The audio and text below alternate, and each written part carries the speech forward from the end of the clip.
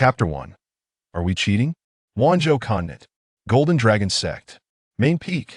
Never would I have anticipated that I would traverse into such a perilous world. Qin Shuang, clad in coarse cloth, wielding a broom, gazed at the bustling passers-by, uttering a sigh of contemplation.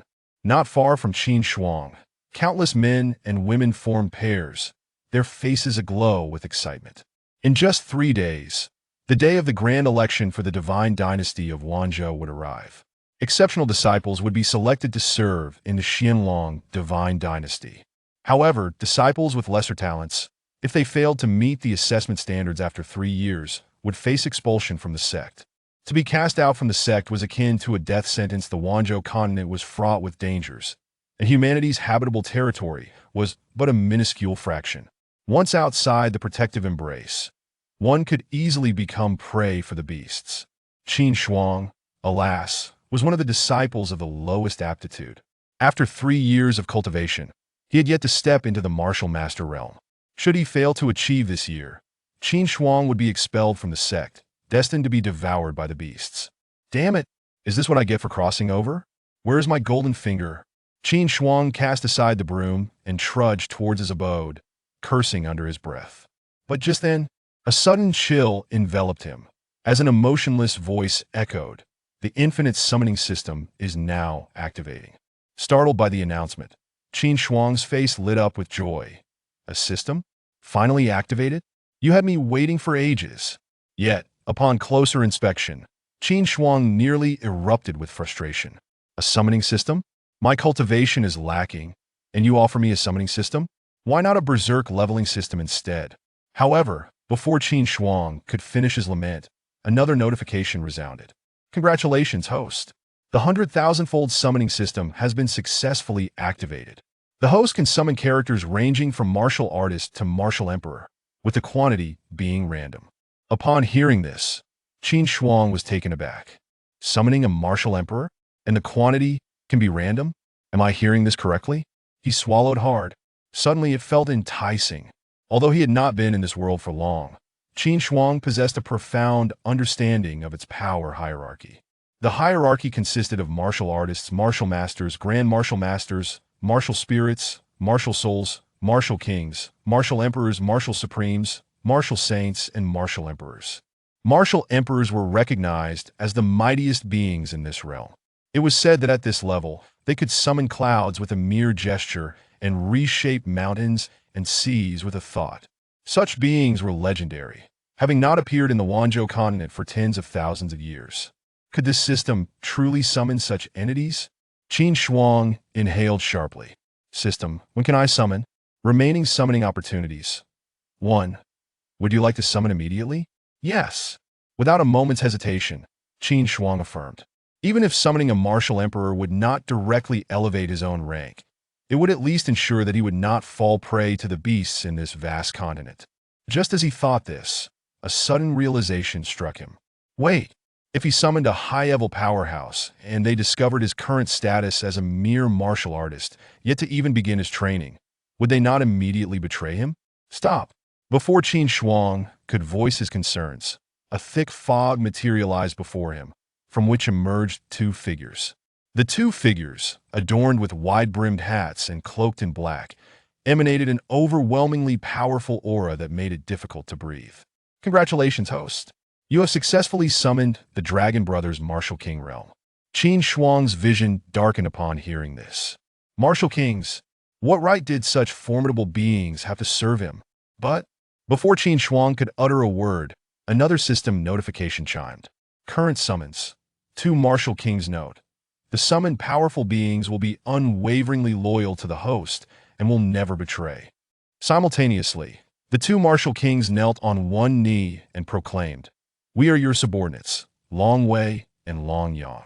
We pay our respects to the host and pledge to serve you with utmost loyalty, even unto death." Hearing this system notification, coupled with the actions of the 2 martial kings, Qin Shuang finally breathed a sigh of relief. Fortunately, this system was reliable. Had he summoned a rebellious spirit, he would have been in peril from his own allies. System, can these 2 martial kings conceal their presence? Qin Shuang inquired. It was worth noting that the Golden Dragon sect, where he currently resided, was a Tier 3 sect on the continent. Even so, a martial king was nearly equivalent to an elder within the sect. Carrying two such powerful beings with him would undoubtedly attract attention. System prompt. The host can conceal the summoned powerful beings and has been granted a pocket dimension to accommodate them. Qin Shuang was taken aback, then closed his eyes, indeed sensing a void space within his body. Enter. As Qin Shuang uttered the command, Long Wei and Long Yang's voices seamlessly merged into his being, finding a place within his pocket dimension. Phew! Now, even if I am expelled from the sect, I need not fear being left to rot in the wilderness. Qin Shuang sighed, just as he was about to summon them back. Suddenly, a cacophony of footsteps echoed from the entrance, followed by the leisurely entrance of a beaming elder and a young disciple. Master, what brings you here? Seeing the elder, a flicker of surprise crossed Qin Shuang's face. This elder was his master, Li Xiaoran, who oversaw all outer disciples and was a genuine martial spirit-level powerhouse.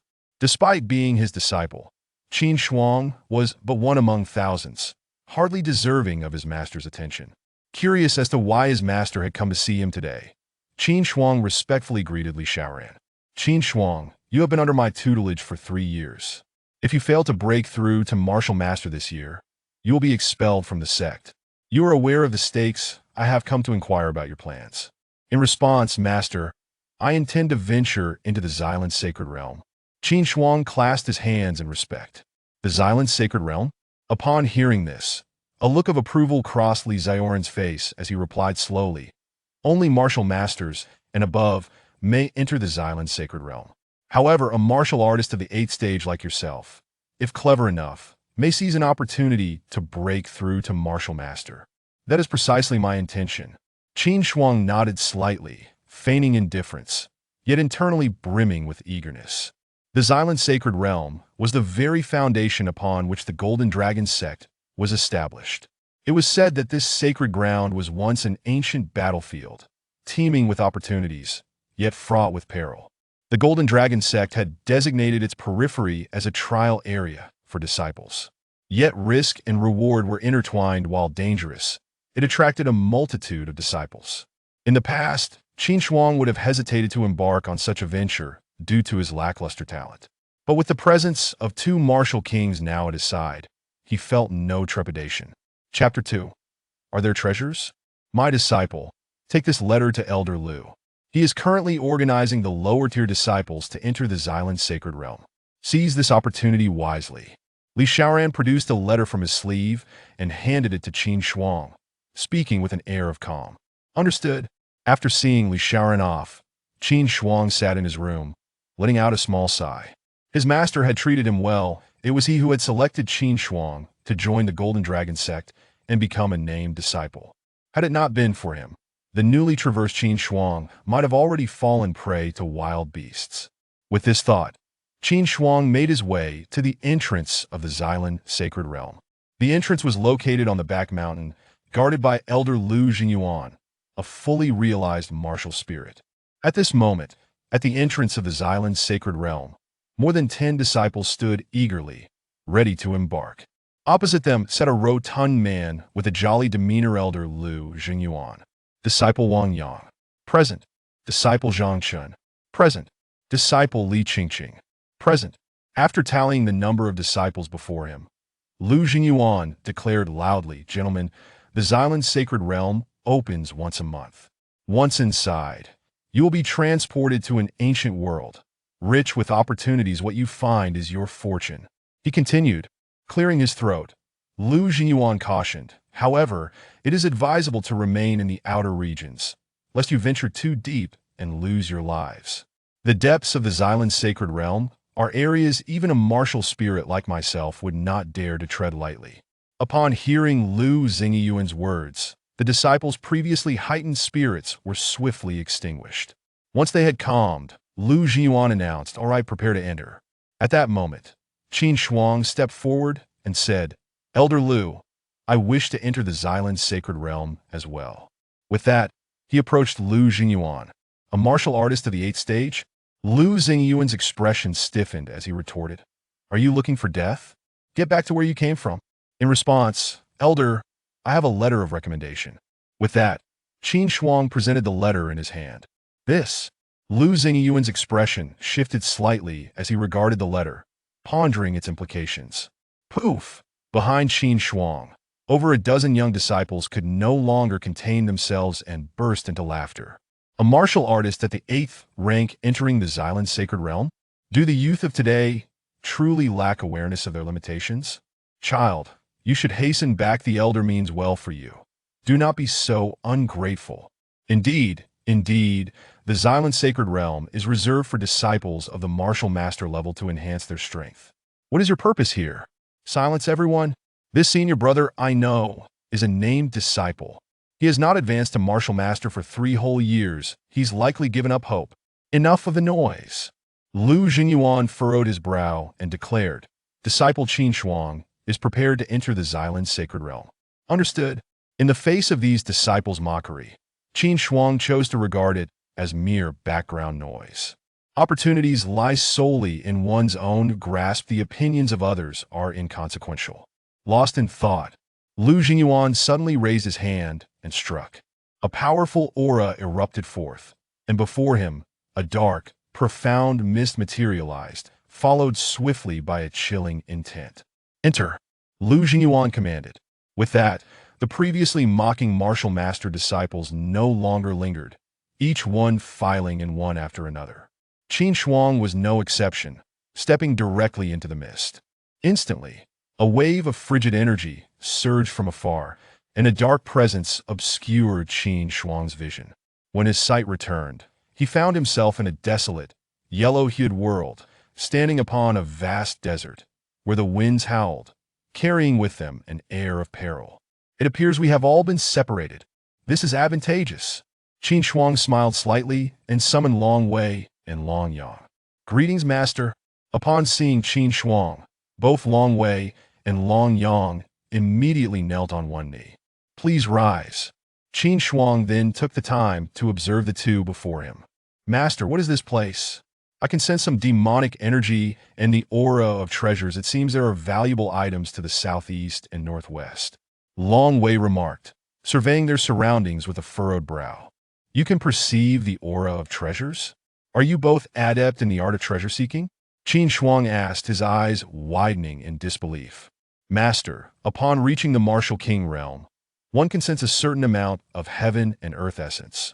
While we possess this perception, it pales in comparison to those born with the innate ability to cultivate sensing techniques, the Long brothers replied. I see. Qin Shuang nodded. Previously, he had heard that the Xylan Sacred Realm housed 2 exceptionally powerful treasures. One was the Wanling Ding, which aids in cultivation, and the other was the low-grade, earth-level Manka Sutra. Both locations were considered forbidden grounds within the Golden Dragon sect, and even Martial King elders approached them with caution. Do you have confidence in obtaining these 2 items? Qin Shuang inquired. Indeed. Long Wei and Long Yang exchanged glances and smiled confidently. Master, although the forbidden areas here may pose challenges to ordinary martial kings, they present no difficulty for us, who stand at the pinnacle of the Martial King realm. Excellent. Qin Shuang smiled slightly and said, if that is the case, then let us proceed together to seek out these opportunities. Understood. Long Wei and Long Yang responded in unison, their auras surging as they swiftly bore Qin Shuang away like a streak of light towards the nearby ruins. In an instant, they arrived at the outskirts of the ruins. Before them lay an abandoned palace known as Qinyuan Palace, the former residence of a martial king. Upon entering, Qin Shuang felt an overwhelming surge of terrifying energy wash over him, as a horde of colossal scorpions and centipedes emerged from the ground. Attack! Qin Shuang issued the command without hesitation. Long Wei and Long Yang surged forward, effortlessly slicing through the blocking scorpions and centipedes. The power of martial kings was truly formidable. After clearing the surrounding magical beasts, they charged directly into the palace. Boom! At that moment, a dreadful sound echoed. From within the Qinyuan Palace, a massive zombie burst through the floor and emerged. Those who trespass upon my palace shall perish. The zombie bellowed, its voice filled with terror. Its strength was immensely formidable.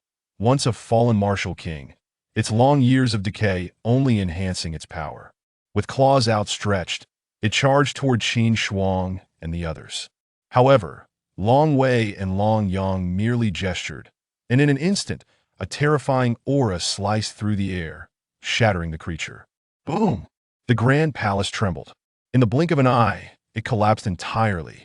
Chapter 3. The Universal Cauldron at the base of the palace. A brilliant orb of light suddenly ascended from the ground. Within this luminous sphere rested a colossal cauldron, adorned with a lotus seat that emanated an aura of ancient wisdom. Long Wei and Long Yang exchanged a glance, rushing towards the orb and shattering it with force, thereby presenting the grand cauldron before Qin Shuang. Master, this is a remarkable treasure of true king quality, exclaimed Long Wei and Long Yang. Qin Shuang grasped the cauldron in his hands, a flicker of joy crossing his face. The Universal Cauldron.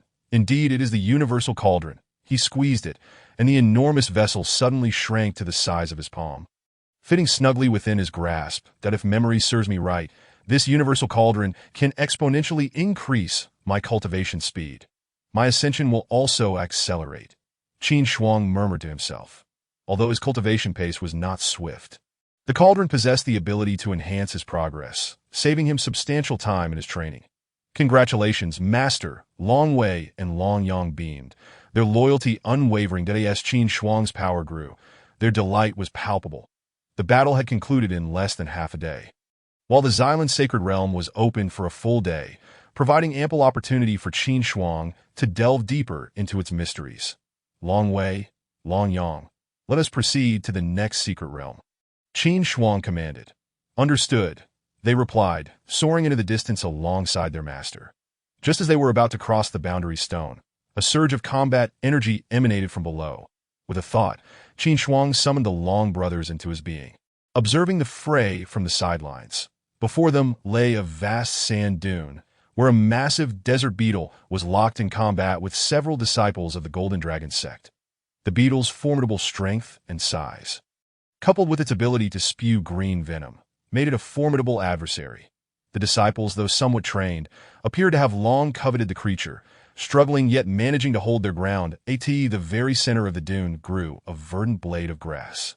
Clearly no ordinary plant, likely the catalyst for this battle. Qin Shuang cast a brief glance before turning away. Though the herb seemed promising, it was merely a high-quality earthly herb that held little significance for him. Observing the disciples, it appeared they would soon triumph over the beetle, rendering his intervention unnecessary. Suddenly, a female disciple leapt from the sandpit, her sword plunging directly into the beetle's head. In an instant, green ichor erupted from the creature, which collapsed lifelessly to the ground. Wonderful, cheered the youths in the pit. Did you see that martial artist of the 8th stage? He fled in fear, one male disciple scoffed. Ha, that 8th-stage martial artist should be grateful to be allowed entry. Another chimed in. Enough chatter. The leading male disciple suddenly called out, commanding silence from the others. Brothers and sisters, do not forget our objective, the resurrection grass. With it, our points in the Xylan Sacred Realm will surely be the highest, securing a reward for our sect. Indeed, Brother Wang Yang, the disciples nodded, falling silent. Let us proceed. Securing these points should grant us a chance to enter the Scripture Pavilion, Wang Yang declared, leading his fellow disciples away. Meanwhile, Qin Shuang had already departed from the boundary stone. Under the guidance of Long Yang and Long Wei, they swiftly flew into the distance. In mere moments, they arrived at an expansive forest, though vast. The trees here were a desolate yellow, as if succumbing to the sands, crumbling to dust with the slightest touch. Master, this forest is fraught with peril, though we shall return shortly, Long Wei and Long Yang proclaimed, transforming into streaks of light as they ventured deeper into the woods. Qin Shuang nodded slightly. Seizing the opportunity to rest, he retrieved the Universal Cauldron from his pocket, and with a mental command, it expanded to the size of a person. Sitting atop it, he was enveloped by a surge of power. The cauldron absorbed the spiritual energy of the heavens and earth, channeling it towards Qin Shuang. Crack, crack. Qin Shuang's bones reverberated with intense sounds, and a glimmer of joy illuminated his face. Am I about to break through? He pondered, keenly attuned to the sensations within that a surge of energy emanated from his dantian, coursing through his limbs. Martial artist of the ninth stage. What a powerful cauldron! Qin Shuang exclaimed, elated. Should he achieve a breakthrough to martial master within 3 days, he would gain entry into the divine dynasty without needing to leave the sect. At that moment, a cacophony of fierce combat erupted in the distance, sending powerful shockwaves towards Qin Shuang. The universal cauldron radiated a soft glow, erecting a protective barrier around him, shielding him from the tumultuous energies of battle. After an hour had passed, 2 figures finally emerged from the chaos, the Long brothers. However, this time, their return seemed far from effortless. Their attire was tattered, and bloodstains marred their bodies, revealing the intensity of their struggle. You have endured much. Qin Shuang acknowledged that we would lay down our lives for our master. Long Wei and Long Yang responded earnestly. As they spoke, Long Yang presented a yellowed, ancient tome to Qin Shuang. This is a technique guarded by the monster, of earthly quality, the Mankus Sutra. Qin Shuang's eyes sparkled with excitement, that he had long heard tales of the Mankus Sutra, said to be created by the powerful being who established the Xylan Sacred Realm. Comprising 2 volumes. The one he now possessed was the first volume, while the second was rumored to wield even greater power, potentially a celestial technique, though its whereabouts remained a mystery that in the Wanzhou continent. Techniques were categorized into 8 levels: cosmic, primordial, earthly, and yellow. Earthly techniques were already considered the treasures of major sects. For instance, the strongest technique of the Golden Dragon sect was an upper-tier earthly technique. It was said that many powerful divine dynasties also regarded earthly techniques as their foundation. Holding the Mankus Sutra, Qin Shuang's expression shifted. He opened the tome, seated upon the universal cauldron, and began to cultivate this technique. Chapter 4. Entering the scripture pavilion in mere moments, Qin Shuang's aura surged with newfound strength. The effects of the Mankus Sutra activated, continually enhancing his power. Crack! Another sharp sound echoed, as black sludge manifested upon his body. Qin Shuang's essence underwent a remarkable transformation, dramatically increasing the speed at which he absorbed the spiritual energy of the cosmos, that he gazed at his hands with exhilaration, acutely aware that his innate talent had grown stronger. Congratulations, Master! The Long brothers exclaimed, their faces alight with joy upon witnessing Qin Shuang's elevation in strength. Marvelous! With the universal cauldron and the Mankus Sutra, my cultivation deficiencies should be resolved. Qin Shuang clenched his fists. With 3 days remaining until the sect trials, he was determined to secure a position, perhaps even achieve first place. With this thought, Qin Shuang swiftly rose and made his way to the assembly point.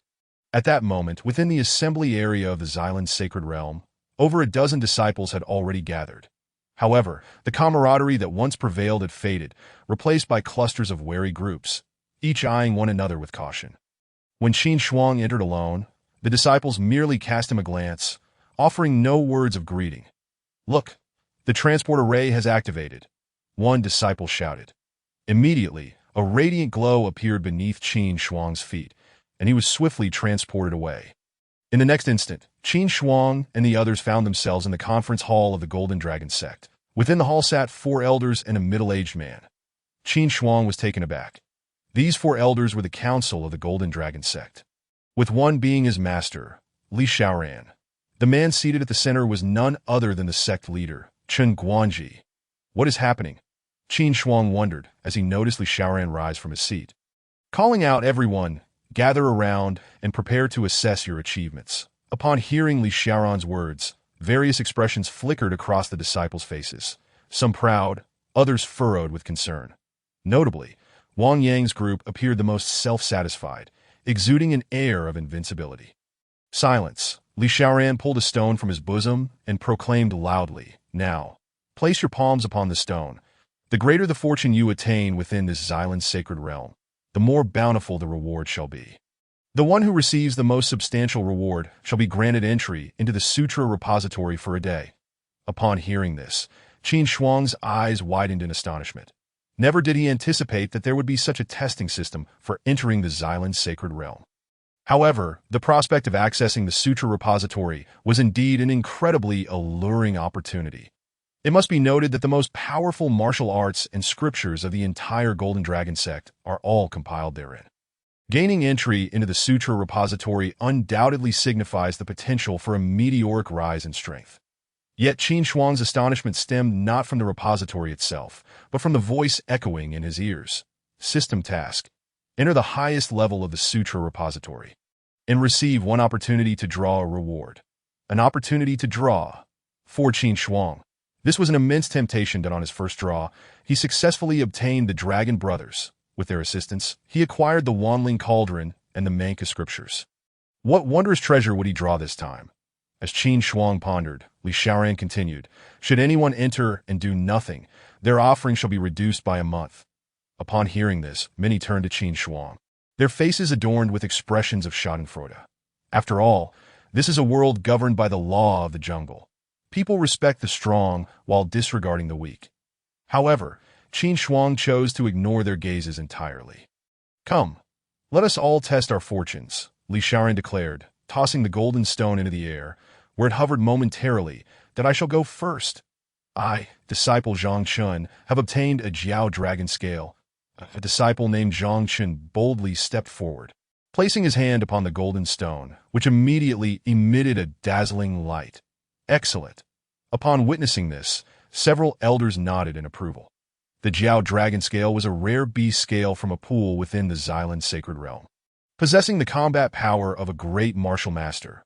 Acquiring it was no small feat. Disciple Li Qingqing has obtained a flame fruit. Next, a female disciple approached, placing her palm on the testing stone, which emitted a bright glow, albeit significantly inferior to Zhang Chen's. Not bad. Next group, Li Xiaoran and several elders nodded slightly. Disciple Wang Yang has obtained a revitalizing grass. At this moment, Wang Yang declared loudly, stepping towards the center of the hall to place his hand upon the testing stone. Instantly, an incredibly brilliant golden light shot forth from the stone, causing many disciples to swiftly close their eyes to avoid being blinded. Revitalizing grass. Impressive. This child is teachable. As this light burst forth, the faces of the elders present changed dramatically, and even the previously composed Chuan Guanji raised an eyebrow in surprise. Esteemed elders, I believe we can conclude the testing here, Wang Yang proclaimed. This revitalizing grass was obtained after our 5 brother disciples slayed a fully realized great martial master-level desert beetle. If any other brothers wish to surpass me, they must at least kill a beast of the martial soul realm. I believe it is unnecessary to continue testing. This statement held merit. After Wang Yang's words, the elders nodded in agreement. Esteemed elders, I have yet to be tested. At that moment, Qin Shuang suddenly exclaimed loudly. You? Wang Yang and the others were momentarily taken aback before scoffing. What? Does this brother of the 8th stage of martial arts possess something better than the revitalizing grass? However, Qin Shuang remained silent, merely observing the elders on stage. Disciple Qin Shuang, stepping forward for testing. Li Xiaoran addressed Qin Shuang. Qin Shuang slightly cupped his hands and refrained from disclosing his acquisition of the Wanling Cauldron, placing his hand upon the testing stone. After all, both the Wanling Cauldron and the Manku Scriptures were treasures of the Xylan Sacred Realm. Possessing either was invaluable. As the saying goes, a common man is innocent, but bears the burden of possessing precious items. Though Qin Shuang feared no retaliation, he was wary of the potential for covert sabotage. Approaching the testing stone, Qin Shuang gently touched its surface. Suddenly, a resounding whoosh echoed, and the stone erupted with intense radiance, enveloping the entire hall. Dead eyes, Wang Yang and the others, who had been intently gazing at the stone, nearly blinded themselves with the overwhelming light. What? Bang, bang, bang, bang, for sounds erupted as 4 elders simultaneously rose, their chairs crashing to the ground. Even Chun Guanji, who had remained steady, exhibited an expression of disbelief. Esteemed elders, may I enter the Sutra repository? Qin Shuang inquired calmly. Chapter 5. There will be no rest. The elders, witnessing this, hastily conferred in hushed tones. Finally, Li Xiaoran stepped forward and stated, Qin Shuang, according to the selection rules of this event, you are indeed qualified to proceed to the Sutra repository. Prepare yourself accordingly. Upon hearing Li Xiaoran's words, Qin Shuang slightly bowed and turned to leave. This is impossible, Wang Yang and the others shouted in outrage. Master, this brat cheated. How could an 8th-stage martial artist like him possibly slay beasts stronger than us? Indeed, this individual has cheated. It is unfair. We implore the sect leader to impose severe punishment. The group of disciples cried out in unison, unable to comprehend why Qin Shuang, a weak 8th-stage martial artist, was allowed entry into the Xylan sacred realm and even received the highest reward.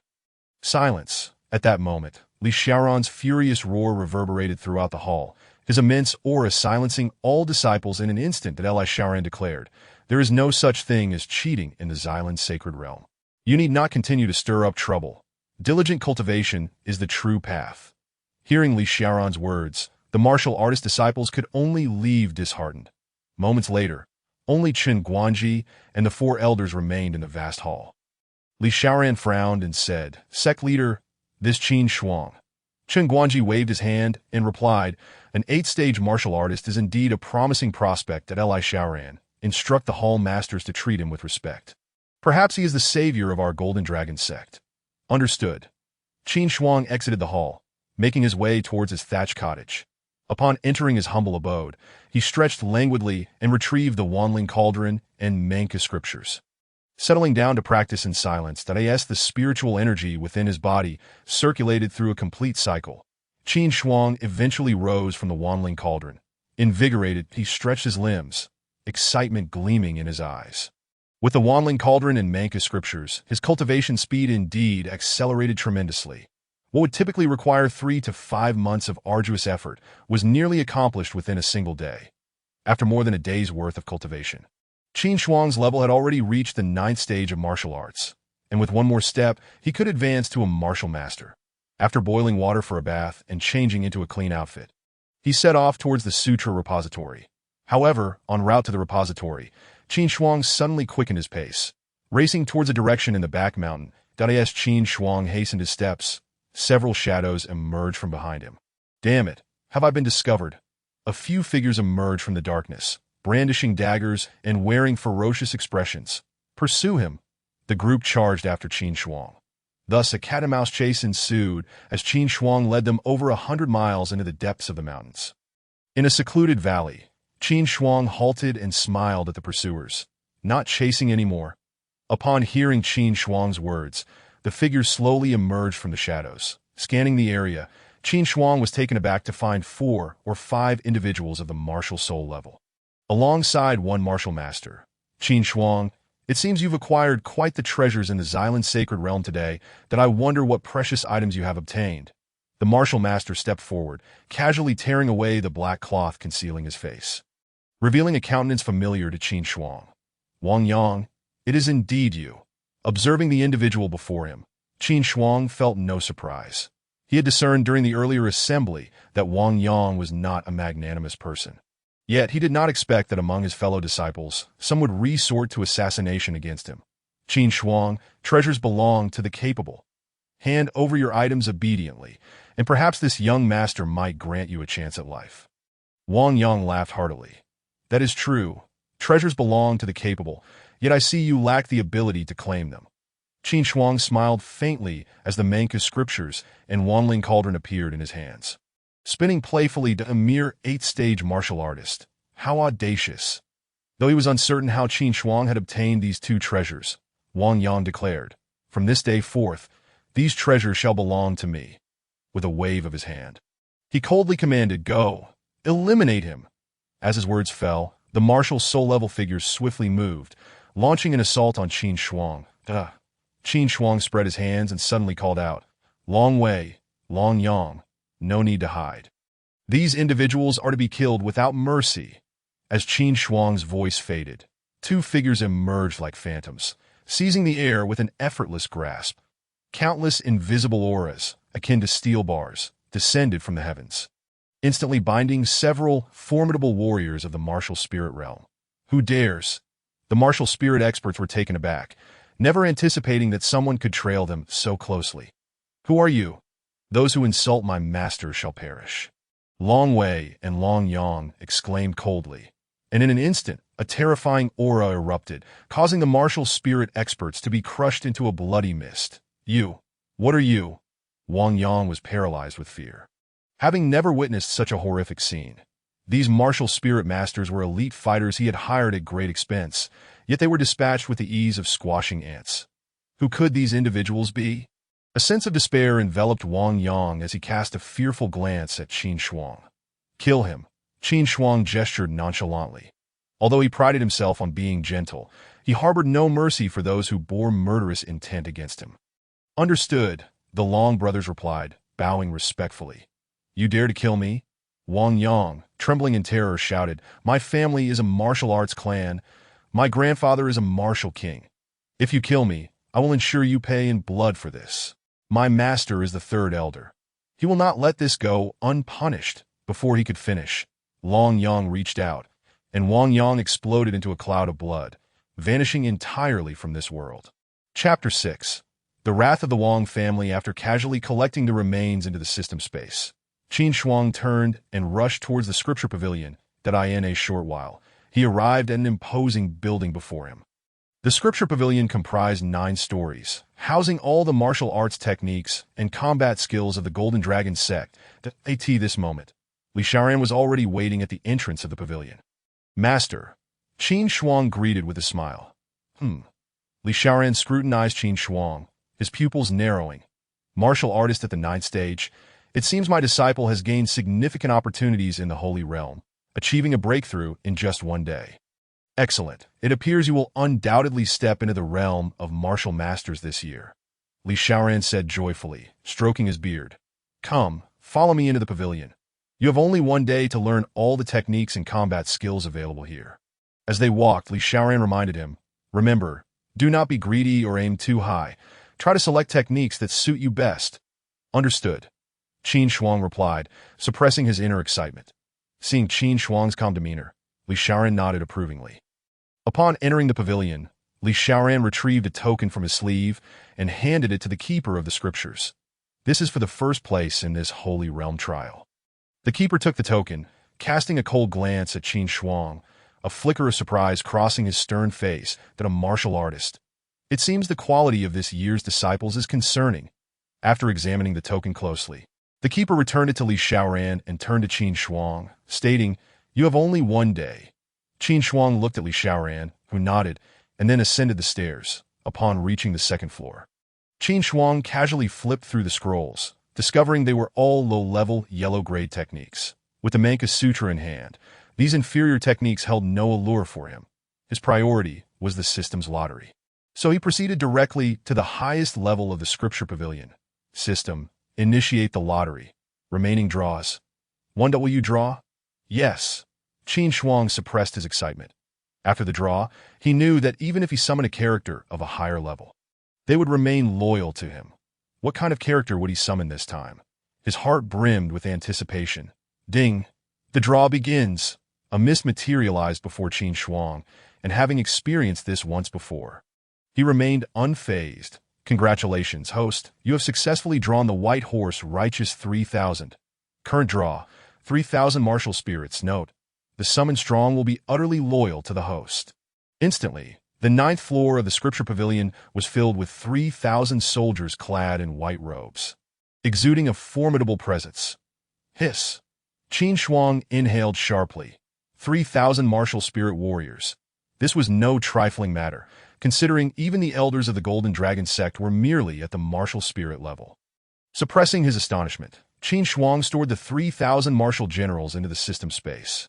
After a moment, once he collected himself, Qin Shuang began to formulate his future plans. With 3000 martial spirit warriors, he could amass a force greater than the Golden Dragon sect itself. Shaking his head to clear his thoughts, he resolved to find suitable techniques and combat skills in the scripture pavilion.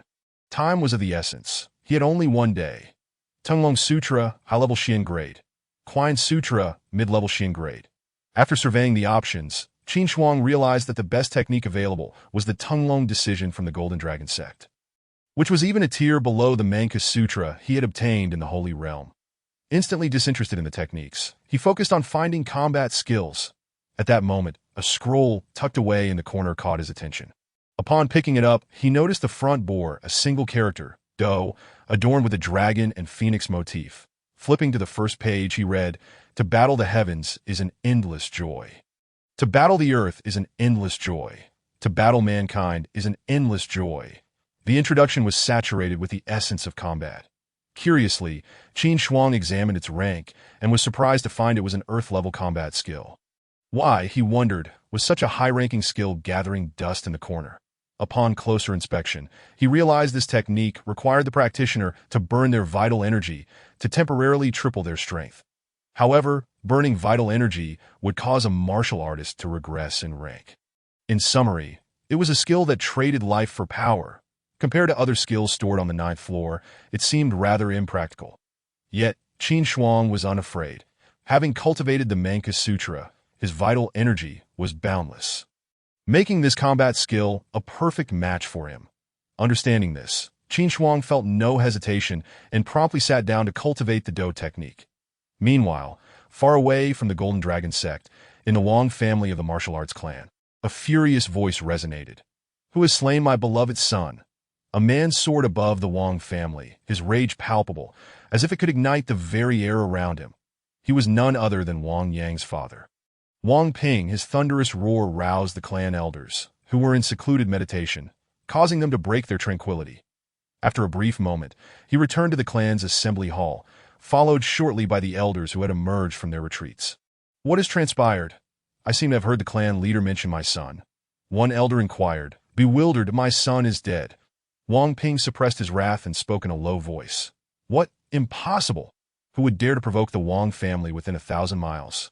Another elder exclaimed incredulously. "Clan leader, you must be mistaken." The elder's disbelief was evident. Wang Ping took a deep breath, surveying the elders, and stated, "Indeed, the mark I placed on my son has vanished." At this, the elders were convinced. "This is unacceptable.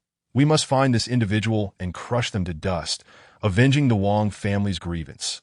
My son mentioned in his last letter that he had become a martial master. The one who killed him cannot be too powerful." Wang Ping pondered for a moment before producing a jade pendant. "Wang Xing, this pendant bears my son's soul aura. As long as the culprit is within 100 miles, it will resonate. Take this pendant and rush to the Golden Dragon sect to track this person down. I want them alive, to suffer for their crimes." Wang Ping's voice was laced with murderous intent, chilling the atmosphere. "Understood." Wang Xing stepped forward, accepting the pendant. Without hesitation, he activated his movement technique and dashed out of the hall, heading towards the Golden Dragon sect. Back in the scripture pavilion of the Golden Dragon sect, Qin Shuang stood and stretched lazily. Crack, crack! A series of popping sounds echoed, signaling his ascension to the first level of martial master. Having successfully cultivated the Do decision, Qin Shuang leveled up to AT that moment. The keeper's voice echoed in his ears. "The time's up, kid. I won't have to go up there to fetch you." Telepathic communication? The keeper was indeed a martial king. Yet this was no surprise, as safeguarding the entire Golden Dragon sect's techniques required a powerful individual. "Senior, I shall descend at once." Qin Shuang replied to the surroundings. Chapter 7. The Great Selection begins returning to his humble abode. Qin Shuang summoned the Long Brothers and the 3,000 white-robed righteous men. As the 3,000 martial spirits emerged, the atmosphere around them grew oppressive. Qin Shuang hastily instructed them to conceal their auras to avoid detection by the sect. Contemplating the next steps, Qin Shuang knew he would have to participate in the grand selection of the Divine Dynasty. The Qianlong Divine Dynasty was located in the western part of the martial extreme continent. While the Golden Dragon sect was merely a minor sect within this Divine Dynasty, in the grand selection, the top 100 would earn the opportunity to enter the Divine Capital for a competition set to take place a year later. Those who ranked in the top 100 would be eligible for positions within the Divine Dynasty, as the foremost power among the royal families and sects in the western region. The Qianlong Divine Dynasty's grand selection attracted prodigies from across the West. Joining the Divine Dynasty would be akin to soaring to new heights. Regarding the upcoming selection, Qin Shuang felt no apprehension about his chances of success, with his current strength as a martial master at the first level. Coupled with the Manka Sutra and the Do decision, he could rival a great martial master. Winning in this selection would be a mere formality. Long Wei, you shall lead these 3,000 martial spirits to establish a faction within the Divine Dynasty. The sudden emergence of 3,000 martial spirits may cause unfavorable repercussions. Therefore, you must conceal yourself for the time being.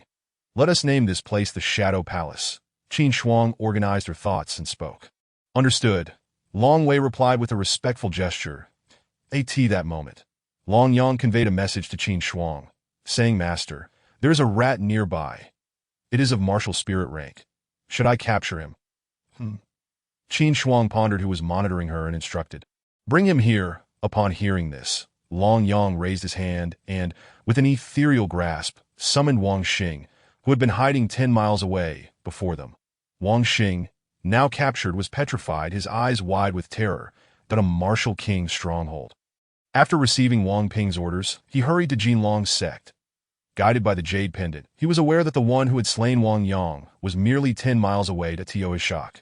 He found himself captured right before a thatched cottage. Wang Xing looked at the handsome man before him, and the jade pendant in his embrace fluttered with agitation, struggling to suppress his inner turmoil. He glanced at Long Yang, who had seized him, and stammered, "I am uncertain why the esteemed elder seeks me, that if I have caused any offense, I implore you to forgive me and let me go." Qin Shuang scrutinized Wang Xing and suddenly noticed a small insignia on his robe. Understanding its significance, she had seen this mark on Wang Yang. It was not the insignia of Jinlong's sect. "You are from the Wang family. I presume you have come because of Wang Yang?" Qin Shuang inquired. Recognizing his identity, Wang Xing trembled uncontrollably, realizing he was doomed, and silently cursed Wang Yang for attracting such formidable foes. It was known that the Wang family had only one martial king, Wang Yang's grandfather. Yet before him stood 2 martial kings who appeared to be mere servants of this young man. Trouble was brewing for the Wang family. Who were these individuals? With Qin Shuang having recognized him, Wang Xing could only plead, "Please spare me, young master. I vow on my blood that I shall not disclose your matters to the Wang family." Since it was indeed a member of the Wang family seeking vengeance, there was no longer a need for his existence. "Long Yang," Qin Shuang declared, showing no mercy. Understanding her intent, Long Yang raised his hand, and, with a swift motion, Wang Xing was obliterated into a mist of blood. Since the Wang family had delivered themselves to their doorstep, an opportunity to establish the Shadow Palace had arrived. Long Wei, lead the 3,000 white-clad righteous followers to obliterate the Wang family, and subsequently establish the Shadow Palace within the Divine Dynasty. "Yes," Long Wei responded respectfully. Although the Wang family was a marquee family within the Divine Dynasty, eradicating them would surely offend the authorities. However, the Shadow Palace would operate in the shadows, thereby distancing Qin Shuang from any repercussions during her participation in the upcoming grand competition. After Long Wei departed with the 3,000 white-clad followers, Qin Shuang returned to the thatched cottage to focus on her cultivation. With less than a day remaining before the grand selection, she needed to maximize her efforts in strengthening her abilities. Taking out the Myriad Spirits Cauldron, Qin Shuang sat cross-legged, channeling the Manka Sutra. With the spiritual energy from the Myriad Spirits Cauldron enhancing her practice, supplemented by the earth-level technique of the Manka Sutra, Qin Shuang's progress was incomparable to her previous pace. Moreover, having broken through to the martial master level, her comprehension of the Manka Sutra deepened significantly that in the past, she could only circulate 1 great cycle in a day. Now, as a martial master, she accomplished 3 great cycles in a single day. With a gust of vigorous wind, Qin Shuang felt a jolt throughout her body. She had broken through to martial master level 2. Clenching her fists, she reveled in the surging power within her, a sense of boldness swelling in her heart. With her cultivation speed now akin to a soaring eagle, she felt adequately prepared for the impending competition. Clang! A deep, resonant bell tolled within Jinlong's sect. Upon hearing the bell, Qin Shuang realized it was a summons for the young disciples. That in a flash, she darted towards the sect square. Likewise, young disciples within Jinlong's sect rushed toward the square upon hearing the bell. By the time Qin Shuang arrived, several others had already gathered. At the center of the square stood a celestial-looking female disciple, her hands clasped around a sword, exuding an aura so chilling that it cleared a space of several feet around her. She was Lu Ruyun, the current senior sister of Jinlong's sect and a direct disciple of the sect's master. It was said that Lu Ruyun possessed a naturally gifted sword body, which had drawn the sect master's attention and competition from numerous elders when she joined Jinlong's sect. Ultimately, she became the sect master's disciple. After a while, all the disciples had converged upon the square, and the atmosphere turned lively that a figure soared above the square. Chen Guanji surveyed the disciples below, releasing his aura as he commanded. Silence. Under the weight of his overwhelming presence, the square fell into an immediate hush. Those whose names I call shall accompany me to participate in the divine dynasty's grand selection. With the disciples now quieted, Chen Guanji's voice resounded. Lu Riyun, Li Qingqing, Qin Shuang. Upon calling Qin Shuang's name, Chen Guanji paused, finding her among the crowd. Surprised, he noted, Martial Master Level 2. This lad's advancement is astonishing. I did not misjudge him. He is a promising talent. After completing the roll call, those not mentioned departed the square with heavy hearts. As the departing disciples left, the square quickly became sparse. The remaining disciples were filled with enthusiasm, their faces alight with excitement. Addressing the remaining disciples, Chen Guanji proclaimed, "You are all exemplary disciples of Jinlong sect, and soon you shall proceed to Nangua to participate in the Divine Dynasty's grand selection. This selection will feature not only our Jinlong sect, but also 8 other sects from Nangua and the young disciples from various prestigious families. I hope you will rise above the fray and succeed in advancing, bringing glory to our sect." With that, Chen Guanji retrieved a large floating boat from his storage ring, which cast a shadow over the square, plunging it into darkness. Jinlong's sect was miles away from Nangua, and to reach it within a day, they could only board the floating boat. Chen Guanji waved his hand, transporting Qin Shuang and the remaining disciples into the grand hall within the floating boat. An elder materialized within the hall. "This is your selection token. Upon reaching Nangua, you will need it to enter the selection. Be sure to keep it safe." Luan distributed the tokens to each disciple. Qin Shuang took his token and examined it. The front bore the word Xianlong, while his name was inscribed on the reverse, along with the character Nan, signifying Nangua. Additionally, there were inscriptions for the Dong, Shi, Bei, and Zhong regions, indicating participants from those areas as well. Only those who triumphed in the selections across various regions would be eligible to compete in the final contest in the Divine Capital. Chapter 8, 10,000-Year Cold Jade Essence. With a rumble, the formation behind the floating boat activated, unleashing a thunderous roar, and in the blink of an eye, the vessel had traveled 100 miles from Jinlong sect. Once the boat had set off, the disciples returned to their respective quarters. With the grand selection approaching, every moment for cultivation was precious. Upon returning to his room, Qin Shuang seized the opportunity to prepare for his training. At that moment, Chen Guanji's voice echoed in his ears. "Qin Shuang, come to my room." The sect master. What could he want with me? Pondering this, Qin Shuang approached the room on the upper deck of the floating boat. "Knock, knock." Qin Shuang gently tapped on the door. "Enter." Chen Guanji's voice resonated from within. Upon entering, Qin Shuang discovered that Lu Riyun was also present in the room. "Greetings, sect master." Qin Shuang bowed respectfully. Lu Riyun cast a glance at Qin Shuang, a flicker of surprise crossing her eyes. She was not well acquainted with Qin Shuang, having only heard of his first-place achievement in the recent Holy Realm trial. She later learned that he had been in seclusion prior to this. The fact that he received such attention from her master left her bewildered. She could not fathom why a martial master level 2 disciple commanded such concern from the sect master, sparking her curiosity about Qin Shuang. "Qin Shuang, you have arrived." Chen Guanji addressed both of them. "In my view, you two are the most promising candidates from Jinlong sect to enter the top 100 in this grand selection. Our sect has not had a disciple in the top 100 for 2 consecutive terms, and should we fail again, Jinlong sect risks losing its status as a third-grade sect in Nangua. This grand competition is pivotal for the future of Jinlong sect, and I hope both of you will give it your all." Chen Guanji's expression grew grave as he regarded them. "Yes, we shall do our utmost to bring glory to our sect." Qin Shuang and Lu Riyun responded in unison. Seeing their earnest expressions, Chen Guanji felt reassured. His disciple had already reached the rank of great martial master, possessing a natural sword body, making him among the elite of his peers in Nangua. It should not be difficult for him to pass the selection, perhaps even contend for a spot in the top 20 for Qin Shuang. Chen Guanji found him more enigmatic. Ever since emerging from the Holy Realm, Qin Shuang had been advancing at an unprecedented rate. He was undoubtedly a person of great fortune, and his strength could not be merely judged by appearances. Advancing to the top 100 should pose no difficulty for him. "Excellent. Truly, you are both exemplary disciples of Jinlong sect.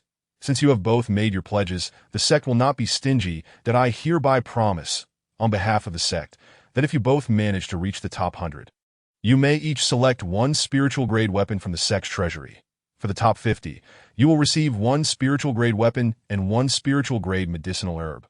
For the top 10, you will receive one lower-grade king weapon. If none are suitable, you may also have one custom-made within the sect. Qin Guanji presented the enticing rewards to the two individuals, and upon hearing this, Qin Shuang felt a stirring in her heart. Coincidentally, she lacked a suitable weapon, and the rewards from the sect were precisely to her liking. Beside her, Lu Ruyan also felt a surge of excitement. After all, as Qin Guanji's direct disciple, her sword was merely of the low-grade spiritual tier. The sect was being quite generous this time, and Qin Shuang couldn't help but feel a sense of wonder. Why was there no mention of the reward for the first place? Puzzled, Qin Shuang inquired. Then what if one were to secure the first place? What would the sect say? Ha ha! Qin Guanji laughed heartily. Lu Ruyan, overhearing this, couldn't help but curl her lip. The talents of Nanjun were as numerous as the stars. And even as a Grand Martial Master, she couldn't guarantee a spot in the top 10. What confidence could a mere second-level Martial Master like Qin Shuang possess? Her impression of him diminished considerably. Do you know how many years it has been since the Jinlong sect last claimed the first place? Without waiting for Qin Shuang to respond, Qin Guanji answered his own question. 120 years. For a full century, our Jinlong sect has never achieved the first rank. The sect leader must be jesting. Anything is possible. Qin Shuang replied calmly. Very well. Since you possess such ambition, I shall make it clear to both of you. Should you secure the first place, the sect will spare no effort in forging a top-tier royal weapon for you. Qin Guanji proclaimed with a smile that as soon as he finished speaking, Qin Shuang received a task notification from the system. Ding! The system has detected that the host is about to participate in the grand election. A system task has been issued. Task: secure the first place in the Nanjun Grand Election. Reward: 10,000-year-old cold jade essence. A system task? Qin Shuang's eyes brightened as he glanced at the reward. System: what is the 10,000-year-old cold jade essence? The system responded. The 10,000-year-old cold jade essence is derived from the extreme northern regions. Formed from jade that has been frozen for millennia. Upon consumption, it will reverse one's innate potential, elevating the host's talent to the pinnacle. Reverse innate potential. Qin Shuang felt a surge of fervor within him. I must obtain it. Perceiving Qin Shuang's excitement, Qin Guanji assumed that the promised rewards from the sect had motivated him. After all, he was merely a novice, overly thrilled by such incentives, which filled Qin Guanji with a sense of pride. All right, you two should take your leave and rest. Prepare well for the upcoming grand election. With the two stirred into motivation, Qin Guanji decided to say no more. Disciple takes her leave. The two bowed and exited the room. Sister, do you have any insights about the other sect disciples participating in this grand election? Once outside the room, Qin Shuang asked Lu Ruyan. Having only recently acquired the strength to compete, he had been preoccupied with training to avoid expulsion from the sect and had little time to learn about others. Now, with the election imminent, he had to rely on Lu Ruyan for information. Lu Ruyan looked at Qin Shuang in surprise. You are participating in the grand election, yet know nothing of your opponents? Feeling embarrassed under Lu Ruyan's gaze, Qin Shuang scratched his nose and chuckled awkwardly. Before my experiences in the sacred realm, I was just a martial artist. What could I possibly know about such matters? This revelation astonished Lu Ruyan, and she quickly grasped the significance of Qin Shuang's words. What? Are you implying that you have advanced from a martial artist to a second-level martial master in just a few days? Just lucky, Qin Shuang replied, observing her astonished expression, that he had not anticipated that the usually frosty demeanor of his senior sister could display such emotion. Lucky. Your luck is beyond extraordinary. Others strive for months to break through, while you have managed to ascend from a martial artist to a second-level martial master in mere days. Lu Ruyan pouted in exasperation, reflecting on her own arduous month of seclusion, coupled with prior efforts that had only recently allowed her to attain the rank of Grand Martial Master. She felt a wave of injustice at Qin Shuang's effortless progression. At that moment, Qin Shuang found Lu Ruyan's playful complaints far more endearing than her usual demeanor. Noticing Qin Shuang's gaze fixed on her, Lu Ruyan quickly regained her usual cold expression and retrieved a book from her sleeve, handing it to Qin Shuang. This is the intelligence I purchased from the Tianji Pavilion regarding the upcoming grand election. I have already perused it. You may find it useful. Gratefully accepting the book, Qin Shuang casually flipped through its pages before expressing his thanks. Thank you, sister. If there is anything you need help with in the future, please do not hesitate to ask. I will do my utmost. Seeing the sincerity in Qin Shuang's expression, Lu Ruiyun's impression of him improved considerably. Yet she replied, "There is no need for thanks. It was but a small favor. You should return and thoroughly understand the details of the grand election." With that, she waved her hand and walked towards her own room. Once back in his own quarters, Qin Shuang began examining the intelligence collection Lu Ruiyun had provided. Chapter 9. The Tianji Rankings. After a considerable time, Qin Shuang set the book down, his brow furrowed. The Tianji Pavilion had compiled a list of all the promising disciples from various sects and families in Nanjun who were likely to succeed in the grand competition. Upon reviewing the list, Qin Shuang felt his earlier arrogance diminish. Ever since mastering the Dojue, he had become somewhat overconfident. The tripling of his strength led him to believe that this grand election would be a walk in the park. However, he was taken aback by the abundance of extraordinary talents in Nanjun. Among the 9 major sects, aside from Lu Ruiyun, there were over 20 Grand Martial Masters. Additionally, several Grand Martial Masters emerged from prominent martial families. Numbering around 7 or 8. However, Wang Chong from the Wang family would likely not participate in the competition, as Long Wei was probably leading the White Robe Alliance to annihilate the Wang family. Qin Shuang's gaze fell upon the top 30 names on the list. In first place was Yu Xiener from the Yujin sect, whose strength had reached the late stage of Grand Martial Master. It was said that she once single-handedly captured a martial soul practitioner listed on Nanjuan's wanted list, although that individual had already been weakened by the law enforcement team during their escape and was only at the level of Grand Martial Master. Nonetheless, Yu Xiener's strength was not to be underestimated. Next, Qin Shuang glanced at Lu Ruiyun's name. She was ranked 23rd. Having recently broken through to Grand Martial Master, she had begun to unlock the potential of her innate sword body, making her superior to the average Grand Martial Master. What astonished Qin Shuang was that, to his knowledge, it had only been a few days since his senior sister had achieved her breakthrough. Yet the Tianji Pavilion had managed to gather such intelligence that it was evident that the Tianji Pavilion possessed formidable capabilities. Unbeknownst to Qin Shuang, the Tianji Pavilion in Nanjun was merely a branch of the Tianji Pavilion in the Divine Capital, which itself was only a branch of the Tianji Pavilion in the central region of the Martial Extreme continent. The headquarters of the Tianji Pavilion was one of the overlords of this continent, rendering the Xianlong Divine Dynasty nothing more than a minor ant in comparison. However, Qin Shuang remained blissfully unaware of all this. In his perception, the Divine Dynasty was already the pinnacle of power in the Western region. Presently, he needed to compete in the grand election for a position and resources within the Divine Dynasty. Due to his sudden surge in strength, Qin Shuang's name was absent from this list. After assessing the strength of his competitors, he compared it to his own, that he realized that even with his Dojue technique, he could only rank in the teens at best, which was a far cry from his goal of securing the first place. This realization left him feeling somewhat anxious. There was no other option. He had only obtained the system a few days prior, and his prior talent had been abysmally low, had it not been for the Wanling Ding and Manku Jing acquired in the Sacred Realm. He might still be a mere martial artist. Thus, he was particularly eager for the system task's reward, as improving his innate talent was his most pressing need. However, this reward required him to carve a path through a sea of extraordinary talents to claim the first place. Setting the book aside, Qin Shuang quickly assumed a cross-legged position and began to circulate the Manku Jing. Time was of the essence. He needed to seize every moment to catch up to those formidable talents before they crossed paths. A loud crash echoed. The floating ship docked at the edge of Nanjuan City. The disciples within the ship opened their eyes one by one, exiting their meditative states, sensing the vibrations of the ship. Qin Shuang too reluctantly opened his eyes, but he was so close to breaking through to the 3rd level of Martial Master. Shaking off the lingering energy, Qin Shuang stretched leisurely. Although he had not achieved a breakthrough, his strength had nonetheless seen considerable enhancement. Moreover, he was now at the peak of the 2nd level of Martial Master, ready to advance to the 3rd level at any moment.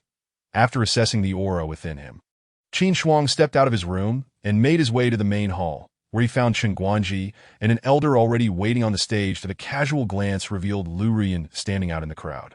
Her icy demeanor and the absence of anyone beside her made her quite conspicuous. Having met the sect leader and the elder, the disciples saluted in unison. Chen Guanji scanned the assembly, nodding in acknowledgement.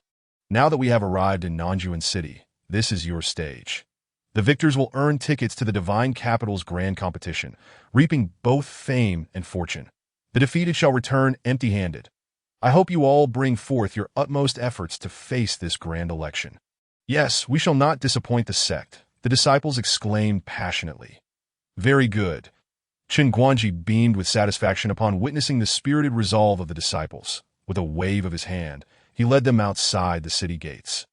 Before Qin Shuang's eyes stood a magnificent city gate that a glance at the soldiers stationed on either side revealed them to be martial masters. His pupils constricted in astonishment. Although the martial arts are pursued by all in the martial extreme continent, among 100 ordinary individuals, only a scant few can become martial artists. Even for those who achieve the rank of martial artist, subsequent breakthroughs are fraught with immense difficulty, that A.S. Qin Shuang is aware. Within the Divine Dynasty, there exists a specialized cultivation technique for soldiers. Yet even with such a resource, the number of martial masters in the army remains limited. It is thus surprising to find that the soldiers guarding the city in the southern prefecture are indeed martial masters, indicating that the strength of the Divine Dynasty has been underestimated. And no wonder they can keep various sects subdued.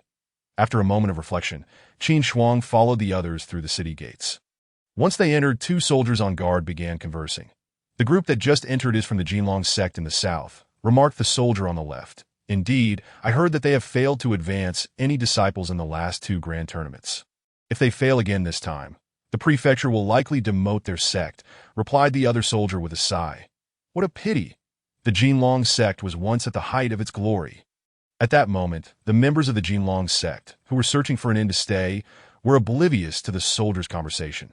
After scouring the town, they soon realized they had arrived too late. All the inns had been rented by other sects that had arrived before them. Ultimately, they could only find a single inn with a vacancy. Chen Guanji calculated the number of people and discovered that the remaining rooms were only available for 2 disciples to share. Upon learning this, the young disciples expressed their dissatisfaction. They had arrived in the southern prefecture, eager to participate in the grand tournament, only to be met with such disheartening news, given that the Jinlong sect was thousands of miles away from the southern prefecture. Their accommodations in the city were limited. Leaving no extra rooms available, as the sun began to set, the group of disciples paired up and entered the inn. Observing this, Qin Shuang felt a slight twitch at the corner of his mouth. He certainly did not wish to share a room with a grown man, especially since he intended to practice his cultivation that night, making it inconvenient to take out the Wanling Ding. After glancing around, Qin Shuang's gaze fell upon the nearby Xiaoman Tower. An idea sparked in his mind, and he turned to head towards the establishment. Noticing Qin Shuang's unusual behavior, Chen Guanji called out to him. Qin Shuang, where are you going? Chen Guanji's voice drew the attention of the disciples, who turned to look at Qin Shuang. Reporting to the sect master, I intend to find my own place to stay. Qin Shuang replied expressionlessly, "Oh, then go ahead." Chen Guanji did not insist on Qin Shuang staying at the inn and casually responded. With that, Qin Shuang proceeded towards the Xiaoman Tower under the watchful eyes of the crowd. Laughter erupted among the group. Ha! This kid can't possibly be so lustful as to seek out a brothel. One disciple mocked first. I see the lack of rooms suits Qin Shuang's intentions perfectly. He has found an excuse to indulge. The disciple's words elicited a chorus of laughter. Lu Rian witnessed the entire scene, her face flushed with embarrassment as she muttered under her breath, "What a lecher." Meanwhile, as Qin Shuang approached the Xiaoman Tower, he paused and turned to Lu Rian, saying, "Senior sister, would you care to join me? There is a room available for 1 person," recalling the information Lu Rian had provided him. Qin Shuang thought to invite her along. The laughter among the disciples ceased, their gazes shifting between the two with a mix of surprise and scrutiny. However, upon seeing Lu Rian's icy expression, they quickly relaxed. It seemed Qin Shuang was somewhat oblivious to the gravity of the situation. Who did he think he was, inviting the senior sister to a brothel? The disciples' remark resonated with the group's unspoken agreement, leading them to silently mock Qin Shuang. Lu Rian's heart was a tumult of emotions, panic and anger, but her face remained impassive, although she too did not wish to share a room with anyone. Qin Shuang's public invitation to a brothel was indeed excessive. Yet, looking at Qin Shuang's earnest expression, she found herself instinctively choosing to trust him. Faced with the choice of sharing a room with another or accepting Qin Shuang's suggestion, she wrestled with her thoughts for a moment before stepping towards him. "I hope you are not deceiving me, junior brother." Lu Rian said coldly as she reached his side. Let us go. Qin Shuang seemed oblivious to the chill in Lu Rian's tone as they walked towards the Xiaoman Tower. The disciples stood in astonishment at this peculiar pairing. Even Chen Guanji, Lu Rian's mentor, looked on in disbelief. He was well aware of his disciple's character. Typically aloof and frigid, yet here she was, following Qin Shuang to a brothel. Although Qin Shuang claimed they were merely seeking accommodation, Chen Guanji still harbored doubts. As dusk fell, the Xiaoman Tower began its operations. The unexpected arrival of Qin Shuang and Lu Rian caused a momentary pause among the ladies and patrons inside. "Oh, how refined! You've brought a lady with you," exclaimed a matron, breaking the silence. Unfamiliar with such establishments, Qin Shuang was momentarily at a loss for words. "You may call me Aunt Lu," the matron noted. Sensing his discomfort, Aunt Lu, my senior sister, and I have come to participate in the grand tournament, but all the inns in the city are fully booked. We thought to rent a room here for a few days." Qin Shuang explained as he surveyed the ambience within the tower. Upon hearing his words, Aunt Lu's expression shifted dramatically. She was in the business of hospitality. After all, she did not alter her demeanor simply because they were martial artists. For even the guards at the city gates were of martial master caliber. Moreover, the Xianlong Divine Dynasty mandated that martial artists must not harm ordinary people without just cause. "Dear guest, you jest. This is not an inn. We have no rooms available." Aunt Lu began to refuse. "Wait," Qin Shuang interjected, swiftly producing 2 gold bars from his sleeve and offering them to her. Aunt Lu accepted the gold, weighing it in her hand, and smiled. "Let me see what I can do." Seeing her reaction, Qin Shuang retrieved 2 more gold bars and handed them to her without hesitation. Now, Aunt Lu was no longer hesitant. She turned to a maid and instructed, "Xiao Jing, quickly escort these 2 guests to a quiet room upstairs." 2 rooms, Lu Rian reminded from behind Qin Shuang. Right, 2 rooms. Qin Shuang nearly forgot that his senior sister was present. He then handed Aunt Lu 2 more gold bars. After all, these funds were obtained from Wang Yang and Wang Xing, and he felt no regret in spending them. "Would you like to invite a couple of ladies to accompany you tonight?" Aunt Lu inquired cheerfully, her eyes sparkling at the prospect of business. As her words fell, Qin Shuang felt a chill run down his spine and quickly waved his hands in refusal. Noticing the deal was slipping away, Aunt Lu turned her attention to Lu Ruyan. "And what about this young lady?" Perceiving the unmistakable coldness emanating from Lu Ruyan's expression, Qin Shuang instinctively stepped in front of her and interrupted Aunt Lu. Understanding that they were merely seeking accommodation, Aunt Lu ceased her pursuit and directed Xiao Jing to lead them to their rooms. As they ascended the stairs, they arrived at the door of their respective rooms. "Senior sister, I shall enter first," Qin Shuang announced as he pushed open his door. "Wait." Lu Rian reached into her sleeve and produced 3 gold bars, handing them to Qin Shuang. Qin Shuang hesitated briefly before accepting the gold. "Thank you." Seeing him accept the gold, Lu Rian's face remained expressionless as she stiffly replied before turning to enter her room. With a soft thud, Lu Rian leaned against her door, her heart racing wildly as her usually icy demeanor flushed with warmth. The realization that she had entered a brothel with a man left her feeling utterly mortified, and she instinctively covered her face with her hands. Meanwhile, Qin Shuang, hearing Lu Rian's stiff acknowledgement, smiled and returned to his own room. After surveying the layout of the room, he began his cultivation. Sitting cross-legged, he summoned the Wanling Ding and called forth Long Yang, instructing, "Stand guard for me." "Yes, master," Long Yang replied, bowing respectfully before taking up a vigilant position nearby. Seeing this, Qin Shuang focused his mind and activated the Manka Sutra. During his time on the floating boat, he had sensed that he was on the verge of a breakthrough, and by tonight, he anticipated he would ascend to the 3rd level of martial mastery. As Qin Shuang immersed himself in his cultivation, news of a grave incident reached the prefecture from afar. Bang! Xie Feng slammed his palm onto the table in fury, startling the young clerk beside him in a trembling. The Wang family has been exterminated. Returning to the events of that morning, Long Wei had heeded Qin Shuang's directive and led 3,000 martial spirits from the Jinlong sect to the Wang family. Sensing the presence of Long Wei and his entourage, Wang Yang's grandfather immediately emerged from his seclusion. "What brings you to the Wang family?" he inquired, his heart racing at the sight of Long Wei and his 3,000 martial spirits. "It is of no consequence."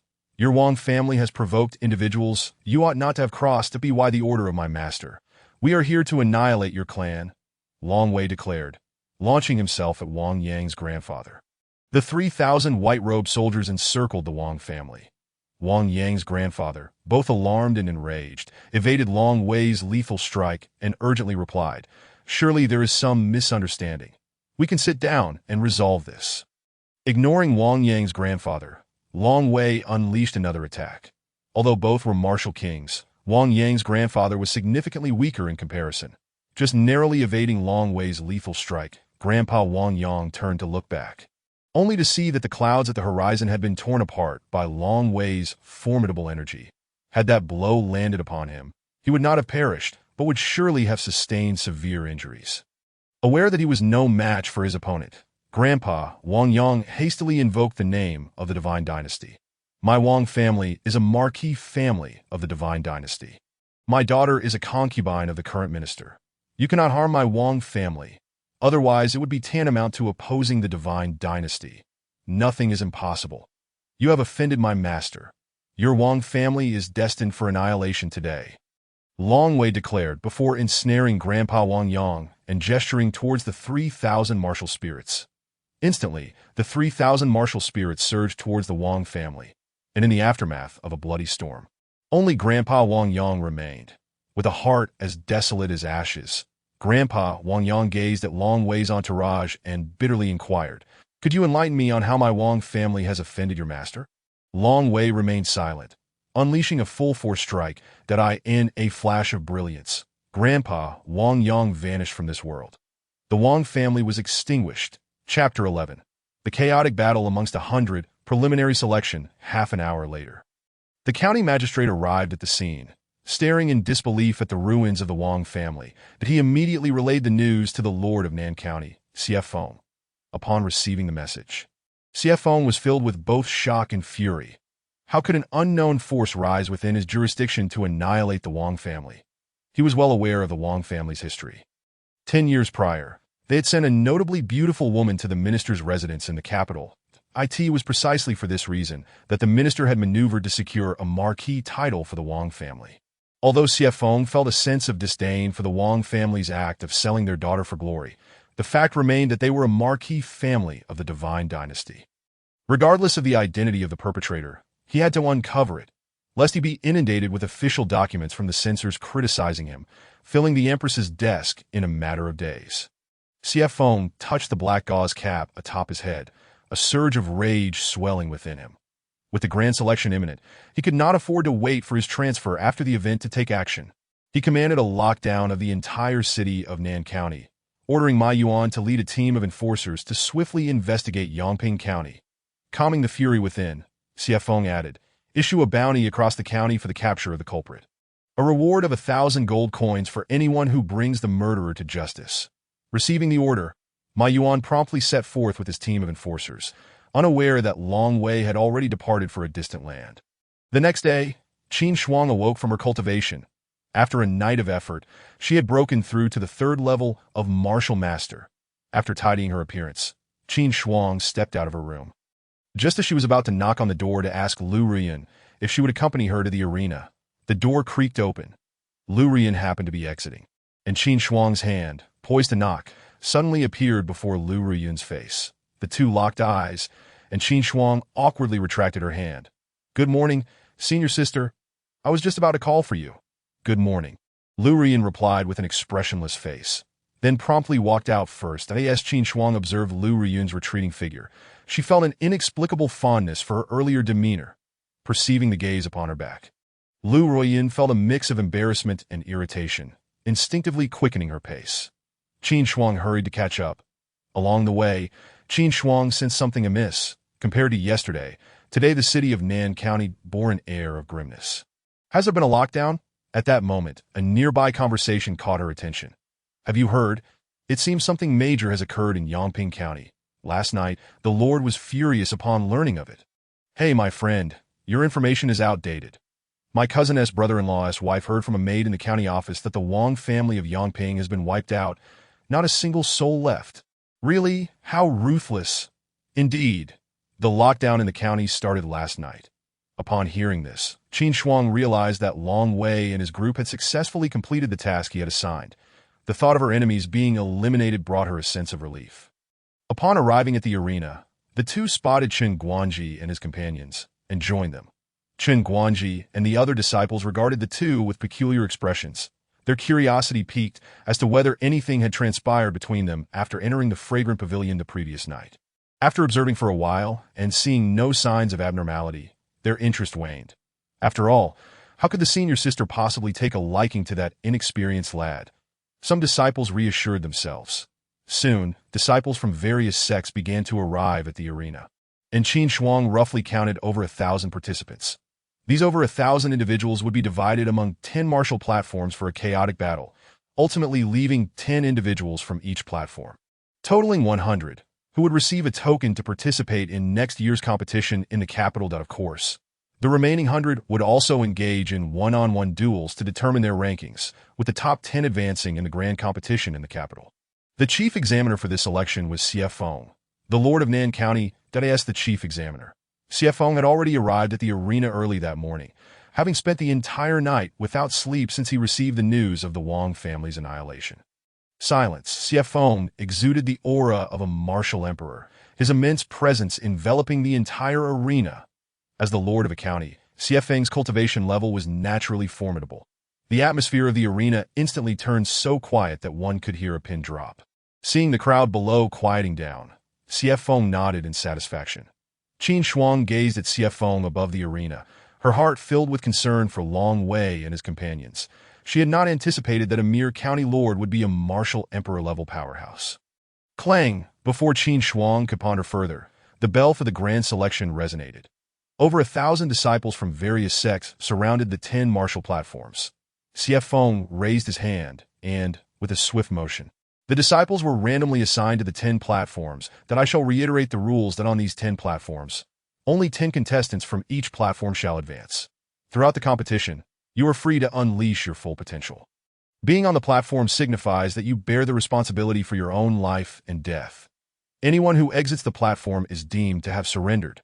With a wave of his hand, 10 martial kings soared above each platform. The platform where Qin Shuang stood, everyone remained vigilant, wary of their opponents. Disciples from the same sect began to group together, believing that a chaotic battle involving over 100 individuals could not be survived by mere camaraderie. Strength must be forged from within. Qin Shuang observed their actions with a cold gaze, glancing at her position. Gradually, she edged toward the corner of the platform. Being in the corner would allow her to face only 2 opponents. In the ensuing chaos, the corner would prove to be the optimal choice. Offensive when necessary, yet safeguarding her own survival. It is crucial to remember that those who perish on the platform would receive no sympathy. Casting a glance, Qin Shuang noted that many astute individuals, confident in their own strength, were also gravitating towards the 4 corners of the platform. Among those heading to the same corner as Qin Shuang were 5 others. The competition begins with Xie Feng's command. The disciples on each platform unleash their martial techniques, a cacophony of sounds erupting as if a frenzied dance of demons had commenced. Upon hearing the commencement of the battle, Qin Shuang immediately activated the Manka Sutra and Dojue. With her strength as a 3rd-level martial master, she instantly matched that of a great martial master. The 6 individuals in Qin Shuang's corner simultaneously targeted the weaker opponents surrounding them. With the application of Dojue, Qin Shuang effortlessly sent her nearest adversary tumbling off the platform. Soon, only 6 remained in that corner. After a moment of cautious observation, one among them could no longer contain himself. He directed his attack towards Qin Shuang, who appeared to possess the weakest strength among them. That a grappling move lunged towards her. Qin Shuang deftly sidestepped, evading his strike, and then seized the opportunity to engage him in close combat. As the Manka Sutra coursed through her body, her vital energy surged, and combined with Dojue, she unleashed a powerful strike that caught her opponent off guard, sending him crashing out of the arena. During Qin Shuang's skirmish, only 2 remained among the other 5. One of them, a stout man, flashed a grin at Qin Shuang and exchanged a knowing glance with the remaining tall, slender man. Qin Shuang understood the unspoken agreement, and together they turned their attention towards the tall, slender man. Realizing he had been cornered, the tall, slender man shot a venomous glare at the duo, cursing, "You fat fool, just wait." With that, the two sent him tumbling off the platform. Once the tall, slender man was defeated, only Qin Shuang and the stout man remained in that corner. That moment, both paused in their actions. Qin Shuang glanced toward the center of the platform, and, as expected, the earlier alliances had rapidly dissolved as the chaos ensued, with isolated participants immediately targeting the group contenders that in the ensuing melee. Several groups were swiftly dismantled. Chapter 12. Advancement and Ranking Matches. Qin Shuang turned her gaze to the adjacent platform, where Lu Riyun was engaged. There she stood in the center, wielding her sword. A flash of light emanated as those within several paces of her were instantly bathed in blood. Qin Shuang's lips twitched. Was her senior sister truly this violent? No wonder. Every time she gathers, there is an empty space of several meters around her. Moments later, only 11 individuals remained on the martial platform where Qin Shuang was situated. At each of the four corners of the platform stood two people, while in the center were three disciples from the same sect that they needed to eliminate one more contender. The three individuals in the center glanced at Qin Shuang and, upon realizing she was merely a third-level martial artist, swiftly charged at her. Sensing the impending danger, Qin Shuang activated her full combat techniques and evaded their strikes with great agility. With a stomp of her foot, a small pit formed in the ground, and she darted behind the trio, searching for an opening. Among the remaining 7 contestants, for were engaged in a fierce battle, content to watch the others fight. As long as one from the 4 was eliminated, whoosh, a gust from a punch grazed past Qin Shuang's face. Seizing the opportunity, she launched herself forward with a kick, channeling all her energy. One disciple, crossing his arms defensively in front of his chest, intended to withstand her attack, but he misjudged her strength. Enhanced by her combat techniques, Qin Shuang was now capable of matching a mid-level martial master without falling behind. Clearly, he being a late-stage martial artist, could not withstand the force that a tremendous impact surged through his hands, causing him to spew blood and tumble off the martial platform. Qin Shuang emerged victorious, as the results from Qin Shuang's platform were announced. The outcomes from the other platforms also began to unfold. After the competition concluded, Xie Feng surveyed the 100 disciples below and nodded in satisfaction, stating, "Excellent. U-100 will represent our southern county in the grand selection in the Divine Capital tomorrow." After Xie Feng's declaration, the contestants remaining on the platform couldn't help but smile. The ranking competition will resume tomorrow. You all should return and rest well. Subsequently, Qin Shuang joined forces with Chen Guanji, who was waiting outside with a group of downcast disciples. Upon spotting Qin Shuang, Chen Guanji's eyes brightened, and he hurried forward to pat her shoulder, proclaiming, "Well done. This time, only you and Ruoyan from our Golden Dragon sect made it into the top 100. You both are the hopes of our sect," he sighed after speaking. "Rest assured, sect master, Qin Shuang will give her all." Qin Shuang cupped her fists in response. After Chen Guanji's moment of reflection, Qin Shuang and Lu Ruoyan returned to Xiaoman Building. Having fought fiercely that morning, Qin Shuang was acutely aware of her insufficient strength. Upon returning to her room, she immediately sat cross-legged to cultivate. Meanwhile, the results of the grand selection spread throughout the entire southern county city, becoming a topic of great interest among the common folk. Some voiced their predictions for the top contenders, while others immediately countered, claiming that Siena was the strongest as the ranking competition approached. The atmosphere in Southern County reached its zenith in the afternoon. Tiangong Pavilion released the latest leaderboard. The top was still Siena from the Yujin sect. Master Lu Ruoyan had been repositioned to 12th place, while Qin Shuang's name appeared at the 20th position, annotated with a note of suspected concealed strength. This drew the attention of various sects, marking Qin Shuang as the greatest dark horse in the grand selection. Many speculated that she was merely pretending to be weaker than she truly was. Chen Guanji, elated, felt a surge of pride as the Golden Dragon sect had not seen anyone in the top 100 for 2 consecutive sessions. Although this time, only Qin Shuang and Lu Ruoyan made it, their rankings were significantly high. Chen Guanji found himself boasting among old friends he encountered. All of this transpired while Qin Shuang, absorbed in her cultivation, remained blissfully unaware. The shrunken Wanling Ding spun in the palm of her hand, continuously channeling spiritual energy back to her. Qin Shuang guided the energy to refine her internal meridians, ultimately gathering it in her dantian. Bang! A muffled sound resonated from within Qin Shuang's body. After absorbing the accumulated energy from the morning's battle, she experienced another breakthrough, 4th-level martial artist. Upon opening her eyes, Qin Shuang felt a surge of J-O-Y-A-T, her current rate of advancement. She anticipated a potential confrontation with Yu Xiener in the finals. Just then, the Wanling Ding in her hand emitted a sudden glow.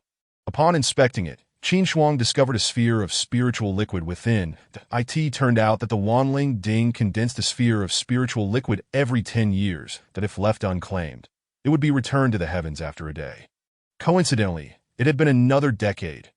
Overjoyed at the sight of the liquid, Qin Shuang immediately consumed it. As the liquid melted upon entering her mouth, a massive wave of spiritual energy surged forth, violently impacting her meridians. Pain etched across Qin Shuang's face as beads of sweat streamed down. She had acted recklessly, attempting to consume a decade's worth of spiritual liquid as a mere martial artist. The optimal method for handling such treasures was to allow a pill master to refine them into medicinal pills for consumption. However, with pill masters being exceedingly rare, it was said in the martial extreme continent that while martial kings were easy to find, pill masters were hard to come by. Thus, faced with the spiritual liquid, Qin Shuang's choice to consume, it was somewhat inevitable. The immense energy surged within her, and she couldn't absorb it all at once, so she had to guide a portion to her dantian while the remaining energy wreaked havoc within her body. Gritting her teeth, Qin Shuang endured the excruciating pain coursing through her meridians, her veins bulging on her forehead. At that moment, she was akin to a powder keg, ready to explode at the slightest misstep. Meanwhile, Long Yang observed in a state of frantic anxiety, akin to an ant on a hot pan, yet he dared not approach too closely, fearing that his own aura might incite a greater upheaval of energy within Qin Shuang. With no other option, he suppressed his aura, remaining on high alert to protect Qin Shuang. Qin Shuang persevered through the bone-deep pain in her meridians, activating the Manka Sutra to channel the energy toward her dantian. At this moment, the power of the Manka Sutra manifested. No matter how violently the energy clashed against her meridians, the moment she activated the sutra, her previously damaged meridians instantly returned to normal. Had she been cultivating anything other than the Manka Sutra, she would have likely exploded by now.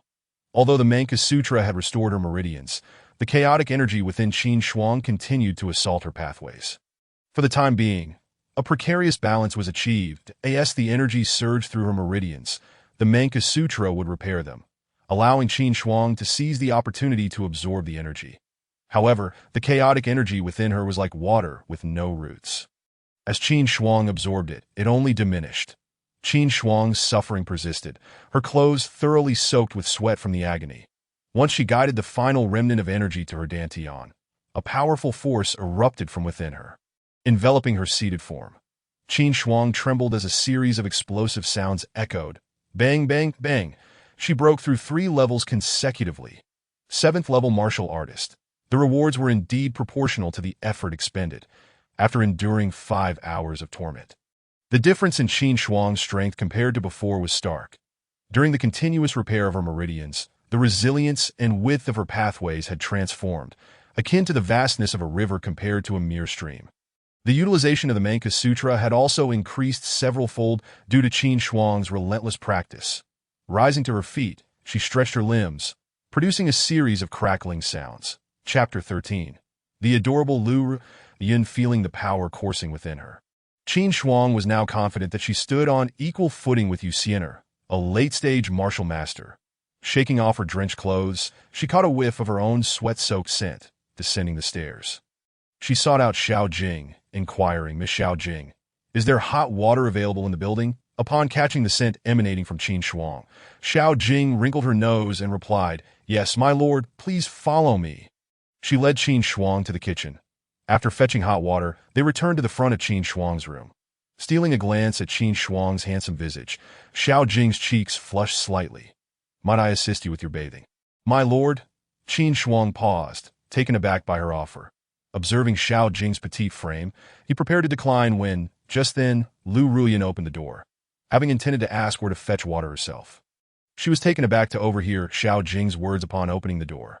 Feeling somewhat displeased, Lu Ruyan cast a frosty glance at Qin Shuang. "Did I also wish to bathe? Kindly take me to fetch some water." She stated coldly to Xiao Jing, "Of course."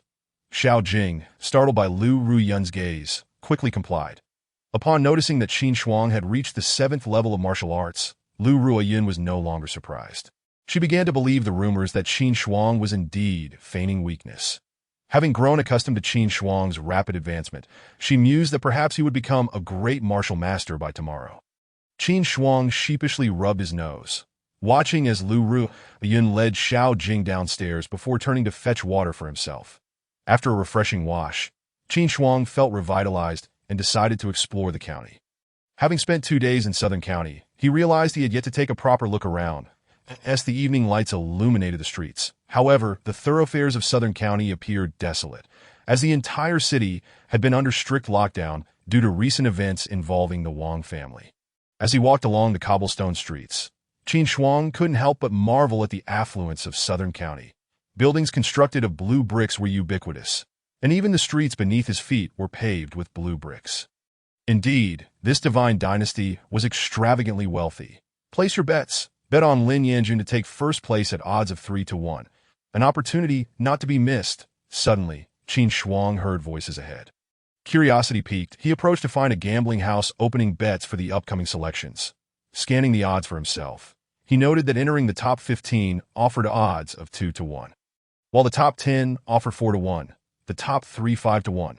In first place, a staggering 7-1. Qin Shuang further searched and found Lu Ruiyun's odds. For the top 10, it was 1.5-1. For the top 3, 3-1. And for first place, 7-1. For those ranked outside the top 3 on the Tiangong leaderboard, the odds for taking first place were all set at 7-1. The Lin Yanjun he had just heard mentioned was the second-ranked contender on the Tiangong leaderboard, that don't speak of 3-1. Even 5-1 would garner no buyers. Indeed, who is unaware that Yu Xian'e once captured a soul master wanted by the county? Isn't by Lianjuan merely giving you money? The crowd below exclaimed. Qin Shuang glanced around and was surprised to find that there were no odds listed for Yu Xian'e, that it seemed that even the betting houses within the city believed her victory was virtually assured. Hence they dared not set any odds. This piqued Qin Shuang's curiosity about Yu Xian'e's true strength. Observing the odds board before her, Qin Shuang discovered a path to profit. "Shopkeeper, I wish to place a bet," she declared to the proprietor. Her voice drew the attention of those nearby, who turned to look at her. Hiss, isn't that Qin Shuang, ranked 20th on the heavenly machine list? An astute observer recognized her. The shopkeeper also acknowledged Qin Shuang, smiling as he clasped his hands in greeting. "Young Master Qin, may I inquire who you wish to bet on?" "We do not permit betting on oneself." Upon hearing this, Qin Shuang felt a tinge of disappointment and replied, "I bet 50 taels of gold on Lu Ruiyun to place in the top 10. Afterward, she took the receipt from the shopkeeper and left. After wandering for a while, Qin Shuang returned to Xiaoman Lu on her way back. She noticed Lu Ruiyun walking down the street with her sword in hand, instantly sparking an idea in her mind. "Senior sister," Qin Shuang greeted her. Lu Ruiyun glanced at her and softly acknowledged with a hum. "Senior sister, I have a lucrative proposal. Would you like to hear it?" Hearing this, Lu Ruiyun paused, turning her gaze toward Qin Shuang. Noticing Lu Ruiyun's interest, Qin Shuang hastily recounted the event she had just encountered, then proposed, "What if I provide the gold for you to place a bet, and we split the profits evenly?" "Which bet?" Lu Ruiyun pondered for a moment before deciding to collaborate with Qin Shuang. "Bet on me to secure the top position."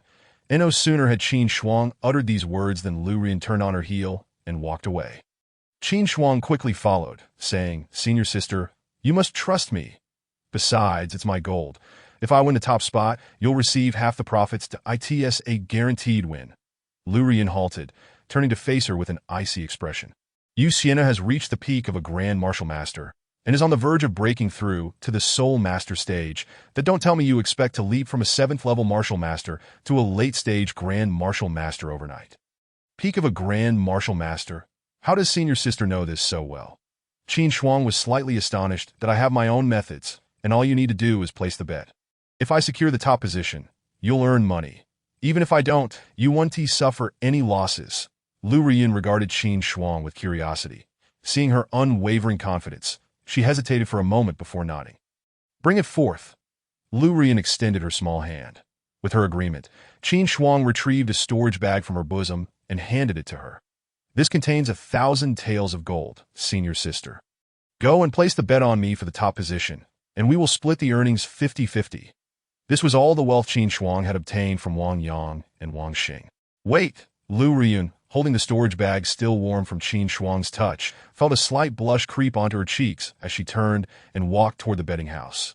Moments later, Qin Shuang, who had been waiting, saw Lu Riyun re-emerge from around the corner. How did it go? Did you place the bet? Qin Shuang hurriedly approached her. Lu Riyun nodded, opening her clenched fist to reveal the betting slip. Wonderful, Qin Shuang exclaimed, unable to contain her excitement as she hugged Lu Riyun.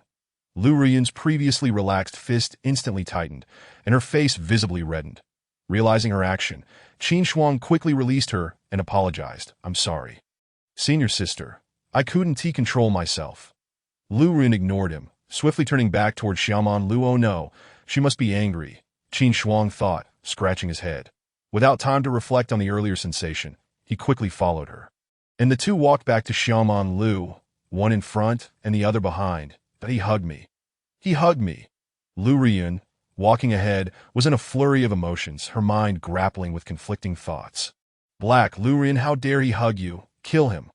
White, Lu, but he didn't mean it. He apologized. Black, Lu Riyun, he did it on purpose. How could a martial master lose control? White, Lu Riyun, it's not a big deal. It was just a hug. Black, Lu Riyun, no, he must be taught a lesson. Otherwise, he'll take advantage in the future. White, Lu Riyun, that does seem reasonable. Black, Lu Riyun wins. Just then, they arrived back at Xiaoman Lu. Lu Riyun paused, her hands stopping at the door, and turned to face Qin Shuang, sensing an ominous premonition rising within him as he gazed at Lu Riyun. Qin Shuang lifted a foot to step forward. Unprepared, Qin Shuang looked down to see he had stepped on his own foot, yelping in pain. When he finally regained his composure and looked up, Lu Riyun had already retreated to her room. Acknowledging his misstep, Qin Shuang could only smile wryly as he limped back to his own room. However, having witnessed Lu Riyun's endearing side, he found her quite charming. Chapter 14. The violent Loli Yu Xiener. As night fell, it was as if nothing had transpired between them, and Qin Shuang and Lu Riyun arrived at the arena early the next day. Upon seeing Qin Shuang, Chen Guanji was taken aback. 7th level martial master. This kid is becoming increasingly outrageous. He was only advancing 1 level a day, and now he is leaping for levels. He can't possibly be hiding his strength as the Heavenly Machine Pavilion claims. Can he? That shouldn't escape my notice. He is merely a martial master. The two clasped their hands in greeting, no need for formalities. Today is your ranking match. Give it your all, Chen Guanji urged, suppressing his thoughts with a wave of his hand. Subsequently, Qin Shuang and Lu Riyun went to draw lots by the martial platform. B. 22. Qin Shuang unfolded the paper she drew and showed it to the official, who recorded it before she returned to wait. Soon, Lu Riyun also finished her draw and returned. Senior sister, which match are you in? A7, Lu Riyun replied, holding her sword. Upon hearing it was A7, Qin Shuang felt relieved, knowing they would not face each other in the upcoming matches. Just then, Qin Shuang suddenly sensed someone watching her from behind. Turning around, she saw several disciples from unknown sects laughing and chatting. Could it be that I sensed incorrectly? Not detecting anything amiss, Qin Shuang turned back, pondering. After she turned around, Zhao Gao, standing behind those disciples, broke into a cold sweat that he expected her senses to be so keen. He had merely glanced at her, and she had already noticed. Zhao Gao was the tall, thin man who had been ousted from the martial platform the previous day by Qin Shuang and another plump fellow. Junior brother who, this is the yuan boosting pill I acquired at a high price from the Bailey Commerce Association. You can keep it in your mouth before going on stage, and when you face Qin Shuang, hit him hard, and if possible, don't kill him. Just leave him crippled. Afterward, I will reward you handsomely, Zhao Gao said coldly to the nearby Hu Hai while producing a pill. Hu Hai, who was also B22. Qin Shuang's opponent in this match, took the pill and replied with a smirk, since senior brother Zhao has made a request, I will do my utmost. Rest assured, you will witness a crippled dark horse. Hu Hai viewed Qin Shuang with disdain. To him, the so-called dark horse was merely an overconfident brat. Armed with the pill from his senior brother, he believed he could unleash the strength of a late-stage grand martial master. Easily handling a 7th-level martial master like Qin Shuang, be cautious, junior brother who. That kid was only a 3rd-level martial master yesterday, and he is now a 7th-level martial master. He may still be hiding his true strength. Zhao Gao, having fought against Qin Shuang before, offered a warning. Hu Hai, upon hearing Zhao Gao's reminder, became serious. Meanwhile, Qin Shuang remained completely unaware of their scheming. Just then, a voice rang out from the A-class martial platform. A7, Lu Riyun versus A7, Xie Yun. Senior sister, it's your turn. Qin Shuang reminded Lu Riyun beside her.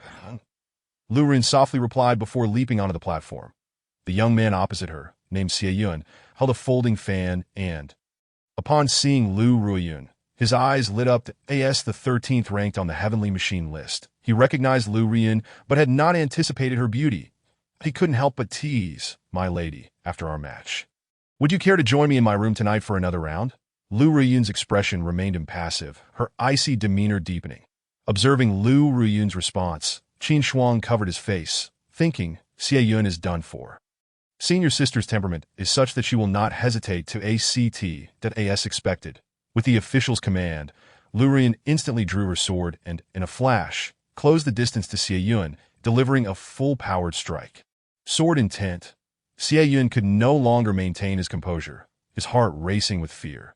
Caught off guard, he swung his folding fan in an attempt to block, but ultimately, he could not withstand the chilling sword intent that swept past. And his head flew off the platform, done a swift execution. Qin Shuang, feeling the coldness radiating from the martial platform, was taken aback. Sword intent.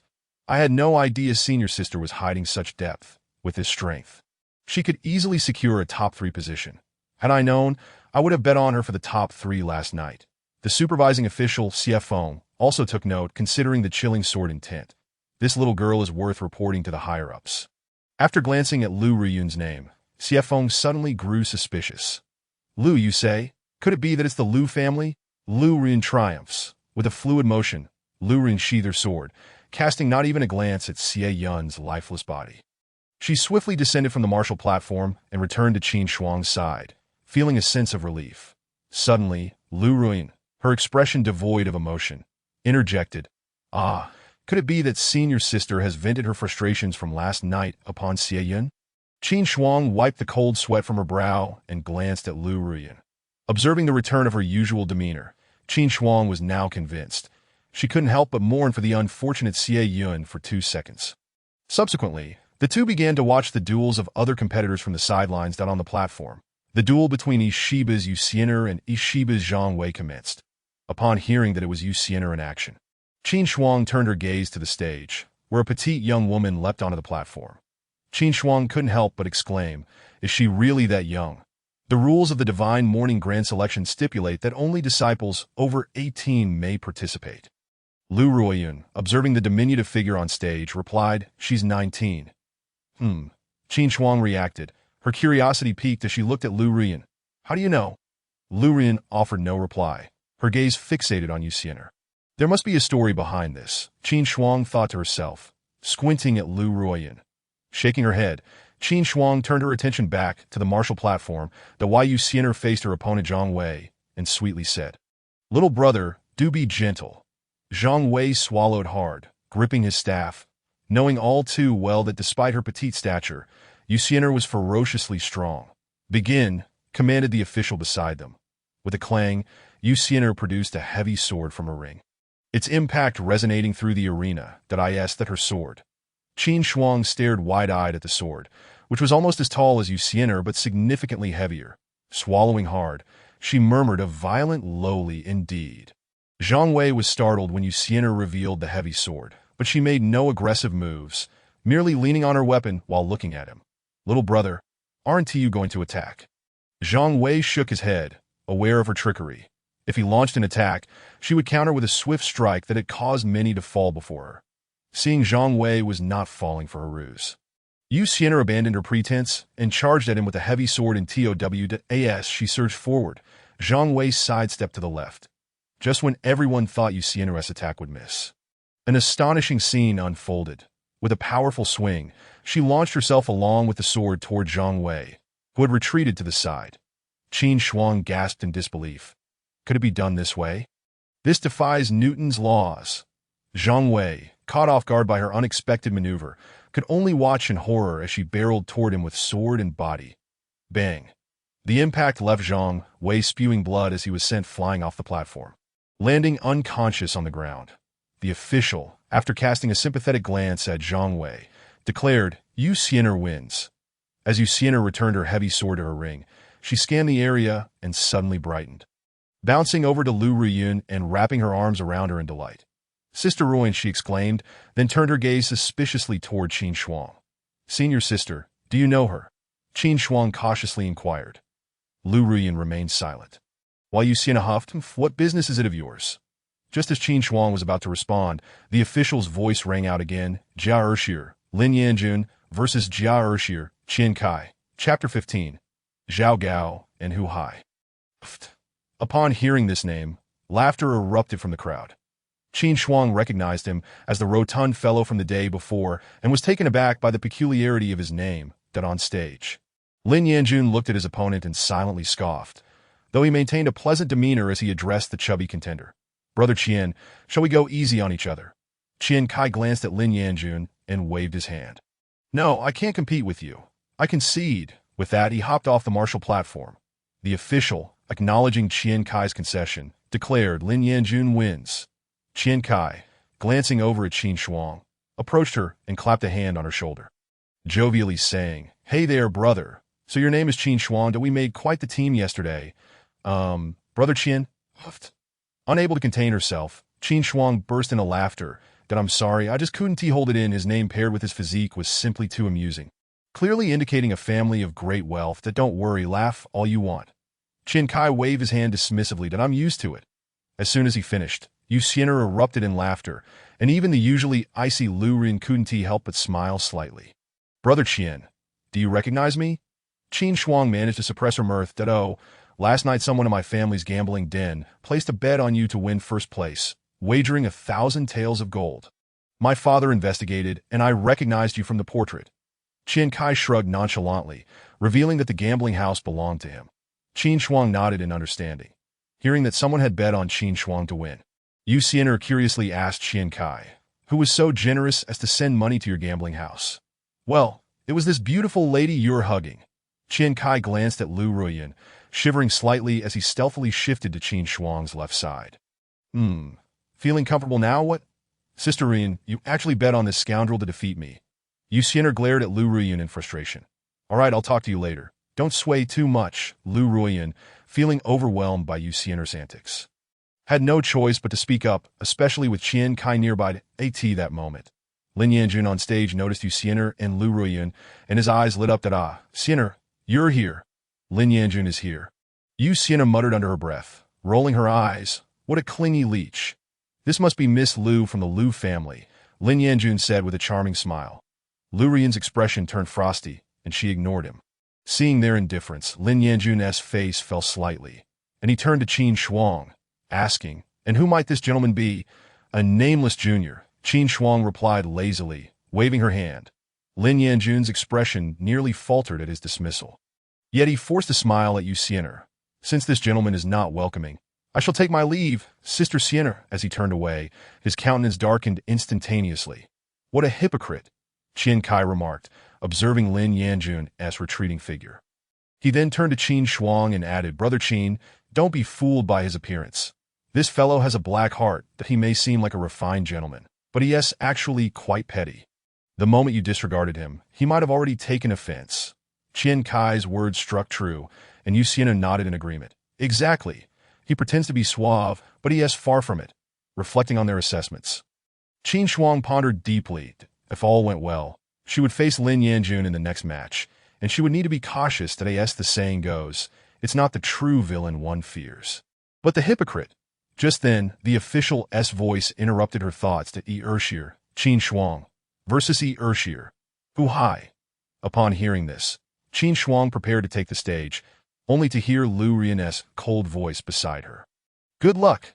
Qin Shuang smiled back at Lu Ruyun and replied, "Thanks, indeed." Her senior sister had a cool exterior but a warm heart.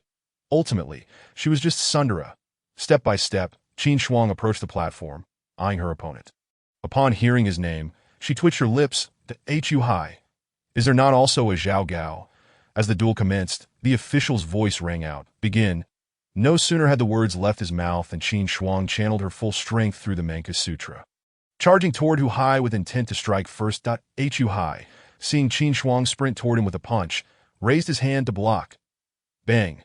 As his fist met hers, Qin Shuang swiftly lifted her leg, unleashing a gust of wind aimed at Hu Hai's lower body. For Qin Shuang, her punches and kicks were her most effective weapons. With the Manka Sutra in full effect, any minor injuries she sustained could be healed almost instantaneously. Sensing the impending danger, Hu Hai hastily released his grip on Qin Shuang's fist and dodged to the side.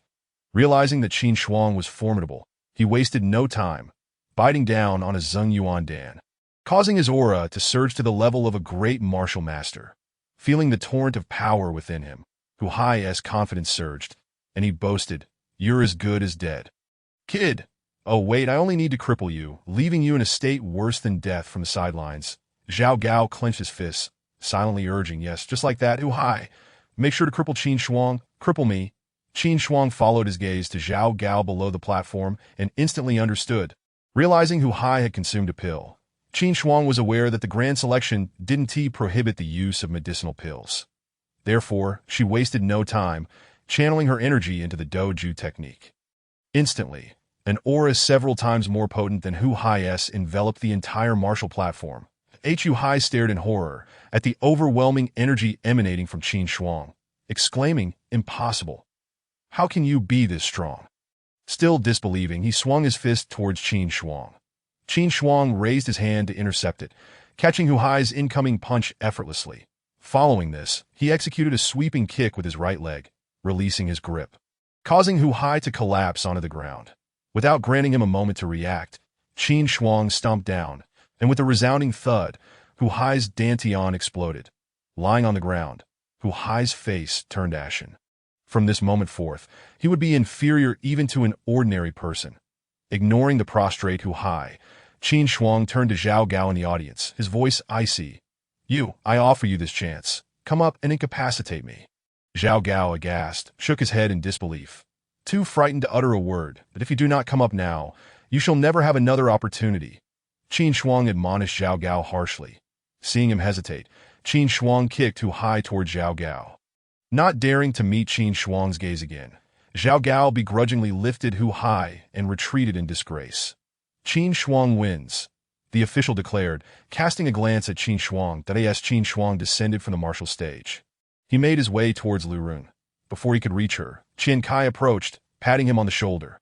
"Brother Qin, your performance was truly magnificent. You frightened the Zhao Gao into a hasty retreat." Upon hearing this, Qin Shuang stumbled slightly, realizing there indeed was a Zhao Gao. The two were quite the pair, perfectly matched. Yu Xian'er observed Qin Shuang with a heavy expression. She had felt a palpable threat from the overwhelming power he had displayed on stage. "Sister Ruyun, is he truly a level 7 martial master?" Yu Xian'er could not help but ask Lu Ruyun. Lu Ruyun, watching Qin Shuang laughing with Qian Kai, shook her head. "I do not know, but just 3 days ago, he was merely a level 2 martial master." "What?" Yu Xian'er exclaimed, astonished by such a rapid advancement. Just then, Qin Shuang returned to their side. "Sister, how did I perform just now?" he inquired with a smile. Before Lu Ruyun could respond, Yu Xian'er chimed in, "Oh, just passable. I am much stronger." She waved her hand dismissively, yet the gravity in her eyes remained unabated. Chapter 16. Amen. Before long, the matches between the parties A and B concluded. In the morning, there had been over 100 contestants, but now, after one round, the top 50 had emerged. The next phase involved direct confrontations between A and B. The official wasted no time, soon calling for the next match. A1 versus B1. As the official's voice faded, 2 figures leaped onto the stage. Qin Shuang and the others watched intently as the 2 combatants exchanged blows, their bout far more captivating than the previous one. This indicated that their strengths were closely matched, both being early-stage great martial masters. Neither contestant was willing to yield, both striving for advancement and a better rank. Qin Shuang shook his head internally. If they continued this way, they would only end up mutually injured. Indeed, one of the men leaped agilely behind his opponent, thrusting his sword forward just as he believed he had the upper hand. To his surprise, his adversary had already sensed his intent, slightly sidestepping the attack. With a sudden burst of energy, he delivered a powerful kick, sending a shockwave that lifted his opponent's robe. Thud. The man's sword pierced his opponent's chest. Yet he too suffered, the force of the kick penetrating his own heart. Bang. The man, sword and all, was sent flying off the stage. Though he lost, his opponent was not unscathed, half kneeling as he clutched his wounded chest. Blood seeping between his fingers, that it seemed he would be unable to continue in the competition. Halting at the 25th position, that a few more matches followed, but they were swift and decisive, lacking the fervor of the first bout. With the conclusion of the duel between A6 and B6, the official's voice rang out once more. 7 Lu Ruiyun versus B7 Sun Yuan. Upon seeing Lu Ruiyun ascend the stage, Yu Xian'er released her grip on Lu Ruiyun's arm, raising her fist in encouragement. Sister Ruiyun, go for it. Beside her, Qin Shuang and Qian Kai also cheered her on. Sister, good luck. Miss Lu, you can do it. During the previous matches with Qian Kai's lively presence, the four had grown familiar with one another. Lu Ruiyun glanced at the trio, nodded, and gracefully leaped onto the stage. Sun Yuan felt a surge of anxiety. Although both he and Lu Ruiyun were early-stage great martial masters, he knew he was no match for the icy woman before him. Yet his pride would not allow him to surrender easily. Gripping his spear tightly, he fixed his gaze on Lu Ruiyun with a serious demeanor. Lu Ruiyun, too, regarded her opponent with gravity, having witnessed Qin Shuang's power. She understood that appearances could be deceiving. Just like Qin Shuang, who wielded the strength of a level 7 martial master while battling as a great martial master, she knew that despite Sun Yuan's limitations, she must give her all. With a swift motion, her sword cut through the air, releasing an aura of icy intent that enveloped the entire martial stage, causing even the official, a martial spirit, to shudder. Feeling the chill emanating from the stage, Qin Shuang and his companions instinctively recoiled. Qian Kai swallowed hard, turning to Qin Shuang. Brother Qin, you must be weary.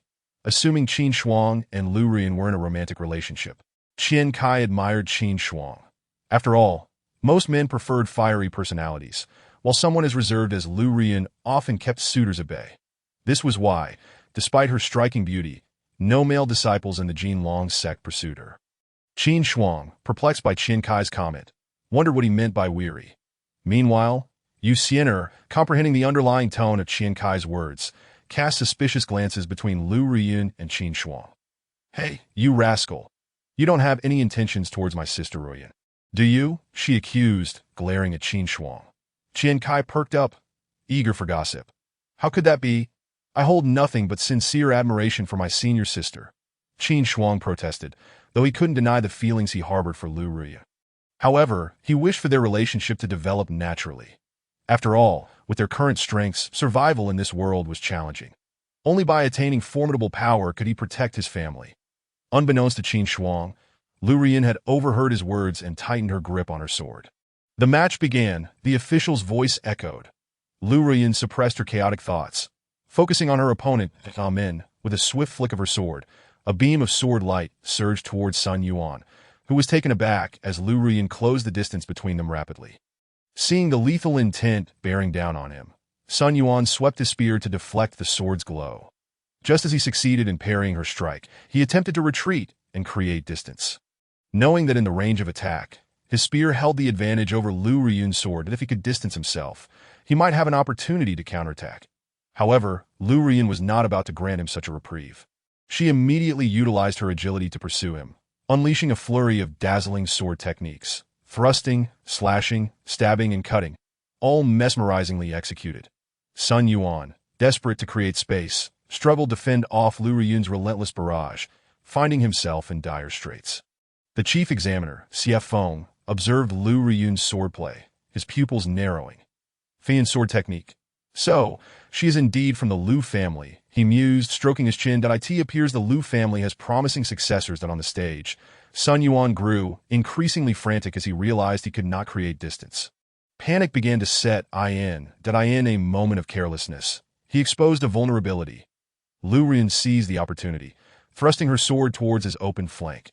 With potent sword intent imbued in her blade, Sun Yuan felt his blood run cold.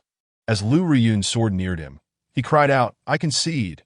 Upon hearing Sun Yuan's admission of defeat, Lu Ruiyun halted, her sword poised just inches from his eyes. Startled, Sun Yuan sidestepped a few paces, wiping the cold sweat from his brow. He was fortunate to have conceded in time. Otherwise, he would have faced a grim fate. Lu Rian sheathed her sword and turned to the official, who was still taken aback by the chill she had exuded. Took a moment to recover before declaring, "Lu Rian wins." With that, Lu Rian leaped off the martial stage that as she approached, the crowd parted, creating a path for her to walk toward Qin Shuang and the others. Upon reaching Qin Shuang, he was about to congratulate her on her victory when Yu Xian'er rushed forward. "Congratulations, Sister Rian, for advancing to the top 25. Congratulations, senior sister." "Well done, Miss Lu." Qin Shuang and Qian Kai chimed in, offering their congratulations. Lu Rian smiled, her spirits lifted by her victory. Soon after several more matches, it was time for Yu Xian'er to take the stage. Chapter 17. Lin Yanjun vs. Qin Shuang, that A18 Luo, Hao vs. B18 Yu Xian'er. Upon hearing her name, Yu Xian'er released Lu Rian and skipped onto the martial stage. Opposite her, Luo Hao gripped his large blade, glancing at Yu Xian'er, feeling a twinge of trepidation. Crash! Yu Xian'er's heavy sword struck the martial stage, creating a small dent in the surface that had remained unscathed through countless battles. The official beside them twitched at the corner of his mouth. At this rate, the stage would soon need replacing. Across the arena, Luo Hao cast a glance at Yu Xian'er's formidable greatsword. After comparing his own physique and the hardness of the martial stage, he swiftly conceded defeat, discarding his large blade upon the ground. And addressing the officiating officer, exclaimed, "I admit defeat." Yu Xian'er, upon hearing his concession, disdainfully curled her lips and remarked, "You should have said that sooner." She sheathed her greatsword into her ring and, without waiting for the officer's words, leapt down from the stage and hurried towards Lu Rian. The officiating officer dared not voice any objections and promptly declared, "Yu Xian'er is the victor." At that moment, Qin Shuang sensed a gaze upon him. Turning his head, he spotted Lin Yanjun in the distance. Upon noticing that Qin Shuang had seen him, Lin Yanjun nodded slightly in acknowledgement. However, Qin Shuang, feigning ignorance, turned back to congratulate Yu Xian'er. Lin Yanjun, perceiving Qin Shuang's attitude, felt a surge of anger within. As the direct descendant of the Lin family, the most prominent family in Nanjun, Lin Yanjun had grown accustomed to the subservience of servants since childhood. Now, a nameless boy had dared to cast him a glowering stare not once, but twice. This ignited his displeasure, and he secretly resolved to teach Qin Shuang a lesson once he took the stage. Before long, it was time for Qin Shuang's duel. Lin Yanjun of Team A22 against Qin Shuang of Team B22, that upon hearing the officiating officer's voice, Qin Shuang stepped onto the martial stage, followed closely by Lin Yanjun, who leapt onto the platform with an air of indifference. Although Qin Shuang had demonstrated astonishing prowess in his battle against Tu Hai, Lin Yanjun, a late-stage great martial master, remained convinced that Qin Shuang posed no threat to him. Furthermore, he assumed that Qin Shuang's secret technique to enhance his strength could not be used at will. Surely, after the previous battle, Qin Shuang's strength had diminished to that of a 7th-level martial master. Lin Yanjun's assumptions were not entirely erroneous. The Doju was a technique that augmented one's power by consuming blood energy, and ordinary martial artists suffered significant losses after a single use. However, he was unaware that Qin Shuang had also cultivated the Manka scripture. After activating the Manka scripture, the side effects of the Doju were virtually nullified. As long as Qin Shuang possessed spiritual energy, he could continuously generate blood energy through the Manka scripture. With the officiating officer's command, the match commenced. In an instant, both combatants sprang into action. Qin Shuang, unwilling to underestimate his opponent, fully engaged the Manka scripture and the Doju. In the blink of an eye, they had exchanged blows multiple times. Bang, bang, bang. The sound of their fists and feet colliding reverberated throughout the arena. Feeling the force behind Qin Shuang's strikes, Lin Yanjun was taken aback. How was this possible? He could repeatedly utilize the technique to enhance his strength.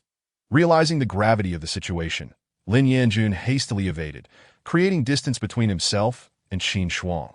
Observing Lin Yanjun retreat, Qin Shuang, wary of trickery, chose not to pursue, instead remaining poised and watching Lin Yanjun intently for any weaknesses that I underestimated you. Qin brother. Lin Yanjun steadied himself, his gaze upon Qin Shuang now grave.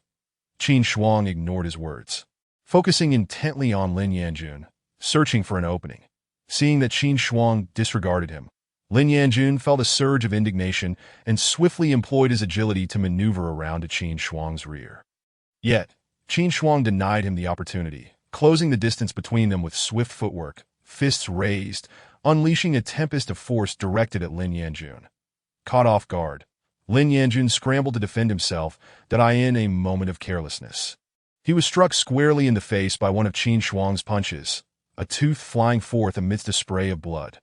Fortunately, as a great martial master, his protective energy mitigated much of Qin Shuang's force. Otherwise, losing a tooth would have been the least of his concerns. Gazing at the tooth that lay on the ground, Lin Yanjun covered his mouth, seething with rage, yet he realized that defeating Qin Shuang was beyond his reach. Seizing the moment, Qin Shuang pressed his advantage, advancing with fists that roared like a tempest. Lin Yanjun, sensing the impending assault, suppressed his anger and, in a tone only they could hear, implored, "Qin brother, I beseech you to show mercy. I am the direct descendant of the Lin family. Should you grant me this victory, the Lin family shall reward you handsomely." Qin Shuang, inwardly amused, remained unmoved, continuing to rain down blows upon Lin Yanjun. As Qin Shuang persisted, Lin Yanjun grew increasingly desperate. "Qin Shuang, you must consider this carefully. The Lin family is the mightiest clan in all of Nanjun. Should you defeat me, you will incur the wrath of my family, and there shall be no sanctuary for you in all of Nanjun. Threatening me?" Qin Shuang scoffed inwardly. Setting aside the matter of offending the Lin family, he was determined to secure first place. The Jinlong sect would undoubtedly protect him. Despite the current decline of the Jinlong sect, its foundation remained strong. The threat of the Lin family could not compel the Jinlong sect to abandon a talent like Qin Shuang, who could lead it to resurgence. Realizing that his threats had fallen flat, Lin Yanjun felt his courage wane. Continuing the fight would yield no benefits. Should he sustain a grievous injury, he would be unable to participate in next year's competition. It was wiser to preserve his own well-being and seek opportunities in the Divine Capitals contest. Noticing that Qin Shuang's vigor showed no signs of waning, Lin Yanjun hesitated no longer and shouted to the officiating officer, "I concede." Chapter 18. The joy of lengthened reach upon hearing Lin Yanjun surrender. Qin Shuang felt a twinge of regret as he ceased his assault, but he had anticipated Lin Yanjun would eventually yield. But he had hoped to land a few more blows before that happened, ensuring Lin Yanjun's absence from next year's Divine Capital competition. To his surprise, Lin Yanjun conceded so decisively. The officiating officer, acknowledging Lin Yanjun's concession, proclaimed loudly, "Qin Shuang is victorious." As his words echoed, the crowd erupted in astonishment. What? Who would have thought Qin Shuang had concealed such depths, even defeating Lin Yanjun? Indeed, it's astonishing. Could he possibly be in contention for first place? Unlikely. Yu Xiener is far too formidable. Such speculations filled the air. Standing atop the stage, as the officiating officer concluded, Qin Shuang intended to descend when he caught sight of Lin Yanjun's eyes, brimming with animosity. Acknowledging the impending retribution from the Lin family, he remained undaunted. For as long as he achieved first place, he deemed it inconsequential. Disregarding Lin Yanjun, he descended the arena to join Lu Riyun and the others.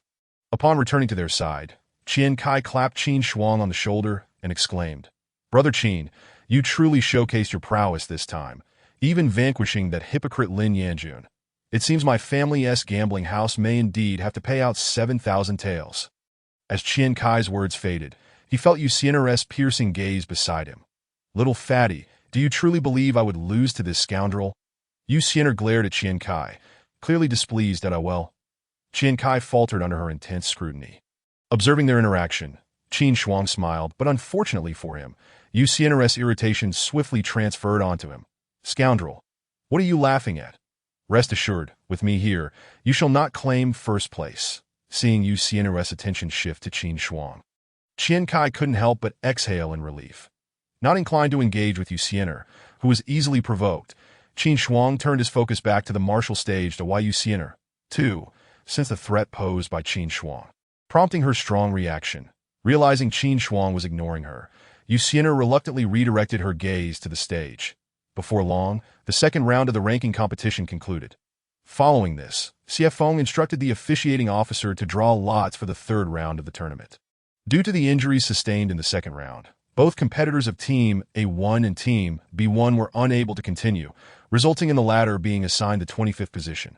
Thus, the third round comprised the 24 victors from the previous matchups, who were drawn to face off against one another. Qin Shuang, accompanied by Lu Riyun and Yu Xian'er, approached the officiating officer, extending his right hand into a nearby box to retrieve a slip of paper. Upon unfolding it, he discovered it bore the number 6. Simultaneously, Lu Riyun and Yu Xian'er drew their results, revealing numbers 8 and 11, respectively. Relieved that none of them faced one another, Qin Shuang exhaled, with the results announced. The remaining 24 competitors now knew their opponents. Qin Shuang's adversary was a youth named Gong Jun. After the draw, Xie Feng commanded the commencement of the third round of the ranking competition. It was only now that Qin Shuang realized the schedule for the Nanjun Grand Election was exceedingly tight, requiring the ranking of 100 individuals to be determined within 2 days, which was a significant test of one's own abilities. Compared to the second round, the third round of the ranking competition was markedly less entertaining, as the remaining contestants were increasingly focused on preserving their own well-being. After all, in comparison to the Divine Capital Grand Tournament, contending for a mere ranking was hardly worth risking injury. Consequently, participants engaged in a cautious manner, leading to the swift determination of victories for the top 10 disciples in just over half an hour. Contestant number 6, Qin Shuang versus Gong Jun, announced the official. Qin Shuang ascended the martial platform as before, facing Gong Jun, a swordsman of mid-level Grand Martial Master. Qin Shuang could not help but adopt a serious demeanor. His previous opponents had relied solely on barehanded combat, allowing him to utilize his skills in Manku Jing and Dojue with ease. Now confronted with the sword-wielding Gong Jun, he had to exercise caution. As the saying goes, a short length is a disadvantage that in a contest of hands and feet against blades. The latter held the upper hand. The duel begins, declared the official. Whoosh! A blade of energy sliced through the air toward Qin Shuang, who swiftly evaded, fully mobilizing his Manku Jing and Dojue. Upon witnessing Qin Shuang dodge a sudden strike, Gong Jun was somewhat astonished. After all, this was a hidden move he had honed for over a month. Having previously dispatched his opponents with the sheath of his sword, but he had not anticipated that such a well-concealed lethal maneuver could be so easily evaded by Qin Shuang. Undeterred, Gong Jun swung his sword at Qin Shuang. Under the pressure of the oncoming assault, Qin Shuang had no choice but to continue dodging. Experiencing the oppressive sensation of battling against a weapon-wielding opponent, Qin Shuang vowed to forge a weapon after this competition. He desired to comprehend the feeling of having a long reach against a shorter one, though with no time for further contemplation. Qin Shuang, realizing he could no longer afford to fight in this manner, resolved to close the distance to Gong Jun, denying him ample room to wield his sword. Such an expansive and forceful sword technique would be rendered ineffective in close quarters. With determination, Qin Shuang swiftly maneuvered to Gong Jun's left side after evading another swing and unleashed a powerful punch aimed at Gong Jun's face. Gong Jun raised his sword horizontally to block. Clang! The impact of Qin Shuang's fist against Gong Jun's blade resonated like metal clashing against metal. Gong Jun gritted his teeth against the pain radiating from his hands, astonished by the formidable strength of Qin Shuang's physique. Before Gong Jun could fully process the situation, Qin Shuang executed a swift counter, slamming Gong Jun's sword to the ground. With Gong Jun disarmed, Qin Shuang seized the opportunity to press the attack, launching a flurry of punches at him. "That I concede," Gong Jun exclaimed, recognizing that without his sword, he was no match for Qin Shuang. After narrowly dodging a punch, he declared loudly. Seeing this, Qin Shuang promptly halted his assault. "Qin Shuang is the victor," the official announced as Gong Jun retrieved his fallen sword, glancing at the wounded hands from gripping the blade. He turned to Qin Shuang and remarked, "You are indeed formidable. I appreciate your leniency." Just now he understood that Qin Shuang could have easily seized his weapon and directed it against him, leaving him no time to react, especially given the pain in his hands that had diminished his strength in wielding the sword. Qin Shuang waved dismissively. "There's no need.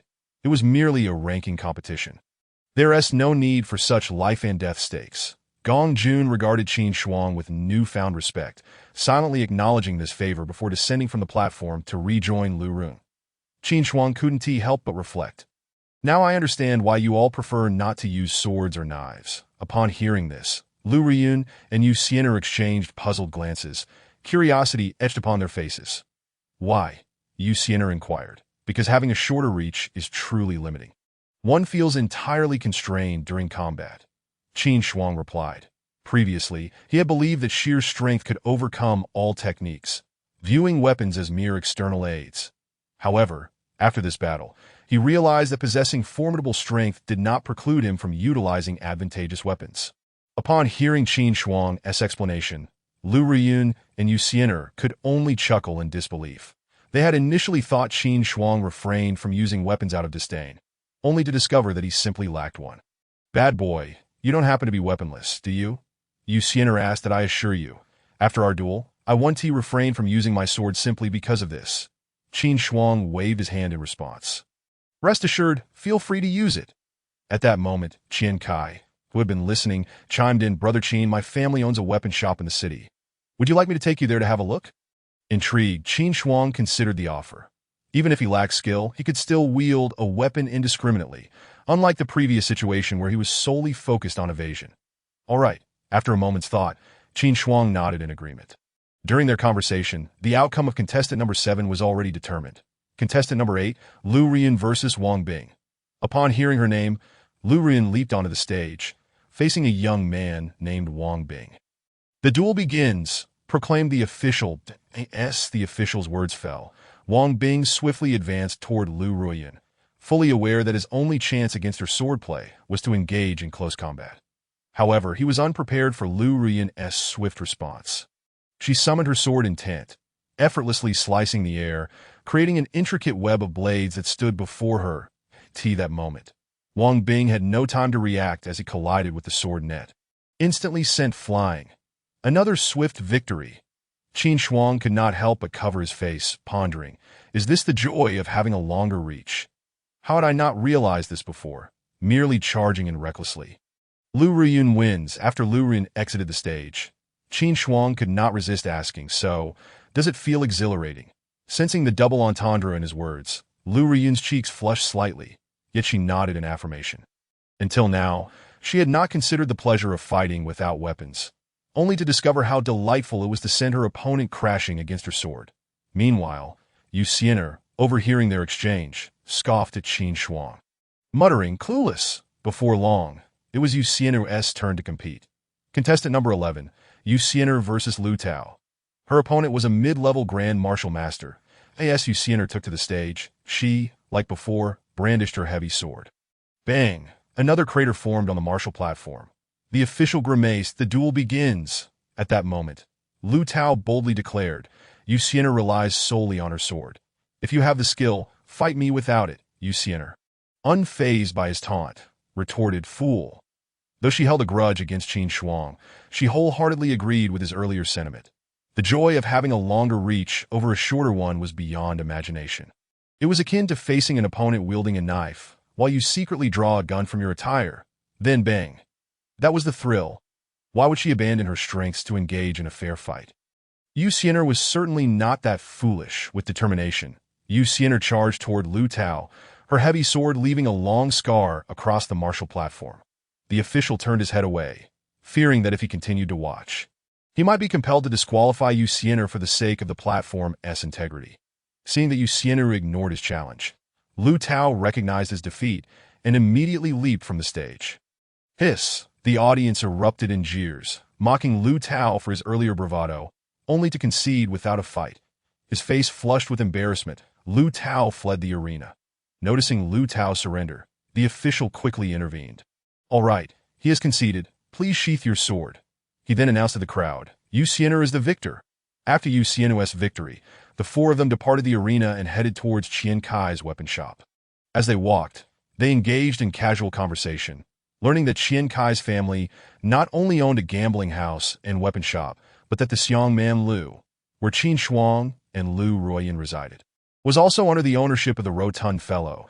It turned out that his family controlled 30% of the establishments in Nanjun City.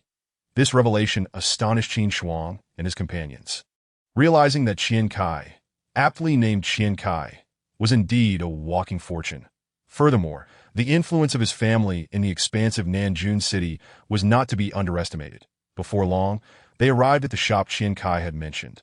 The shopkeeper, upon seeing Qian Kai, rushed out to greet him. "Young master." Qian Kai waved his hand dismissively, instructing the shopkeeper, "No need for such formalities. I'm here with my friends to purchase a weapon. You may continue with your duties." Turning to Qin Shuang, he added, "Brother Qin, take a look and choose whatever you like. It's on me." Qin Shuang, however, shook his head. "That is not appropriate. I must pay for it." With that, he began to browse the shop, discovering it was quite expansive, offering a diverse array of weapons: swords, sabers, staffs, halberds, and spears. Lu Riyun and Yu Xian'er followed closely behind, observing as Qin Shuang selected his weapon. After a thorough inspection, Qin Shuang clicked his tongue in satisfaction, yet remained uncertain about which weapon to choose, having never utilized one before. Noticing Qin Shuang's indecision, Qian Kai called over the shopkeeper for assistance. "What specifications do our guests have for their weaponry?" The shopkeeper clasped his hands and said, after contemplating, Qin Shuang realized that the reason for wielding a weapon was simply due to the need for length. Having come to this understanding, he turned to the shopkeeper and stated, "The primary requirement is that it must be sufficiently long, yet not too light." Upon hearing this, the shopkeeper pondered for a moment before instructing the attendants to fetch some weapons. Shortly thereafter, several attendants approached, carrying 3 weapons. Qin Shuang stepped forward to inspect them, which consisted of a long halberd, a long staff, and a long sword. Bypassing the halberd and staff, Qin Shuang picked up the long sword that bore a striking resemblance to the Tang dynasty's Mo Dao and began to examine it. Observing this, the shopkeeper introduced, "This long sword is of mid-level spiritual quality, named Dawnbreaker, crafted by the weapon master Bai Fong from Nanjun City. The blade is 3 fingers wide, measures 1.8 meters in length. The hilt spans 30 centimeters. The blade itself is 1.5 meters long, weighs 128 pounds, and the entire sword is valued at 5,000 taels of gold." Initially, Qin Shuang was quite fond of the sword in his hand, as it completely fulfilled his fantasy of a lengthy weapon. However, upon hearing the price, he became visibly unsettled. 5,000 taels of gold. It was worth noting that he had only acquired a little over 1,000 taels from Wang Yang and Wang Xing. And after some expenditures, the remaining 1,000 taels had already been taken by Lu Riyun for betting yesterday. He was now devoid of funds. Chapter 20. The Lin family. With some reluctance, Qin Shuang set the sword down and said, Perhaps not, as I currently have no money." Qian Kai, upon hearing this, waved his hand grandly and said, "What is that? I shall gift it to you." He immediately instructed the shopkeeper to wrap up the sword.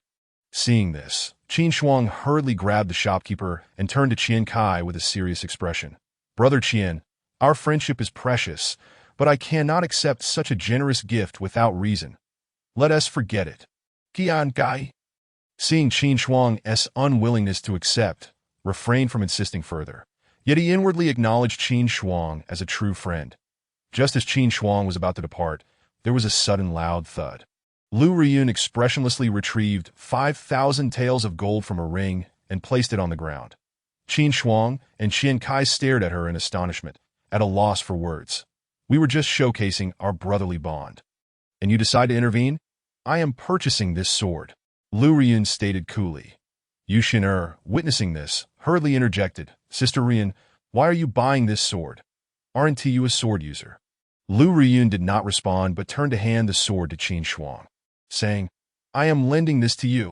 Qian Kai, bewildered, thought to himself, "Is this a display of a wealthy woman supporting a man?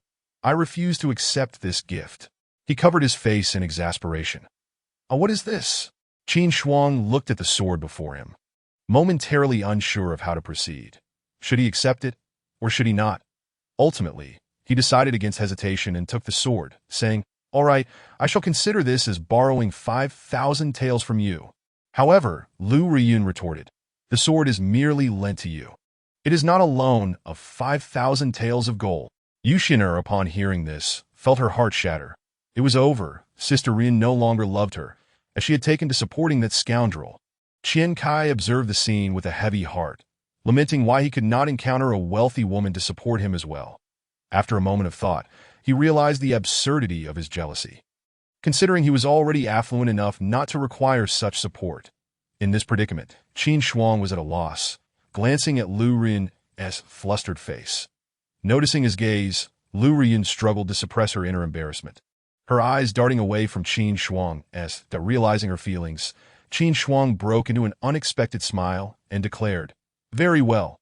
I shall borrow your sword. Yes, use it for as long as you wish." Lu Ruiyun maintained her composure. Yet her frantic eyes betrayed her. Upon hearing this, Yuxian's already fragile heart shattered anew, her eyes dimming with despair. Reflecting on how she had traveled from Zhongjun to the remote Nanjun for Sister Ruiyun's sake, she never anticipated losing out to this scoundrel. Determined, she thought, "Tomorrow, I must defeat you and prove to Sister Ruiyun that I am the strongest." Meanwhile, Qian Kai mused, "Though I have not eaten, my heart is full." With the Dawn Breaker strapped to his back, Qin Shuang and Lu Ruiyun returned to Xiaomon Tower. Yuxian and Qian Kai, upon leaving the weapon shop, each returned to their respective lodgings. Once back upstairs, just before entering the room, Qin Shuang hesitated for a moment, ultimately walking over to Lu Ruiyun and extending his arms to embrace her. Lu Ruiyun's face turned crimson as she was enveloped in Qin Shuang's embrace, her hands at a loss. After a gentle hug, she quickly released him, and Qin Shuang, placing his hands on her shoulders, said, "Sister, I am currently too weak to offer you any promises. Yet from this moment onward, Qin Shuang shall remain unwaveringly by your side." Upon hearing this, Lu Ruiyun, overwhelmed with shyness, pushed Qin Shuang away and dashed into her room. Bang! The door closed behind her. Qin Shuang stood outside, rubbing his nose, pondering, could it be that I misinterpreted her feelings? Meanwhile, within her room, Lu Ruiyun's heart was in turmoil, as two inner selves began to argue. The white Lu Ruiyun exclaimed, "Listen to me. Mother had always said that no other man should touch her body. Yet Qin Shuang did so yesterday. Now, following Mother's advice, you bought the sword for him to use, and he accepted it. Henceforth, Qin Shuang shall belong to you." The dark Lu Ruiyun protested. After standing outside for a while, Qin Shuang returned to his room, placing the Dawn Breaker aside before sitting cross-legged to begin his cultivation. Tomorrow, he would exert his utmost effort in the grand competition to claim the top spot. Meanwhile, within a grand residence in the center of Nanjun, Lin Yanjun stood respectfully beside a middle-aged man who was vigorously wielding a brush at his desk. With the final stroke, two characters, Qin Shuang, leaped forth in a flourish on the paper. "Now, tell me, why did you lose to this Qin Shuang today?" The middle-aged man set down his brush, regarding Lin Yanjun with a detached gaze. Lin Yanjun trembled under his scrutiny and replied, "This Qin Shuang is only at the 7th level of martial master. However, he seems to have mastered a secret technique that amplifies his strength several times over. During the battle, his power reached the late stages of the great martial master. I was not his match." "A secret technique? Amplifying strength several times?" The middle-aged man pondered for a moment before asking Lin Yanjun, "What is your opinion of him? How does he relate to our Lin family?" "Father, this man is ambitious. I believe he is aiming for the top position in this election, making him unsuitable for our Lin family. That my suggestion is, if we cannot have him, then we must eliminate him."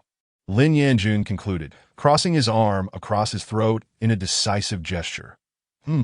After hearing Lin Yanjun's words, the middle-aged man fell into deep thought. "Lin Yi." As soon as the middle-aged man finished speaking, a figure emerged from the shadows behind him, kneeling down. "Lin Yi is here." The middle-aged man handed Lin Yi the materials regarding Qin Shuang, saying, "This individual needs to be dealt with." After receiving the documents, Lin Yi swiftly departed from the Lin family, racing towards Xiaomon Tower. Once Lin Yi left, the middle-aged man turned to Lin Yanjun and inquired, "How have you been progressing with that young lady from the Yu family?" Lin Yanjun faltered, "She has been avoiding me, and I have no means to approach her. Do you understand that this is crucial to our family's plans? If she is avoiding you, does that mean you will simply give up? Have you forgotten the tactics you typically employ with women?" The middle-aged man scolded angrily. "Yes, I will find a way to win her over." Lin Yanjun replied hastily. "You may leave now." The middle-aged man waved his hand dismissively. Lin Yanjun bowed deeply before exiting the study. "Qin Shuang, let us see if you can escape this time." Lin Yanjun's face was filled with hatred as he stepped outside to 8T Xiaomon Tower. Lin Yi stood atop the building. Chapter 21. The exposure of the Wanling Ding inside the room. Qin Shuang sat cross-legged in meditation. Meanwhile, Long Yang sensed something was amiss. How could a martial spirit expert appear within Xiaomon Tower? After keenly perceiving, Long Yang discovered that the figure was making a beeline for his master's room. Realizing the gravity of the situation, Long Yang swiftly moved to intercept the intruder to prevent any disturbance to Qin Shuang's cultivation. Lin Yi, adhering to the information provided by the family head, concealed his aura as he advanced toward Qin Shuang's room. Though Xiaomon Tower was protected by formidable guardians, he was confident that his stealth techniques would keep him undetected. However, he had not anticipated that a martial king was guarding Qin Shuang. As Lin Yi rushed toward Qin Shuang's room, he suddenly spotted a figure blocking his path and halted, eyeing the middle-aged man warily. Could this be one of the guardians of Xiaomon Tower? That seemed improbable. With his concealment techniques, the early-stage martial spirit from the Qian family should not have been able to detect him. Long Yang, noticing the shadowy figure before him holding the dossier containing Qin Shuang's likeness, realized that the intruder was indeed approaching his master. Without further hesitation, he lunged forward, capturing Lin Yi in his grasp. Lin Yi felt a surge of panic. A martial king. This could not be one of Xiaomon Tower's guardians. Could it be that the Jinlong sect had dispatched someone to protect Qin Shuang? Long Yang took Lin Yi back to Qin Shuang's room and struck the back of Lin Yi's neck, rendering him unconscious. It is best to wait for my master to awaken before questioning this ill-intentioned individual. At that moment, Qin Shuang was immersed in his cultivation, unaware that Long Yang had resolved a significant problem for him. As night fell, the energy within Qin Shuang surged, a powerful wind swirling around the room. Bang! A deep sound echoed as Qin Shuang broke through. He had reached the 8th level of martial master. Nearby, Lin Yi was startled awake by the commotion from Qin Shuang's breakthrough, his eyes wide with disbelief. He had just achieved a breakthrough, but soon he became aware of the Wanling Ding in Qin Shuang's possession. What? The Universal Cauldron is actually in his possession. Once, the Universal Cauldron was a treasured artifact of a renowned martial king from the Divine Dynasty. Due to its formidable capabilities, this martial king attracted the attention of numerous influential clans. During a fierce battle, he was discovered by 2 martial emperors. With the aid of the Universal Cauldron, he astonishingly managed to contend with both martial emperors without falling behind. Subsequently, gravely injured, he vanished with the Universal Cauldron, not to be seen for a long time. Who would have thought that the Universal Cauldron would reappear in the hands of this young man? If word got out, it would undoubtedly incite a tempest of bloodshed. Seizing the moment while Long Yang was distracted, Lin Yi produced a jade pendant and pricked his fingertip, allowing his blood to drip onto it. This was a method of transmitting information. Typically, a communication jade pendant requires a formation to relay messages, but given the present circumstances, there was no opportunity for Lin Yi to establish such a formation. So he resorted to this method. Lin Yi understood that escape was futile, yet the unwavering loyalty ingrained in him by the Lin family compelled him to ensure that this information reached the family head. He could not allow this young man to continue his ascent. Otherwise, calamity would befall the Lin family. Moreover, this young man possessed the Universal Cauldron. If the family could acquire it, their plans to enter the capital would be effortlessly realized. Long Yang swiftly sensed something amiss. The room was permeated with the stench of blood. He immediately turned to Lin Yi, and upon witnessing his actions, his expression darkened as he quickly snatched the jade pendant from Lin Yi's grasp. With a firm squeeze, the pendant disintegrated into a cloud of powder. Long Yang glared at Lin Yi, seething with rage. How infuriating! He had not anticipated Lin Yi possessing such a communication jade pendant. He wondered if Lin Yi had managed to send any information out. Lin Yi felt a surge of anxiety. He had barely transmitted the message before being discovered by Long Yang, uncertain if the pendant had successfully conveyed the information. Awakening after her breakthrough, Qin Shuang was taken aback to find several hooded figures in black robes within her chamber. Confused, she cast a questioning glance at Long Yang. "Master, I discovered this individual last night. He possesses your information and harbors malicious intentions toward you, that I have apprehended him." After speaking, Long Yang recounted the incident of Lin Yi transmitting information to Qin Shuang. Upon hearing this, Qin Shuang's expression shifted. If news of the Universal Cauldron were to leak, it would spell trouble, even for the Golden Dragon sect. She glanced at the powder of the jade pendant on the floor and picked up the information that Long Yang had seized from Lin Yi. What met her gaze was her own likeness, along with details about herself. Except for the absence of any mention of her opportunities and system within the sacred realm, the rest of the information was flawless. Setting aside the intelligence, Qin Shuang turned to Lin Yi and inquired, "Who sent you?" Lin Yi remained silent. Observing this, Qin Shuang smiled and answered her own question. "If you won't speak, I can deduce your origins. Since the Great Selection began, I've only attracted the attention of two people, Zhao Gao and Lin Yanjun. Zhao Gao lacks the power to send a martial spirit expert to kill me.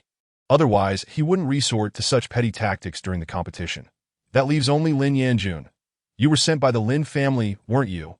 It's evident that even if Lin Yanjun is the Lin family's heir, he certainly lacks the capacity to dispatch you, a deadly assassin, to eliminate me. Thus, the one who sent you must be the decision-maker of the Lin family." Lin Yi trembled under Qin Shuang's astute analysis.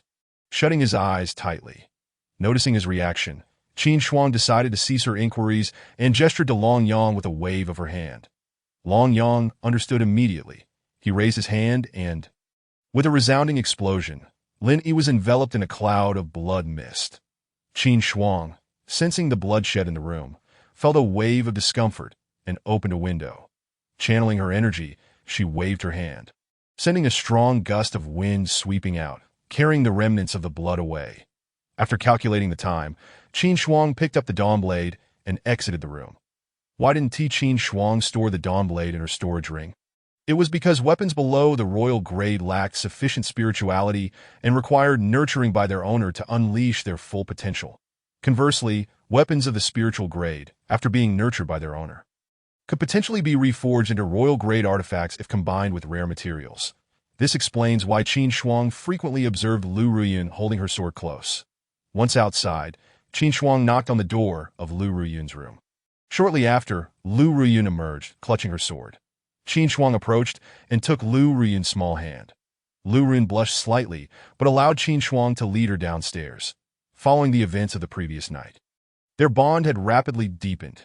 Together, they made their way to the arena, where they found Chen Guanji already waiting for them.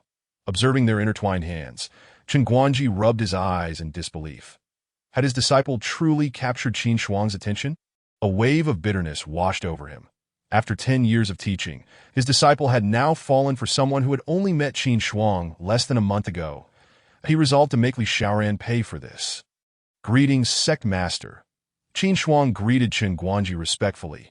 Lu Ruyun, feeling somewhat uncomfortable under Chen Guanji's gaze, withdrew her hand from Qin Shuang's grasp and approached him, whispering, "Master." Chen Guanji glanced at his disciple, noticing a hint of blush on her usually frosty face. It seemed she had indeed fallen deeply in love. Waving his hand, he said, "From this day forward, the Great Selection will conclude. The rewards from the sect have already been communicated to you. How much you receive depends on your performance. Do your best." Both Qin Shuang and Lu Ruyun nodded in agreement, recognizing that the sect's rewards were indeed substantial. After finishing their conversation with Chen Guanji, the two approached the martial platform to await the commencement of the competition. Meanwhile, within the Lin family, situated in the heart of South County, Lin Yi pondered over the jade pendant in his study. This morning, upon entering his study, he discovered that Lin Yi's soul jade pendant had shattered. Alongside it, the communication jade pendant glimmered with a crimson hue. Picking it up, Lin Yi deciphered the information contained within. Merely 3 words: Universal Cauldron. Lin Ye's pupils constricted. The Universal Cauldron? What was Lin Yi attempting to convey? Upon seeing the shattered soul jade pendant, Lin Yi realized that Lin Yi was dead. He had dispatched Lin Yi to deal with Qin Shuang, believing that with Lin Yi's martial spirit prowess, success was assured. Yet he had underestimated the situation. Lin Yi's demise indicated that someone stronger than him had been protecting Qin Shuang. Lin Yi possessed martial spirit strength, and given that there had been no significant disturbances at Xiaomon Tower last night, he surmised that the one who killed Lin Yi must have been at least a tier above him in strength to eliminate Lin Yi so stealthily. Could it be that Lin Yi was captured first? And upon seeing that Qin Shuang possessed the Universal Cauldron, he fought desperately to send a message back. Lin Yi glanced at Qin Shuang's dossier. Within just a few days, her strength had surged dramatically. He realized that his suspicions were likely accurate. The Universal Cauldron, a flicker of fervor ignited within Lin Yi. Even if Qin Shuang had a martial king by her side, it would not deter him. As long as the Lin family could obtain the Universal Cauldron, they would no longer need to wait for Lin Yanjun and the other clan heirs to forge connections in the capital. The Lin family could find a way to relocate there. The Lin family had spent years preparing to move from South County to the capital, yet this endeavor paled in comparison to the significance of the Universal Cauldron. Why did the Lin family wish to leave South County? It was widely known that the strongest power within the Divine Dynasty resided in Central County, with the capital being the strongest in the entire dynasty. Given the Lin family's stature, even if they relocated to the capital, they would merely be an inconspicuous minor force, far inferior to their current standing in South County. This situation traces back to the truce established between the Divine Dynasty and the barbarian tribes of the South. The barbarian tribes inhabit the treacherous terrain of the 10,000 Great Mountains, predominantly consisting of half-human, half-beast beings. The tribes comprise over 100 clans, large and small, due to the inhospitable environment of the 10,000 Great Mountains. The barbarians set their sights on the Northern Divine Dynasty that a century ago, war broke out between the Divine Dynasty and the barbarian tribes. As both sides were evenly matched, the conflict resulted in countless casualties. The war was initiated by the barbarians, leading to battles fought in South County, which was adjacent to the 10,000 Great Mountains. The forces of South County could not remain idle and rushed to the battlefield to confront the enemy. Although they held the line until reinforcements from the Divine Dynasty arrived, the entire region of South County suffered tremendous losses. The Jinlong sect began its descent into decline from that time. The conflict persisted for a full 5 years, with neither the barbarian tribes nor the Divine Dynasty able to secure victory, leading them to initiate negotiations. Ultimately, under the witness of a formidable power in the Central Continent, the Divine Dynasty and the barbarian tribes signed a truce that would last 100 years. Presently, there remain 5 years until the expiration of this truce. The Lin family has thrived through trade with the barbarian tribes. And in recent years, their merchant caravans discovered several substantial barbarian tribes near the southern county while engaging in commerce with the 10,000 Great Mountains. The Lin family deduced that once the truce concludes, the barbarians would undoubtedly return with renewed vigor, plunging the entire southern county back into bloodshed. Although the Divine Dynasty has made efforts to bolster its military presence in the southern county in recent years, the Lin family remains skeptical that it can withstand another onslaught. Thus, a decade ago, the Lin family began preparing to leave the southern county, that if one were to consider the safest place within the Divine Dynasty, it would be the capital. That a force like the Lin family, which stands out in the southern county, would be but an inconspicuous than in the capital. Consequently, the Lin family set its sights on the capital, preparing diligently for 10 years. Over this decade, the Lin family has gradually sold off its assets in the southern county while simultaneously establishing a few minor enterprises in the capital. Much of the wealth within their household has been acquired from the Lin family itself. Nevertheless, the Lin family does not dare to hastily relocate to the capital, for they possess no foundation there that if they were to move recklessly, they could easily fall victim to the whims of a powerful faction in the capital that might seek to obliterate them. Initially, the Lin family aimed to secure the hand of Yu Xiener from the Yujin sect, who hails from the influential Yu family in the capital. 3 years ago, upon learning that Yu Xiener had inexplicably come to the southern county to join the Yujin sect, the Lin family immediately urged Lin Yanjun to also join the sect. They believed that if Lin Yanjun could become the Yu family's son-in-law, Yu Xiener's parents would surely provide protection for the Lin family. However, despite 3 years of effort, Lin Yanjun has made no progress with Yu Xiener, and time is running short for the Lin family. With only 5 years remaining until the barbarian tribes regroup, it is possible that they could launch an assault as soon as the truce expires. Now, upon discovering that Qin Shuang possesses the Wanling Ding, Lin Yi promptly resolved to seize it from him. With the Wanling Ding in their possession, the Lin family could use it as a token of allegiance to engage with influential figures in the capital, thereby allowing for a direct relocation without adhering to their original plan. Lin Yi has never entertained the notion of keeping the Wanling Ding within the Lin family, for such a treasure is not something a minor family like theirs could rightfully possess. If other factions were to learn of its existence, it would spell disaster for the Lin family. Thus, Lin Yi considers Qin Shuang unworthy of wielding such a precious artifact. Although the Wanling Ding is currently in Qin Shuang's hands, Lin Yi has already regarded it as belonging to the Lin family. Not even a martial king or the entirety of the Jinlong sect can thwart the Lin family's determination. After a moment of contemplation, Lin Yi summoned the core decision-makers of the clan to the ancestral hall for deliberation, i.e. the grand hall of the Lin family's ancestral temple. Lin Yi awaited the arrival of the clan elders. Whoosh, whoosh, whoosh, several elderly figures radiating formidable auras swiftly entered the hall. The presence of multiple martial kings within the grand hall cast a heavy atmosphere. Lin Yi, instead of diligently executing the family's plans. What urgent matter necessitates our summons? One of the elders grumbled, somewhat displeased, for he had been in seclusion when disturbed by Lin Yi. The other elders nodded in agreement, albeit with concern that perhaps something had gone awry with the family's plans. Prompting Lin Yi to interrupt their seclusion. Observing their reactions, Lin Yi elaborated on his speculations and the news relayed by Lin Yi regarding the Wanling Ding. Is this truly the case? One elder questioned.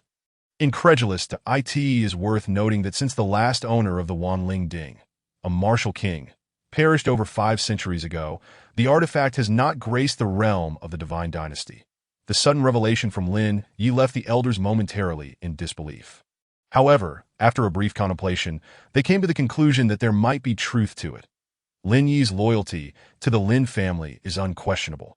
He would not have brought forth the name of the Wanling Ding without reason. Furthermore, the glowing red hue of the jade pendant hinted that there were likely more details that had yet to be conveyed, likely interrupted by external forces. The elders became animated, realizing that this was indeed the Lin family's opportunity.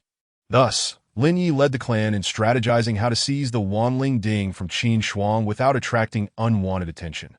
Meanwhile, Qin Shuang was embroiled in a heated argument with Yu Xian'er. Wholly unaware of the Lin family's machinations. Chapter 23. Qin Sheng's evaluation, let go of my hand. Upon entering the competition arena, Yu Xian'er was incensed to see Qin Shuang holding hands with Lu Riyun at the edge of the martial stage. Furious, she rushed forward and seized their hands, attempting to pull them apart. Seeing her distressed demeanor, Qin Shuang had no choice but to release his grip. Could it be that this girl harbors feelings for the senior sister? Why else would she be so agitated? Reflecting on Yu Xian'er's behavior over the past 2 days and her inexplicable hostility towards him, Qin Shuang suddenly realized the implications that he felt as though his worldview had been turned upside down. Meanwhile, Yu Xian'er, now back in Lu Riyun's embrace, sensed Qin Shuang's strange gaze and felt a twinge of anxiety that he couldn't have discovered my secret, could he? She pondered nervously that moment. Xie Feng soared to the center of the arena, declaring, "Today marks the final day of this selection, and the remaining contestants will compete for the exemption qualification for next year's competition in the capital. I hereby announce that the match begins." The draw for today's duels would be conducted by Xie Feng himself, leaving the remaining 12 contestants unaware of their opponents. The official, who had been waiting nearby, approached the martial stage and announced. In the first match, Qin Shuang versus Lu Long surprised. Qin Shuang realized he was up first. Lu Ruoyun, seeing Qin Shuang prepare to take the stage, quietly encouraged him. Good luck. Though Yu Xian'er was displeased with Qin Shuang, she still managed to say, Good luck, you scoundrel. Qin Shuang smiled at both of them before turning to ascend the platform. Upon seeing the blade, Breaking Dawn, strapped to Qin Shuang's back, Lu Long was momentarily stunned. Glancing at his own sword, Lu Long felt at a loss. He recalled that just yesterday, Qin Shuang had been unarmed. How had he suddenly acquired a sword nearly 6 feet long?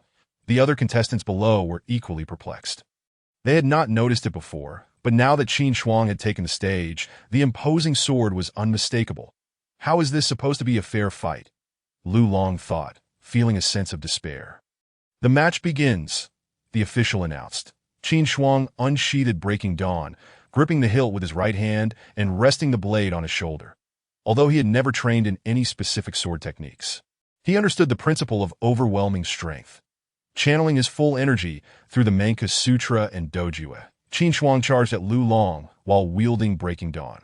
Approaching Lu Long, he swung the massive sword downward, taking advantage of its considerable length, thus eliminating the need for close-range combat. Lu Long, realizing the imminent threat, swiftly dodged to the side and counterattacked. After retracting his sword, Qin Shuang angled Breaking Dawn downwards, deflecting Lu Long's blade with a resounding clash of metal. Lu Long, seeing his attack thwarted, quickly retreated. Lu Long withdrew. Qin Shuang raised his sword again and charged forward. At a comical spectacle unfolded on the platform as Lu Long consistently evaded Qin Shuang's swings, only to retaliate when the threat subsided. Watching from the sidelines, Yu Xian'er face-bombed, exclaiming, That foolish scoundrel. Does he not realize that with a 100-plus-pound sword, any contact with the enemy would be devastating at that moment? Qin Shuang was oblivious to her critique, lost in the exhilaration of wielding his long sword, relentlessly attacking Lu Long. As Qin Shuang's assault quickened, Lu Long found it increasingly difficult to evade, forcing him to raise his sword defensively against the oncoming strikes. However, he underestimated Qin Shuang's strength. The sheer force behind the hefty sword, propelled by Qin Shuang's full might, was not something easily resisted. With a resounding crash, Lu Long's sword shattered into two pieces, the tip clattering to the ground. Lu Long, having narrowly avoided a fatal blow, found himself at the opposite end of the platform, his heart bleeding for the loss of his weapon. Although it was merely a low-grade sword, it was still worth a fortune, and he never expected it to break after just one exchange with Qin Shuang. Fortunately, he had sensed something was amiss and had evaded in time. Otherwise, it would not have just been his sword that had been lost. Seeing Qin Shuang prepare to advance again, Lu Long, terrified, waved his hands in surrender, exclaiming, "I concede! I concede!" Qin Shuang, on the verge of attacking, halted upon hearing this. The official, witnessing Lu Long's surrender, announced loudly, "Qin Shuang wins, Qin Shuang." Hearing this, sheathed Breaking Dawn and turned to leave the stage. Did I end the audience? A man with sharp eyebrows remarked to his companion, "Your friend is quite impressive. Defeating a mid-level grandmaster with an 8th-level martial artist cultivation is no small feat. Even in the capital that he is truly a talent. He is none other than Qian Sheng, the father of Qian Kai." Upon learning that his son had befriended Qin Shuang, a wave of curiosity compelled Qian Sheng to come and observe. Hearing his father's assessment of Qin Shuang, Qian Kai was somewhat astonished. He had initially thought that Qin Shuang was merely a friend of convenience, not expecting his father to hold such a high regard for him. It is worth noting that Qian Sheng, due to the family's business, had frequented the divine capital, and after encountering the elites of that place, his discerning eye had become remarkably sharp. The last person to receive such commendation from him was Yu Xiener, who had also hailed from the divine capital. Returning to Lu Riyun's side, Qin Shuang took her small hand once more. Naturally, Yu Xiener was unwilling and in a fit of pique began to playfully tussle with Qin Shuang. Watching the two engage in their playful scuffle, Lu Riyun could not help but smile slightly to AT that moment. The officiant's voice resonated from the stage, announcing the second match, Lu Riyun versus Sima Yu. "Sister, it's your turn. Go for it." Qin Shuang had not anticipated that Lu Riyun would be next after him. But thankfully, the two did not cross paths, while Yu Xiener also ceased her playful antics to cheer for Lu Riyun. After nodding to Qin Shuang and Yu Xiener, Lu Riyun gracefully leaped onto the martial stage. Her opponent was a woman named Sima Yu, who had ranked 5th on the Tianji list and was a formidable opponent at the late stage of the Grand Martial Master level.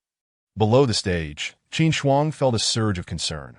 Noticing his anxious demeanor, Yu Xiener waved dismissively, saying, "Oh, don't worry. Sister Rin still has her trump card up her sleeve." Reassured by Yu Xiener's words, Qin Shuang felt a slight ease in his heart. The officiant, seeing that Lu Riyun and Sima Yu were ready, declared, "Let the match commence." In an instant, Lu Riyun darted towards Sima Yu, her sword intent emanating from her, wreaking havoc across the martial stage. The officiant, feeling the chill, instinctively recoiled. Sima Yu, undeterred, advanced boldly, wielding her sword to meet Lu Riyun's attack. In the blink of an eye, the two engaged in a fierce exchange of dozens of moves, neither gaining the upper hand.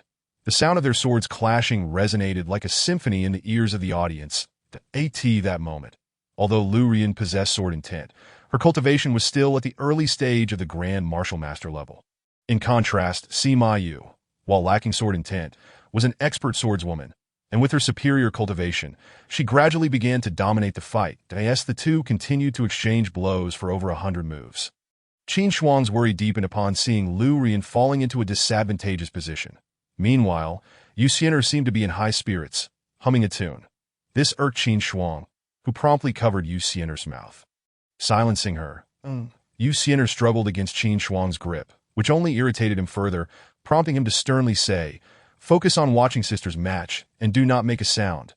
Yu Xiener quickly nodded in compliance. Upon witnessing her agreement, Qin Shuang released his hold. Once freed, Yu Xiener shot a disgruntled glance at the martial stage, refraining from humming again.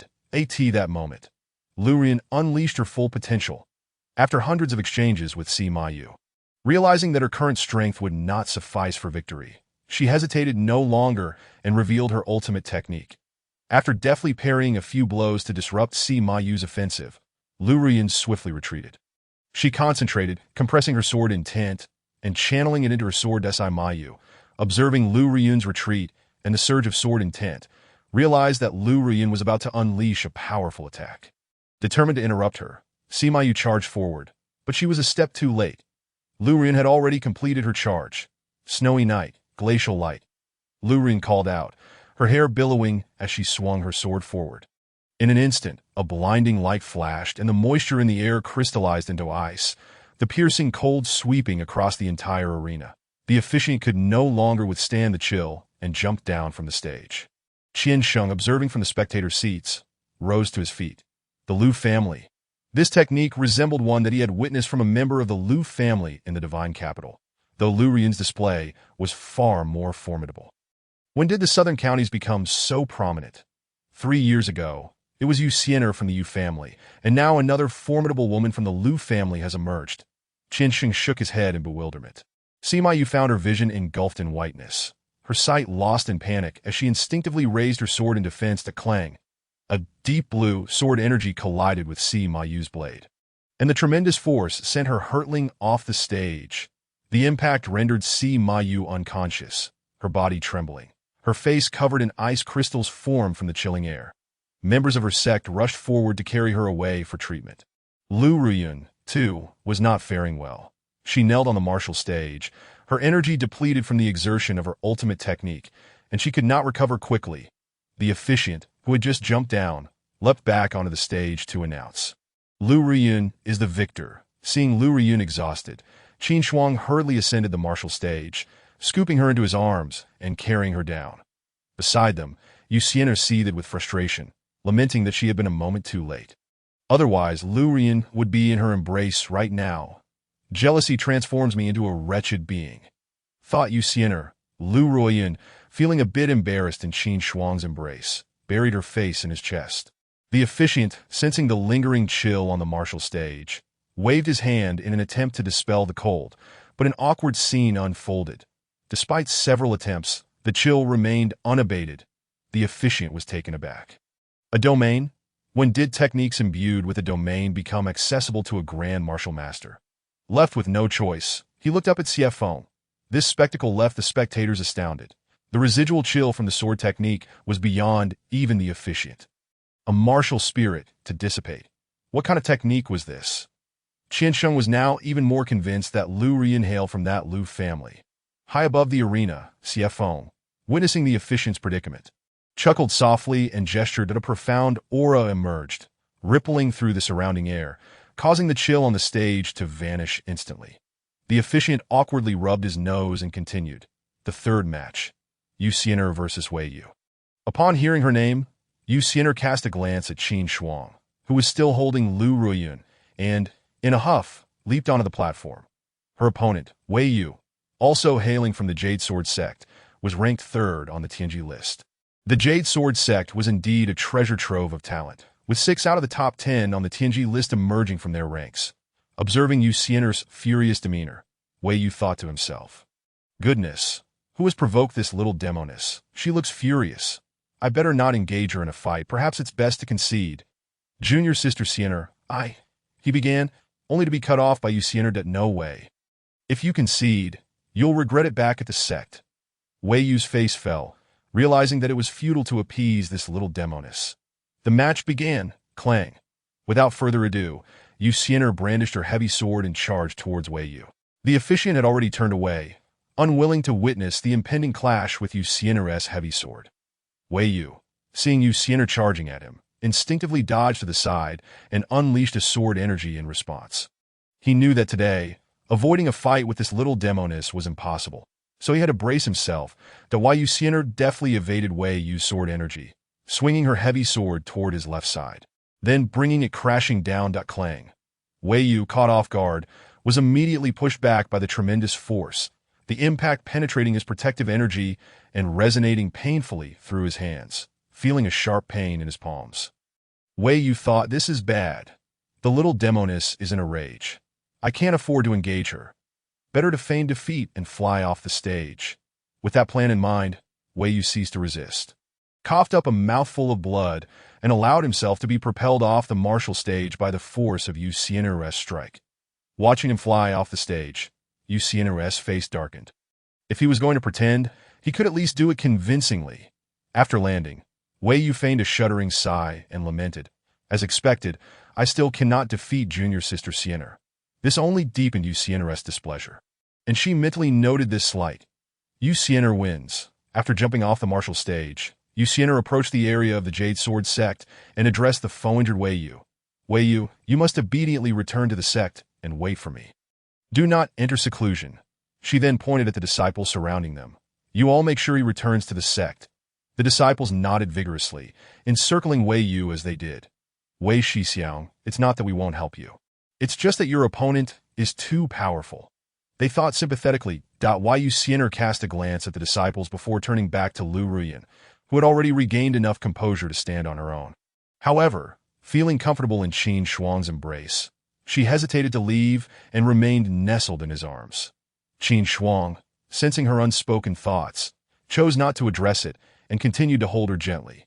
Meanwhile, Yu Xian'er silently observed, gazing enviously at Qin Shuang holding Lu Ruyan. Feeling a bit embarrassed, Lu Ruyan quickly extricated herself and stood up, nonchalantly arranging her hair as she turned her gaze back to the martial stage. Meanwhile, far away, in a valley hundreds of thousands of miles away, Long Wei led 3,000 white-robed righteous followers, having just vanquished the malevolent forces that had occupied the valley. Beyond this place, 1,000 miles away, lies the divine capital. Chapter 25, The Infamy of the Dark Palace. After following Qin Shuang's orders to annihilate the Wang family, Long Wei led his 3,000 white-robed righteous companions on a swift journey from the southern prefecture to the central prefecture. At this moment, they were drawing near to the divine capital, with merely 1,000 miles remaining. The destruction of the Wang family incited the wrath of the Empress of the Divine Dynasty after CF Feng reported the situation. Although the Wang family was merely a county lord family conferred by the Empress out of respect for the Minister of Works, it represented the authority of the Divine Dynasty. Now, it had been obliterated by an unknown force, prompting court officials to demand severe retribution. After all, such unruly elements ought to be eradicated. Today it was merely a small county lord's family, but who could predict whose turn it might be in the future? With the Empress ordering a thorough investigation, the enforcement team soon discovered traces of this mysterious force. However, what transpired next left the enforcement team, which had been tracking this force, utterly astonished with each county they traced. A nefarious force operating within that county was vanquished by this unknown entity. Why were those obliterated forces deemed wicked? Because every time the enforcement team arrived at the scene, they found not only a sea of corpses but also ample evidence of malevolent deeds. After passing through several counties, the enforcement team made a significant discovery. This time, alongside the corpses and evidence, they found a white cloth emblazoned with the words Dark Palace. Thus, the enforcement team dubbed this enigmatic force the Dark Palace and reported it to the court. Consequently, Long Wei and his companions became renowned in the central prefecture, with even the humble farmer discussing the emergence of a force known as the Dark Palace, which acted with righteousness within the Divine Dynasty. However, the actions of Long Wei and his comrades only intensified the audacity of the Divine Dynasty, for what the populace truly needed was a government that punished the wicked, not an uncontrollable organization that flouted the law, even if their deeds were noble. Thus, while Long Wei and his followers eradicated evil, they pressed onward to the central prefecture. Today, after eliminating a band of marauders, Long Wei decided to halt their advance. The 3,000 white-robed righteous companions meticulously erased all traces left along their path. Long Wei resolved that this valley would serve as the Dark Palace's temporary stronghold, for establishing it as a headquarters would require Qin Shuang's approval. Standing within the valley, Long Wei contemplated that the reputation of the Dark Palace had already permeated the central prefecture.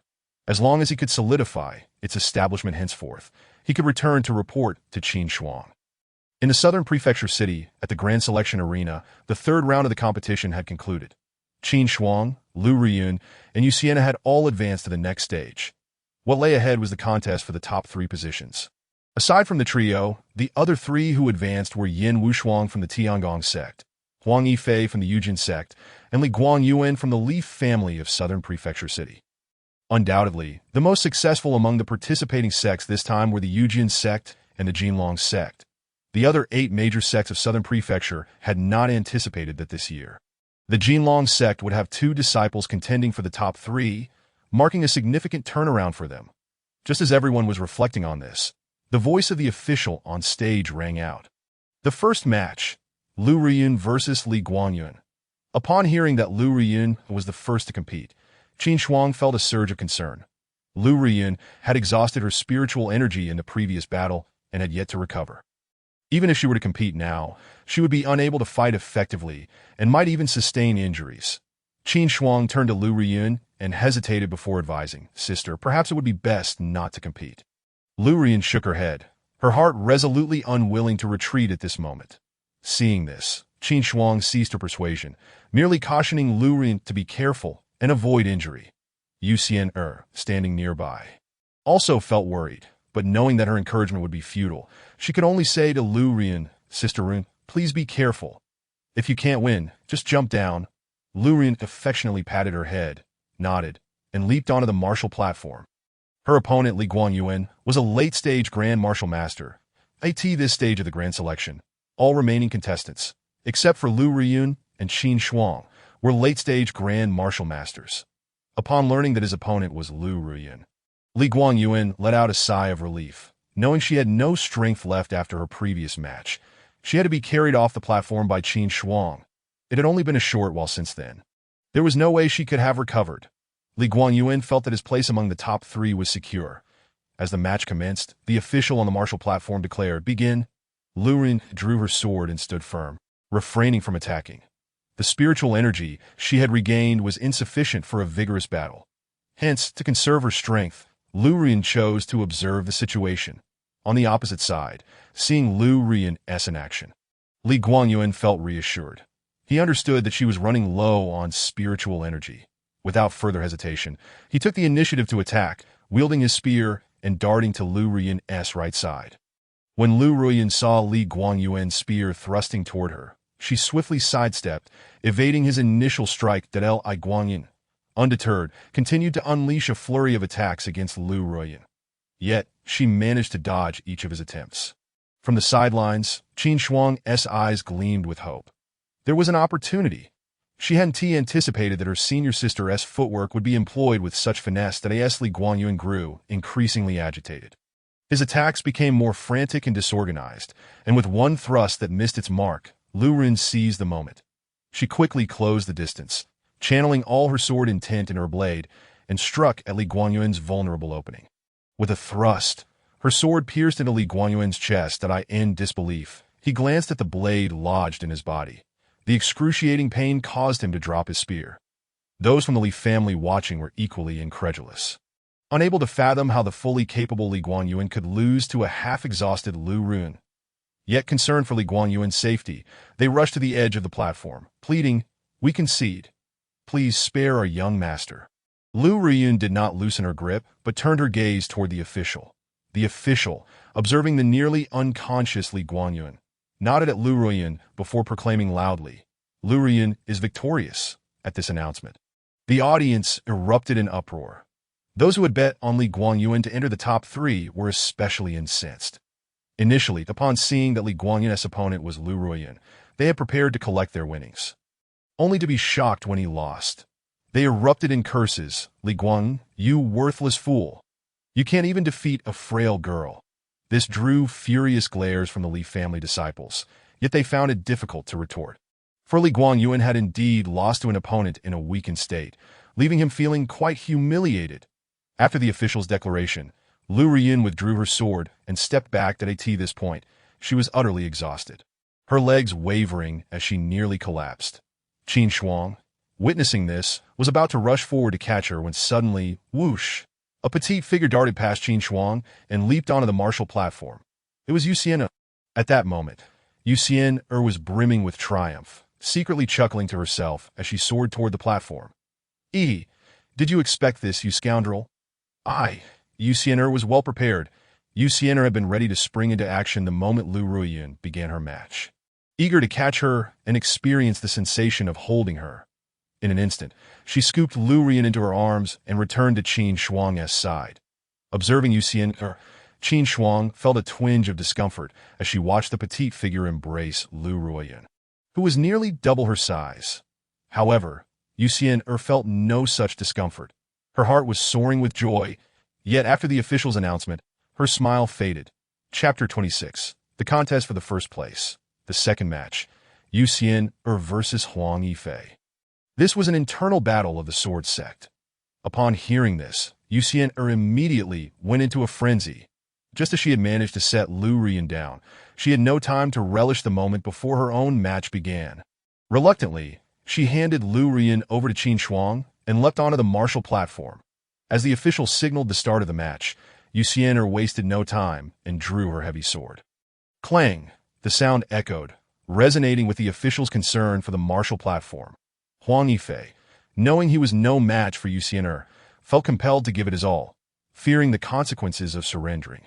However, Yu Xian'er, clearly enraged, did not engage in a prolonged skirmish with Huang Yifei. With a swift strike of her heavy sword, she sent him crashing down from the platform, that Yu Xian'er emerged victorious. She swiftly stowed her heavy sword into her ring and returned to Qin Shuang's side. Watching her exuberant demeanor, Qin Shuang couldn't help but chuckle. Knowing her turn was next, she intended to hand Lu Ruiyun over to Yu Xian'er. However, Lu Ruiyun, gathering her strength, stood up on her own, thwarting Yu Xian'er's intentions, who then had no choice but to support Lu Ruiyun at the edge of the arena. The third match. Qin Shuang versus Yan Wushuang. As Qin Shuang ascended the platform, she unsheathed her sword Dawn. Yan Wushuang wielded a large saber, a spiritual-grade weapon of the upper tier, surpassing Qin Shuang's Dawn by a rank, renowned for their weapon forging. The Tiangong sect was the go-to for most in southern prefectures seeking to craft weapons. Aware that he could not allow Qin Shuang to strike first, Yan Wushuang took the initiative, charging at her with his massive blade. Clang! Yan Wushuang's initial strike was thwarted by Qin Shuang's weapon, breaking Dawn. Undeterred, Yan Wushuang pressed on with his fierce assault. That moment, Qin Shuang's disadvantage in swordsmanship became apparent, confronted by Yan Wushuang's formidable techniques.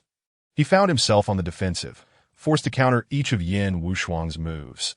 The continuous clashes between Breaking Dawn and Yan Wushuang's massive blade revealed a stark disparity in their respective weapon grades, causing Breaking Dawn to gradually develop chips, which pained Qin Shuang immensely. 5,000 taels of gold.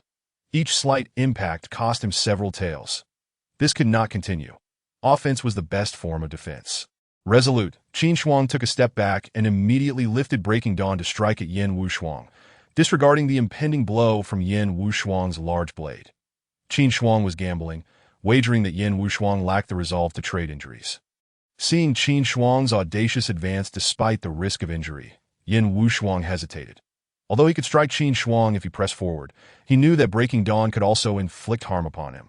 Had he lost his mind? Yan Wushuang silently cursed within. He had no desire to exchange wounds and promptly withdrew, evading Qin Shuang's blade. Clearly, Qin Shuang had won the gamble. With Yan Wushuang retreating, the tide of battle shifted in Qin Shuang's favor. And he couldn't help but smile as he relentlessly swung Breaking Dawn, disregarding technique and relying on brute force to assault Yan Wushuang.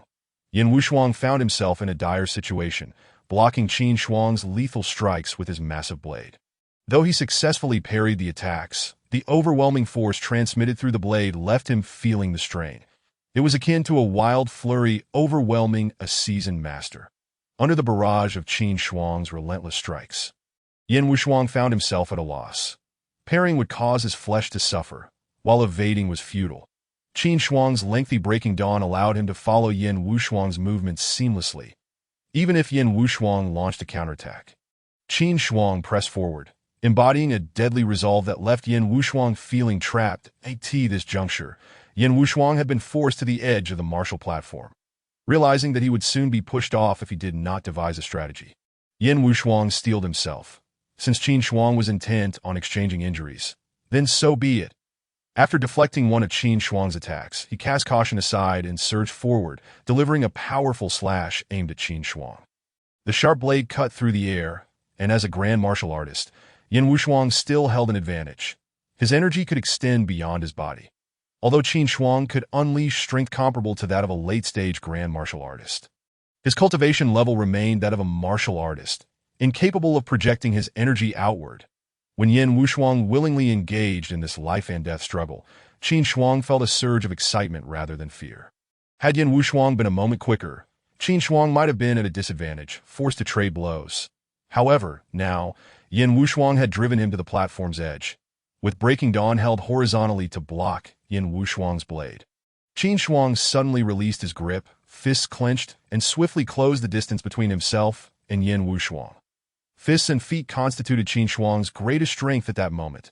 Yin Wushuang, caught off guard by Qin Shuang's abandonment of his weapon, struggled to react as Qin Shuang approached. With both fists charged with the energy of the Manka Sutra and Dojua, Qin Shuang unleashed a powerful strike aimed at Yin Wushuang's chest. Bang! Yin Wushuang was sent flying to the ground, spewing blood. Nearby disciples of the Tianbao sect rushed forward to lift him away. Qin Shuang emerged victorious. Turning to retrieve Breaking Dawn from the stage, Qin Shuang did not exit, but instead gazed at Yu Xiener, who was supporting Lu Ruyin. At that moment, exhilaration surged within Qin Shuang. Defeating Yu Xiener would grant him the system's rewards. Eternal cold jade marrow. A chance to alter his fate lay before him. On the sidelines, Yu Xiener, brimming with fighting spirit, locked eyes with Qin Shuang. That it was evident that Lu Ruyin had lost the strength to continue. Thus, the final battle for first place lay solely between Qin Shuang and Yu Xiener. Subsequently, Lu Ruyin voluntarily declared her withdrawal from the upcoming matches. After confirming Lu Ruyin's intentions, the official returned to the martial platform and announced the final match of this grand selection, Qin Shuang vs. Yu Xiener. Lu Ruyin glanced at Yu Xiener, who was supporting her, and smiled. Go ahead for her. It mattered not whether Qin Shuang or Yu Xiener claimed the top spot. Both held significant places in her heart. Yu Xiener released her grip. Observing that Lu Ruyin could now stand unaided, she nodded in acknowledgement. Ascending the martial platform, Yu Xiener retrieved her heavy sword from her ring. Clang! Another crater formed on the platform. The official, now desensitized to the chaos, maintained a stoic expression and declared, "The match begins." No sooner had the words left his mouth than Yu Xiener charged at Qin Shuang, dragging her heavy sword behind her. Qin Shuang, fully aware of the gravity of the situation, remained vigilant, scrutinizing Yu Xiener's movements, attempting to decipher her intended attack. The Manka Sutra within him surged to its peak, an unending stream of energy enveloping his body. Whoosh! Yu Xiener's heavy sword descended upon Qin Shuang. Qin Shuang, recognizing the threat, did not dare to raise Breaking Dawn for defense. Instead, he swiftly dodged at why Yu Xiener's heavy sword was of royal grade, while his Breaking Dawn was merely of mid-tier spiritual grade. During the previous battle with Yin Wushuang, the disparity in their weapon tiers had already caused Breaking Dawn to suffer multiple chips. Should he collide with Yu Xiener's heavy sword, it would surely shatter. Bang! Yu Xiener's heavy sword struck the martial platform, creating a half-meter deep crater. Qin Shuang's pupils contracted. The force was extraordinary. Observing that Qin Shuang had evaded her attack, Yu Xiener pivoted and swung her sword once more toward him. Unlike ordinary swords, Yu Xiener's heavy sword was brutish and favored a crushing style. Despite its considerable weight, Yu Xiener wielded it with surprising agility, given her petite stature. After Qin Shuang dodged once more, Yu Xiener swung her sword from a distance, launching herself towards him. Qin Shuang watched in disbelief as Yu Xiener soared through the air, his heart racing. What an opportunity! She was in midair, unable to change her attack pattern. This was his chance to counter. Without hesitation, Qin Shuang braced himself, raising Breaking Dawn to meet her. Yes, she flew towards him. Yu Xiener giggled. You fell for it. Startled, Qin Shuang quickly looked up, only to see Yu Xiener suddenly descend, her hands wielding the heavy sword poised for a downward strike. Caught off guard by her ability to alter her attack mid-flight, Qin Shuang reacted without hesitation, positioning Breaking Dawn defensively. Clang! Yu Xiener's heavy sword collided with his weapon, and Qin Shuang felt a tremendous force reverberate through him, causing him to stagger. Crack! Crack! The bones in Qin Shuang's body creaked under the immense pressure. Sensing the strain, he rapidly deflected Yu Xiener's heavy sword and sidestepped. Yu Xiener, undeterred, pursued him once more. The two engaged in a fierce exchange on the platform, trading blows back and forth. and in an instant, they had clashed hundreds of times. Even the rock-solid martial platform began to crumble under the impact.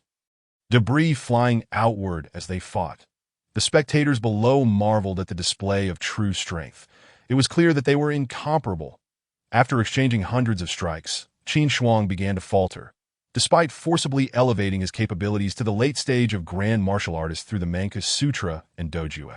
His internal energy reserves remained unchanged. Yu Xiener, hailing from the prestigious Yu family of the Divine Capital, trained in high-grade techniques, possessing a foundation of earth-grade cultivation. Conversely, while Qin Shuang's Mankus Sutra was also of earth-grade, his cultivation was only at the 8th level of martial artist, making his energy consumption inferior in comparison. Realizing that he could not continue to engage Yu Xiener indefinitely, Qin Shuang recognized the risk of defeat if he persisted. He understood that he was at a disadvantage in weaponry. Since the beginning, he had been entangled in a futile struggle with Breaking Dawn, failing to leverage his own skills. Coming to this realization, Qin Shuang promptly cast aside Breaking Dawn, turning to face Yu Xiener with his fists raised, keen to find an opening. Yu Xiener, recognizing Qin Shuang's abandonment of his weapon, understood that the tide was shifting. She knew that while Qin Shuang lacked sword techniques, he had previously managed to restrain her with his blade. Now, despite the shorter reach of his fists, he had become even more formidable. Indeed, as Qin Shuang relinquished his sword, Yu Xiener found herself increasingly challenged. Freed from the burden of Breaking Dawn, Qin Shuang's movements grew more agile, making it difficult for Yu Xiener to land a hit. With the weight lifted, Qin Shuang circled around Yu Xiener, advancing and retreating while evading her attacks, leaving her unable to respond effectively. Gradually, Yu Xiener lost her patience, her heavy sword strikes becoming more erratic as anxiety began to set in. Seizing the opportunity, Qin Shuang leaped forward, capturing Yu Xiener in a hold. Though her hands clutched the heavy sword, she found herself restrained by Qin Shuang from behind, unable to strike him, while he held her firmly in place. Having never been embraced by a man other than her father, Yu Xiener felt a surge of urgency, desperately channeling her protective energy to dislodge Qin Shuang. Yet Qin Shuang would not yield, countering her efforts with the energy of the Mankus Sutra. "Let go!" Yu Xiener exclaimed, her voice laced with indignation. Not a chance. A somber voice emerged from Qin Shuang as she ensconced the petite figure of Yu Xiener within her embrace, lifting her off the ground while Yu Xiener's hands clutched the heavy sword that dangled over the martial platform. With measured steps, Qin Shuang approached the edge of the platform, intent on casting Yu Xiener down. Sensing Qin Shuang's intentions, Yu Xiener began to struggle fiercely, but her diminutive stature rendered her efforts futile. Below, the onlookers watched in astonishment as Yu Xiener writhed in Qin Shuang's grasp, bewildered by the transformation of what was supposed to be a contest for supremacy into a seemingly playful squabble between young lovers. Lu Rian observed the two on the stage with discomfort. How dare Qin Shuang embrace another woman in her presence? Though this was a contest and the desire to win was paramount, such behavior was unacceptable. Once he descended from the stage, she resolved to reprimand him thoroughly. As Qin Shuang reached the edge of the martial platform, she loosened her grip, causing the unanchored Yu Xiener to tumble to the ground. Qin Shuang turned her gaze towards the officiant, who, taken aback by the dramatic conclusion to the finals, momentarily stood in a daze. Upon meeting Qin Shuang's eyes, the officiant quickly regained composure, glanced at Yu Xiener sprawled on the stage, and announced loudly, "Qin Shuang is victorious." This declaration sent ripples of surprise through the crowd. No one had anticipated that Qin Shuang would indeed seize the title of champion, a dark horse in the competition. Meanwhile, Yu Xiener, dazed, scrambled to her feet, neglecting to stow her heavy sword in its ring, and rushed to Lu Rian, throwing herself into her embrace, sobbing, "Oh, sister, that scoundrel bullied me." Lu Rian hastily patted the little girl's back in a comforting gesture. Yu Xiener, a treasured daughter from the Yu family, had always been the one to impose her will on others, reigning as a little tyrant even in the Yu sword sect. Now, having lost to Qin Shuang, she felt utterly humiliated. It would not be long before the news reached her father. After all, she had boasted to him that if she were allowed to come to Nanjun, she would certainly return with the title of champion. Now that she had failed to achieve that, how could she face her father? As Yu Xiener sought solace in Lu Rian's arms, a notification chimed in Qin Shuang's mind. Ding! Congratulations to the host for completing the system mission, attaining the title of champion. Reward granted. Millennium Cold Jade Essence. Would the host like to retrieve it? Qin Shuang's heart soared with joy. She had finally obtained the Millennium Cold Jade Essence, a hard-won prize. However, being in the competition arena made it inconvenient to claim it just yet. I will not retrieve it for now, she responded hastily. Ding. The reward has been stored in the system space and can be claimed at any time. Chapter 28. The Jealous Lu Ruyan Haha. CF Feng descended onto the martial platform, laughter echoing in the air. This year's competition has concluded splendidly, with the title of champion going to Qin Shuang of the Golden Dragon Sect. I shall report the results and the selected candidates to the court upon my return. With that, CF Feng produced 10 tokens from his sleeve and flung them toward the 10 disciples who ranked in the top positions. These are exempt tokens for next year's Divine Capital Tournament. Be sure to keep them safe. Qin Shuang and the others accepted the tokens, exclaiming, "Thank you, Lord Xie." CF Feng nodded at the group, recognizing them as the top seed contestants representing Nanjun in the Divine Capital Tournament. In a sense, their performance would reflect CF Feng's achievements in the region, even if he were to be reassigned. Recently, due to the emergence of a force called the Dark Palace within his jurisdiction, he faced potential reprimands from higher authorities. This tournament's outcome could be pivotal for his future. Remember, you must arrive punctually for next year's Divine Capital Tournament. 3 days from now, the county will arrange for a flying vessel to set sail for the Divine Capital. And the top 100 contestants can board for free. Of course, if any of you prefer to travel independently, that is also acceptable. After delivering his message, CF Feng flew back to the county office, needing to draft a report before the day concluded. The Divine Court had made thorough arrangements for the tournament, even organizing transportation to the Divine Capital, given the perilous journey of 100,000 miles filled with numerous dangers. It was considerate of the court to provide flying vessels after the tournament. Yet, Qin Shuang had no intention of boarding the vessel 3 days hence. It was too early to go to the Divine Capital. As the tournament would not commence until February of the following year, he preferred to journey on foot, seizing the opportunity for personal growth along the way. Well done, my boy. I never expected you to claim the champion's title. This truly brings honor to our Golden Dragon sect, Chun Guanji exclaimed, landing beside Qin Shuang after CF Feng departed, clapping him on the shoulder. The enthusiastic pat from Chun Guanji left Qin Shuang's shoulder aching, prompting a grin to spread across his face that he and Qin Guanji returned to Lu Ruyan's side, where Yu Xiener had already released her hold on Lu Ruyan. Now, standing beside her with hands on her hips, she glared angrily at Qin Shuang, feeling a twinge of embarrassment under her fierce gaze, considering he had indeed won through some trickery. Qin Shuang approached the little girl, attempting to appease her, Yu Xiener.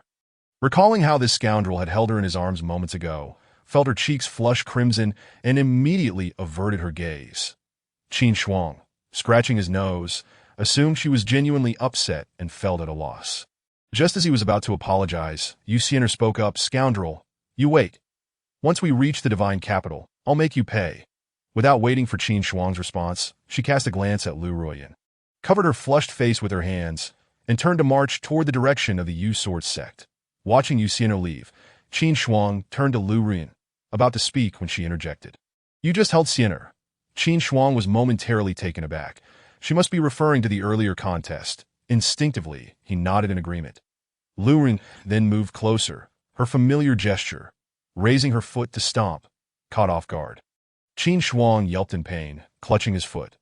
Chun Guanji, witnessing the scene, couldn't help but wince. Qin Shuang inwardly chuckled at his senior sister's possessiveness. Afterward, he and Lu Ruyan, along with Chun Guanji, returned to Xiaomon Tower to collect their belongings. Once they had gathered their things, they made their way to the gambling house owned by the chubby Qiankai. Upon entering, they found Qiankai seated at the head of the establishment, knowing that they would likely come to collect their winnings before returning to their sect. He had arrived early to await their arrival. As Qiankai greeted them, he clasped his hands in congratulations. "Congratulations, Qin brother, on winning the tournament.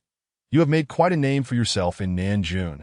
Qin Shuang smiled and waved his hand dismissively. "No need for such formalities. Just call me by my name." Qiankai nodded in agreement. "In that case, you may call me by my name as well." With Qiansai's assistance, the manager of the gambling house quickly handed over 7,000 taels of gold to Lu Ruyan. "Are you planning to take the flying vessel to the Divine Capital in 3 days?" "Brother Qin?" Qiankai inquired. "No. I plan to stay in the sect for a few days before embarking on my own journey to the divine capital, Qin Shuang replied. Qin Kai expressed his regret. I had hoped that if you weren't taking the county's vessel, I could accompany you in a cargo vessel bound for the divine capital in a month. Thank you for your kindness, but I've made up my mind to travel alone for the sake of personal growth, Qin Shuang said with a smile. Unbeknownst to them, a nearby gambler had perked up his ears upon overhearing their conversation. That in that case, I shall also travel alone to the divine capital, Brother Qin. Once you arrive, you may find me at the Yulai Inn. It is our family's establishment. Really? The revelation stunned them. Qin Cai's family had property in the divine capital. Your family owns property there. Qin Kai nodded. Indeed, my father acquired it several years ago. After a few more casual exchanges, Qin Shuang and Lu Ren bid farewell to Qin Kai. Once they departed, the gambler exited the gambling house and hurried towards the Lin family. On the road out of the city, Lu Ren could no longer contain herself and asked Qin Shuang, "Are you truly planning to go to the divine capital alone?" Qin Shuang nodded in affirmation. Lu Ren's expression turned serious, her icy demeanor hardening. That is unacceptable. Nanjun lies 100,000 miles from the divine capital, fraught with perilous mountains and countless beasts that it would be dangerous for you to travel alone. In a few days, my aunt will come to escort me. We will go together. Seeing her concern for his safety, Qin Shuang patiently reassured her. Do not worry. The sect will send someone to accompany me. How could I truly venture to the divine capital alone? I merely wish to experience the journey as a means of training myself. Lu Ren felt a sense of relief upon hearing this. Subsequently, the two of them arrived at the city gate of Nanjun, where Chen Guanji had long been waiting. After a night had passed, under Chen Guanji's command of the flying vessel, everyone returned to the gate of the Jinlong sect. At this moment, a group of elders had already received the news and were waiting at the mountain gate. Qin Shuang's master, Li Xiaoran, stood proudly before these elders that he had never anticipated that his disciple, who merely half a month ago had been worried about being expelled from the sect, would now achieve the top position in the Divine Dynasty's grand selection, an honor that had eluded the Jinlong sect for a century. When he learned last night that Chen Guanji had conveyed this information, he was initially taken aback, but upon further reflection, he realized that the sect leader could not possibly relay false news back to the sect. Therefore, his disciple had indeed secured the top spot in the selection. Boom. The flying vessel docked at the mountain gate. Whoosh! In the blink of an eye, Qin Shuang and the others were transported to the square before the mountain gate. Upon seeing Li Xiaoran standing before the group of elders, Qin Shuang stepped forward and respectfully greeted, "Greetings, master." Lu Ren, feeling somewhat anxious, followed Qin Shuang and bowed as well. That Li Xiaoran stroked his beard with satisfaction as he gazed at Qin Shuang, intending to commend him, when he suddenly noticed Lu Ren also bowing to him. He was momentarily taken aback. Why was a direct disciple of the sect bowing to me? Li Xiaoran glanced back and forth between Qin Shuang and Lu Ren. And then it dawned on him. His own disciple had actually won over the sect's cherished disciple.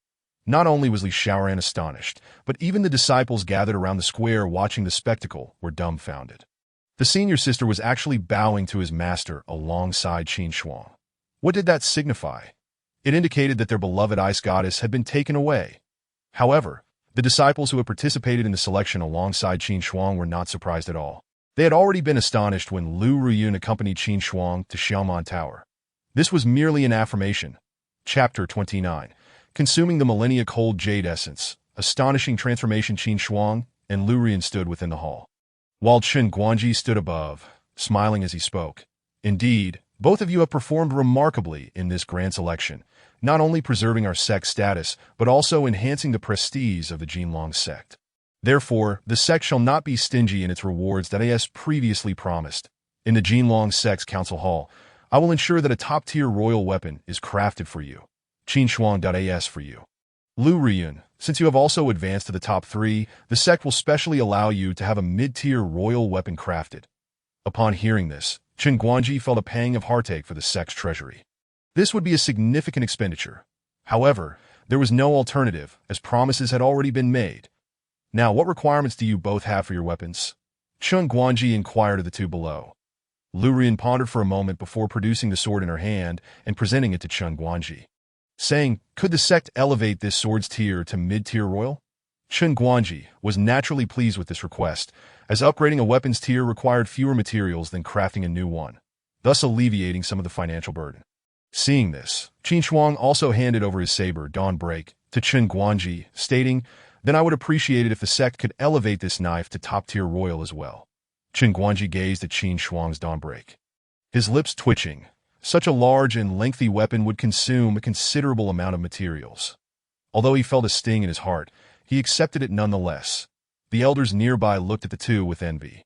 They had painstakingly crafted their own weapons, while Qin Shuang and Lu Ren merely returned from the selection, and the sect would handle everything for them. Very well, within half a month at most. Your weapons will be delivered to you.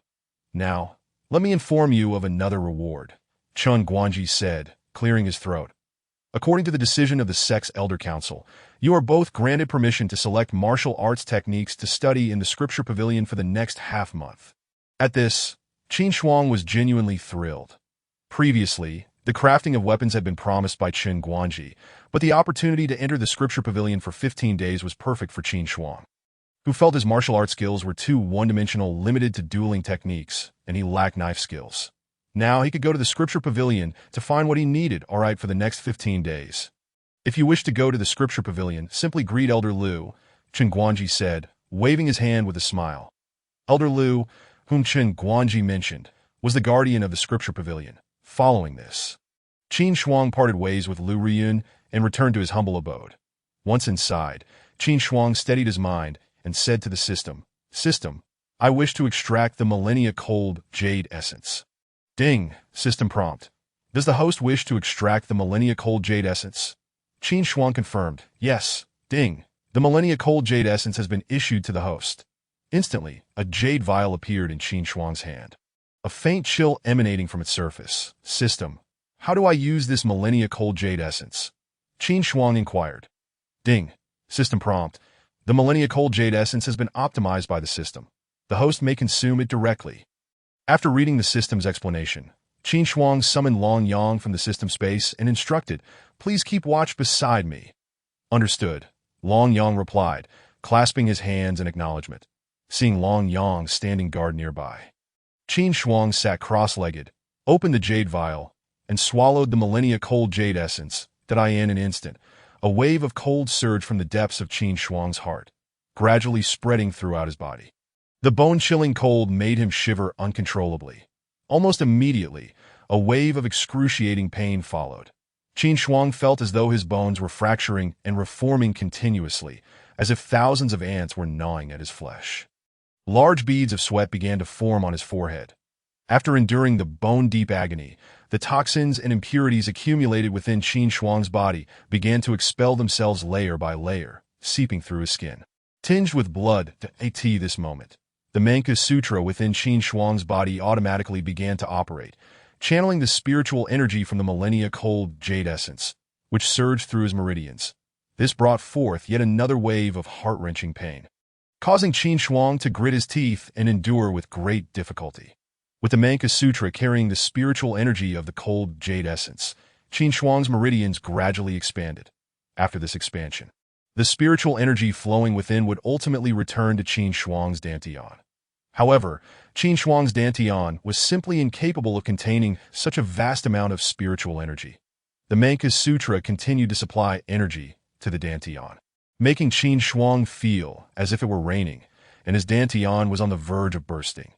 Yet, the Cold Jade Essence provided a force that enveloped Qin Shuang's Dantian, preventing it from exploding. As the waves of spiritual energy surged, Qin Shuang's Dantian gradually expanded as well. Throughout this process, the pain he experienced was excruciating. Were it not for an unyielding will to persevere, Qin Shuang would have likely succumbed to unconsciousness from the agony. As the ancients said, without experiencing the bitter cold to the bone, how can one obtain the fragrant plum blossom? This wisdom applied aptly to Qin Shuang's current situation. After enduring a day of pain, Qin Shuang finally welcomed a complete transformation. He opened his eyes, and a surge of vital energy erupted around him, forming a protective aura. Qin Shuang had broken through to the great martial master realm. And not merely to the early stage, but to the mid-stage. In addition to the elevation in rank, both his talent and foundation had ascended to the pinnacle. not just in comparison to the disciples of the Jinlong sect, but among the youth of the entire divine dynasty. Tio put it simply, if the meridians of an ordinary martial artist were likened to a small river, then Qin Shuang's meridians were akin to the Yangtze River. If the dantian of an ordinary martial artist resembled a ping-pong ball, then Qin Shuang's dantian was comparable to a basketball. The capacity of the meridians and dantian within Qin Shuang's body, including the reserve of spiritual energy, was several times, even dozens of times greater than that of his peers. Now, even without utilizing dueling techniques, Qin Shuang could challenge opponents of higher tiers, albeit not as exaggeratedly as when he did employ dueling techniques. As Qin Shuang caught a whiff of the foul odor emanating from his body, he instinctively pinched his nose, realizing it was time for a cleansing. The millennia-cold jade essence truly lived up to its reputation as a heavenly treasure nurtured by nature over millennia. Its effects were remarkably potent. Glancing at the sky, he noted it was morning. Qin Shuang hurriedly took a bath and set off for the scripture pavilion. "Old man, we meet again." Qin Shuang greeted the guardian of the scripture pavilion upon his arrival. "Ah, it's you, here to look for martial arts techniques, I presume." Elder Lu yawned, casting a glance at Qin Shuang before his eyes widened in astonishment. He stepped forward, grasping Qin Shuang's shoulders, and exclaimed, "You've broken through to the great martial master?" "No, wait, it's the mid-stage of the great martial master." Seeing Elder Lu's astonished expression, Qin Shuang felt a swell of pride, though he fabricated a reason, saying, "It was an opportunity one obtained in the sacred realm. I didn't have enough foundation to utilize it before, but now that the selection is over, I was able to use it yesterday, and today I broke through to the great martial master." "An opportunity from the sacred realm?" Elder Lu expressed some confusion, but did not delve into it further. Regardless, Qin Shuang was a disciple of the Jinlong sect, and his strength would bolster the sect. Qin Shuang's enhancement was beneficial for the Jinlong sect, ensuring he would perform exceptionally well in next year's Divine Capital Grand Selection. Well then, if you wish to view the martial arts techniques, feel free to head upstairs. Coincidentally, that little girl Ruyun is also up there. Chapter 30, Lu Ruyun's aunt. The senior sister is also up there. Upon hearing this, Qin Shuang's eyes lit up. After bowing to Elder Lu, he immediately made his way upstairs. Elder Lu watched Qin Shuang's retreating figure, shaking his head with a smirk that, the youth these days. As the day progressed, news of the events between Qin Shuang and Lu Ruyun spread throughout the Jinlong sect, reaching even Lu, who was not one to gossip. Qin Shuang ascended from the 2nd to the 9th floor of the scripture pavilion, finally spotting Lu Ruyun's figure. With a smile, Qin Shuang approached, saying, "Senior sister, good morning." Upon hearing a familiar voice, Lu Ruyun turned her head and smiled at Qin Shuang, greeting her with a cheerful good morning. Qin Shuang, filled with affection, stepped forward and embraced Lu Ruyun, exclaiming, "Senior sister, I have missed you." Lu Ruyun, slightly blushing from the embrace, replied with a chilly tone, "It has only been a day, senior sister. You cannot fathom the depth of my longing. A single day apart feels like 3 autumns. To me, it has been 3 years since I last saw you, so of course I have missed you." Qin Shuang held Lu Ruyun close, inhaling the fragrant scent of her hair, that moment. Lu Lao, who was quietly observing from the 1st floor of the scripture pavilion, retracted his spiritual awareness with a shiver, muttering, "Goodness, this lad is unbearably sweet." Meanwhile, Lu Ruyun, overwhelmed by Qin Shuang's affectionate words, felt her cheeks flush with embarrassment. Flustered, she pushed Qin Shuang away and retreated to the side, her icy voice reaching Qin Shuang's ears. "Focus on your training." Watching Lu Ruyun's flustered demeanor, Qin Shuang chuckled and ceased her teasing, turning her attention to the martial arts manuals. Thus, Qin Shuang alternated between playfully teasing Lu Ruyun and diligently studying suitable techniques within the scripture pavilion. Half a month later, Qin Shuang and Lu Ruyun were practicing together on the back mountain. Over this period, Qin Shuang had ascended to the peak of the mid-stage of a grand martial master, on the verge of breaking through to the late stage. Lu Ruyun had also made significant progress. She had reached the late stage of a Grand Martial Master, and after a few days of intense training following her breakthrough to the mid-stage, had attained the peak of the Grand Martial Master just a day ago during her spar with Qin Shuang. Their current practice served the dual purpose of familiarizing themselves with their newly acquired techniques, while aiding Qin Shuang in seeking a breakthrough opportunity. Qin Shuang executed the newly learned Dragon's Glide, swiftly closing the distance to Lu Ruyun. Unfazed, Lu Riyun responded with a flurry of powerful palm strikes, creating gusts of wind as she aimed at Qin Shuang. Qin Shuang countered with the 8 Desolations fist. And after several hundred exchanges, she suddenly exclaimed, "Senior sister, I can feel it."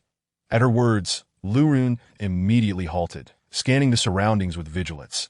Qin Shuang remained still, sensing the surging spiritual energy within her body. Suddenly, a powerful surge erupted from her, dispersing energy in all directions. A dull thud resonated as Qin Shuang broke through to the late stage of the Grand Martial Master. That moment, her cultivation finally caught up with the younger generation of Nanjun, a testament to the benefits of her innate talent. With her eyes wide open, Qin Shuang rushed to Lu Riyun and embraced her tightly, exclaiming, "Senior sister, I have broken through." Lu Riyun's face turned slightly crimson as she softly acknowledged. Despite their relationship having developed over the past half-month, it remained at the level of innocent embraces and hand-holding, with their interactions being heartfelt yet respectful. Qin Shuang, unhurried, desired to let their relationship evolve naturally over time. Just as they were lost in their affection, a middle-aged woman approached the gates of Jinlong's sect. Aware of a powerful presence nearing the sect, Chen Guanji had long been waiting at the gate.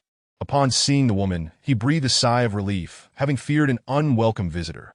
"Miss Lu has arrived. Please follow me into the sect for a discussion." The woman was none other than Lu Riyun's aunt. Lu Bingbing. "Very well," Lu Bingbing replied, casting a cold glance at Chen Guanji. True to her name, she emanated an aura of icy demeanor. Chen Guanji shivered inwardly, but led Lu Bingbing toward the discussion hall. Upon entering the hall, he instructed a disciple on duty, "Go fetch your senior sister and junior brother Qin Shuang." With the weapons they had crafted now ready, it was the perfect opportunity to present them. "Yes," the disciple bowed and swiftly exited the chilly hall.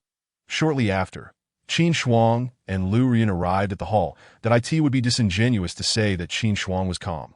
After the disciple briefed them on the situation, Lu Riyun instantly recognized that her aunt had arrived and shared the news with Qin Shuang. Naturally, Qin Shuang felt a surge of nervousness, not expecting to meet Lu Riyun's family so soon. Albeit her aunt, grasping Lu Riyun's hand, Qin Shuang led her into the hall. As they entered, their presence drew the attention of both Chen Guanji and Lu Bingbing. Lu Bingbing's gaze immediately fixated on their clasped hands before scrutinizing Qin Shuang. Late-stage Grand Martial Master.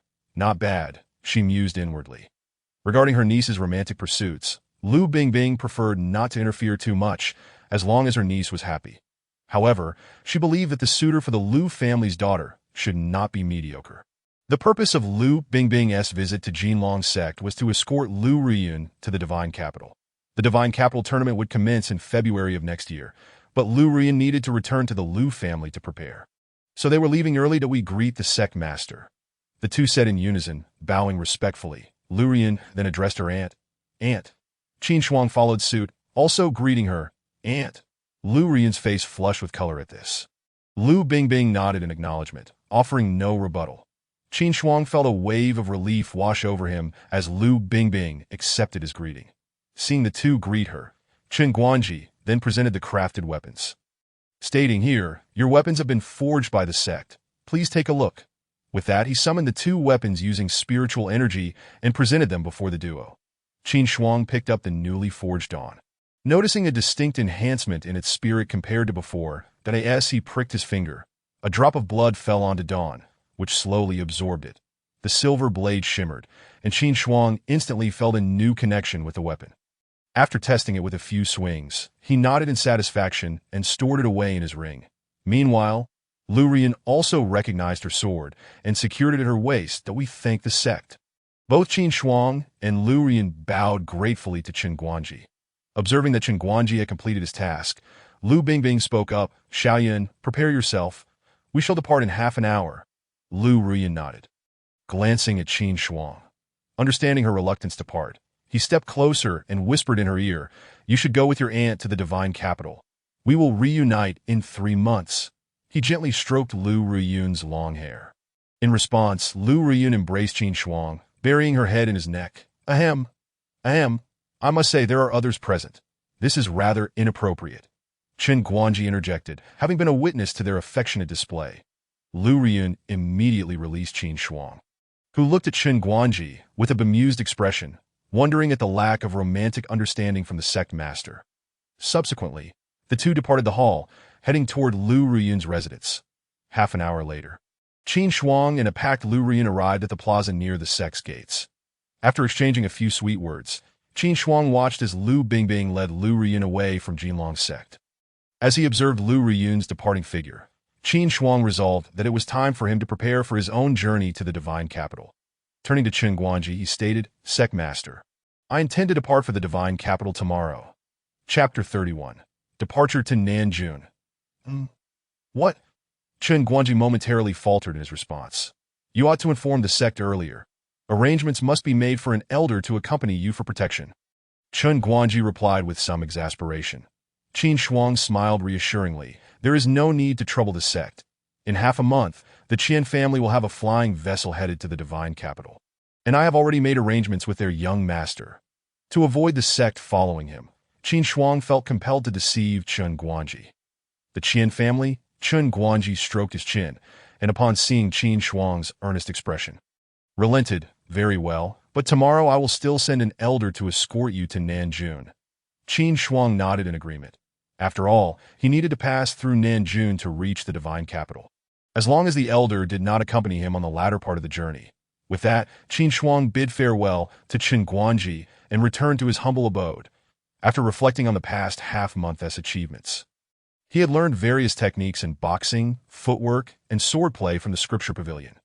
Now, he needed to hone his skills further and gain practical experience, as the competition on the martial stage was vastly different from mere theoretical knowledge.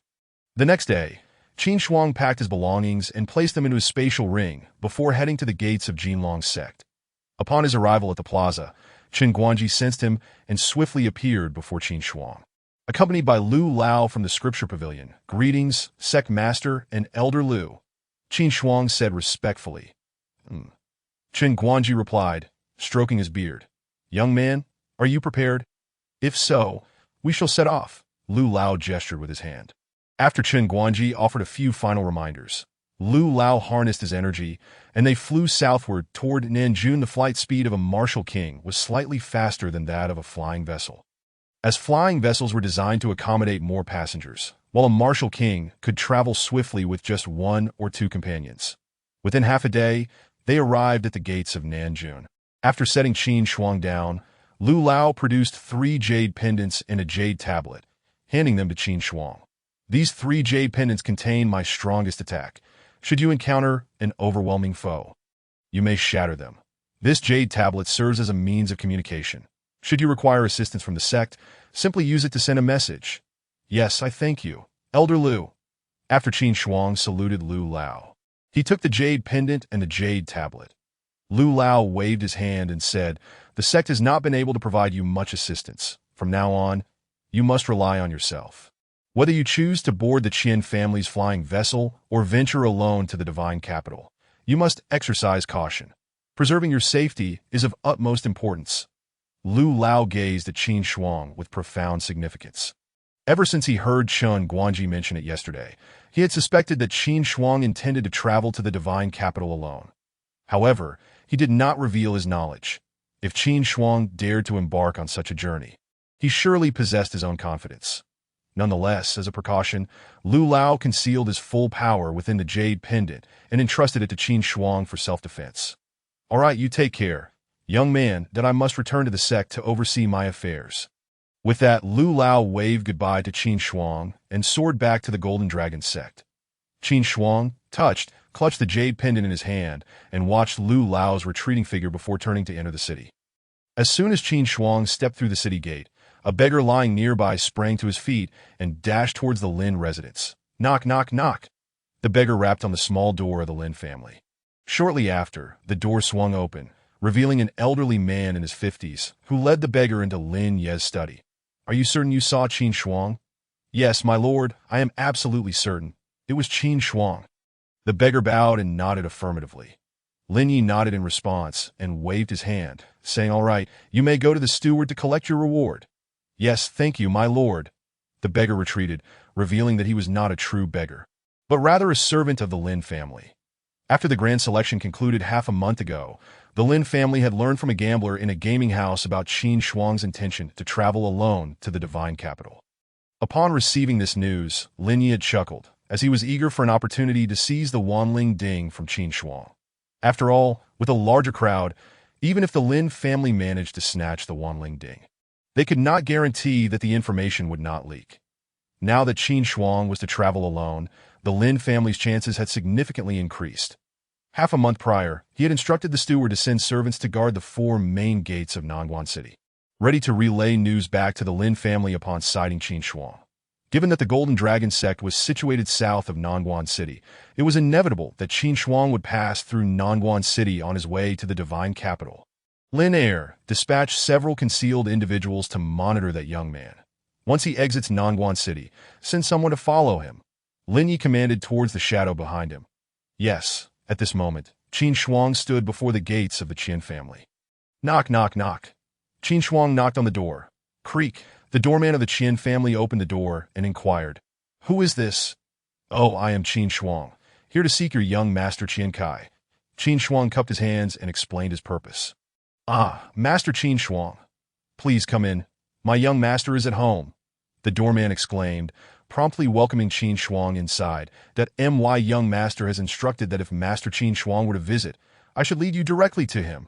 Before long, Qin Shuang found himself in the courtyard, where Qian Kai was practicing martial arts. Upon seeing Qin Shuang approach, Qian Kai was somewhat surprised and greeted him with a smile. "Brother Qin, what brings you here? Please take a seat." As soon as he sat down, Qin Shuang got straight to the point, saying, "I came to inquire about the route to the divine capital and to ask if you could accompany me to purchase a reliable map."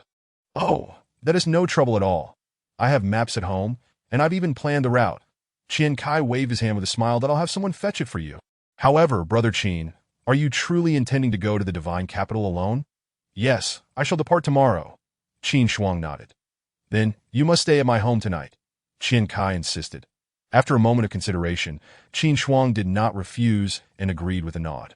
At that moment, an elderly man approached and bowed to both of them, saying, "Young masters, the master requests your presence in the study. My father wishes to see us." Qian Kai turned to Qin Shuang. Qin Shuang smiled and responded, "Perfect. I have yet to pay my respects to uncle." With that, the two followed the elder to the outside of Qian Xing's study. Pushing the door open, Qin Shuang saw a man with sword-like eyebrows seated in the study. Engrossed in a book, Qian Kai bowed, saying, "Father." Qin Shuang also stepped forward and performed a bow, stating, "Qin Shuang pays his respects to Uncle Qian." Qian Xing nodded, then turned his gaze to Qin Shuang, remarking, "Indeed, a remarkable young man. Master Qin, please just call me Qin Shuang, uncle." Qin Shuang replied that, "I saw you at the competition half a month ago. At that time, you were at the 8th level of Martial Master." Qian Xing noted, pausing for a moment before expressing his astonishment. "I did not expect that in just half a month, Master Qin has advanced to the late stage of Martial Master." "What? Qin Shuang, you've reached the late stage of Martial Master," Qian Kai exclaimed in shock, realizing only now that Qin Shuang had indeed achieved such a level. Understanding that his cultivation could not be concealed from someone like Qian Sheng, Qin Shuang nodded to Qian Kai and explained, "Fortunately, I was able to break through with the sex assistants." The conversation continued for a while, and upon learning of Qin Shuang's intention to travel alone to the divine capital, Qian Sheng was again taken aback. This young man possesses courage and determination. His future is boundless. Qian Sheng felt a growing inclination to befriend Qin Shuang. Chapter 32. Black Mountain Valley. The following day, Qin Shuang and Qian Kai arrived at the northern city gate of Nangguan City. "Brother Qian, please stay." Qin Shuang turned to Qian Kai, who had come to see him off. "I shan't see you off further. Wishing you a smooth journey." Qian Kai replied, "Thank you for your kind words." Qin Shuang smiled and waved to Qian Kai as he set off in the direction of the divine capital. As Qin Shuang hastily departed the northern city gate, two figures concealed nearby split apart.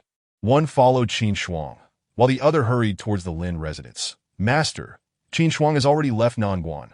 Lin Air appeared in Lin Ye's study, reporting to him as he practiced calligraphy. Upon hearing this, a glimmer flashed in Lin Ye's eyes, and he paused with his brush, immediately asking, "Did you send someone to follow him?" "Yes, Lin Si is already trailing behind him."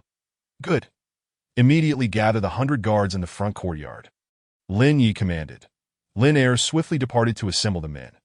After Lin Er left, Lin Yi gazed at the map of the Divine Dynasty, focusing on the location of Nangguan before shifting his gaze to a remote area marked as Black Mountain Valley.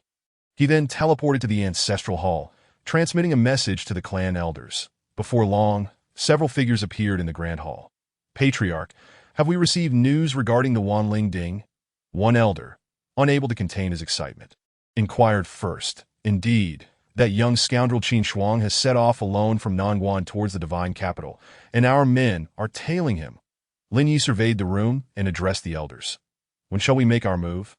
One elder asked that I have already instructed the 100 guards to await in the front courtyard. The current question is, who shall lead them?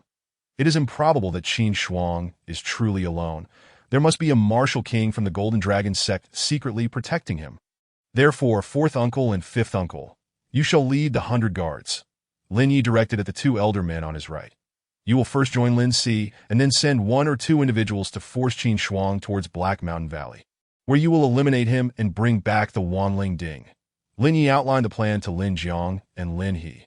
Subsequently, Lin Jiang and Lin He, both martial kings, took the 100 guards and set out from the Lin residence to rendezvous with Lin Si, who was following Qin Shuang.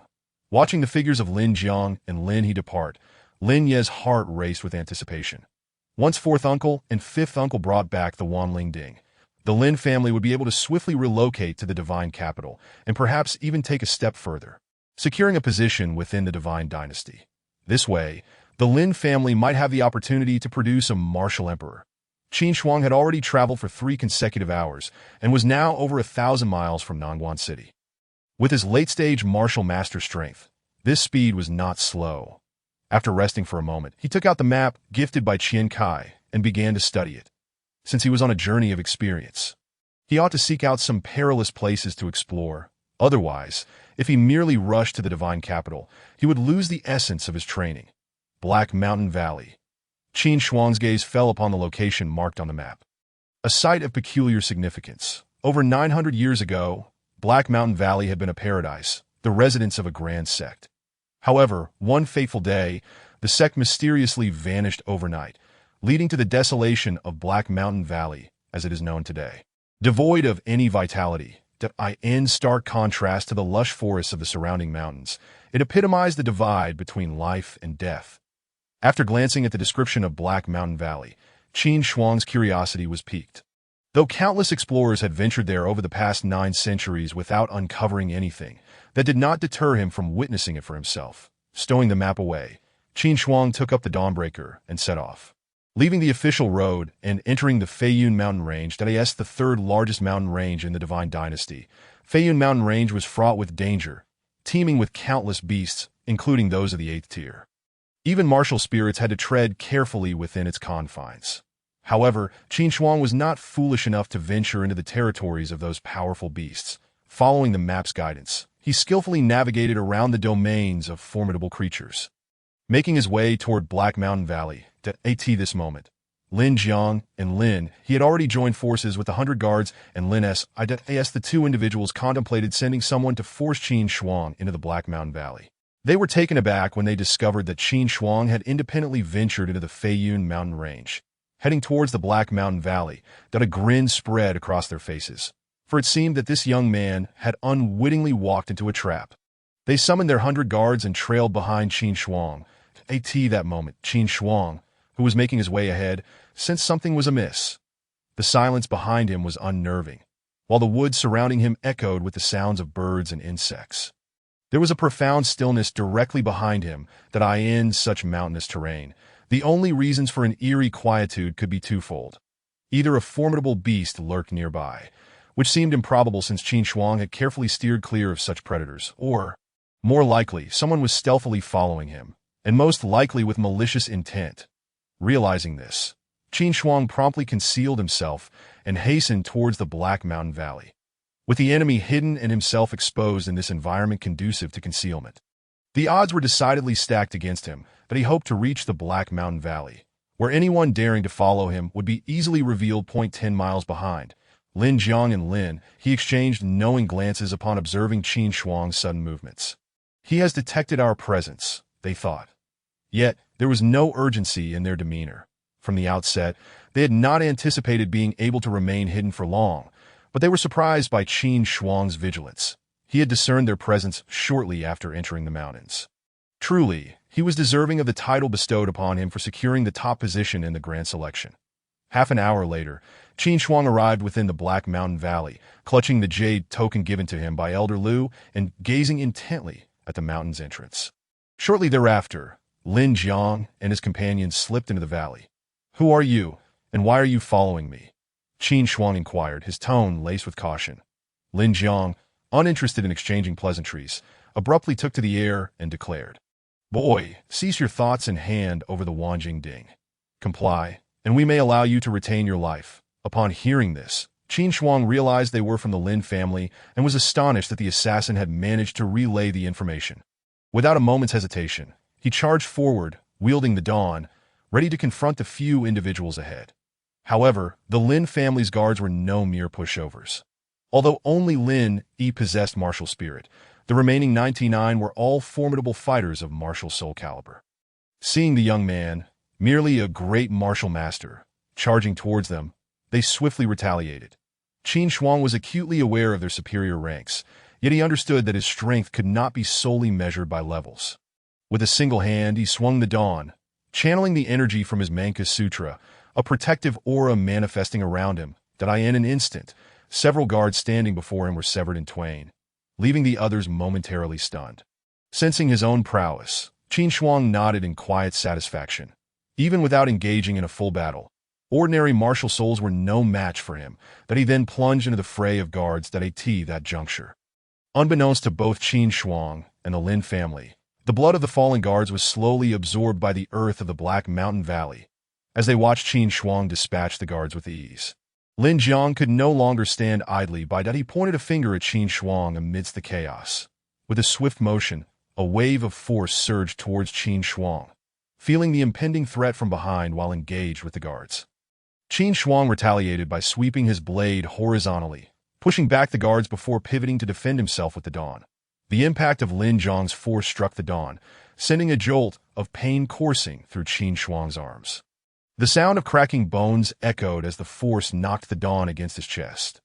Qin Shuang spat blood and was propelled 20 meters away. He wiped the blood from his lips with trembling hands. Gazing up at Lin Jiang and Lin He, the disparity in strength was indeed overwhelming. Had Lin Jiang not held back earlier, he would be in a far worse predicament now. With a wave of his hand, Qin Shuang summoned Long Yang. "Eliminate those two above," he commanded, pointing towards Lin Jiang and Lin He. "Understood." Long Yang responded with a bow before launching himself upwards, realizing the emergence of Long Yang, the protector of Qin Shuang. Lin Jiang and Lin He immediately braced themselves as Long Yang ascended. He extended his hands towards Lin Jiang and Lin He, unleashing a powerful force that collided with their protective energies, creating a tempest that stirred up clouds of dust. The clash erupted into a fierce battle between Long Yang and the two Lin family members. Observing that Long Yang had engaged the adversaries above, Qin Shuang seized the opportunity to suppress his injuries and unleashed his full combat potential as he charged at the remaining guards. "Fear not this boy. He has already sustained injuries from the clan leader," Lin Er shouted amidst the fray. Upon hearing Lin Er's words, the remaining guards felt a surge of confidence. Indeed, this young man was wounded. How could he still pose a threat to them? Motivated by this newfound bravado, they brandished their weapons and advanced towards Qin Shuang. With the dawn in hand, Qin Shuang closed in on the guards, tightening his grip on the weapon before executing a sweeping motion that cleaved through the advancing guards. However, the exertion took its toll as the strain of using his spiritual energy began to overwhelm his injuries. "I cannot afford to linger any longer," Qin Shuang resolved, immediately employing the Zhanlong Dao Fa and the Yulong Bu, both newly acquired techniques from the Jinlong Sect's library, classified as high-tier skills, when executed simultaneously.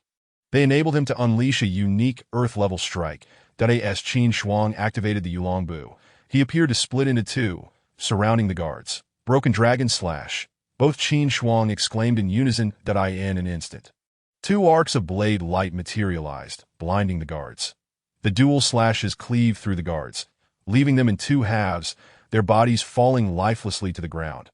Upon completing the technique, Qin Shuang collapsed to one knee, his injuries flaring up uncontrollably.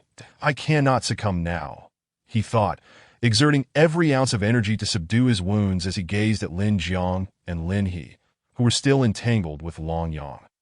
Lin Jiang, preoccupied with battling Long Yang, caught sight of Qin Shuang's devastating onslaught on the guards, igniting both shock and fury within him that he longed to descend and obliterate Qin Shuang. Yet, Long Yang would not grant him such satisfaction. As a peak Martial King, he could effortlessly manage to hold off two Martial King early-stage opponents, allowing him to dominate the battlefield. Despite Lin Jiang's rage, he found himself unable to strike at Qin Shuang. The real issue lay with him and Lin He that if they continued to delay, they would inevitably fall to Long Yang's might. Observing the struggle above, Qin Shuang retrieved the jade token given to him by Elder Lu and crushed it. Instantaneously, an aura rivaling Long Yang surged forth, and a sword silhouette appeared above Qin Shuang's head. He pointed towards Lin Jiang, and with a swift motion, the ominous sword shadow shot towards him, caught off guard by Long Yang's distractions. Lin Jiang was unable to evade in time.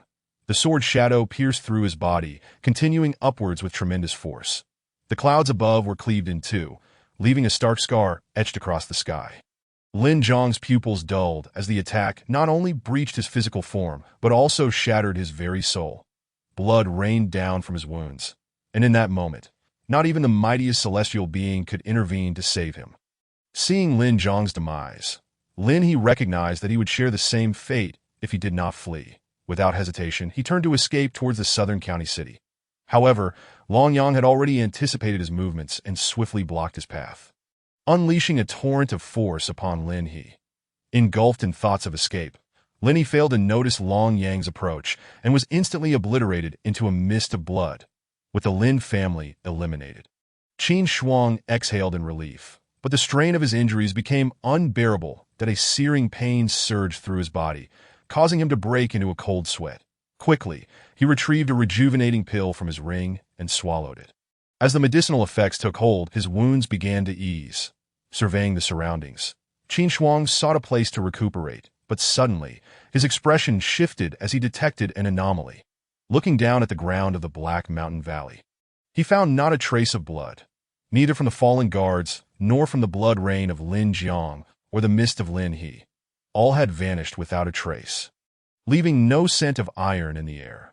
When he carelessly flicked the blood from his mouth onto the ground, he was startled to see it absorbed as well. Just then, a blood-lit formation ignited beneath his feet. Long Yang, noticing the formation, swiftly returned to Qin Shuang's side, intent on carrying him away. Yet, it was too late as Long Yang reached Qin Shuang. A towering pillar of bloodlight erupted from the formation, and in an instant, both Qin Shuang and Long Yang vanished from sight. The colossal blood-red beam sent ripples throughout the southern county, prompting Xie Feng to soar into the sky, gazing in the direction of the Black Mountain Valley. He felt an overwhelming sense of helplessness as a multitude of troubles emerged just as he was about to be reassigned. Xie Feng promptly dispatched a law enforcement team to ascertain the situation. At this moment, in the Lin residence of Nanjun City, Lin Yi was waiting in the study for Lin Jiang and the others to return. Suddenly, the commotion of the servants outside reached his ears, disrupting Lin Ye's concentration. Rising from his seat, he prepared to admonish the servants, only to be struck by the sight of a beam of light on the horizon. Was that not the direction of Heishan Valley? Lin Ye's expression changed dramatically. Could it be that his fourth uncle and the others had encountered some misfortune? Meanwhile, the other 9 major sects and various family factions in Nanjun also observed the light emanating from the north and hastily sent out their own scouts. The Tianbao sect, located 1,000 miles from Heishan Valley, was the first to respond. After all, such an extraordinary phenomenon occurring at their doorstep could not go unnoticed. Within moments of the Crimson Beam's appearance, Tianbao sect dispatched an elder to investigate. Upon arriving at Heishan Valley, the elder discovered that the light was generated by a formation, and judging by the operation of the formation, it appeared to be a teleportation array leading to a secret realm. Chapter 34. The Mysterious Secret Realm. Qin Shuang felt a sudden darkness envelop him. After a dizzying spin, light burst forth, revealing a strange forest. Steadying himself, Qin Shuang quickly surveyed his surroundings and spotted Long Yang not far away. Was this the secret realm, Drawing from his previous experience, Qin Shuang realized that the array in Heishan Valley was indeed a teleportation mechanism that had transported him and Long Yang to this secret realm. The activation condition of the array likely involved blood. The thought sent a shiver down Qin Shuang's spine. An array that required blood to activate was surely not simple. Cough, cough. Qin Shuang began to cough. Deciding to set aside thoughts of the secret realm as he sensed his internal injuries worsening, that he knew the most pressing matter was to find a place to recover that moment. A voice from the system echoed in his mind. Ding, detection indicates the host is in an unknown secret realm. System task issued. Locate the relic of the secret realm. Task reward. 1 character draw. After glancing at the system task, Qin Shuang temporarily set it aside. His primary concern was to heal his injuries. The system's task could wait until he was well again. Subsequently, he led Long Yang in a direction where the trees were sparse, all the while suppressing his injuries and scanning the area for a suitable place to recuperate. Suddenly, after walking for a distance, they discovered a canyon ahead. Qin Shuang's heart leapt with joy, and he and Long Yang made their way over. After a thorough examination, Qin Shuang directed Long Yang to dig a cave in the hillside where he could enter and meditate to heal. Just as Qin Shuang was about to ask Long Yang to guard him, Long Yang suddenly furrowed his brow and said to Qin Shuang, "Master, I sense a suppression within this secret realm, and I have an ominous premonition that I feel I can only remain here for a maximum of 2 hours." Upon hearing this, Qin Shuang also sensed the ominous feeling Long Yang described. The array, activated by blood, had always given him an uncanny feeling. Thus, he reluctantly stored Long Yang in the system space. Unbeknownst to Qin Shuang, as he did so, a wisp of black mist flickered around Long Yang's previously standing figure. Without Long Yang's protection, Qin Shuang entered the newly dug cave to heal, outside the secret realm's teleportation array. Over 100 disciples of the Tianbao sect and 3 elders stood before the formation.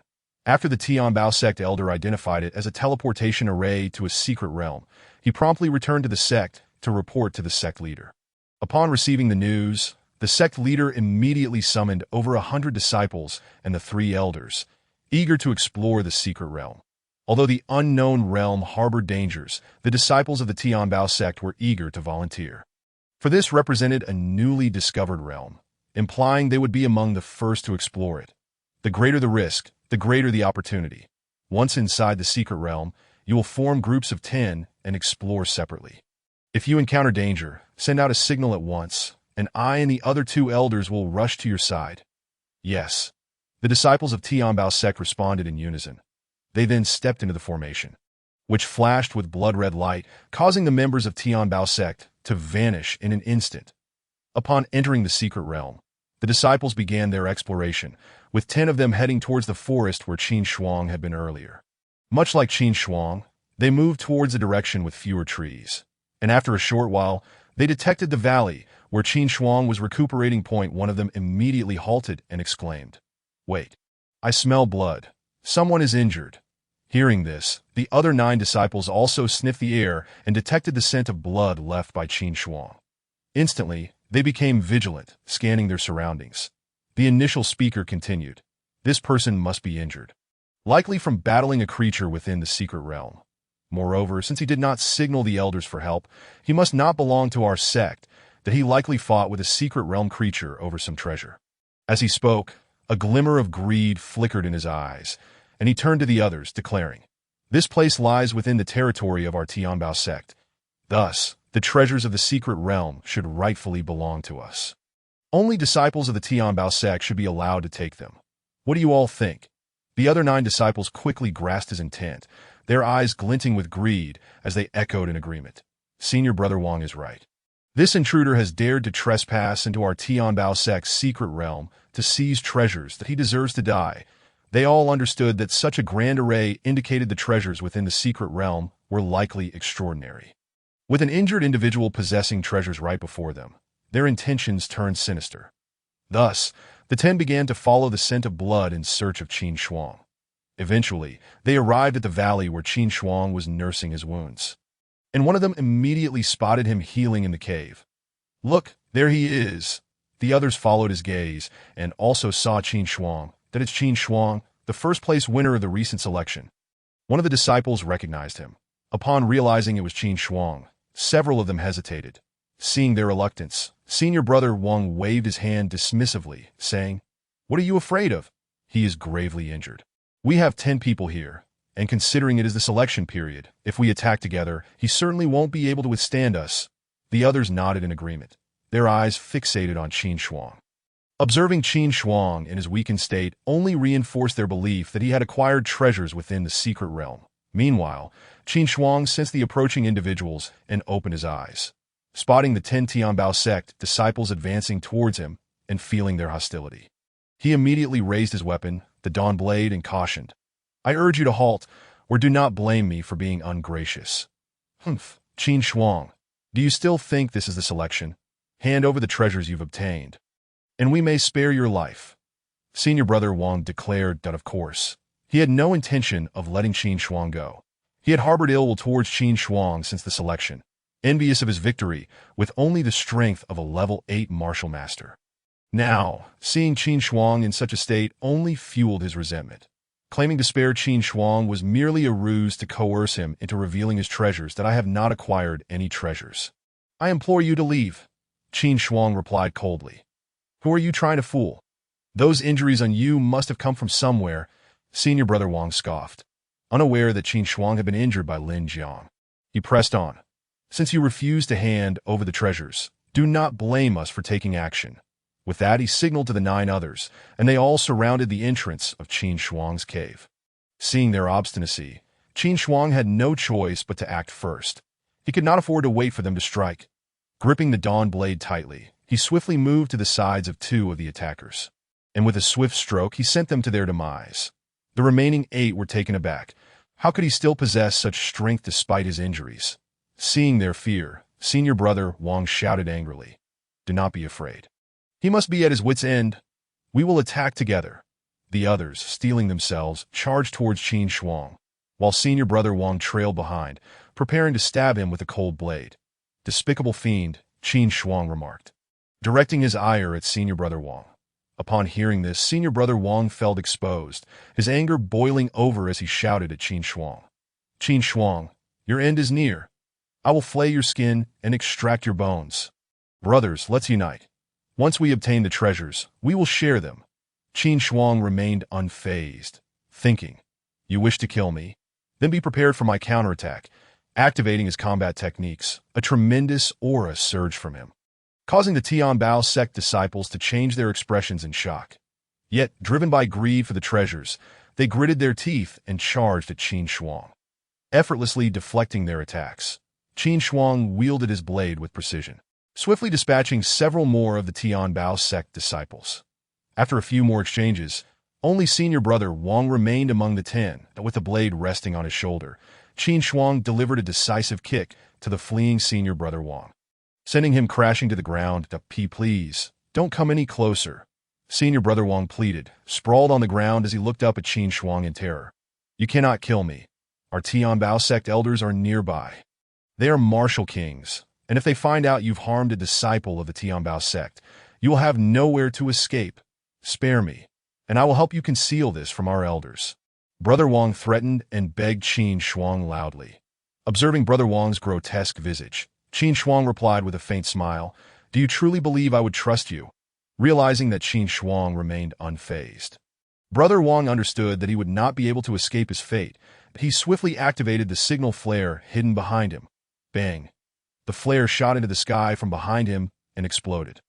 Upon successfully launching the signal, brother Wang laughed maniacally at Qin Shuang, exclaiming, "Ha ha! Qin Shuang, you are finished. Our elders will be here any moment." However, his laughter abruptly ceased as he looked down in disbelief at the large blade embedded in his chest. With a gaze filled with hatred directed at Qin Shuang, his head tilted, and he departed this world. After slaying brother Wang, Qin Shuang immediately summoned Long Yang, urging him to swiftly carry her away from the valley. Shortly after their departure, a figure flashed into the valley. It was Lin Pingzhi, the 5th elder of the Tianbao sect.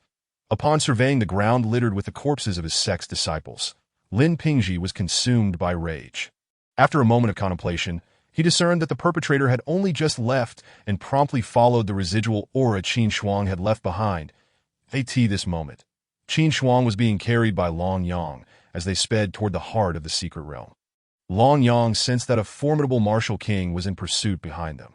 However, burdened by the injured Qin Shuang, their speed was insufficient, and the distance between them and Lin Pingji steadily closed. Simultaneously, another elder from the Tianbao sect detected the two in pursuit. Positioned ahead of Qin Shuang, upon sensing Lin Pingji's chase, he swiftly moved to intercept Long Yang and Qin Shuang in midair.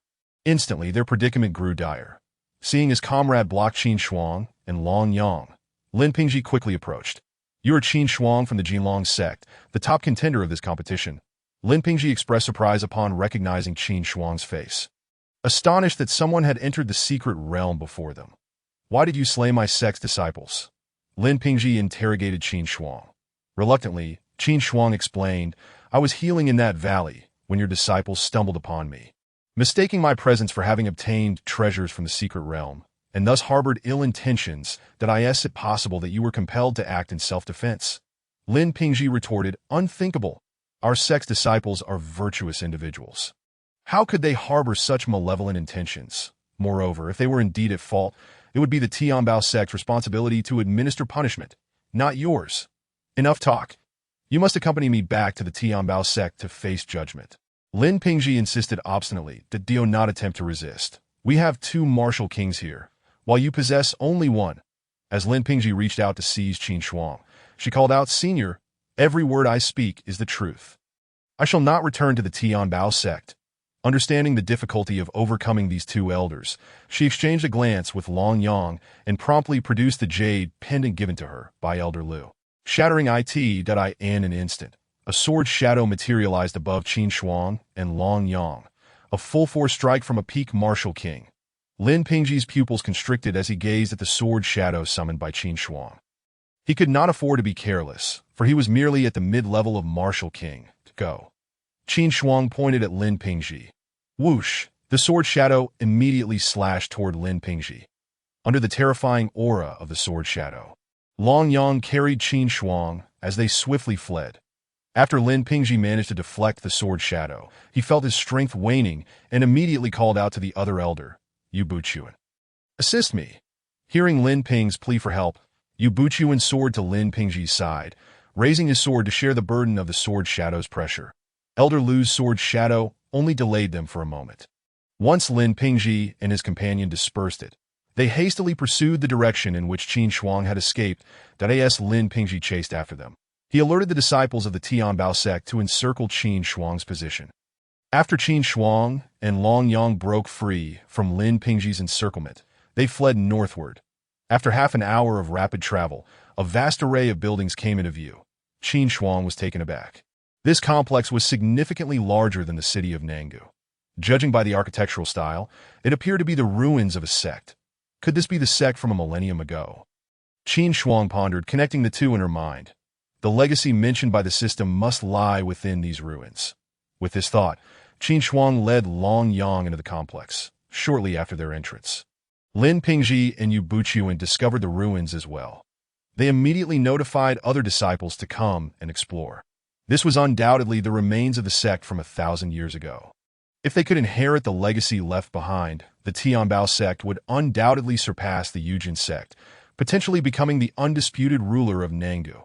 With the opportunity for the sect's ascension at hand, Lin Pingji disregarded Qin Shuang and swiftly, alongside Yu Buchuan, began to explore the various houses within the complex. However, after investigating several buildings, they were met with disappointment. Most appeared to be merely the abodes of disciples, empty save for some ancient weapons that crumbled at the slightest touch after millennia. The two quickly realized that the true fortune must lie at the core of the sect, and they turned their gaze toward the grand hall situated at the center. Upon entering, Qin Shuang paid no mind to the other buildings, heading directly with Long Yang toward the main hall. Upon glancing at the magnificent hall, Qin Shuang felt perplexed. How could such a grand sect vanish overnight? After a moment of contemplation, she resolved not to dwell on it further. Her priority was to obtain the system's reward and see if she could summon formidable allies to resolve her current predicament. Qin Shuang dared not exit the secret realm directly. After all, since the Tianbao sect had sent disciples within, it was certain that guards were stationed at the exit. Venturing out recklessly could very well lead her into a trap. Given the Tianbao sect's modus operandi, with no further hesitation, she stepped into the grand hall. Upon entering, she was startled to discover a withered corpse seated before her.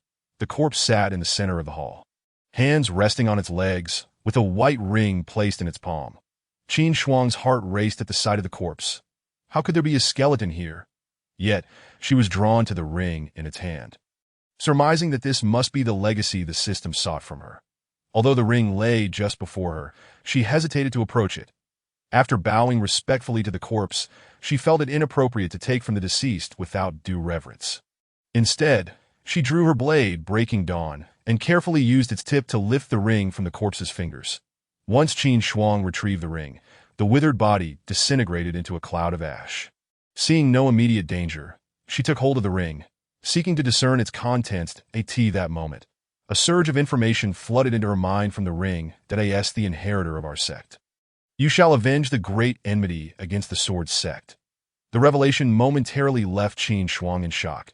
This sect had been obliterated by a powerful force from the central continent, the To annihilate the Sword Sect. A sect that existed a millennium ago. In a single night, the opposing force was undoubtedly formidable.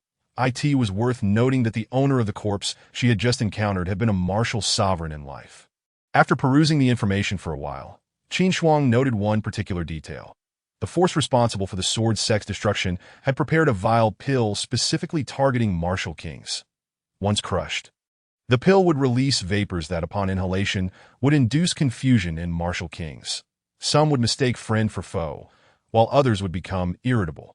The Sword Sect had succumbed to this very treachery, unable to muster their full strength to resist, leading to their annihilation overnight. Qin Shuang's expression shifted as she hastily summoned Long Yang into the system space. Although a millennium had passed, there was no telling whether any remnants of the pill remained.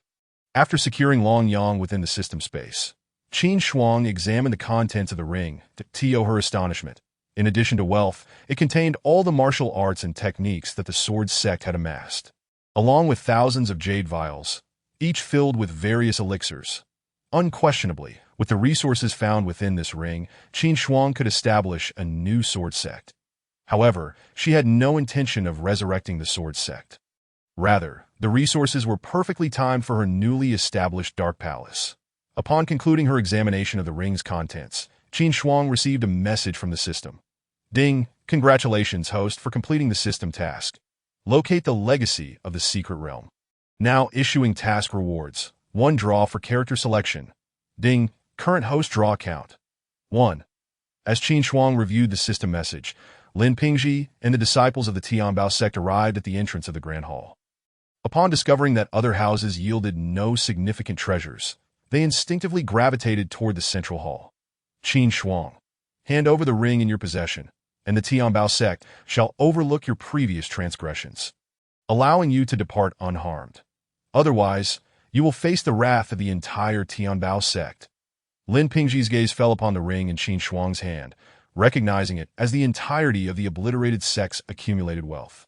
Upon Lin Pingji's declaration, the disciples of the Tianbao sect swiftly surrounded the Grand Hall. Recognizing the peril of the situation, Qin Shuang immediately addressed the system. System, I wish to draw for a character. Ding, current remaining, 1, ... Smiley face. Suddenly, a sword soared from beneath the cold pool, emanating waves of chilling energy. Qin Shuang's eyes lit up as she beheld the ethereal blade. Indeed, it was a spiritual sword. Although it bore only the rank of a top-tier sacred weapon, it must have been tempered in the depths of the cold pool for over a millennium to attain such sentience. This was no small feat, for it was the spirit that chose its wielder, not the other way around. Of course, there exist special methods to bind a spiritual sword to a master, yet none are as effective as the sword recognizing its owner of its own accord. Upon receiving the spiritual sword from Zhao Wuji, Qin Shuang examined it closely. Ice Soul. She read the 2 characters engraved on the blade. So, your name is Ice Soul. Fear not. I shall not force a contract upon you. She reassured the trembling sword, which seemed to have been intimidated by Zhao Wuji. After emerging from the depths of the pool, Ice Soul had quivered incessantly, but upon hearing Qin Shuang's words, it finally stilled. Gazing at the Ice Soul sword in her hand, Qin Shuang had already envisioned its rightful master. Casually, she stored Ice Soul in her ring, and then she and Zhao Wuji resumed their sweeping expedition within the secret realm. After all, only the Tianbao sect had arrived nearby for the moment. Soon, other sects and families from the southern region would send people as well. They needed to seize this opportunity to harvest the treasures of the secret realm before others arrived. They planned to collect everything and leave, ensuring that they remained hidden. Subsequently, Qin Shuang and Zhao Wuji spent 2 hours scouring the entire secret realm. With Zhao Wuji, a martial emperor, by her side, Qin Shuang swiftly located spirit herbs. Eventually, they arrived at the forest where Qin Shuang had first appeared. That moment, a beam of golden light shot towards them. Upon seeing it, Zhao Wuji immediately pulled Qin Shuang aside. With a thud, the golden light struck the ground, revealing its true form. Qin Shuang discovered it was a long spear, its golden body shimmering brilliantly in the sunlight. Approaching, she extended her right hand and grasped the spear. As soon as she held it, the entire spear began to tremble slightly, once again startling Qin Shuang. Another spiritual artifact. First a spiritual sword, and now a spiritual spear. It appeared this golden spear had been sealed beneath the Great Hall. But upon Qin Shuang dismantling the hall, it had emerged, sensing her presence and flying towards her. Zhao Wuji, witnessing this, was equally astonished. He had not anticipated encountering a rare spiritual artifact seeking its master right before him. As Qin Shuang firmly grasped the spear, she pulled it from the ground with a forceful tug that a quick glance revealed a small inscription on the spear's body. Crimson Refinement. Qin Shuang uttered the name of the spear. Upon hearing her speak its name, the spear trembled in response. Since you have chosen me, let us forge our future together. Qin Shuang declared to Crimson Refinement. After storing it in her ring, she instructed Zhao Wuji to locate the exit of the secret realm. Zhao Wuji squinted slightly, his consciousness probing the surrounding space. Found it, he exclaimed, raising his hand to strike a point ahead, causing a black vortex to materialize before them. Grasping Qin Shuang, Zhao Wuji leaped into the vortex. And after a whirl of vertigo, they emerged in the Black Mountain Valley. Who goes there? The disciples of the Tianbao sect guarding the valley's entrance shouted alertly upon seeing the two. Instantly, 4 or 5 figures darted into the valley. Zhao Wuji glanced at Qin Shuang, and after she nodded, he raised his hand and grasped the air, resulting in a thunderous boom as several figures erupted into a mist of blood, scanning with his consciousness. Zhao Wuji confirmed that the valley was deserted and nodded to Qin Shuang, saying, "Master, there is no one around now. Shall we retreat?" "Let us withdraw," Qin Shuang replied, glancing at the map before instructing Zhao Wuji to lead her towards the Divine City. Meanwhile, chaos erupted within the Tianbao sect. Just as Qin Shuang had ordered Zhao Wuji to eliminate Lin Pingji and Yu Buchuan, the soul jade plates of Lin Pingji and Yu Buchuan shattered. This left the disciple guarding the soul jade plates in shock, and he hurried to report to the sect's leader in the Great Hall. "Sect leader, it's bad, sect leader, it's bad," the disciple exclaimed, tumbling into the hall. Hearing the disciple's words, the sect leader's expression darkened. "Speak properly. Why the panic?" he commanded. "Sect leader, it's terrible. The jade plates of Elder Wu and the others have shattered." Chapter 38. The Furious Forces of the Southern Region. "What?" Zhang Lei gasped. "Are you certain it was the jade plates of Elder Wu and the others?" He could hardly believe it. After learning that the blood-red light was a phenomenon emitted by a teleportation array within a secret realm, he had dispatched Lin Pingji and the other 3 martial kings to investigate, thinking it would be more than sufficient to handle a mere secret realm. Yet now this disciple claimed that Lin Pingji's jade plate had shattered. "Sect leader, I saw it clearly. It was indeed the jade plates of Elder Wu," the disciple affirmed, sensing the leader's disbelief. Seeing the disciple's repeated confirmations, Zhang Lei finally accepted it, slamming his hand on the table. "Quickly inform the elders. I must see whether this secret realm is truly dangerous or if someone is targeting our Tianbao sect." Upon hearing of Lin Pingji and the others' demise, Zhang Lei initially suspected the secret realm was perilous. However, upon reflection, he realized something was amiss. The sudden opening of the secret realm suggested someone had activated it, and this person must have entered before them. Thus, it was conceivable that Elder Wu and his companions had fallen victim to human malice rather than natural disaster. Losing 3 martial kings from the second strongest sect in the southern region was a grievous blow. Zhang Lei's heart ached at the thought. Shortly thereafter, the remaining 7 elders of the Tianbao sect arrived at the Great Hall. Sect leader, did Pingji's jade plate truly shatter? One elder inquired anxiously. They had received news from the messenger disciple on their way. Yet upon seeing Zhang Lei, one of them immediately asked, "Is it true?" "Indeed. The jade plates of Elder Wu have shattered. However, I cannot ascertain if their demise was due to the dangers of the secret realm. It could have been human malice." Zhang Lei replied gravely to the elders. "What? Human malice?" the elders exclaimed in unison. "Sect leader, we must investigate this matter thoroughly. I wish to uncover who has wronged our Tianbao sect," one elder declared vehemently. Soon after, a team of disciples flew from the Tianbao sect towards the Black Mountain Valley, led by the Grand Elder and the Second Elder. Upon arriving at the valley, they found that Qin Shuang had departed less than half an hour prior. The Grand Elder sniffed the air and caught the scent of blood. His expression darkened as he slammed his palm onto the ground, creating a large pit over 20 meters in diameter. "Cursed be it! There is indeed someone opposing our Tianbao sect," the Grand Elder seethed. "This person must have just left. The Second Elder and I will pursue them. You disciples, enter the secret realm and assess the situation." "Yes," the disciples replied in unison. Subsequently, the Grand Elder and the Second Elder followed the lingering aura left by Zhao Wuji. Yet, given their martial king prowess, how could they hope to catch up to a martial emperor? Indeed, as they pursued, the two grew increasingly alarmed. After chasing for a considerable distance, they found that the aura was fading. And despite being late-stage martial kings, they could not keep pace with the figure. This individual was likely a martial emperor. Realizing this, they halted abruptly, exchanging fearful glances, each coming to the same conclusion. They dared not pursue any further and immediately returned to the Tianbao sect. An hour later, the Grand Elder and the Second Elder entered the council hall. Seeing them return, Zhang Lei approached eagerly. "What news?" "Have you uncovered the truth?" With a bitter expression, the Grand Elder replied, "Indeed, we have discovered the truth. It was human malice. Upon our arrival at the Black Mountain Valley, we detected the scent of blood, leading us to surmise that someone had attacked and killed disciples of our sect. This individual is likely the one who killed Elder Wu and the others. We followed the lingering aura, but after a distance, we found it was fading, and given our late-stage martial king status, we could not catch up to that figure, who is likely a martial emperor."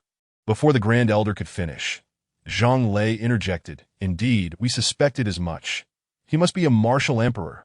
The Grand Elder nodded, his expression grim. Zhang Lei was equally astonished, a martial emperor in the southern region. Aside from Xie Feng, there were no known martial emperors, at least not within the Tianbao sect. It was evident that anyone capable of effortlessly slaying Lin Pingji and the others must be a martial emperor. This indicated that the secret realm might have been activated by this powerful martial emperor. With a bitter smile, Zhang Lei waved his hand to the elders. "Recall all disciples from the secret realm. There is likely nothing left worth exploring."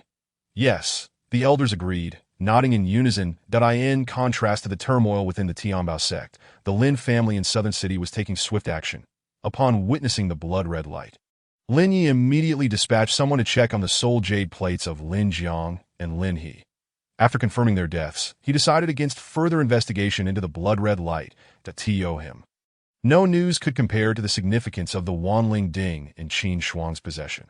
The Lin family had suffered a heavy loss, losing 2 martial kings. Upon careful reflection, Lin Yi realized that sending more individuals would not enable them to seize the Wanqing Ding from Qin Shuang.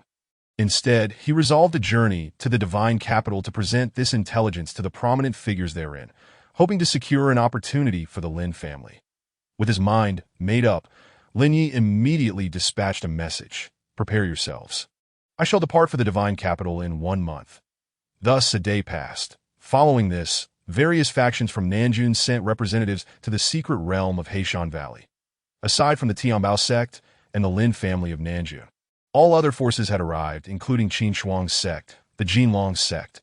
However, upon entering the secret realm, these factions were left dumbfounded. What was this? A newly opened secret realm. They quickly realized that someone had gotten there first.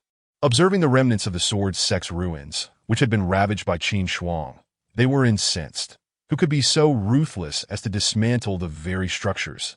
As they surveyed the area, they noticed something unusual. The wood intended for construction was actually ironwood, a material of spiritual quality. Consequently, they began to scramble for the materials that Qin Shuang had overlooked, and the spiritual herbs were no different. Anything over 10 years old incited a frenzy of competition. Gradually, the leaders of the factions discerned a troubling fact. All remaining spiritual herbs were under 100 years old. This meant that the individual who had arrived first had harvested all the herbs aged a century or more. At this point, these factions could no longer contain their outrage. There was nothing left for them, not even a drop. They were determined to uncover the identity of this audacious individual. Meanwhile, Qin Shuang had arrived before a grand and imposing city gate. Chapter 39. Arrival at the Divine Capital. After leaving Heishan Valley, Qin Shuang instructed Zhao Wuji to escort him swiftly to the Divine Capital, casting aside his original training plans, with Zhao Wuji's royal speed. The two reached the vicinity of the Divine Capital in just one day.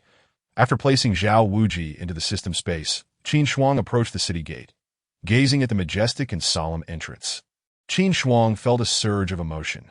Truly, this was the capital of a top-tier power in the western region. Even the gate guards possessed strength comparable to his own. After a moment's contemplation, Qin Shuang stepped confidently into the Divine Capital. The Divine Capital, as the power center of the Divine Dynasty, also served as the focal point of the entire Martial Extreme continent's western region, attracting many formidable warriors. Consequently, the prodigies of the Divine Capital were far beyond those of Nanjun.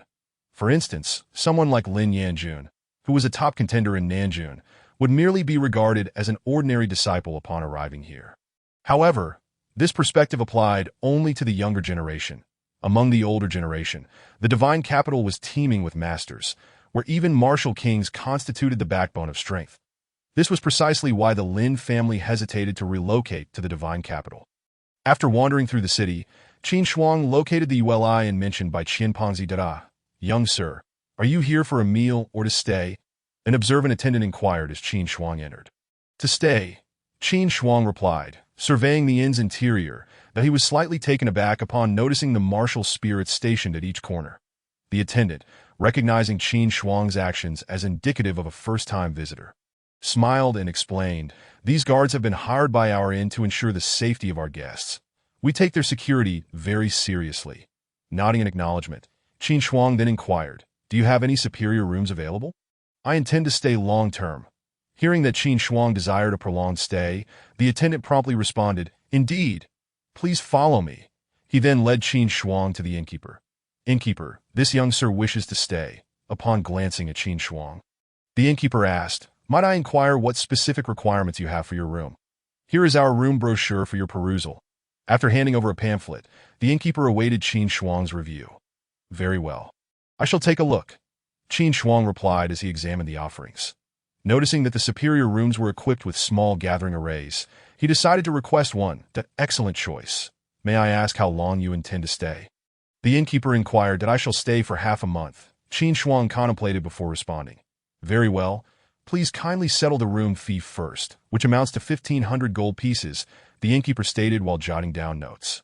Comparing the price to that of Nanjun, Qin Shuang found it to be 5 times higher. Still within acceptable limits. Fortunately, I have the 3,500 gold pieces I won from the fat man. Otherwise, I would be unable to afford it. He then retrieved a 1,000 and a 500 gold note from his ring and handed them to the innkeeper. The innkeeper, surprised by Qin Shuang's demeanor, noted that first-time visitors often reacted incredulously upon seeing the prices, even the wealthiest among them. Yet, this young gentleman displayed no such reaction, which was indeed rare. The innkeeper was certain that Qin Shuang was visiting the Divine Capital for the first time. In fact, it was quite similar to Qin Shuang's previous life on Blue Star, where the cost of living in first-tier cities was several times that of smaller towns in the Divine Dynasty. Expenses in the Divine Capital were indeed 5 times higher than in Nanjun, a fact Qin Shuang found entirely reasonable given the vast distance separating the two cities. Seeing that Qin Shuang exhibited no objections, the innkeeper, though astonished, quickly regained his composure and accepted the gold notes. Examining them closely, "These are legitimate notes from Bailey Bank, universally accepted within the Divine Capital," he thought, nodding inwardly. He then addressed Qin Shuang. Please wait a moment while I register your information. Do you possess an identification token? The identification token was akin to a modern-day ID card, and Qin Shuang naturally had one, but he produced it from his pocket and handed it to the innkeeper. After the innkeeper scanned the token against a nearby formation, he returned it to Qin Shuang, stating, "This is the activation token for the gathering array in your room. Please keep it safe." He then retrieved another token from beneath the counter and presented it to Qin Shuang. "Xiao Zhang, please escort this young sir to his room." The innkeeper instructed the attendant who had guided Qin Shuang earlier. "Certainly, young sir, please follow me." The attendant smiled, nodding at the innkeeper before leading Qin Shuang upstairs. After ascending to the third floor, they arrived at Qin Shuang's room. Upon opening the door, Qin Shuang was greeted by the sight of the gathering array in the center of the room. The rest of the furnishings were quite standard, equipped with all necessary amenities, justifying the price of 100 gold pieces per day. "Young sir, this is your room, that if you require anything, feel free to call for me downstairs." The attendant, Xiao Zhang, cheerfully informed Qin Shuang. "Understood. You may leave now. I will call for you if needed," Qin Shuang replied, nodding. Afterward, he retrieved a gold piece from his sleeve and handed it to Xiao Zhang. "Thank you, young sir." Xiao Zhang beamed as he accepted the gold. Subsequently, Xiao Zhang made his way downstairs to the innkeeper. "How was it?" The innkeeper inquired. "He seems to be a genuine guest. He even rewarded me with a gold piece." Xiao Zhang reported, "Oh, quite generous. He must be a legitimate patron then." The innkeeper nodded in approval. "Carry on with your tasks." "Of course." After Xiao Zhang departed, the innkeeper added 2 words to Qin Shuang's registration: normal. He sighed, pondering the ongoing scrutiny of the recent influx of out-of-town guests due to the emergence of a faction known as the Dark Palace. The court had mandated that all new arrivals to the divine capital must be registered for evaluation. This policy had drastically reduced the flow of guests, and the ULI was no exception, leaving the innkeeper at a loss as to how to proceed. However, with the family head expected to arrive next month, he hoped for a solution from him. Chapter 40. Qin Shuang's Thoughts. Bailey Merchant Guild. After familiarizing himself with his room, Qin Shuang made his way downstairs. "Young sir, are you heading out?" Xiao Zhang greeted him as he descended. "Oh, not quite.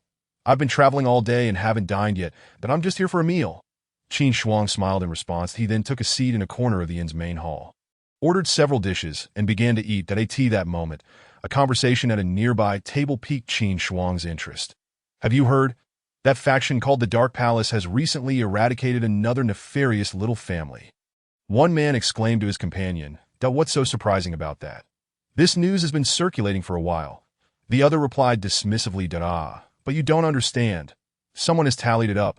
The Dark Palace has already eliminated 8 malicious factions in the central region." The first man declared with pride. "8? His companion exclaimed, astonished. Their discussion immediately captured Qin Shuang's attention. Since the destruction of the Wang family, this was the first time he had heard news of Long Wei and their activities. "My good fellow, what exactly is this Dark Palace you speak of?" Qin Shuang rose, holding a wine flask, and approached them, pouring a glass for the man before inquiring. The man turned to glance at Qin Shuang, noting the curious expression on his face. After taking a sip of wine, he smacked his lips and remarked, "This young gentleman clearly has just arrived from outside. You must be unaware of the infamous Dark Hall. To understand the Dark Hall, one must start from the southern county." The surrounding patrons, upon realizing that the man was about to recount the origins of the Dark Hall, eagerly leaned in to listen. A month ago, a marquis family in Southern County was annihilated. After the Lord of Southern County reported to the court, immediate investigations were launched, revealing the involvement of an unknown force. The officials were incensed, and the emperor promptly dispatched a law enforcement team to apprehend the culprits. But can you guess what happened next? The man paused, creating suspense. Seeing this, Qin Shuang refilled his glass and inquired, "What happened?" The man nodded at Qin Shuang and continued. "That force eliminated all the malevolent entities they encountered along the way, some of whom were connected to high-ranking officials in the court. This stirred alarm among the officials, leading them to petition for severe punishment against this force." As he spoke, the man shook his head and added, "However, the law enforcement team was unable to locate this force. After wiping out a small family, they left behind a white cloth inscribed with the words Dark Hall, which is why everyone now refers to it as the Dark Hall." Then why doesn't the court dispatch their powerful warriors to pursue the Dark Hall? Questioned a bystander, perplexed. The man, upon hearing this, slapped his thigh and exclaimed, "You've struck the nail on the head. Our capital is brimming with experts. If the court truly sent their formidable warriors to track down this newly emerged force, wouldn't it be as simple as reaching into a bag?" However, after taking a sip of his drink, he looked at the intrigued crowd and continued, "Although the Dark Hall has eradicated numerous forces, they were all notorious for their misdeeds and tyranny in their territories. This has drawn the attention of some in the court who wish to protect the Dark Hall, which is why the court has yet to send out their experts." The man then reiterated the actions of the Dark Hall, prompting exclamations from the crowd. "So, it seems this Dark Hall is quite a formidable force. Wouldn't it be better for the court to bring them under their wing?" One individual suggested. "Nonsense." Another person immediately stood up in opposition. "The Dark Hall is blatantly disregarding the court's authority and acting at will. This undermines the dignity of the court and must be punished severely." Instantly, the two began to argue, one advocating for the court to embrace the Dark Hall, while the other insisted on strict punishment. Amidst their heated exchange, someone interjected, "You claim to know what the Dark Hall is like." The man turned to the storyteller. The storyteller scratched his head and said, "Well, since it's called the Dark Hall, they must be adept at concealing themselves. Moreover, those who have encountered the Dark Hall have all met their end. So who knows what they truly look like?" This sparked another round of debate, with some asserting their own theories about the nature of the Dark Hall. Meanwhile, after learning about Long Wei, Qin Shuang returned to his table and resumed his meal. However, this lively discussion made him realize that to gather information, one must delve into the mixed company found in inns, which inspired him to consider opening an inn himself. Yet, the thought of managing one seemed too cumbersome. Purchasing one appeared to be a more feasible option. After hastily finishing his meal, Qin Shuang contemplated selling some of the materials he had obtained from the secret realm 2 days prior to raise funds for acquiring an inn. As he approached the innkeeper to settle his bill, the innkeeper suddenly remarked, "Young Master Qin, you seem quite interested in the Dark Hall." Qin Shuang was taken aback for a moment before responding with a smile. "Oh, I am new here and happened to overhear a conversation which piqued my curiosity." The innkeeper nodded in understanding and then moved on. Exiting the Uli Inn, Qin Shuang wandered through the capital, searching for a place to exchange some large beams from his ring for money to lease an inn. After some exploration, he learned the approximate cost required to lease an inn similar to Uli Inn, which was about 170,000 to 180,000 taels. The primary reason for this high price was the court's policies. Over the past half-month, the flow of patrons in the capital's inns had dwindled, and with the overwhelming number of inns in the city, competition was fierce. Thus, after just a short while of browsing, Qin Shuang discovered several inns available for transfer. Upon learning the approximate prices, Qin Shuang decided to head towards the Bailey Trading Company. Like the Bailey Bank, both establishments belonged to the Bailey family. The Bailey Trading Company, as its name suggests, claimed to have a branch every 100 miles within the Qianlong Divine Dynasty. How vast is the Qianlong Divine Dynasty? Just from Southern County to the Divine Capital. It spans 100,000 miles, meaning that with a 100,000 miles radius, the territory would encompass the entire Divine Dynasty. This illustrates the extraordinary power of the Bailey family. Moreover, they also have businesses and banks established in other regions of the Western Territories. Of course, the capital is not solely inhabited by the Bailey family's establishments, but in comparison to others, the Bailey family holds greater strength and reputation. Arriving before an opulent building, Qin Shuang noticed the grand sign emblazoned with the 4 characters Bailey Trading Company. He stepped inside, and immediately a clerk approached him, saying, "Young master, how may I assist you? I have some items to sell." Chapter 41. The astonished innkeeper. Qin Shuang surveyed the interior decor before addressing the clerk.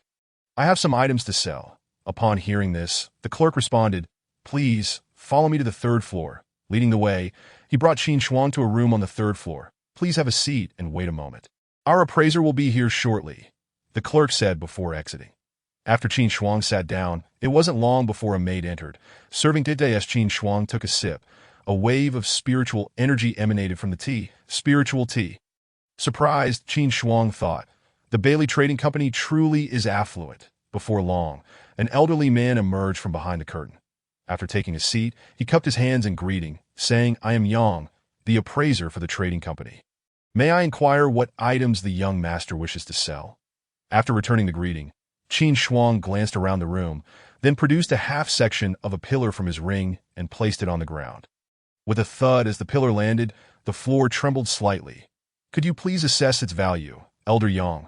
Qin Shuang pointed at the half-pillar. This is... Yang squinted at the pillar, then rubbed his eyes in disbelief. Is this Flame Sun Stone? But how could it be so large? Yang hurriedly stepped closer for a better look, still in disbelief, and even reached out to touch it, feeling a gentle warmth emanating from the pillar. He finally believed, indeed, it is Flame Sunstone, a top-tier material, and judging by its quality, it is quite exceptional. After inspecting it multiple times, Yang stood and asked Qin Shuang, "Young master, do you truly wish to sell this piece of Flame Sunstone? If so, I can offer you 5,000 taels of gold." Upon hearing this, Qin Shuang shook his head. That's too low. The moment Yang identified it as Flame Sunstone, Qin Shuang realized the pillar's material, as he was familiar with it. After all, one doesn't need to see a pig run to know what it looks like. Flame Sunstone is a relatively rare top-tier material, and weapons forged from it are significantly harder than those made from other materials. This explained why when Qin Shuang swung the dawn at the pillar remained unscathed while the dawn suffered a chip. Initially, Qin Shuang had been unaware, but now, after Yang's revelation, he understood. Qin Shuang was also aware of the market price for Flame Sunstone. In Southern County, it sells for around 100 taels of gold per pound. While selling to a trading company typically fetches a slightly lower price than market value, the offer was still far too low. This piece alone weighed at least 100 pounds, yet Yang only offered 5,000 taels, which was a significant undervalue. One Qin Shuang could not accept. "Young master, this is already a generous offer. This piece of Flame Sunstone is insufficient to forge a large weapon, hence the lower price. However, if you can provide more, I could raise it to 70 taels of gold per pound." Yang explained to Qin Shuang. Qin Shuang replied, "I never claimed that this is all I have. It's just that your room cannot accommodate more." Yang was immediately astonished. The room cannot accommodate more. Does this mean you possess a substantial quantity of Flame Sunstone? Yang found this hard to believe, as Flame Sunstone is not as common as street bricks. The largest mine for Flame Sunstone is controlled by another family in opposition to the Bailey family, which has led to a consistent scarcity of Flame Sunstone available for sale at the Bailey Trading Company. Individuals like Qin Shuang, who come to sell Flame Sunstone, are indeed quite rare. "How much Flame Sunstone do you possess?" Yang asked eagerly. Qin Shuang stroked his chin, glanced at the size of the Flame Sunstone at his feet, and replied, I'd estimate around 10,000 pounds. "What? 10,000 pounds?" Yang exclaimed in shock. In truth, Qin Shuang had understated the amount. 10,000 pounds was merely equivalent to 10 large pillars, and the piece on the ground was only 1/10 of a single pillar. To clarify, Qin Shuang had dismantled the entire pillar from the sword sect, and he likely had over 100,000 pounds in total. Yet, Yang was unaware of this, and even the mention of 10,000 pounds left him astounded. "Please wait a moment. I will fetch our manager to discuss this with you in detail." After Yang Lao regained his senses, he clasped his hands in greeting towards Qin Shuang. Qin Shuang nodded in acknowledgement and then seated himself to enjoy some tea while waiting. Before long, Yang Lao returned accompanied by a middle-aged man. The moment he entered, the man introduced himself. Bai Li Xing pays his respects to the young master. Qin Shuang, upon hearing this, rose to return the courtesy. Qin Shuang greets Master Bai Li. Upon glancing at Bai Li Xing, Qin Shuang was momentarily taken aback. "I have heard that the young master possesses 10,000 jin of yin yang stone that he wishes to sell?" Bai Li Xing stated directly. "Indeed." Qin Shuang replied nonchalantly. "Might I request permission to appraise it? Rest assured, I guarantee, under the name of Bai Li Merchant House, that we shall not covet any of your possessions. And your identity will remain confidential," Bai Li Xing assured him. "This space may prove insufficient," Qin Shuang remarked as he surveyed the room. Upon realizing Qin Shuang's implication, Bai Li Xing was momentarily stunned but quickly recovered. Responding, "Thank you, young Master Qin, for your trust in Bai Li Merchant House. Please, follow me." Upon hearing this, Qin Shuang stored the yin-yang stone into his ring and followed Bai Li Xing downstairs. Shortly thereafter, they arrived at the back courtyard of the merchant house. Observing the spacious yard, Qin Shuang resolved that any purchased must have a large courtyard. Subsequently, He retrieved 10 large pillars from his ring. With a series of thuds, the once empty yard was instantly filled with 10 large pillars. Bai Li Xing was taken aback, genuinely astonished by the sheer quantity of yin-yang stone, that he noticed the peculiar cylindrical shape of the stones, but chose not to delve deeper. Merely nodding at Yang Lao, who then approached to examine the pillars. After inspecting them thoroughly and feeling the familiar warmth emanating from the stones, Yang Lao confirmed their authenticity and returned to Bai Li Xing, nodding in affirmation. Understanding the validity of the stones thanks to Yang Lao's expertise, Bai Li Xing pondered for a moment before addressing Qin Shuang. Young Master Qin, I shall offer you 800,000 taels of gold for these yin-yang stones. How does that sound? Qin Shuang was somewhat taken aback. His ideal price was only 750 taels per gene, that he hadn't expected Bai Li Xing to offer him 800 taels per gene outright. He promptly agreed. After signing a contract with Bai Li Xing, Qin Shuang received the promised 800,000 taels in gold notes, having no fear of being swindled by Bai Li Xing. Given that the transaction was merely for 800,000 taels, he reasoned that for a merchant house of Bai Li's stature, such an amount was merely a day's worth of business in the central region, making it unwise for Bai Li Xing to jeopardize his reputation for such a sum. Once Qin Shuang departed from Bai Li merchant house, Bai Li Xing approached a door in the courtyard and knocked. Enter, came a languid voice from within. Chapter 42, Bai Li Sun. Qin Shuang S.N. Upon hearing this, Bai Li Xing pushed the door open and stepped inside, where he beheld a captivating woman with delicate features, lazily reclining against the table. What is it? Speak, she drawled. Bai Li Xing quickly bowed his head and replied, Miss, a young master just visited, selling 10,000 jin of yin-yang stone, which I purchased for 800,000 taels of gold. The woman before him was none other than Bai Li Sun, the legitimate daughter of the Bai Li family. Due to her exceptional business acumen, she had been groomed since childhood to take over the family business and now oversaw the entire Bai Li merchant house. 10,000 jin of yin-yang stone. Upon hearing Bai Li Xing's report, Bai Li Sun straightened in surprise, the previous languor vanishing from her demeanor. 10,000 jin of yin-yang stone. I did not expect anyone other than the Hu family to possess such a quantity. A gleam of intrigue flickered in her eyes. Do you know the origin of the yin-yang stones in his possession? Bai Li Sun inquired.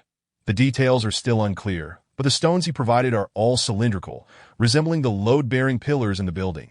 Bai Li Xing quickly recounted the transaction details with Qin Shuang. Qin Shuang, that name sounds somewhat familiar, Bai Li Sun mused, delicately tapping her chin. Investigate this Qin Shuang, that I want to see his profile by tomorrow. She commanded. Bai Li Xing understood. Bai Li Xing replied before withdrawing. Once Bai Li Xing departed, Bai Li Sun fell into deep contemplation. I recall now. That name seems to have emerged from the mouth of that little brat from the Yu family, after leaving Bai Li merchant house. Qin Shuang began searching within the capital for a suitable inn to take over. Now armed with substantial wealth, his ambitions grew. He no longer sought inns the size of the Yu Lai Inn, which, although respectable, ranked merely as average in the capital's competitive market.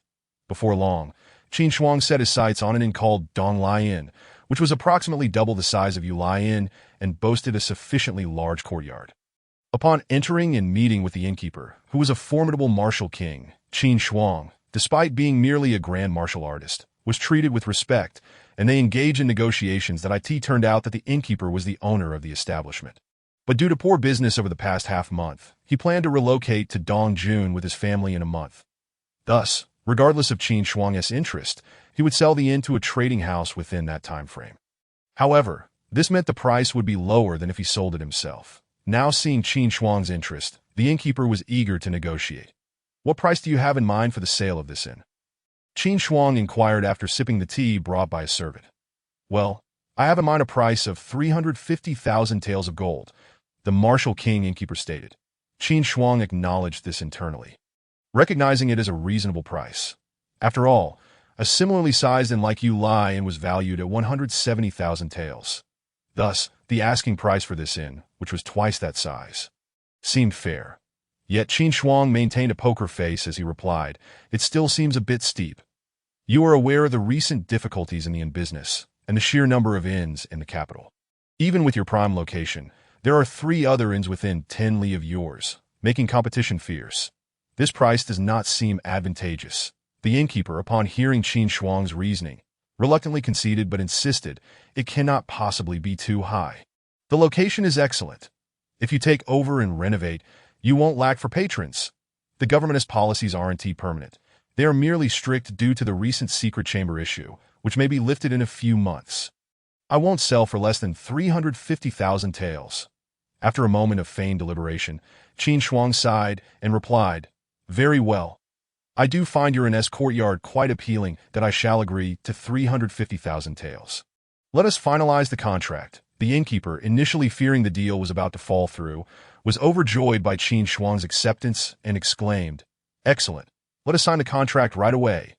The two quickly penned the agreement, and Qin Shuang handed over the 350,000 taels in gold notes. Upon receiving the money, the innkeeper promptly gathered the staff and cooks to announce the change of ownership.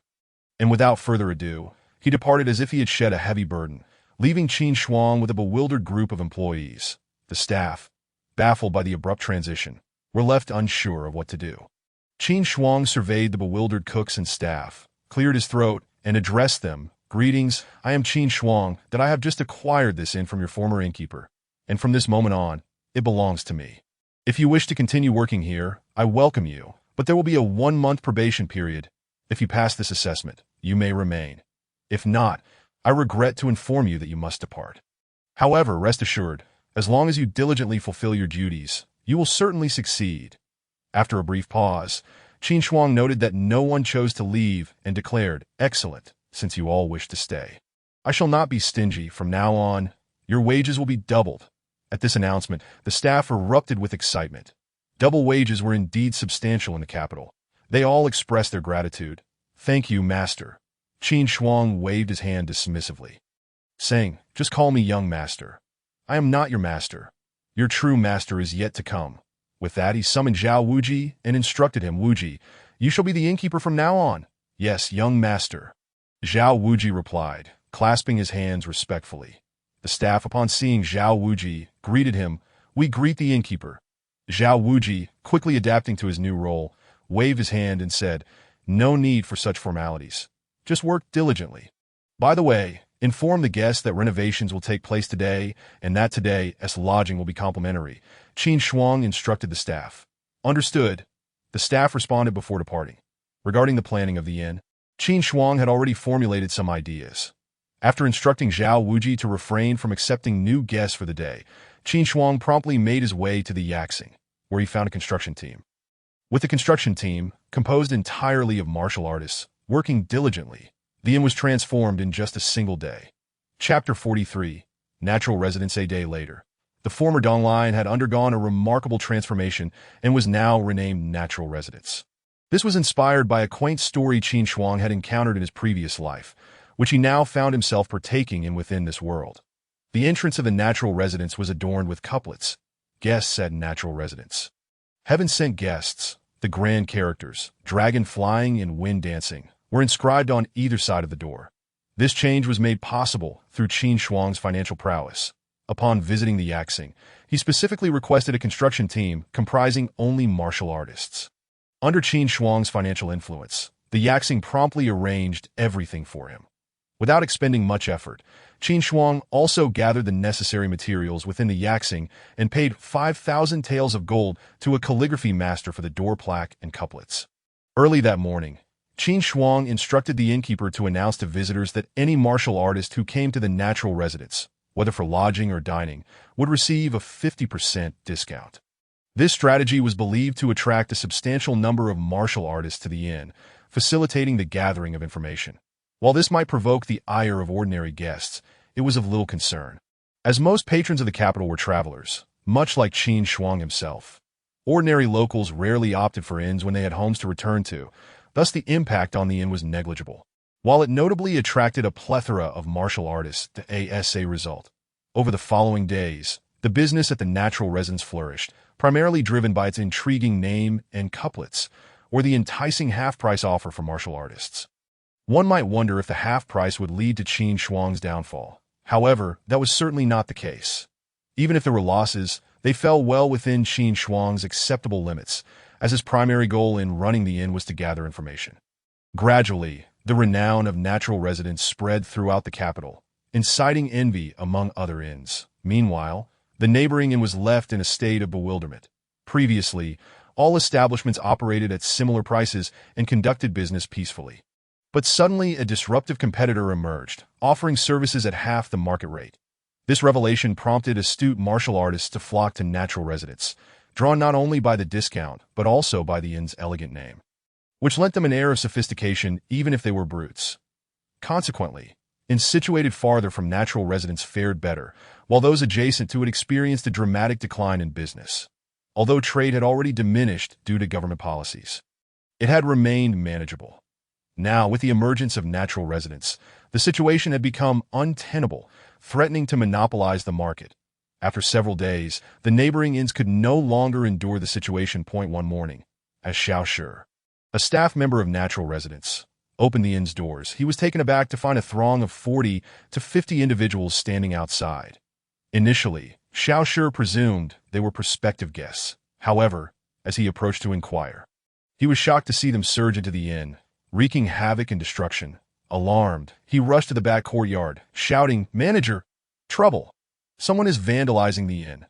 Xiao Shi's frantic cries quickly caught the attention of the inn's inhabitants, particularly Zhao Wuji, followed closely by the guards Qin Shuang had hired. Upon learning of the disturbance, the guards rushed to the main hall. Noticing their arrival, Qin Shuang no longer felt anxious and proceeded to the hall at a leisurely pace, with Zhao Wuji prioritizing Qin Shuang's safety above all else. Both believed they were merely dealing with petty troublemakers and that the guards' martial prowess would suffice to handle the situation. However, they were gravely mistaken. Upon entering the hall, the four guards were met with the sight of dozens of people rampaging and destroying property. "Halt! Who are you? Do you not fear that I will notify the enforcement team?" One of the guards shouted. The intruders were the proprietors of the nearby inns, accompanied by their hired thugs. Upon hearing the guard's threat, one of the innkeepers chuckled derisively. "Don't even think about the enforcement team. They won't arrive for an hour." In the capital, an enforcement team existed to maintain order. Should a brawl occur and they were to catch the offenders, the perpetrators would undoubtedly spend time in the capital's prison. However, if one could escape before the enforcement team arrived, they typically wouldn't expend effort searching for them. An exception to this was if civilians were harmed. In such cases, the enforcement team would spare no effort to apprehend the culprit. This was why they had refrained from harming Xiao Shi. He was merely an ordinary person. Prior to this day, the innkeepers had secured connections to ensure the enforcement team would not come to Natural Residence for an hour. Upon realizing the gravity of the situation, the guards understood they were facing a premeditated attack. Yet, as protectors of Natural Residence, they could not allow the intruders to vandalize the inn. Otherwise, their own reputations would be tarnished. Exchanging glances, the four guards resolved to intervene. However, the intruders were formidable martial artists hired by the innkeepers, and the guards were quickly overpowered, left bloodied and collapsed on the floor. When Qin Shuang and Zhao Wuji arrived at the hall and saw the guards lying injured, their expressions darkened as they turned to the innkeepers standing at the center of the chaos. One of the innkeepers, upon noticing Qin Shuang and Zhao Wuji, immediately shouted, "You must be the owners of Natural Residence. I advise you to close your inn, or else don't blame us for coming here every day." "Yes, if you don't close, we will come here daily," echoed the other two innkeepers. "Oh, is that so?" Qin Shuang calmly replied after administering healing pills to the injured guards. The guards, momentarily taken aback, were deeply touched by their employer's generosity in providing such expensive healing medicine, which they could hardly afford given their circumstances. Martial artists were not particularly rare in the capital, but securing a few martial artist guards was a challenge. Their injuries signified potential unemployment, but with the pills, they would recover in no time. "Seems you won't listen until you're given a lesson." The innkeeper, witnessing Qin Shuang's indifference and concern for the guards, waved his hand. Instantly, dozens of martial artists surrounded Qin Shuang and his companions. "Humph," Zhao Wuji scoffed, immediately releasing his formidable aura. The overwhelming presence sent shockwaves through the innkeepers and the surrounding martial artists. "Martial Emperor!" they exclaimed in dismay. As Zhao Wuji's aura erupted, the innkeepers, initially brimming with confidence, were now thrown into chaos, never anticipating that the proprietor of Natural Residence would be a martial emperor. Such strength was exceedingly rare in the capital, where most were either martial kings or martial spirits. Had they known, they would not have dared to provoke him. The martial artists, initially believing this would be an easy endeavor, now realized they had unwittingly offended a martial emperor. Zhao Wuji smirked at their disarray and raised his hand. "No, you cannot harm us. Even if you're a martial emperor, the enforcement team will still apprehend you," one innkeeper shouted in panic. Qin Shuang, overhearing this, chuckled, "But didn't you say the enforcement team wouldn't arrive for an hour?" Rest assured, the innkeepers quickly grasped the implications of their own words. Indeed, due to their actions, the enforcement team would not arrive. The realization dawned upon them, and their expressions grew even more grim. This was the consequence of their own misdeeds. Zhao Wuji, with a swift motion, grasped the air, sending the dozens of martial artists and the innkeepers soaring out onto the street. With a collective gasp, they all spat blood upon landing, standing before these individuals. Qin Shuang stated coolly, "Consider this a small punishment. For now, we shall let you go. Instead of causing trouble, perhaps you should ponder how to improve your own business. Should you return, it will not be so simple." Recognizing that they were indeed the initial disruptors of the market, Qin Shuang refrained from being excessively harsh, allowing Zhao Wuji only to teach them a lesson. The innkeepers, chastened, quickly retreated with their subordinates. Afterward, Qin Shuang returned to the inn, addressing the 4 injured guards. "Take the time you need to recuperate over the next few days. Your wages will continue during your recovery." As noon approached, the natural residence was once again bustling with guests. As the events that transpired at Tianju gradually spread, many bore witness to the scene where the enforcement team arrived at the establishment. They came only half an hour after several managers had departed. After all, the law must be upheld. Albeit their tardiness was due to having accepted bribes, their presence was nonetheless obligatory. However, upon learning the outcome, the enforcement team found themselves somewhat bewildered. They had not anticipated that Tianju would harbor a martial emperor. Yet they paid it no heed, having already accepted their benefits, and their responsibility was merely to arrive late. The results were of no concern to them. Nonetheless, they quietly noted the name of Tianju in their minds, deciding that it would be prudent to avoid seeking any benefits from it in the future. Although they were backed by the divine dynasty and were not afraid of the martial emperor, attracting the ire of such a powerful figure was ultimately a troublesome affair. Once the enforcement team departed, the news quickly spread among the onlookers, and everyone became aware that the manager of Tianju was indeed a martial emperor. Cautioning those around them to refrain from causing disturbances at the establishment at this moment, Qin Shuang was dining in the main hall. Since the opening of Tianju, he had been dining there regularly, taking advantage of mealtime to listen to the various discussions among the martial artists regarding news from far and wide. Today, as was his custom, he chose a seat by the window to enjoy his meal. Next to him, 3 grand martial masters were engaged in conversation about the upcoming grand event in the divine capital scheduled for a few days later. "Hey, have you heard the news? It is said that this year's grand event will take place in the Western District in 3 days. Exclaimed one of the burly men to his companions. "Really? When did you hear this?" One of his companions queried, "Wasn't it supposed to be a month from now?" "How would I know?" the burly man replied, feigning mystery. "That's because my grand-aunt lives in the Western District, and they started preparations there a few days ago. It was she who informed me. I suspect the court will announce it shortly. If that's the case, it must be true. We need to head over there after we finish eating. We cannot miss such an event," remarked the tall, lean man among them. "Absolutely. Let us set off as soon as we finish our meal. Although this event may not directly involve us, it's worth witnessing," added the burly man. Listening to their conversation piqued Qin Shuang's curiosity about the grand event. After inquiring around, he learned that the event would gather the various prodigies of the divine capital in one place, constructing a platform for them to engage in martial contests, while also allowing visitors from all regions to trade and purchase necessary items.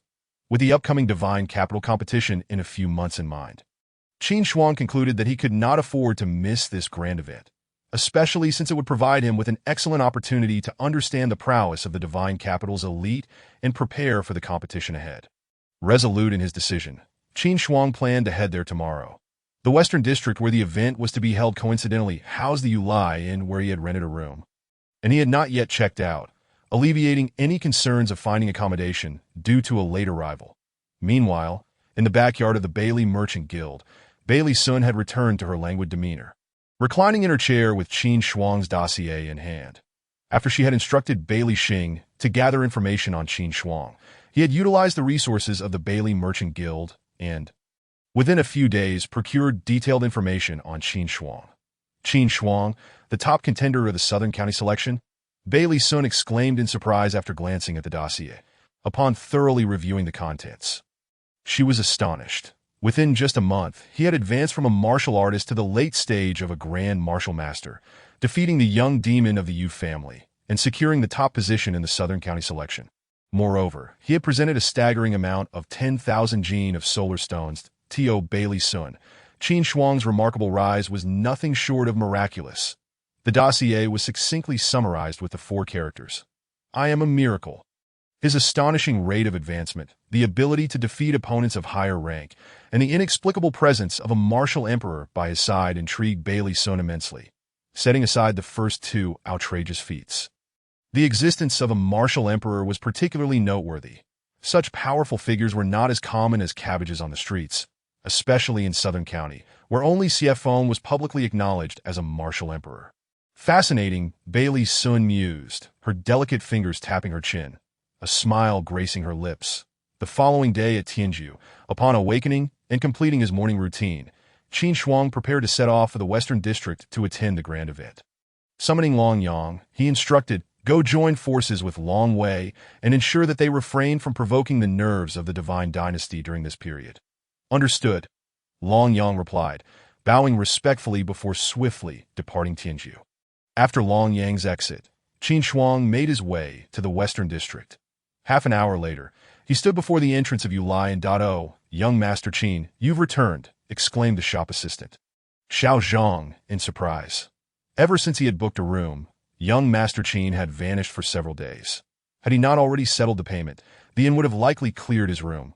The innkeeper, upon recognizing Qin Shuang, recalled the recent uproar caused by Tianju. Although Yulai was located in the Western District and not directly affected by Tianju's events, a degree of attention was warranted. When the innkeeper learned that Qin Shuang was the proprietor behind Tianju, he was momentarily taken aback. Just days prior, Qin Shuang had been a guest at his inn, and now he had opened his own establishment. Now, seeing Qin Shuang again reminded him that the young man still had a room booked at his inn. "Young Master Qin, are you here to check out?" the innkeeper inquired. "Oh no, I'm merely here to gather information about tomorrow's grand event," Qin Shuang replied with a smile. Realizing his oversight, the innkeeper recognized that with Qin Shuang's strength and age, he could indeed be considered a prodigy. After learning of Qin Shuang's connection to Tianju, the innkeeper had previously regarded him as a mere competitor, but now, hearing Qin Shuang express an interest in the grand event made him realize that the young man had originally come to the Divine Capital to participate in the upcoming competition. "Oh, how could I forget? Young Master Qin, you are a contestant in tomorrow's grand event. I almost overlooked that," the innkeeper exclaimed, slapping his forehead in realization. Qin Shuang chuckled at the innkeeper's reaction and inquired, "Might I ask if there are any particular points of caution for the event?" The innkeeper, intrigued by Qin Shuang's question, enthusiastically responded, "There isn't much to be especially cautious about during the grand event. However, there is one thing you might not be aware of: the three rankings of heaven, earth, and man." The three rankings of heaven, earth, and man. Qin Shuang was momentarily perplexed, as he had only recently arrived in the Divine Capital and had been preoccupied with matters concerning Tianju, leaving little time to gather such information, but he had only learned of the grand event through the guests at the inn. Noticing Qin Shuang's confusion, the innkeeper explained, "The three rankings of heaven, earth, and man are established by the Tianji Pavilion, which compiles a list of 300 geniuses from the Divine Capital. The Tianji Pavilion updates the rankings regularly, although it's primarily the Earth and Man rankings that see fluctuations, while the Heaven ranking remains relatively stable. These 300 individuals represent the pinnacle of the younger generation in the Divine Capital." "Oh, what are the criteria for being listed?" Qin Shuang inquired with curiosity. "Quite simple. Defeat anyone on the Earth ranking, and you can make it onto the list," the innkeeper replied swiftly. The concept of the three rankings of Heaven, Earth, and Man intrigued Qin Shuang, as he wondered where his own strength might place him among them. Sensing Qin Shuang's contemplation, the innkeeper discerned that the young man was likely pondering his potential ranking, yet from the innkeeper's perspective he could not ascertain how high Qin Shuang might rank, especially since the lowest position on the Man ranking was already occupied by a mid-stage Grand Martial Master. Moreover, one could not assess the listed individuals solely based on their surface-level strength. While they might appear to be Grand Martial Masters, The top 30 of the Heaven ranking all possessed records of defeating martial soul experts. Young Master Qin, there will be a platform provided at tomorrow's grand event, allowing you to test your skills and see where you might rank, the innkeeper suggested, addressing Qin Shuang, who was still deep in thought. Realizing the opportunity, Qin Shuang snapped back to attention. Indeed, he could find out his ranking by participating in the competition. Truth be told, he was uncertain about his own strength limits at this point, and competing would provide clarity to know, and I nearly forgot to remind you, young master, that no private disputes are allowed during the grand event. The enforcement team will be present throughout these days. If you wish to settle any grievances, you must do so on the platform, the innkeeper cautioned Qin Shuang. That I understand. Thank you for the reminder. Qin Shuang expressed his gratitude with a BOW. That ITS nothing. The grand event occurs annually, and most people in the Divine Capital are aware of these matters. You simply happen to be new here and unfamiliar. Just ask anyone, and you'll find out. The innkeeper replied with a smile and a wave of his hand. This is the latest list released by the Tianji Pavilion last month. I have no use for it. Young Master Qin, feel free to take a look. It's not worth much. The innkeeper, after finishing his words, produced a small book and handed it to Qin Shuang. Gratefully, Qin Shuang accepted the book without hesitation. Subsequently, he returned to his room in the inn. After perusing the list within the book, Qin Shuang discovered that the last entry on the human ranking was a mid-stage Great Martial Master, who had previously triumphed over a late-stage Great Martial Master from an outer region. Thus, this individual's prowess surpassed that of Lin Yanjun, whom Qin Shuang had encountered in Nangdu. Indeed, the young generation of the Divine Capital possessed strength that far exceeded that of other prefectures in the Divine Dynasty. Just as Qin Shuang, who practiced the Earth-level technique Manku Jing, could defeat Lin Yanjun without sustaining any injuries, it was evident that Lin's family's martial arts were unlikely to be of a high tier, as demonstrated by Lin Yanjun's underwhelming performance. Moreover, the top-tier forces in the Divine Capital were all known to possess abilities that were no less than Earth-level. Thus, in terms of comparison, the other prefectures of the Divine Dynasty were already at a disadvantage from the starting line. Even Qin Shuang's Manku Jing merely equated to the average level within the Divine Capital. However, unlike others, Qin Shuang possessed dual techniques and had consumed the millennia-cold jade essence, a rarity that others lacked. Seated cross-legged in his room, Qin Shuang pondered. The grand event would commence tomorrow, providing him an opportunity to test his strength on the arena, that he wondered if his ability to challenge a group of martial spirit experts from the Lin family would secure him a position within the top 20 of the heavenly ranking. He also speculated whether his senior sister had arrived in the Divine Capital. With her strength, it should not be a challenge for her to enter the heavenly ranking. Strictly speaking, both Lu Rian and Yu Xiener belonged to the young generation of the Divine Capital. As they hailed from there, albeit for reasons unknown, they had ventured to Nangdu to hone their skills. That it had nearly been half a month since Qin Shuang arrived in the Divine Capital. And throughout this time, he had not engaged in much cultivation, leaving his cultivation level stagnant at late-stage Great Martial Master. Now that matters regarding the natural residents had been settled, it was time for him to diligently enhance his strength. He mused. With that, Qin Shuang resolved to cease his distractions and immerse himself in his training. Chapter 46. The grand event commences. System task. A day passed, and Qin Shuang emerged from his meditative state, opening his eyes and stretching languidly. Suddenly, the sound of popping beans echoed through the air. The grand event had officially begun. After descending to partake in breakfast, Qin Shuang prepared to venture out and witness this annual spectacle of the Divine Capital. The innkeeper observed Qin Shuang's retreating figure with a sense of admiration. As far as he knew, this young Master Qin had been diligently cultivating in his room since the previous morning. The innkeeper had seldom encountered such dedicated practitioners. Most newcomers to the Divine Capital were quickly engulfed by its opulence and revelry, ultimately fading into obscurity that, of course, some talented individuals, after witnessing the prowess of the Divine Capital's elites, would become disheartened. Truly, only a select few from outer regions could carve out a place for themselves among the celestial, earthly, and human rankings of the Divine Capital. Before long, Qin Shuang arrived at the venue of the grand event in the West City District. In the center, a 50-meter stage had been erected, surrounded by various martial artists displaying their wares for sale. These vendors were primarily martial artists from outer regions, many of whom had returned from renowned secret realms or treks into the vast mountains, showcasing their hard-earned treasures at the event. The arrivals of these adventurers naturally attracted numerous merchants eager to procure their goods, and Qin Shuang spotted Elder Yang from the Bailey Trading Company. Curiosity piqued, Qin Shuang approached that moment. Elder Yang was engaged in a negotiation with a burly middle-aged man, having set his sights on 200-year-old dragon blood grass displayed at the man's stall. This particular herb was quite rare, as dragon blood grass that had matured for over a century bore blood-red patterns resembling dragon scales, hence its name. Such herbs were seldom found in the market due to the difficulty in cultivating them, with most yielding at around 80 years. The middle-aged man's dragon blood grass was of 200 years, drawing the interest of the Bailey Trading Company, as it was even utilized as an auxiliary herb in certain high-grade elixir recipes. Very well, I shall add a bit more.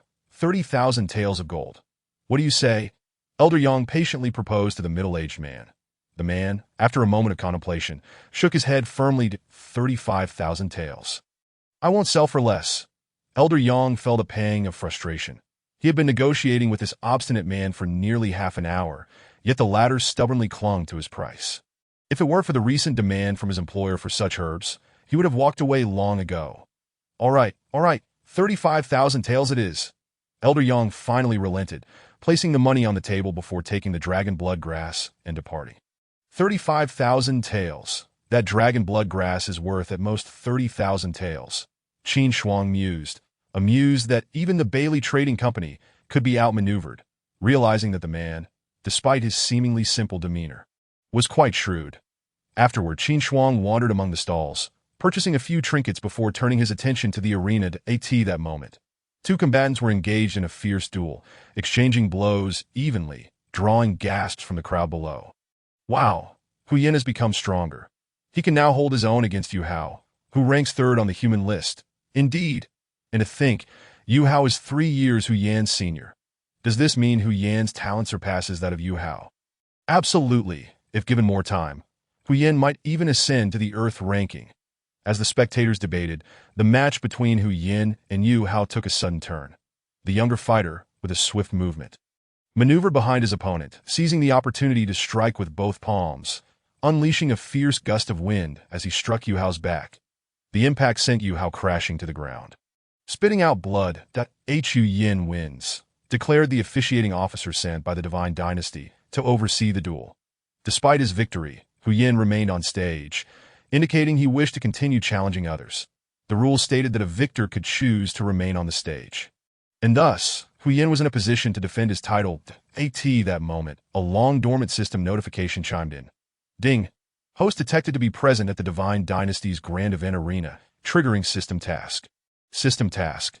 Achieve 10 consecutive victories on the arena. Task Reward. Sacred Level Martial Arts Technique. As the system's words faded, Qin Shuang's eyes lit up. It was as if the heavens were delivering a pillow, just as he had begun to feel drowsy. His Mankujing was already falling behind in development, and now the system offered a sacred level technique. Perfect. Just as Qin Shuang had intended to test his strength on stage, this opportunity aligned beautifully. With that thought, he leaped onto the arena. The sudden appearance of an unfamiliar face on the stage prompted murmurs from the crowd below. Who is this? Is he unaware that Hu Yin just defeated the third-ranked Yu Hao? Does he dare to take the stage? Looks like he hails from an outer region. Rather naive. Perhaps this will serve to enlighten him on his own capabilities. I am Qin Shuang, honored to meet you. Young Master Hu. Qin Shuang introduced himself to Hu Yin, ignored the jeers from the audience, and respectfully returned the greeting. Hu Yin, honored to meet you, young Master Qin. His inner voice reminded him to give his all against every opponent. Let the duel commence. After the two exchanged pleasantries, the officiating officer signaled the start of the match. With a clang, Qin Shuang drew his battered weapon, Dawn Break, which bore the scars of battle, yet still held its effectiveness. For the Red Dragon was a spirit weapon, not easily replaced. The spectators erupted into laughter upon seeing Qin Shuang's weapon. Did this kid come from some backwater place? He actually brought out that broken blade? With that nick on his blade, I could probably cut him without breaking a sweat. Their laughter echoed as they envisioned the nameless youth being thrown off the stage by Hu Yin, unfazed by the crowd's derision. Qin Shuang remained resolute, knowing that if he demonstrated his strength, their laughter would soon cease. With a powerful shove, Qin Shuang propelled himself off the arena, charging at Hu Yin with Dawn Break in hand. As Hu Yin saw the crater left by Qin Shuang's footfall, his eyes widened in shock. This person was formidable. Not daring to underestimate his opponent, he hastily drew his long sword to defend himself. The crowd below was puzzled by Hu Yan's sudden caution. After all, he had fought Yu Hao without using his weapon. However, the ensuing spectacle left everyone astounded. With both hands gripping Dawnbreak, Qin Shuang unleashed a powerful strike towards Hu Yan. With a resounding crash, Hu Yan's body collided with Qin Shuang's long blade, sending him hurtling off the stage. In an instant, the arena fell silent. Chapter 47. I will win 10 matches. Qin Shuang wins. The voice of the official shattered the momentary tranquility. The crowd, gazing at the fallen Hu Yan, found themselves momentarily at a loss for words. How could Hu Yan, the newly minted third on the human ranking, be defeated by this young man with a single blow? Those who had been clamoring from below were suddenly silenced by fear that, of course, those who had mocked earlier were not true prodigies. The genuinely formidable individuals had discerned the outcome from the very first strike of Qin Shuang. The martial platform, constructed of solid stone, had been dented by a mere kick from this individual. His strength was not to be underestimated, and the true geniuses in the audience watched Qin Shuang with grave concern. What? No more taunts? Qin Shuang, gripping his weapon, Dawnbreak, pointed disdainfully at the mockers from earlier and declared, "You laugh, but I intend to fight 10 matches. After all, the system required him to achieve 10 consecutive victories, and he needed to incite some animosity. Otherwise, what would happen if they didn't join the fray midway through?" The onlooking prodigies could no longer contain themselves. How could this audacious individual dare to proclaim he would fight 10 matches? They knew that the Hu Yan he had just defeated was merely the third on the human ranking. Suddenly, one individual leaped onto the platform and confronted Qin Shuang, exclaiming, "You are far too arrogant. Defeating the third on the ranking has led you to believe you can boast so foolishly. Allow me to test your strength." It was Huang Tao, ranked 38th on the Earth ranking. The crowd immediately recognized the man who had jumped onto the stage. Well, this boy is in for a rough time. Huang Tao is renowned for his prowess, having triumphed over opponents ranked higher than him despite being at the late stage of a grand martial artist. "Oh, I'm just afraid you won't be able to withstand a few of my moves." Qin Shuang retorted to Huang Tao. Commence the duel. With the official's command, Qin Shuang immediately employed his previous strategy, brandishing Dawnbreak and launching himself towards Huang Tao. Do you truly believe that a single move will suffice?" Huang Tao scoffed, drawing his large blade and charging at Qin Shuang. Clang! The two blades collided, and Huang Tao was forced back several steps before finally regaining his footing. How is this possible?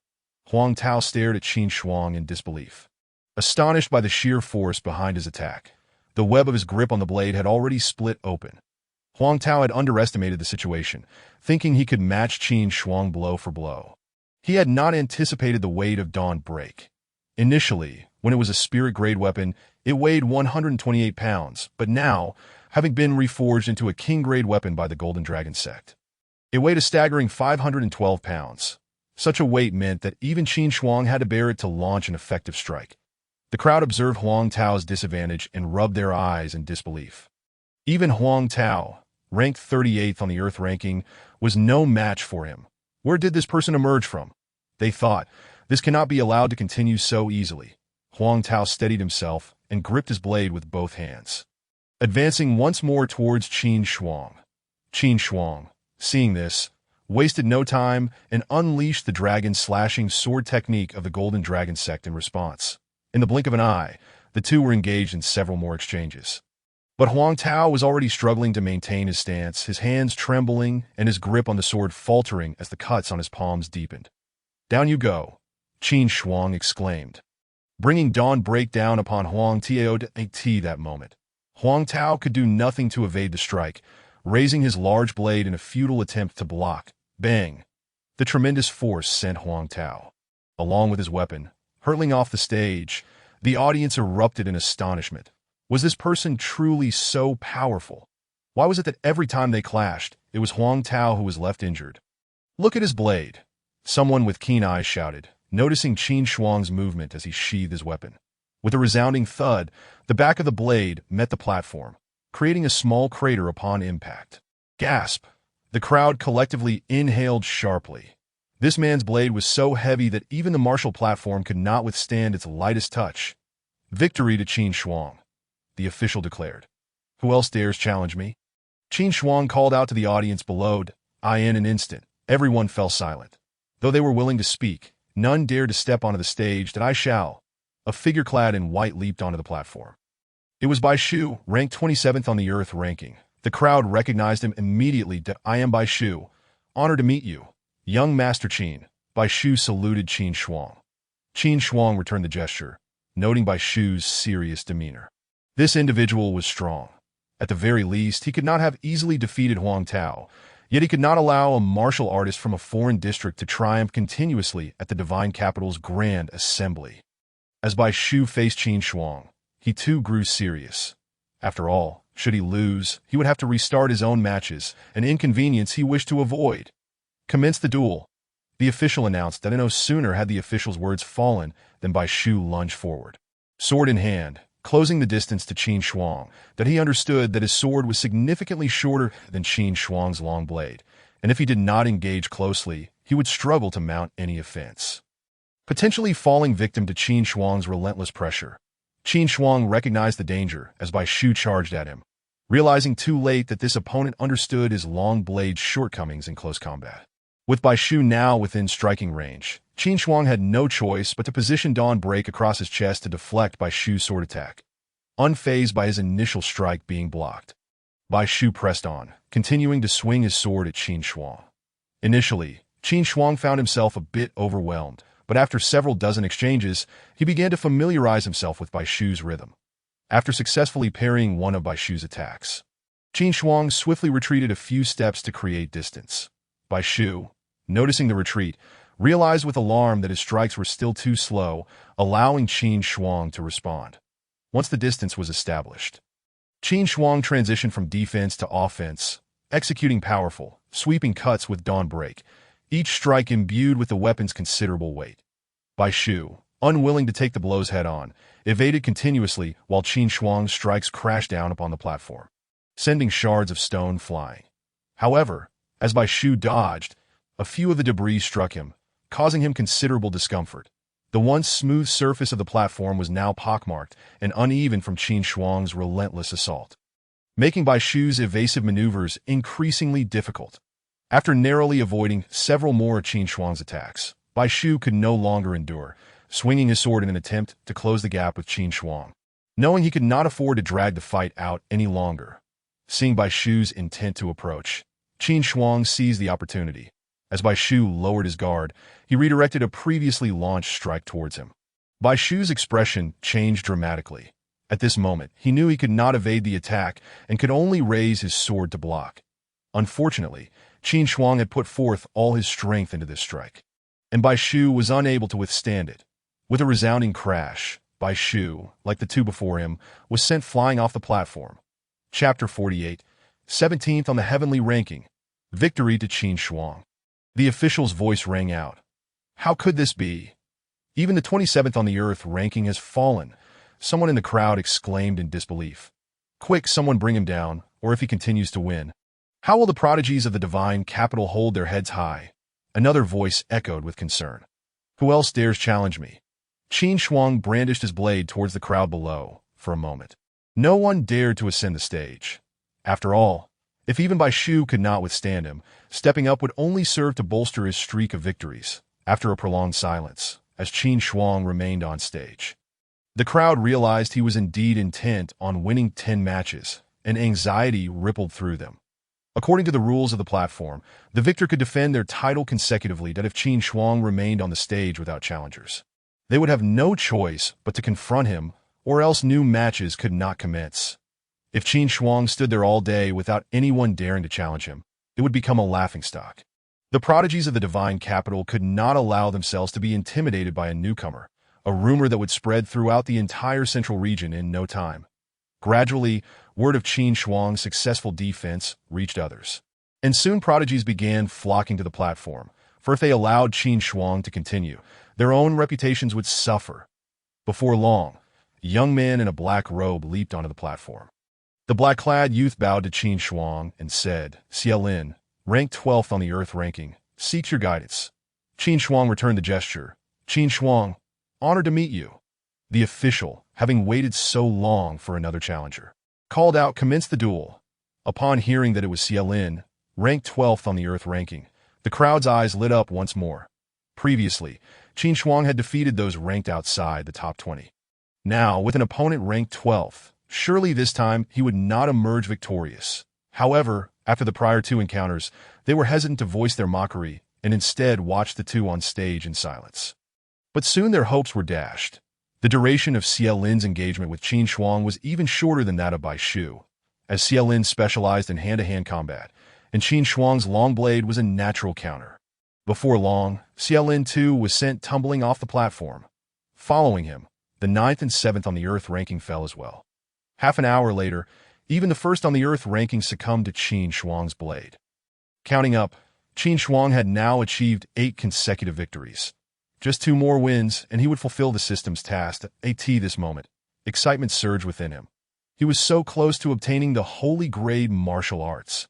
Certainly, he remained exceedingly cautious, for thus far, he had triumphed over the elites of the Earth ranking, and he had yet to encounter anyone of the Celestial ranking. Meanwhile, the news of Qin Shuang's 8 consecutive victories began to spread throughout the Grand Assembly, prompting individuals from various corners to rush to the arena.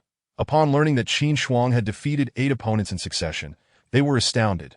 After all, this was a grueling wheel battle, with no time for rest.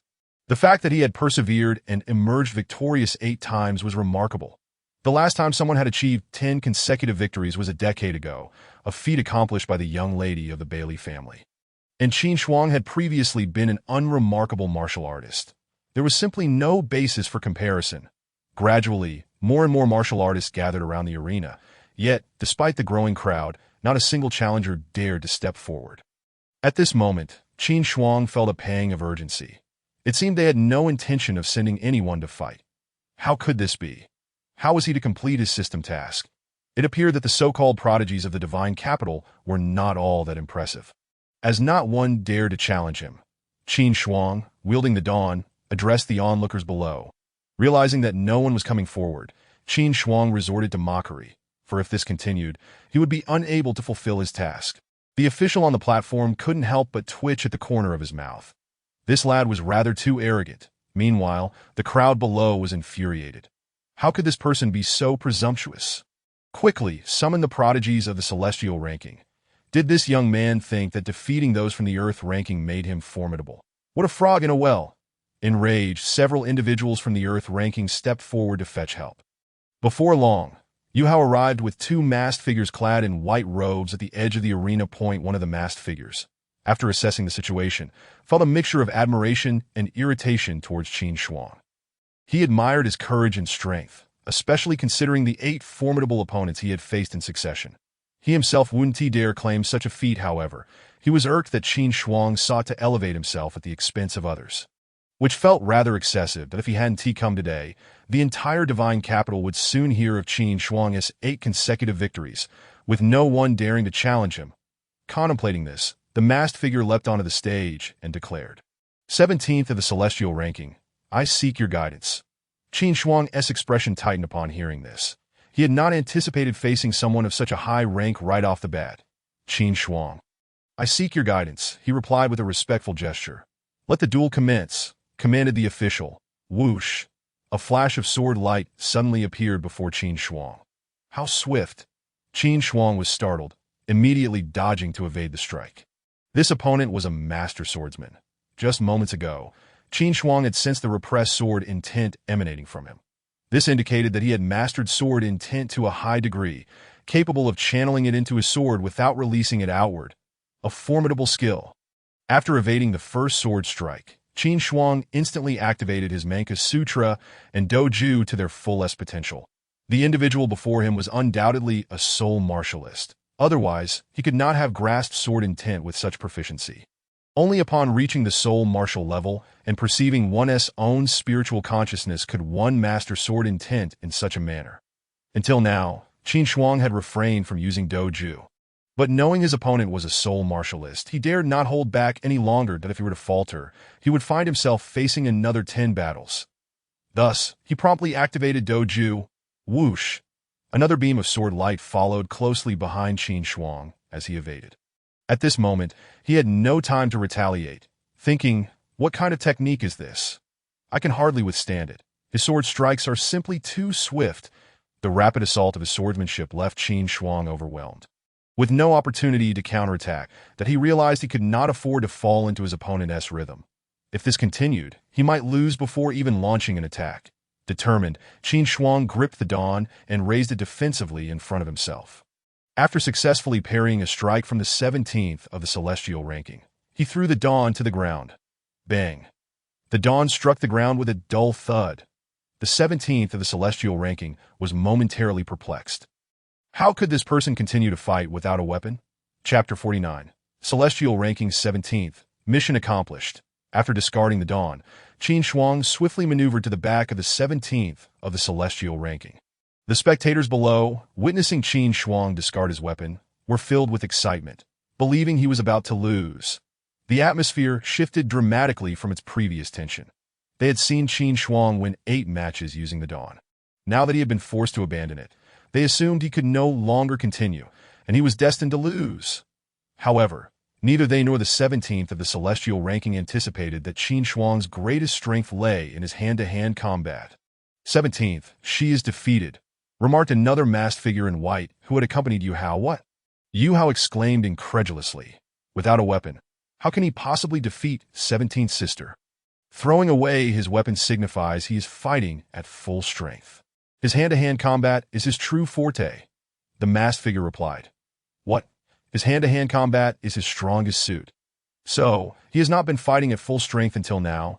Yu Hao was astonished. The masked figure nodded affirmatively. Seeing her confidence, Yu Hao also began to believe it and turned his gaze back to the arena, eager to witness the full extent of Qin Shuang's power. At this moment, Qin Shuang had already maneuvered behind the 17th of the celestial ranking. Without the burden of the dawn, his speed matched that of her sword strikes. Qin Shuang was not concerned about surpassing her speed. He merely needed to keep pace. Swinging his palms, a visible surge of energy enveloped them, an ability only achievable by those above the Grandmaster level. As Qin Shuang wielded his palms, the surrounding air grew tumultuous. Though the 8 desolate palm of the Golden Dragon sect was merely a profound technique, under the enhancement of Qin Shuang's Doju, its momentum and lethality rivaled that of an Earth-level technique. Qin Shuang thrust his palms forward with great force, creating a shockwave that surged towards the 17th of the celestial ranking. She sensed Qin Shuang's movement. The 17th of the celestial ranking reacted swiftly, swinging her sword to intercept the incoming energy. Boom! A powerful gust of wind erupted between the two, scattering air currents outward and leaving the audience shielding their eyes from the blinding light. As the air settled, the two combatants became visible once more. Qin Shuang was pushed back 10 meters by the force of their clash, while the 17th of the celestial ranking appeared disheveled. This person's hand-to-hand combat is so formidable. No, it surpasses his swordsmanship. If he had not set aside his weapon, his speed would have kept pace with the celestial ranking 17th's sword strikes. Hiss! The spectators gasped in astonishment. This individual had not revealed his true strength until now, defeating the Earth-ranking challengers in a wheel battle. If this continued, would he truly achieve 10 consecutive victories? The crowd's composure wavered, all eyes fixated on the arena, hoping the 17th of the celestial ranking could prevail. Unexpectedly, she realized that your hand-to-hand combat is superior to your swordsmanship. Had I not reacted so swiftly, you would have already won. The 17th of the celestial ranking expressed her surprise to Qin Shuang. There is no alternative. Your sword is simply too swift. Without resorting to hand-to-hand combat, I can hardly keep up with your pace. If that were the case, wouldn't I be destined to lose? Qin Shuang shrugged in response that if that is the case, I shall not hold back any longer, declared the 17th of the celestial ranking. Immediately, a chilling sword intent erupted from her being. Qin Shuang's expression shifted. This sword intent was astonishingly potent, already nearing the edge of what he could handle, and he felt an inexplicable familiarity with it. Flying snow, the 17th of the celestial ranking exclaimed, gathering a blinding light of sword energy at the tip of her blade. This is my strongest move. If you can withstand it, you shall claim victory, she proclaimed, brandishing her sword at Qin Shuang. Sensing the terrifying aura emanating from her, Qin Shuang's expression changed dramatically. Such an aura could easily vanquish even an ordinary soul martialist. Paying no heed to her words, Qin Shuang quickly focused his internal energy, his palms moving in front of him. .8 Desolate palm. Setting sun, Qin Shuang shouted, channeling all his energy into a colossal palm imprint that manifested before him, depleting his internal spiritual energy in an instant. Both combatants unleashed their ultimate techniques at one another. Boom! A thunderous sound erupted as the palm imprint collided with the sword light, generating a blinding flash that radiated outward. The audience was momentarily blinded by the sudden brilliance, losing sight of the arena, who emerged victorious. The crowd clamored. As the light gradually faded, the scene on the arena became visible once more. Whoosh! A figure soared past Yu Hao and caught the falling 17th of the celestial ranking. There knelt Qin Shuang on the arena floor, gasping for breath. Qin Shuang wins, declared the official's voice, echoing through the crowd. That moment, the spectators couldn't help but feel a twinge of admiration for Qin Shuang. He had even defeated the 17th of the celestial ranking. Though his current state suggested he might not continue, his remarkable record of 9 consecutive victories was enough to instill pride. Yet, Qin Shuang did not share this sentiment. Only one battle remained, and with one more victory, he would obtain a sacred grade technique. He yearned for yet another victory. However, at this moment, Qin Shuang found himself devoid of any spiritual energy. Although the Manka Sutra was operating at a rapid pace, it could not restore much in a short period, for it was merely an earth-level technique. Yet Qin Shuang was still prepared to fight. He possessed the vitality of his blood. By igniting his blood energy through combat, he could engage in battle for a brief while longer. The conviction within his heart compelled Qin Shuang to rise, addressing the audience below. Who else dares to challenge me? The spectators were utterly in awe of him. Even in such a state, he was determined to continue fighting. While victory was not guaranteed, the sheer momentum he exuded had already won their respect. "Let me take my turn," a voice resonated from the crowd. The figure clad in white robes, concealing his face, handed over the 17th position of the heavenly rankings to Yu Hao before leaping onto the arena. The duel commenced, upon witnessing a challenger ascend the stage. The official could no longer delay for Qin Shuang and had no choice but to declare, "Though I am unsure what motivates your relentless spirit, I must commend your tenacity. The 10th of the heavenly rankings." "I yield," the white-robed figure stated nonchalantly. Upon hearing his voice, Qin Shuang felt an uncanny familiarity, yet he dismissed the notion as mere illusion and assumed a combat stance. Observing his readiness, the 10th of the heavenly rankings waved his hand, saying, "No need to fight. In your current state, you cannot defeat me, but we shall duel again once you have recovered. I concede." With that, he turned to the official. According to the rules, a concession meant victory for Qin Shuang, and the official had no choice but to announce, Qin Shuang wins. Ding. Congratulations to the host for completing the system task. Chapter 50. Sacred Technique, Yuan Jing. Qin Shuang stood momentarily stunned. The 10th of the heavenly rankings actually conceded? What he did not expect was that the system deemed his task successful. "Thank you." Qin Shuang cupped his hands in gratitude towards the 10th of the heavenly rankings. "That's a trivial matter. Once you recover, we shall seek another opportunity to battle." The 10th replied casually. Afterward, he descended the stage and returned to Yu Hao and the 17th of the heavenly rankings, saying, "Let us depart." Qin Shuang, momentarily taken aback by the trio's exit, was still unaware of the true identities of the 17th and 10th rankers. After pondering for a moment, he shook his head, dismissing the thought. His focus was to return to the inn and assess the technique provided by the system. Gathering his thoughts, Qin Shuang leapt off the arena and made his way back to the natural abode. The bustling atmosphere of the Yulian felt rather unsafe, and with the presence of Zhao Wuji, a martial emperor, at the natural abode, Qin Shuang could confidently concentrate on cultivating the technique bestowed by the system. As Qin Shuang finally descended from the arena, a collective sigh of relief swept through the crowd, parting to create a path for him. Observing his retreating figure, someone murmured, "This lad is incredibly fortunate. He managed to secure a concession from the 10th of the heavenly rankings, achieving 10 consecutive victories." Immediately, another retorted, "If you think you're capable, why not take your turn? Can your luck extend to a 6-match winning streak and count me as defeated?" The rebutted individual flushed crimson, silenced by the response. Through his actions, Qin Shuang had earned the respect of the majority. With the slight restoration of spiritual energy from the Mankasutra, Qin Shuang made the journey back to the natural abode in a single hour. Upon noticing Qin Shuang's condition, Zhao Wuji initially suspected he was being pursued, and his aura surged, enveloping the entire natural abode with a suffocating pressure. The once raucous hall fell silent, as if a pin could be heard dropping. Qin Shuang gestured to Zhao Wuji, "Do not worry. I'm merely engaged in a contest at the gathering." Upon hearing Qin Shuang's words, Zhao Wuji finally reined in his aura. The patrons in the hall felt an immediate sense of relief. Exhaling deeply, "I need to enter seclusion for a while. Please oversee matters within the inn and ensure I am not disturbed." Qin Shuang instructed Zhao Wuji. "Understood." Zhao Wuji responded with a respectful nod. Having returned to his room in the rear courtyard, Qin Shuang closed the door and activated the small spirit-gathering formation within his quarters. Sitting cross-legged, he addressed the system. "System, have I completed the task?" Ding's system prompt. "The host has completed the system task. The rewards have been automatically stored in the system space and can be retrieved at any time. Retrieve the task rewards," Qin Shuang declared resolutely. "Ding, the distribution of task rewards will commence now." Suddenly, a jolt surged through Qin Shuang's mind, overwhelming him with a flood of information that left him dizzy. "Ding, the rewards have been distributed. Congratulations to the host for obtaining the sacred technique."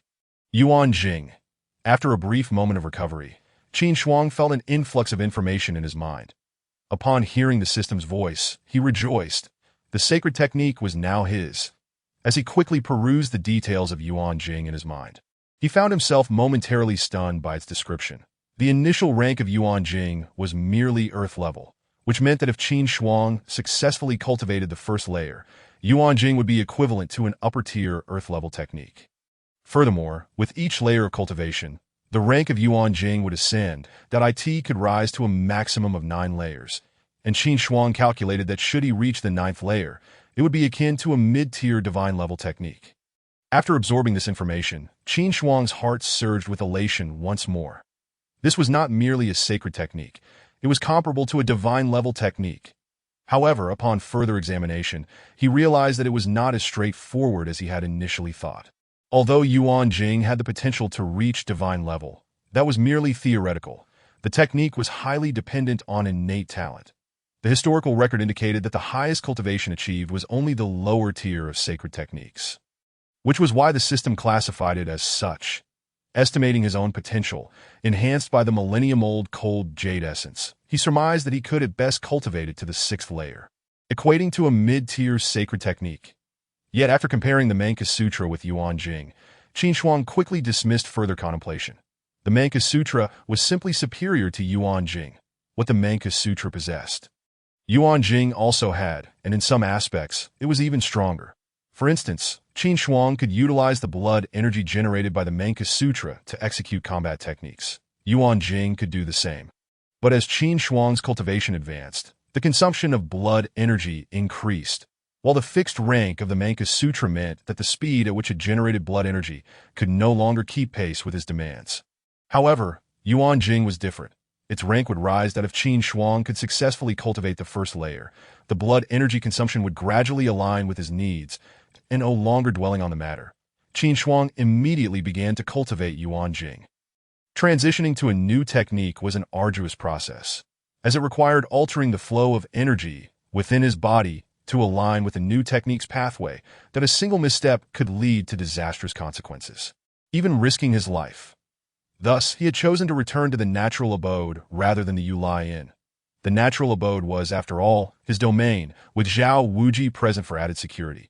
Qin Shuang meticulously guided the spiritual energy through the meridians within his body. Feeling a twinge of soreness in areas previously traversed by the Mankasutra, he gritted his teeth against the discomfort while operating Yuan Jing. That it was here that the distinction between gifted and ungifted individuals became apparent. Those lacking talent possessed narrow meridians, incapable of accommodating substantial spiritual energy. In contrast, thanks to the enhancement from the cold jade essence, Qin Shuang's meridians and dantian had become exceptionally large and resilient. Even the meridians that had not undergone refinement through the Mankasutra could handle the immense spiritual energy brought forth by Yuan Jing. making the cultivation of Yuan Jing relatively easy for him. However, it was implausible for Qin Shuang to fully cultivate Yuan Jing in one go. After all, the system classified it as a sacred technique. What would signify Qin Shuang's mastery of the first layer of Yuan Jing? It would mean that he no longer needed to exert conscious control. Yuan Jing would autonomously circulate within his body along the correct pathway. This would indicate that Qin Shuang had officially begun to master Yuan Jing. From that point onward, with each breakthrough, he would need to incorporate the smaller meridians into the cultivation pathway, meaning that by reaching the 9th layer, all his meridians, regardless of size, would follow the path dictated by Yuan Jing. Of course, throughout the history of the martial extreme continent, no one had ever achieved such a feat. A day later, Qin Shuang opened his eyes, awakening from his meditation. At this moment, he felt somewhat helpless. The difficulty of Yuan Jing was beyond his expectations that To successfully cultivate the first layer. He needed to connect all the major meridians in his body. Currently, he had only managed to connect half of them, with the other half still relying on the outcomes from the Manka Sutra. It seemed that achieving a formal mastery of Yuan Jing would require several more days. Chapter 51. Rising Fame. 12th of the heavenly rankings, stretching lazily, Qin Shuang concluded his training. After all, cultivating required a balance of tension and relaxation. He could not afford to be overly anxious, especially at this crucial juncture of transitioning techniques. Noticing the time, he realized it was breakfast, and he stepped out of his room, intending to head to the inn's main hall for a meal, while also gathering recent news from the capital.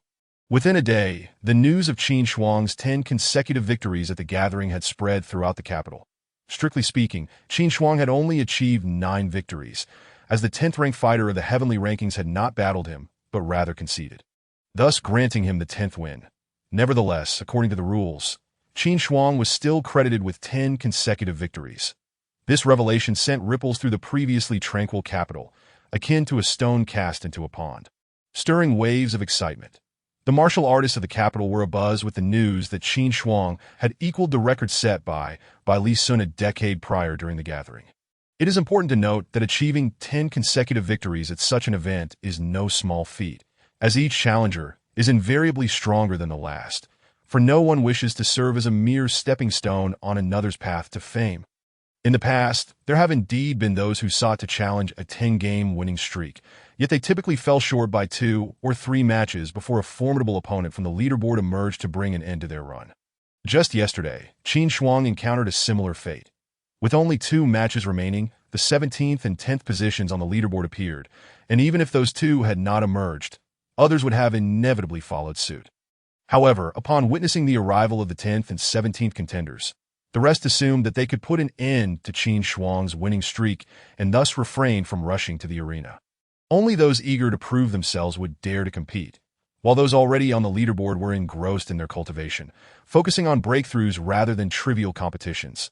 The only events that might capture their attention would likely be next year's grand tournament or the opening of some special secret realm. Consequently, when the others on the leaderboard saw the 10th and 17th positions participating, they ceased to concern themselves with the competition. Little did they anticipate that the 10th-ranked contender would voluntarily concede in the final match, thereby paving the way for Qin Shuang's rise to fame. This decision sparked discontent among many on the leaderboard, while it was understandable for a newly promoted 10th to disregard their own reputation. It was unacceptable to use their standing as a stepping stone for someone else. Regardless of the opinions held by others on the leaderboard, the ordinary martial artists of the Divine Capital held immense admiration for Qin Shuang. Within a single day, his name spread throughout the capital, reaching even the ears of notable figures in the court. Naturally, such developments could not escape the notice of the sovereign of the Divine Dynasty, the Empress, within a grand palace. She was reviewing official documents when suddenly, a figure darted into the hall and knelt before her. The Empress, unfazed by the sudden intrusion, waved her hand, allowing the figure to rise and place a note upon her desk. Upon seeing it, she set aside the document she had been reviewing and began to read the note. Halfway through, she exclaimed in surprise, "Where did this Qin Shuang come from? He has equaled the record of Li Sun from a decade ago, achieving 10 consecutive victories at the grand tournament. Your Majesty, this Qin Shuang is the one reported by the Lord of Nanjun, the top contender in the Nanjun selection." A court lady promptly responded. The top contender in the Nanjun selection? The Empress regained her regal composure and remarked, "Very well. Make a note of him that we shall observe after next year's tournament." "Understood," the court lady replied. Meanwhile, in the courtyard of Baili Commercial House, Baili Sun gazed at the news in her hand, a glimmer of intrigue flashing in her eyes. The 10th on the leaderboard. Isn't that the little girl from the Liu family? She mused, her fingers lightly curling. "Xiao Chui, prepare the carriage. We shall visit this Qin Shuang at Tianran residence," Baili Sun instructed her maid. "Yes, miss." The maid responded before departing to AT that moment. Qin Shuang had just finished his morning routine and arrived in the tavern's main hall. After ordering a bowl of noodles, he sought a place to sit, and no sooner had he settled down than he overheard the discussions of nearby patrons. "Did you hear? A fierce contender emerged at yesterday's grand tournament, achieving 10 consecutive victories. Who doesn't he know that? I heard the 10th on the leaderboard conceded in the last match, which allowed that person to claim 10 victories. Well, that is still quite impressive. If I could win just 2 matches, I'd be overjoyed. I heard that person is named Qin Shuang, though I wonder what he looks like. What is the big deal? The Tianji Pavilion has already updated the rankings. That Qin Shuang is now 12th on the leaderboard, gasp. The nearby listeners gasped in astonishment. 12th on the leaderboard? He went from obscurity to ranking 12th in an instant. Truly a role model for us all. One person sighed. Did anyone here attend the grand tournament yesterday? Can someone describe what Qin Shuang looks like? Someone asked curiously that I was there. That Qin Shuang wore a white robe with sharp brows and bright eyes. Truly striking. As he spoke, he became lost in thought, recalling the imposing presence of the young man. Just then, he caught sight of Qin Shuang, enjoying his noodles, and suddenly fell silent. This is Qin Shuang. Why is he here at Tianran residence? He thought, momentarily taken aback. Noticing his rapt attention, the others turned their gaze towards Qin Shuang. Having never seen him before, they failed to recognize him, and, upon seeing merely a man eating noodles, quickly returned their focus to the previous speaker. Urging, "What is the matter? Speak up. Don't keep us in suspense." The man swallowed hard, his voice trembling as he replied, "He looks just like that young man eating noodles." The young man eating noodles? Everyone's gaze shifted back to Qin Shuang. Qin Shuang, having overheard their conversation, was surprised at how quickly he had gained notoriety in the divine capital. He was even recognized while merely enjoying a bowl of noodles. Setting down his chopsticks, he turned to the young man who had been speaking. Seeing Qin Shuang's attention upon him, the young man gulped nervously and stepped forward to bow, saying, "I have the honor of meeting you. Qin Gongzi. I hope you can forgive my rudeness." Qin Shuang stood and returned the gesture, replying, "No need for formality. I have nothing to hide, so feel free to act as you please." After saying this, Qin Shuang resumed eating his noodles. The young man, relieved that Qin Shuang held no resentment, returned to the group. The onlookers, still in shock, found themselves at a loss for words. They could hardly believe that the very person they had been discussing was sitting right beside them. The entire tavern hall fell into a hushed silence. Soon, the patrons resumed their meals, refraining from conversation, as the main character was right there beside them. Chapter 52. The Arrival of Baili Sun. The all-encompassing spirit. Ever since the guests in the hall realized that Qin Shuang was nearby, the atmosphere in the tavern had cooled considerably. The martial artists dining there spoke cautiously, their conversation subdued. Qin Shuang felt somewhat helpless in response, and quickly finished his noodles to return to the courtyard. But at that moment, a carriage came to a halt in front of Tianran residence. Before long, a petite hand pulled aside the curtain of the carriage door, revealing a pair of long legs descending gracefully, accompanied by a face that exuded both allure and a hint of languor. At that moment, a passerby recognized the owner of the carriage, It's Baili Sun. What brings her to Tianran residence? Could it be that she is here to find Qin Shuang? Speculations arose among the crowd, as news of Qin Shuang's presence at Tianran residence had already spread. Seeing Baili Sun arrive, many assumed she was indeed seeking him out, that in truth, they were not entirely mistaken. Baili Sun had come to find Qin Shuang, having learned earlier that he was the owner of Tianran residence. After hastily finishing 2 bites of his meal, Qin Shuang was about to rise when a figure suddenly stood before him.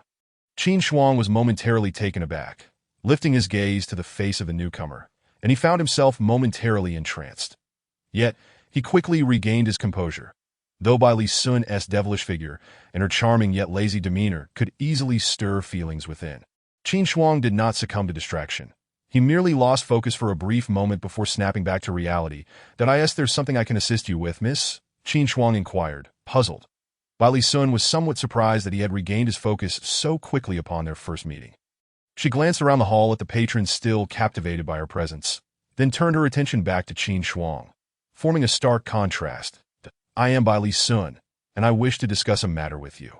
"Qin Gongzi, shall we find a more private place to converse?" She introduced herself. "Bai Li Sun, the one from the Bai Li family, who achieved 10 consecutive victories at the Grand Tournament a decade ago." Qin Shuang's heart raced with realization, and he glanced at the patrons in the hall who were still mesmerized by her beauty. Nodding at Bai Li Sun, he said, "Follow me." The two then proceeded to a stone table in the courtyard. At this moment, Zhao Wuji also approached Qin Shuang and stood nearby, that he had noticed Bai Li Sun's arrival at the tavern and sensed a hint of threat emanating from her. Thus, after learning that Qin Shuang intended to meet with her, he left his subordinates to follow closely behind. "Your Excellency, there is no need to be so wary of me, that I merely wish to discuss a transaction with Qin Gongzi and get to know the man who has stirred up such a tempest in the divine capital these past few days." Bai Li Sun leaned back in her chair, glancing at Zhao Wuji before continuing to gaze at Qin Shuang, her expression one of infatuation. "Now that I see you in person, Qin Gongzi, you truly possess an extraordinary presence. I can hardly contain my admiration. This woman..." Qin Shuang regarded Bai Li Sun's exaggerated demeanor with an impassive expression. "Does she truly believe I am the sort to be easily swayed by the sight of a woman?" Qin Shuang thought to himself with a cold smile. The Bai Li family certainly would not be so simplistic. This seemingly enamored lady had likely already dug a pit for him in her heart. "What is it that you seek from me? I refuse to believe I could captivate a lady from the Bai Li family," Qin Shuang stated flatly, seeing that Qin Shuang was not easily swayed. Bai Li Sun remained undeterred and continued. "Qin Shuang, hailing from the Jinlong sect, experienced a meteoric rise in strength after emerging from a sacred realm. Subsequently, you claimed the title of top contender in Nanjun. Then, within just half a month, you advanced to the late stage of a martial master, arriving in the divine capital alone. However, on your journey, you were seemingly pursued by members of the Lin family, leading you to open the Heishan Valley secret realm. The yin-yang stones you sold to our commercial house must have come from that very secret realm, correct? I hadn't anticipated that Qin Gongzi would have such fortuitous encounters." Upon hearing her words, Qin Shuang felt no surprise that he understood that selling such a substantial quantity of yin-yang stones at the Bailey Trading Company would undoubtedly prompt an investigation, and given the strength of the Bailey Trading Company, it would be a trivial task for them to look into him. Noting that Qin Shuang remained unperturbed, Bai Li Sun was taken aback. This person was astonishingly composed. "What does the young lady of the Bailey family wish to convey with your investigation?" Qin Shuang asked nonchalantly. "Duh, haven't you already discerned that? It was merely a fortunate encounter," Bai Li Sun replied, twirling a lock of hair as she gazed at Qin Shuang. Qin Shuang took a sip of tea, maintaining his indifference. Observing his calm demeanor made Bai Li Sun somewhat uncomfortable, prompting her to lean closer to his ear and whisper, "Is that so?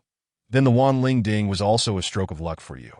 "My lord," after speaking, she retreated slightly, resting her chin on her hand as she watched him intently. That a sudden shock coursed through Qin Shuang's heart. Lin family. He had surmised correctly. This information was indeed relayed to Bai Li Sun by Lin Yi. 3 days prior, Lin Yi had arrived in the sacred capital and promptly visited the Bailey Trading Company to find Bai Li Xing, claiming to have news about the Wan Ling Ding and requesting to see Bai Li Sun. Naturally, Bai Li Xing did not dare to take this lightly and informed Bai Li Sun without delay. Upon hearing that Lin Yi had news of the Wan Ling Ding, Bai Li Sun felt a flicker of curiosity. However, upon meeting Lin Yi and learning that the Wan Ling Ding was in Qin Shuang's possession, her interest waned. After all, the Wan Ling Ding was merely a sacred-grade auxiliary cultivation vessel. There were numerous methods to aid cultivation among the prominent families in the sacred capital. It could only be said that the Lin family, being lesser known in the South County, viewed the Wan Ling Ding as a precious treasure, while it held little allure for those in the sacred capital. The previous contention over the Wan Ling Ding was primarily due to its owner being merely a martial king.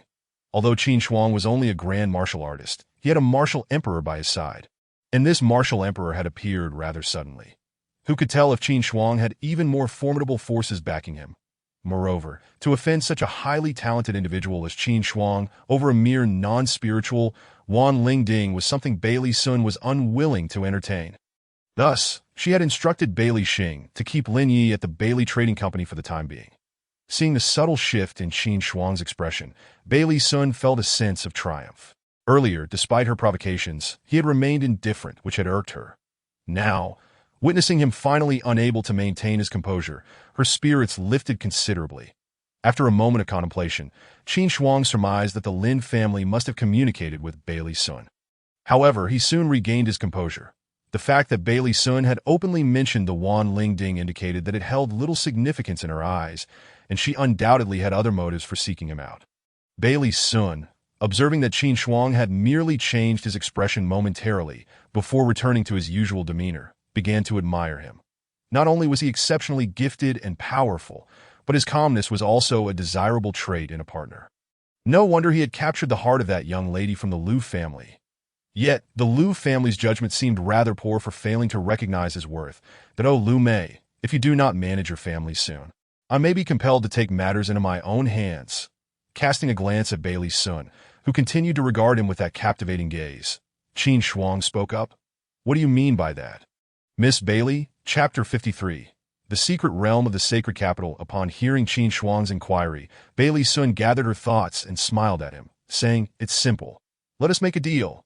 Intrigued, Qin Shuang replied, "What sort of deal?" Bailey Sun did not answer directly, instead twirling her hair and asking, "I wonder if you have heard of the Xianlong Sacred Realm within the Sacred Capital." "The Xianlong Sacred Realm?" Qin Shuang replied, somewhat puzzled. He had not heard of it before. "Does it have any connection to the Xianlong Divine Dynasty?" Noticing the confusion on Qin Shuang's face, Bailey Sun understood that he was unaware and began to explain. The Xianlong Sacred Realm was discovered 500 years ago by the Sacred Capital. Following its discovery, the Divine Dynasty did not claim it for themselves, but allowed capable individuals to enter for training. Anyone ranked on the Heaven list may enter the Sacred Realm for training, or they can apply to compete for one of the top 100 slots. Unlike other sacred realms, the Xianlong Sacred Realm allocates different areas for individuals of varying realms, and it opens once every 10 years. Today marks the moment it is set to open, with the timing being precisely half a month from now. After speaking, Bailey Sun flashed her large, enchanting eyes at Qin Shuang. Ignoring Bailey Sun's alluring demeanor, Qin Shuang focused on the core of the matter and asked, "What is the transaction you propose?" With her fingers twisting her hair, Bailey Sun tilted her head and gazed at Qin Shuang, saying, "I need you to help me find a certain spiritual herb from the sacred realm. If you assist me in locating this herb, I will grant you one request." "Any request at all?" Looking at her youthful face, Qin Shuang felt a tremor within. Even his seasoned heart, tempered through countless trials, was nearly swayed. Taking a deep breath, he maintained a stoic expression and stated, "Why should I be the one to assist? There are many individuals stronger than I within the Sacred Capital. Indeed, the Sacred Capital boasts many prodigies, but none possess the fortune that you do, my lord. Compared to them, I have more faith in you." Bailey Sun leaned forward, inching closer to Qin Shuang as she approached. Qin Shuang instinctively leaned back, his voice steady as he said, "Very well. I will help you find the spiritual herb, but in return, you must resolve matters with the Lin family for me." "What spiritual herb?" Bailey Sun's eyes brightened at his agreement, and she retrieved a piece of paper from her ring, placing it on the table before sliding it toward him. "Tunic and grass, a sacred grade herb. This is the intelligence I have gathered. It is located in the realm of martial souls. With your speed, my lord, it should pose no difficulty for you to break through to the martial soul realm within half a month. Correct? I will do my best," Qin Shuang replied nonchalantly, reaching for the paper on the table. However, he found it unyielding and glanced up at Bailey Sun. She pressed her finger against the paper, leaning closer, her tone dripping with temptation as she asked, "Are you truly willing to waste this request on the Lin family? Remember, it can be anything." Qin Shuang took a step back, his tone firm as he reiterated, "I am certain."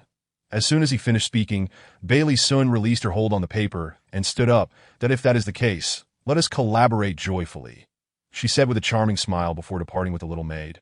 "Cui, what a vixen!" Qin Shuang couldn't help but exclaim after her departure. "Master, she can hear you," Zhao Wujin remarked with a blank expression. "She can hear." Qin Shuang turned in shock to Zhao Wujin. Nodding, Zhao Wujin replied. She is a martial emperor. If she desires, she can certainly hear. Meanwhile, as Bailey Sun walked into the main hall of the inn, a sly smile crept onto her lips. Despite provoking Qin Shuang multiple times without eliciting a reaction, she had thought him indifferent to women. To her surprise, she had nearly ensnared him. Oh, little man, in the courtyard, Qin Shuang felt somewhat embarrassed. After enduring for so long, he had finally let slip a remark upon her departure, only to have her overhear it. Noticing Qin Shuang lost in thought, Zhao Wujin quietly stepped outside. After Zhao Wujin left, Qin Shuang picked up the paper Bailey Sun had given him and began to read. Studying the introduction and clues regarding Tian Xan grass, Qin Shuang fell in a deep contemplation. Knowing the Xianlong sacred realm was about to open, he was determined to attend. As for his cultivation, he held no concerns. As long as he successfully cultivated the Yuan Jing and combined it with the Wan Ling Ding, breaking through to the martial soul realm was well within his grasp. Regarding the Lin family, Qin Shuang was confident that if he could procure the Tian Xan grass, Bailey Sun would ensure the Lin family fell silent. From the moment Bailey Sun explicitly stated that the Wan Ling Ding was in Qin Shuang's possession, he understood the Lin family's plans had been thwarted. The Wan Ling Ding may not have held much allure for the Bailey family, but that did not imply other factions in the sacred capital shared the same sentiment. It was best if the Lin family remained silent altogether. As for Bailey Sun knowing, that was of little consequence. She was a martial emperor, and he could do nothing to her, resolving not to dwell on it further. Qin Shuang shook his head and returned to the task at hand, mastering the Yuan Jing. With that thought, he settled down cross-legged and resumed his cultivation. Upon returning to the Bailey Trading Company's courtyard, Bailey Sun summoned Bailey Xing. Greetings, Miss. Bailey Xing bowed respectfully. Is that Lin fellow still within the trading company? Bailey Sun inquired lazily. Yes, miss, that I have had someone keep an eye on him. He is still in the courtyard. Bailey Xing responded. Since Bailey Sun had instructed Bailey Xing to monitor Lin Yi, he had been stalling him, claiming he needed to verify the accuracy of the information. Bailey Xing was uncertain what news Lin Yi had shared with Bailey Sun regarding the Wan Ling Ding, but he had been following Bailey Sun's orders to delay Lin Yi. Have him eliminated, Bailey Sun said nonchalantly, as if discussing the slaughter of a mere chicken, her expression unwavering. Understood, Bailey Xing replied with a bow. Furthermore, the Lin family in the South County has no reason to exist any longer. Send some people over, Bailey Sun said, her face betraying no hint of emotion, as if eradicating the Lin family was merely an inconsequential task. Without a moment's hesitation, Bailey Xing replied, As you wish. In contemporary times, it is widely acknowledged that the next head of the Bailey family is none other than Bailey Sun. With her prowess as a martial emperor and her remarkable business acumen, she stands unmatched among the younger generation of the Bailey clan. Thus, when Bailey Sun declares her intent to annihilate a rival family, Bailey Xing does not hesitate for a moment.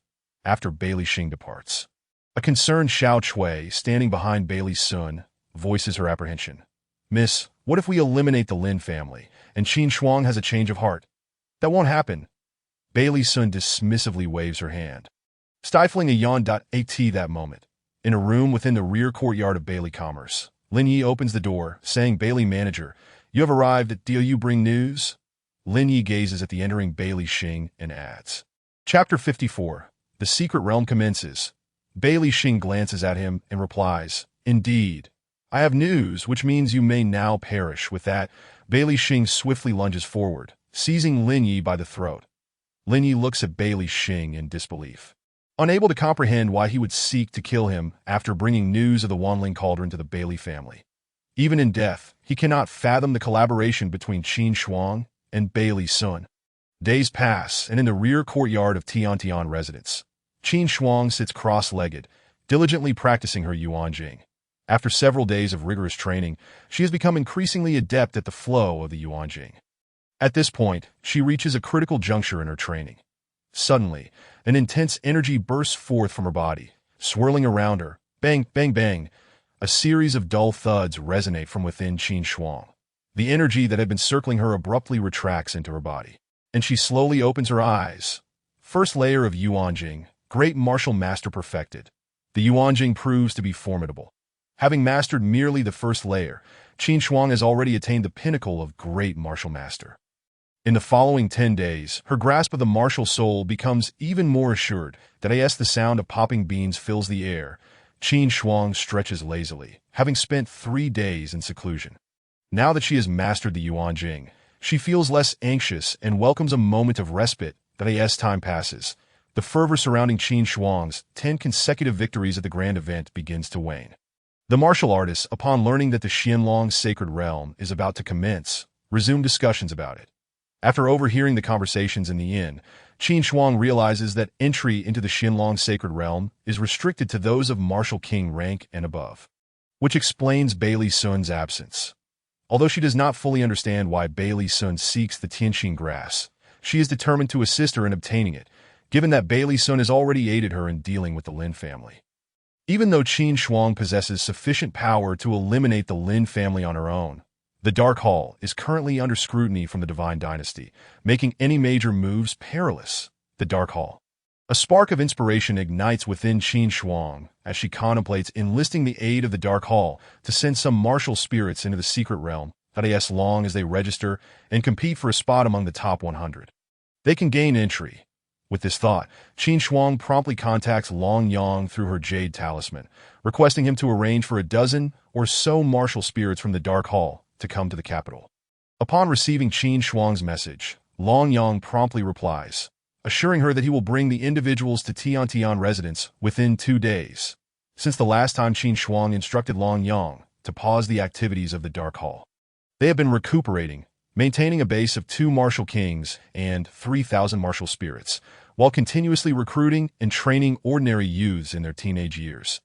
The current number of Dark Hall members has reached 5,000.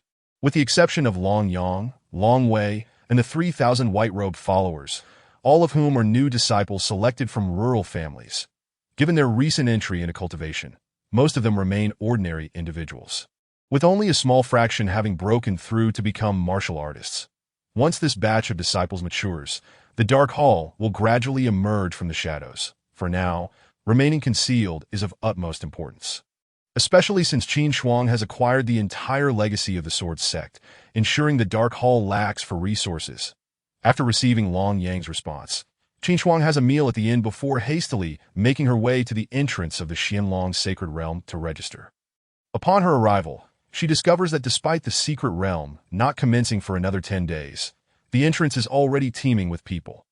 Due to the automatic division of participants into different areas based on their ranks upon entering the Qianlong Sacred Realm, the Divine Dynasty has not specified further categories at the registration point. As long as one's strength places them among the top 100, they are permitted entry. As Qin Shuang approaches the registration desk, the official glances at her talisman and proceeds to inscribe her name. Currently ranked 12th on the heavenly list, with a record of defeating other elite contenders, Qin Shuang is exempt from further testing. While she registers, onlookers recognize her. Isn't that the Qin Shuang who recently won 10 consecutive matches at the grand event? Indeed, she has likely become a prodigy, now ranked 12th on the heavenly list, qualifying for exemption. After completing her registration, Qin Shuang does not linger and instead takes a stroll around the capital, purchasing items she anticipates needing before heading to the Bailey Commerce. Upon her arrival, she seeks out Bailey Xing. Qin Shuang presents her broken dawn to Bailey Xing, requesting him to find someone to repair it. After spending 70,000 taels of gold for the repair, she returns to the inn to commence her cultivation. Once back in her room, Qin Shuang sits cross-legged, placing the Wanling cauldron in her palm as she begins to circulate her Yuan Jing. Compared to the Manku Jing, the speed of cultivation for the first layer of Yuan Jing is more than twice as fast. With the aid of the Wanling cauldron, after several days of uninterrupted practice, Qin Shuang senses she is on the verge of breaking through the great martial master perfected bottleneck. Once she surpasses this threshold, she will ascend to the martial soul realm. 10 days swiftly pass. Within her room, Qin Shuang sits cross-legged on the spirit-gathering array. Having reached a critical point in her training, she channels her Yuan Jing. She draws in an unceasing flow of spiritual energy from the surroundings, gathering it into her dantian. With the passage of time, waves of energy erupt from her body, gradually forming a white sphere around her. Enveloping her completely, boom! The energy-formed white sphere bursts open, revealing the figure of Qin Shuang within, early stage of the martial soul. Feeling the surge of power within her, Qin Shuang clenches her fists, nodding in satisfaction. Now, if she encounters the one ranked 17th on the heavenly list again, the battle will not be as arduous to AT this moment. Qin Shuang eagerly anticipates another encounter with the ranked contender, wishing to showcase the results of her training and leave him thoroughly astonished. The speed of her cultivation exceeds her expectations, and she can scarcely contain her excitement to reveal her progress to others. Fortunately, today marks the day the secret realm opens, and she is grateful to have achieved mastery of the Yuanjing. Otherwise, she would be unable to reach the martial soul realm before the secret realm's commencement. Qin Shuang feels a sense of relief for having cultivated her Yuanjing successfully. She organizes her belongings and promptly rushes to the entrance of the Xianlong secret realm. The dawn which Bailey Xing had sent over days prior is now in her possession, and everything is in order. Elated, Qin Shuang heads to the entrance of the Xianlong secret realm that a thunderous roar resonates in the ears of the crowd. Qin Shuang's vision momentarily fades to white, and after a violent jolt, she finds herself in a new environment. A massive silver vortex materializes above the gathering. Qin Shuang is taken aback. The entrance to the secret realm is situated in the sky. Chapter 55, The Xianlong Sacred Realm, System Task. Ladies and gentlemen, the Xianlong Sacred Realm is now open. The top 100 in each realm may come forward, and I shall guide you into the secret realm. An elderly man with flowing white hair flies to the side of the silver vortex, addressing the crowd below. This venerable elder is the divine envoy of the Xianlong divine dynasty. Upon hearing his words, Qin Shuang and the others on the list step forward. Observing the talented individuals about to enter the sacred realm, the elder nods in approval, waving his hand, causing Qin Shuang and the others to ascend towards the entrance. Qin Shuang feels a rush of darkness, and after a dizzying spin, she arrives in an unfamiliar environment. Ding, the system announces. Host detected in the Xianlong sacred realm. Issuing system task. System task. Obtain the opportunities of the ancient dynasty. Task reward. 1 character draw. As the realization dawns, Qin Shuang's heart leaps with joy. Another task has arrived. While the reward is merely a chance to draw a character, she does not deem it insignificant, as it was through a previous draw that she acquired Zhao Wujia, enabling her to escape peril. Perhaps this time, she could draw a powerful warrior. Regaining her composure, Qin Shuang surveys her surroundings in the secret realm. Currently, she finds herself amidst a forest. Qin Shuang is grouped with others of the martial soul realm within the same secret realm, ensuring that the strongest individuals present will not exceed the martial soul rank. Thus, the importance of individual combat skills becomes paramount. Whatever transpires within the secret realm remains beyond external interference, and as such, dangers may arise not only from the realm itself, but also from her fellow competitors who entered alongside her. Consulting the information on Tianqing grass provided by Bailey Sun and the map of the secret realm, Qin Shuang estimates that the location of the Tianqing grass is approximately 1,000 miles away. For now, she resolves to prioritize retrieving the Tianqing grass, as the opportunities presented by the ancient dynasty remain elusive. After making preparations, she swiftly sets off for the location of the Tianqing grass. Along the way, she observes several individuals engaged in a fierce battle over a single spiritual herb. Although the Xianlong sacred realm opens once every decade, the opportunities to be found have been scarce over the past few centuries, which explains the fierce contention over this particular herb. Qin Shuang chose not to concern herself with them, merely passing by the trio engaged in a fierce altercation. Initially, the combatants had felt a surge of anxiety as they noticed Qin Shuang approaching. But upon realizing she was merely an observer, they dismissed her entirely. Witnessing this incident, Qin Shuang gained a clearer understanding of the perils within the sacred realm. Indeed, it is humanity that poses the greatest threat. After traversing over 1,000 miles, Qin Shuang arrived at the base of a steep cliff, a rugged edifice towering 100 feet before her. As she gazed upwards, her eyes fell upon a delicate blade of grass emanating a celestial blue glow, swaying gently in the breeze. Heavenly heart grass, Qin Shuang exclaimed, her heart alight with hope. Securing this precious herb would render her expedition worthwhile, particularly in eliminating the looming threat of the Lin family. However, as she contemplated the heavenly heart grass perched precariously on the cliff, Qin Shuang found herself in a quandary. The herb was situated in the cliff's midst, necessitating a climb to harvest it. Moreover, according to the clues, The heavenly heart grass was guarded by a spirit beast. Typically, guardian spirit beasts thrive near medicinal herbs, drawn by their ability to gather the essence of heaven and earth, either nesting nearby or waiting for the herbs to mature for consumption. The clues indicated that the guardian spirit beast of the heavenly heart grass was a Qingfeng bird. Upon scrutinizing her surroundings, Qin Shuang indeed spotted a nest not far from the heavenly heart grass, a nest belonging to the Qingfeng bird, which thrived on the spiritual energy gathered from the herb. Now, in her quest to procure the heavenly heart grass, Qin Shuang faced not only the geographical dangers of the cliff, but also the potential assaults from the Qingfeng bird.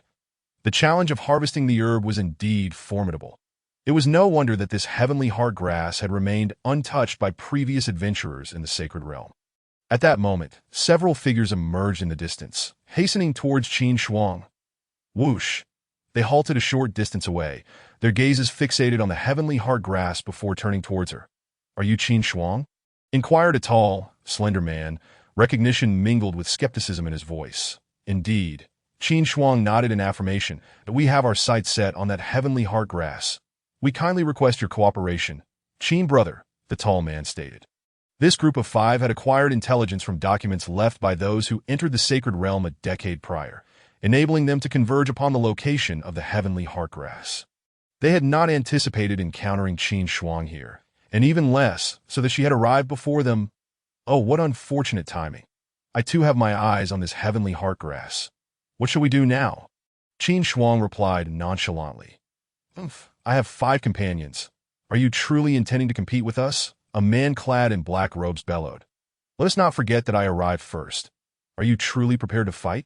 Qin Shuang retorted, slamming a long blade into the ground with a resounding thud, revealing her repaired weapon, Dawn's Break. The 5 men exchanged glances, their expressions shifting to concern as they hastily drew their swords. The tall man raised his hand to halt his companions, his expression grave as he regarded Qin Shuang. Let us not act rashly. We have no desire to become adversaries, since you are also unwilling to relinquish the heavenly heart grass. Let us determine the victor through our respective abilities. Whoever retrieves it first shall claim it. What do you say? The tall man felt a twinge of apprehension towards Qin Shuang, for her reputation of consecutive victories was well known in the capital. Despite their numerical advantage, they were uncertain of their ability to defeat her. They had merely gained entry through a challenge quota, not being among the esteemed ranks of the heavenly ranking, which left them feeling inadequate against someone of Qin Shuang's caliber. Very well. Let us rely on our own skills. Qin Shuang acquiesced with a "Did I in her heart?" Qin Shuang harbored alternative thoughts. While she could easily drive them away, it seemed unnecessary. Not only would it expend her energy, but she could not guarantee they would not resort to underhanded tactics from the shadows, nor was she confident she could subdue them all. Thus, she resolved to allow them to also attempt to harvest the heavenly heart grass. In doing so, the Qingfeng birds would likely perceive the larger group as a more significant threat, thereby sparing her from a considerable portion of their assaults. Since you agree, let us proceed based on our abilities. The tall man nodded and guided his companions away from Qin Shuang, directing their gaze towards the position of the heavenly heart grass. Observing their actions, Qin Shuang remained vigilant while contemplating how to retrieve the herb. Suddenly, she noticed the movements of the tall man's group. Chapter 56. 10th on the heavenly ranking, a team of 3. They secured their swords at their waists and began to ascend the cliff barehanded. Realizing the strategy, Qin Shuang understood that this was indeed the optimal approach to AS warriors. Climbing a 100-foot cliff was akin to child's play. The only concern was the guardian spirit beast, the Qingfeng bird. Given that Qingfeng birds were solitary creatures, there would likely be no more than 2. With 5 individuals, they could easily distract the 2 Qingfeng birds while one person focused on harvesting the herb. With this thought in mind, Qin Shuang hesitated no longer. She slung Dawn's Break across her back and began to scale the cliff, deliberately maintaining a steady pace behind the 5 men. Ka! A piercing and furious cry of a bird echoed through the air. The expressions of Qin Shuang and the other 5 shifted instantly as they realized the Qingfeng birds had spotted them. 2 azure birds, each with a wingspan of 2 meters, circled ominously above them. Suddenly, one of the Qingfeng birds dove down with fierce intent, its sharp claws gleaming, aimed directly at one of the tall man's companions. The man's face paled in terror as he swiftly clung to the cliff. Drawing his sword with his free hand to defend himself, clang, the man's sword clashed with the Qingfeng bird's talon, producing a metallic ring. Although he managed to fend off the attack, the force of the bird's dive caused his complexion to flush with exertion. Seizing the opportunity, the Qingfeng bird soared back up, circling above the group once more. The two birds continued to swoop above the 6 individuals, searching for another chance to strike, while Qin Shuang and her companions, wary of the menacing presence overhead, advanced cautiously towards the heavenly heartgrass. Qin Shuang understood that the Qingfeng birds would target the individuals posing the greatest threat to the heavenly heartgrass, prompting her to maintain her position just behind the tall man's group that, as she had surmised, the two Qingfeng birds relentlessly dived towards the 5 men, making their journey exceedingly arduous. Gradually, the men began to realize the peculiar pattern. Why were the birds persistently attacking them while ignoring Qin Shuang? After a moment's contemplation, they deduced that Qin Shuang was using them as bait to draw the attention of the Qingfeng birds. The tall man's expression darkened. He had not anticipated falling into her trap. "Are you trying to make us cannon fodder?" He sneered, turning to his companions, that we must accelerate our pace. As long as he remains behind us, we will surely reach the heavenly heartgrass first. The others nodded in agreement, immediately quickening their ascent. Seeing their pace increase, Qin Shuang followed closely behind, unperturbed, while the two Qingfeng birds became increasingly agitated, their cries growing more frantic as their attacks intensified. Just as the 6 of them were within 10 meters of the heavenly heartgrass, the Qingfeng birds launched another assault towards the tall man and his companions. At that moment, Qin Shuang sprang into action, her hands and feet moving in synchrony as she quickly scaled the cliff towards the heavenly heartgrass. The tall man realized the gravity of the situation and shouted, "Stop him at all costs!" However, the 5 men were pinned down by the Qingfeng birds, unable to break free as they helplessly watched Qin Shuang rapidly approach the coveted herb. The two Qingfeng birds, now aware of Qin Shuang's intentions, screeched furiously and soared towards her, their sharp claws extending menacingly. At that instant, Qin Shuang was less than 2 meters from the heavenly heartgrass. Glancing at the approaching Qingfeng birds, she propelled herself with a powerful leap, evading their attack as she lunged towards the herb. In a swift motion, she plucked the heavenly heartgrass and stowed it in her storage ring. With the herb secured, Qin Shuang's body plummeted at an alarming rate. The tall man, witnessing her fall, could not suppress his laughter, convinced that such a height would spell her doom. Once she perished, the heavenly heartgrass would undoubtedly belong to them. It was common knowledge that only a martial king could walk upon the void, while Qin Shuang was merely a martial soul. They were certain her fate was sealed. Yet, Qin Shuang remained unfazed. With remarkable speed, she drew Dawn's brake and thrust it into the cliff before her. Empowered by her inner strength, the blade penetrated the rock face, and the force of her descent carved a long streak into the cliff. Gradually, the friction between Dawn's brake and the cliff began to slow her fall, and amidst the sparks ignited by the grinding, she halted just 10 meters above the ground. Pushing off from the cliff, Qin Shuang leaped down, landing nimbly on her feet. The 5 men still clinging to the cliff gaped in astonishment at Qin Shuang's audacious maneuver. How was that even possible? But there was no time for further contemplation. Upon witnessing Qin Shuang secure the heavenly heartgrass, the Qingfeng birds descended into a frenzy, unleashing their fury upon the 5 men. Gazing upon the 5 individuals assailed by the frenzied attacks of the Qingfeng birds, Qin Shuang called out to them with a voice that echoed above, "I wish you all the best of luck."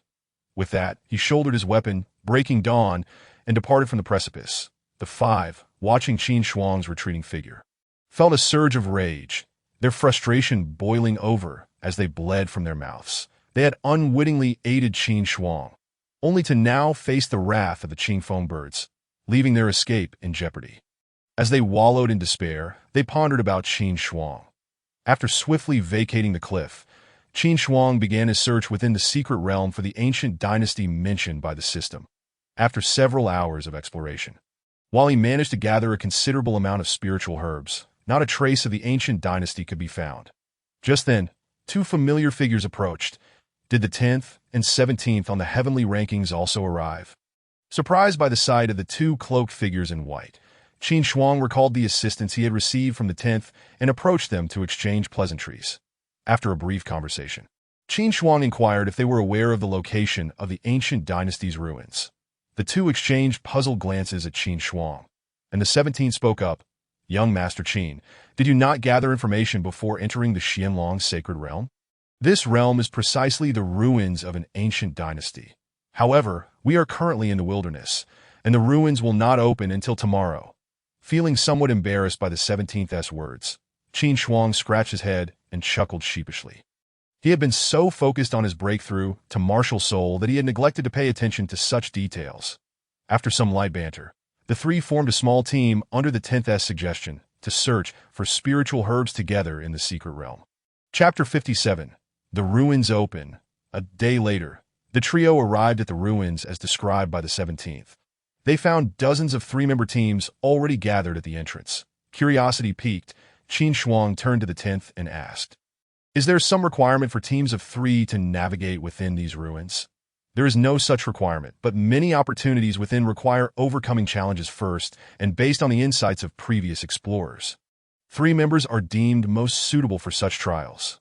Indeed, the 10th and I initially intended to tackle the challenges as a duo, but upon encountering you, we decided to include you. The 17th chimed in. Ah, understood. Qin Shuang nodded in agreement. Furthermore, once we enter, we must locate a palace immediately. The ruins house hundreds of palaces, each with unique opportunities, but the nature of these opportunities will only be revealed after overcoming their respective challenges. Not every palace opens each time, but this time, there should be dozens available. Whoever reaches them first claims them, and if we get in first, they will be unable to seize them. The 17th elaborated. And with this explanation, Qin Shuang recognized that the opportunities referred to by the system were indeed the challenges discussed. Suddenly, a tremor akin to an earthquake rippled beneath their feet as the formation enveloping the ruins began to slowly part. What are you standing around for? The ruins have opened. Let's rush for the palaces, the 17th urged, nudging the still-dazed Qin Shuang. Oh, right. Coming to his senses, Qin Shuang swiftly led his companions through the opening in the formation. Once inside, they were greeted by the sight of towering palaces, their imposing presence resonating with the grandeur of the ancient dynasty. The trio was momentarily awestruck by the majesty of these structures before quickly regaining their composure. Let us head for that palace. Qin Shuang pointed toward a grand edifice at the center. Agreed, responded the 10th and 17th, following closely behind Qin Shuang as they hurried toward the palace. Just as they prepared to push open the grand doors, a flash of sword light surged toward them from behind. With heightened vigilance, Qin Shuang dodged to the side, and the three turned to confront the source of the attack. They found themselves face to face with 3 men clad in black robes. The one in the center with a hawkish nose, brandishing a gleaming sword. Oh, aren't these the ones who lost to the newcomers at the gathering? The 10th and 17th. You 3 aren't thinking of challenging us? Are you? The hawkish man mocked. Enough of your nonsense. If you want us to leave, you'll have to defeat us first, the 17th retorted, gripping his sword in fury. The 10th leaned closer to Qin Shuang and whispered. The one speaking is Yang Ming, ranked 3rd on the heavenly rankings. The 2 beside him are ranked 8th and 9th, that if a fight breaks out, you should hold back Yang Ming while the 17th and I deal with the other 2. Qin Shuang was taken aback. It sounded as if the 10th and 17th believed they could easily handle the 8th and 9th ranks. Nodding in acknowledgement, he focused intently on Yang Ming, sensing the resolve in Qin Shuang's demeanor. Yang Ming understood that without defeating them, they would not relinquish the palace. The allure of the central palace's opportunities was too great for him to abandon, that he nodded to his companions. Attack! Yang Ming shouted, leading the charge toward Qin Shuang and the others. Seeing this, Qin Shuang swiftly drew Breaking Dawn and charged at Yang Ming. The latter's expression twisted in disbelief. What audacity did this boy possess to confront him? Did he truly believe that defeating the 17th would grant him victory over himself? With a derisive snort, Yang Ming rushed toward Qin Shuang, sword raised, clang. The meeting of Qin Shuang's Breaking Dawn and Yang Ming's sword echoed with a thunderous sound, sending shockwaves through Yang Ming's core. His face flushed, Yang Ming stumbled back a few steps, astonished. How is this possible? Just half a month ago, he struggled to defeat the 17th. How has he grown so powerful? Despite his unwillingness to accept it, his own body was betraying him. signaling that he could not match Qin Shuang's strength. Swallowing hard, he hesitated, contemplating whether to wait for the 8th and 9th ranks to subdue the 17th before confronting Qin Shuang together. Meanwhile, Qin Shuang remained unfazed, maintaining his stance against Yang Ming. In the meantime, the sounds of battle erupted from the 10th and 17th skirmish. A massive flash of sword light illuminated the scene as the 8th and 9th ranks retreated to Yang Ming's side. Clutching their chests, Yang Ming was taken aback. The 8th and 9th ranks could not even contend with the 10th and 17th. Realizing he had stepped into a quagmire, Yang Ming's frustration boiled over. "You will regret this. Just wait." He spat at Qin Shuang and his companions before instructing his allies, "We must leave." Understanding that they could not seize the palace, Yang Ming recognized the futility in prolonging the confrontation. The other palaces were being claimed quickly, and if they did not hurry, they would miss out entirely. They hastily retreated. Qin Shuang exchanged glances with the 10th and 17th, a knowing smile gracing his lips. "Shall we enter?" The two nodded in agreement, and together they stepped into the palace. Upon entering, they were met by 3 lifelike puppets standing before them. The 17th immediately declared, "This is the first trial. These puppets are each a rank higher than us. We must defeat them to pass." Without hesitation, Qin Shuang gripped Breaking Dawn and charged forward. One of the puppets sprang into action as Qin Shuang approached, swinging its massive arm to block his strike. Clang! The sound of metal clashing rang out as Breaking Dawn struck the puppet's arm, the impact reverberating through the air. Qin Shuang stared in astonishment at the puppet's unscathed arm. Its composition was formidable enough to withstand the blade of Breaking Dawn. What exceptional material! Qin Shuang's eyes gleamed with determination.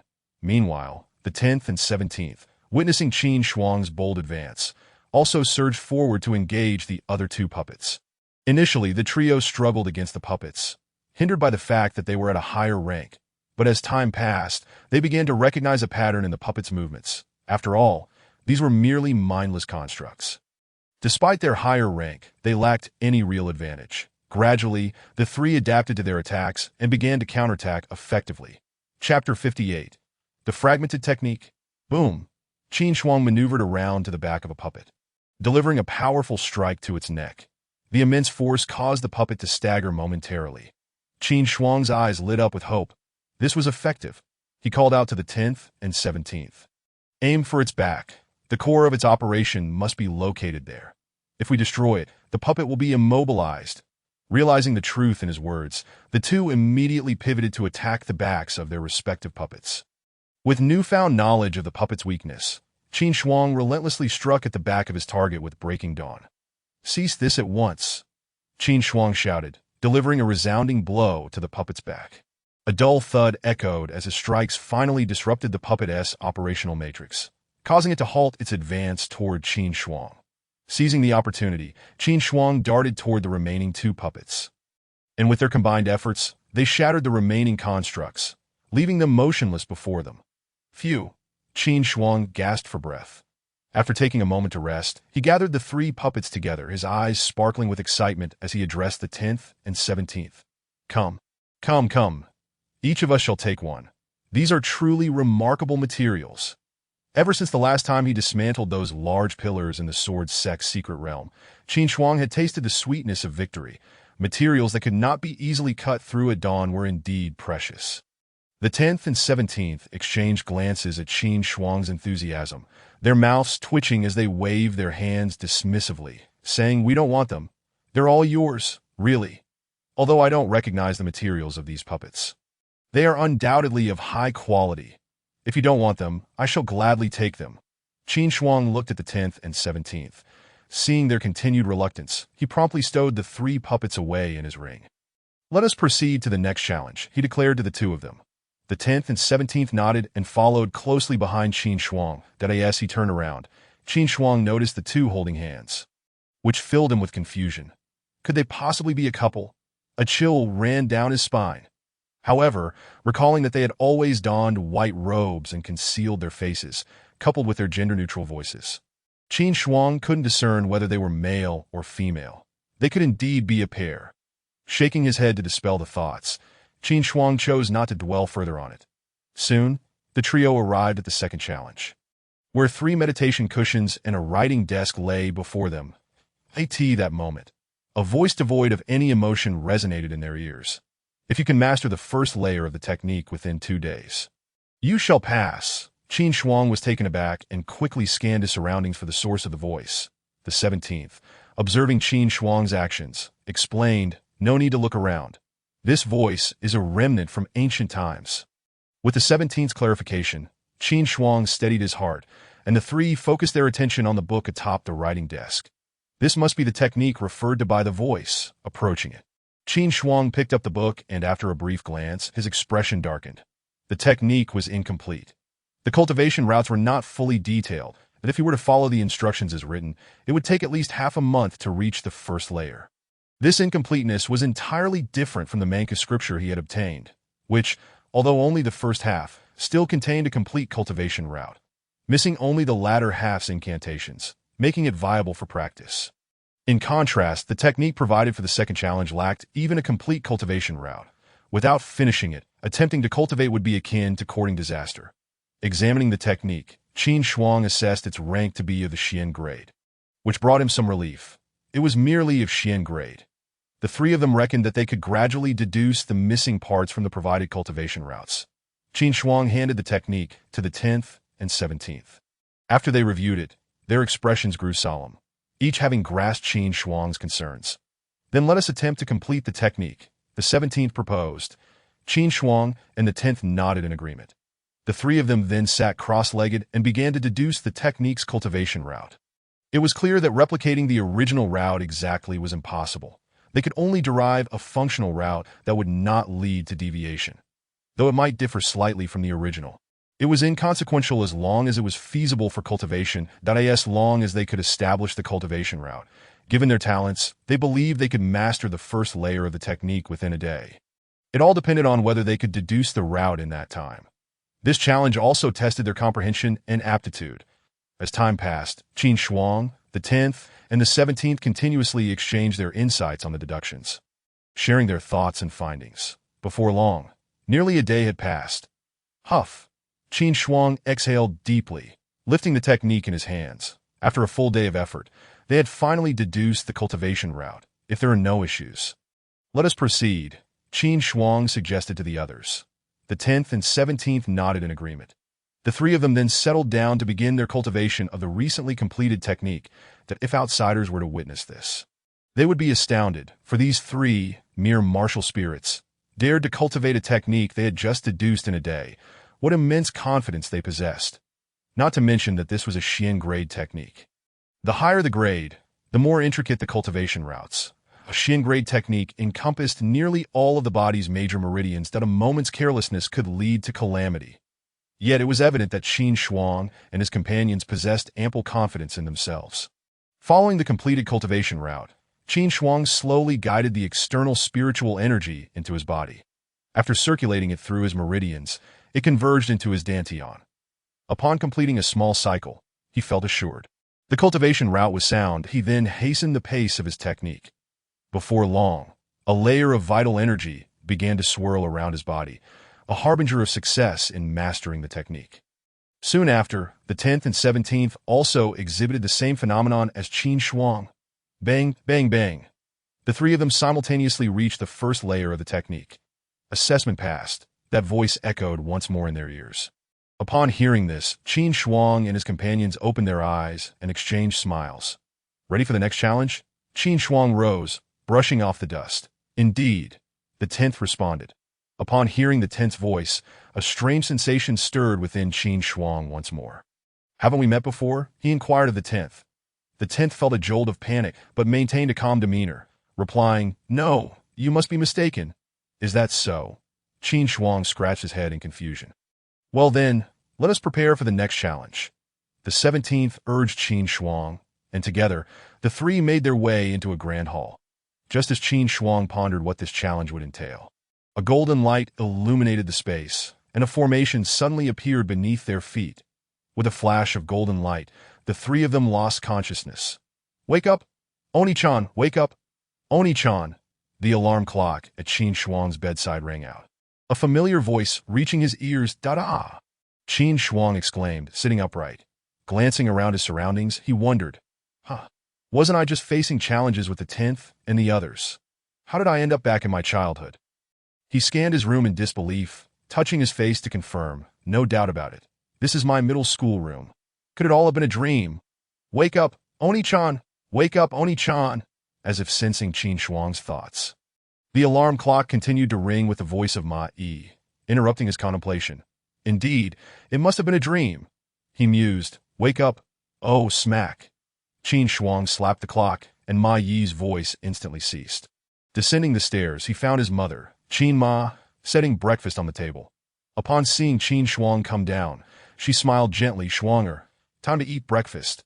Gazing at the familiar face before him, Qin Shuang's eyes suddenly watered. Mom, he exclaimed as he rushed forward to embrace Qin Ma.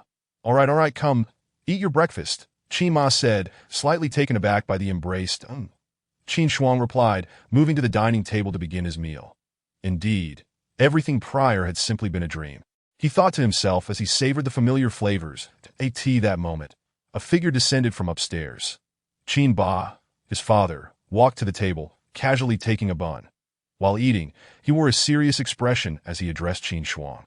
I heard from your homeroom teacher that your grades have been slipping lately, that you're old enough now. I don't want to lecture you, but you should know your own affairs. Listening to his father, Qin Shuang nodded silently, quietly scooping up his porridge, which was quite salty. After breakfast, Qin Shuang slung his backpack over his shoulder and headed toward school. Hey, you there, come here for a second, a youth with long bangs, a cigarette dangling from his mouth, and a somewhat disheveled school uniform called out to Qin Shuang. Turning his head, Qin Shuang recognized him as a local delinquent. The young man approached Qin Shuang, draping his right arm over his shoulder and leaning in to say, So, you're Qin Shuang from class 2, right? I'm a bit short on cash lately. How about helping me out? Qin Shuang's face remained expressionless as he pulled out the 20 yuan his mother had just given him, handing it to the long-haired youth. Not bad. You know how to deal with things, and if you need anything next time, come find me. The long-haired youth slapped Qin Shuang on the face with the 20 yuan before striding away. Watching the youth's retreating figure, Qin Shuang fell silent, continuing on his way to school. Such encounters were not new to him. He was already accustomed to them. Thus, the morning passed uneventfully, observing his classmates heading to the cafeteria. Qin Shuang quietly took out a bun from his backpack and began to munch on it. Hey, isn't that Qin Shuang? What's he doing? Eating a bun over here. In the morning, a young man with long hair, accompanied by several followers, passed by class 2, that upon noticing Qin Shuang, who was engrossed in devouring a bun, he couldn't help but chuckle. Qin Shuang turned her head, observing his boisterous laughter, set down her bun, and walked towards him. With an indifferent tone, she said, Follow me. After uttering these words, Qin Shuang headed towards the restroom. The long-haired youth sensed something amiss with Qin Shuang. His laughter abruptly ceased as he regarded her retreating figure, a surge of irritation swelling within him. Let us see what this little brat is up to, he remarked menacingly. Indeed, there are 4 or 5 of us here. We needn't fear him, a companion chimed in. The group swaggered towards the restroom. Once inside, Qin Shuang, after seeing the long-haired youth and his companions enter, spoke to herself. From the very beginning, I knew this was an illusion. Yet, even if it is but a mirage, encountering my kin from a previous life is a blessing. However, I understand that regardless of its authenticity, it remains a fabrication.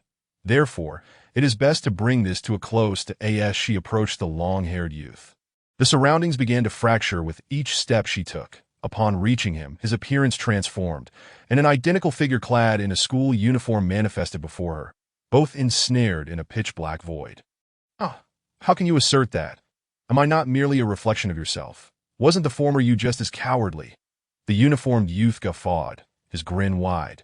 Following his words, the uniformed Qin Shuang suddenly swung a punch towards her. Qin Shuang slightly tilted her head, evading the blow.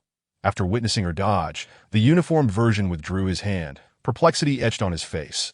Observing his expression, Qin Shuang smiled faintly and remarked, See, as you stated, that was the old me, which is now you. Hence, you cannot defeat me. How is that possible? I am you. How could I possibly lose to myself?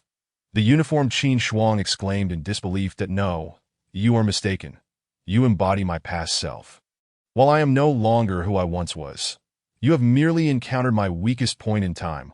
Why not attempt to push the clock forward a month?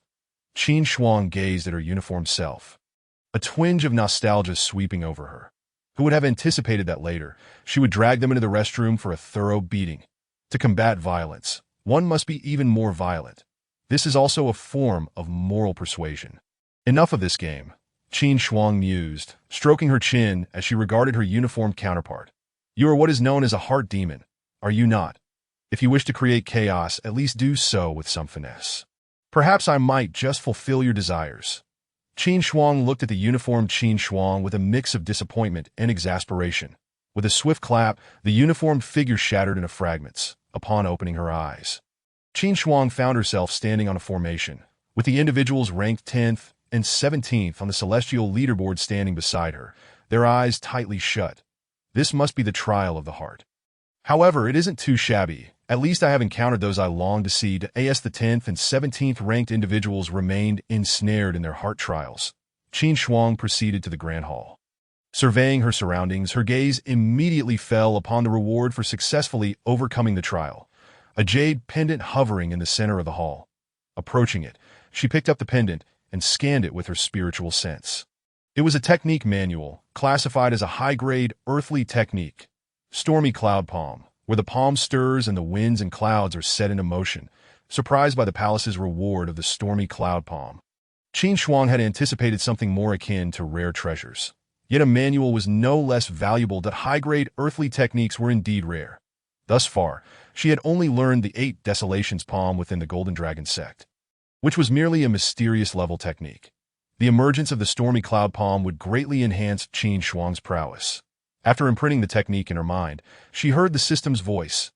Ding, congratulations, host, for completing the system task. Acquiring the Ancient Dynasty's opportunity. System reward granted.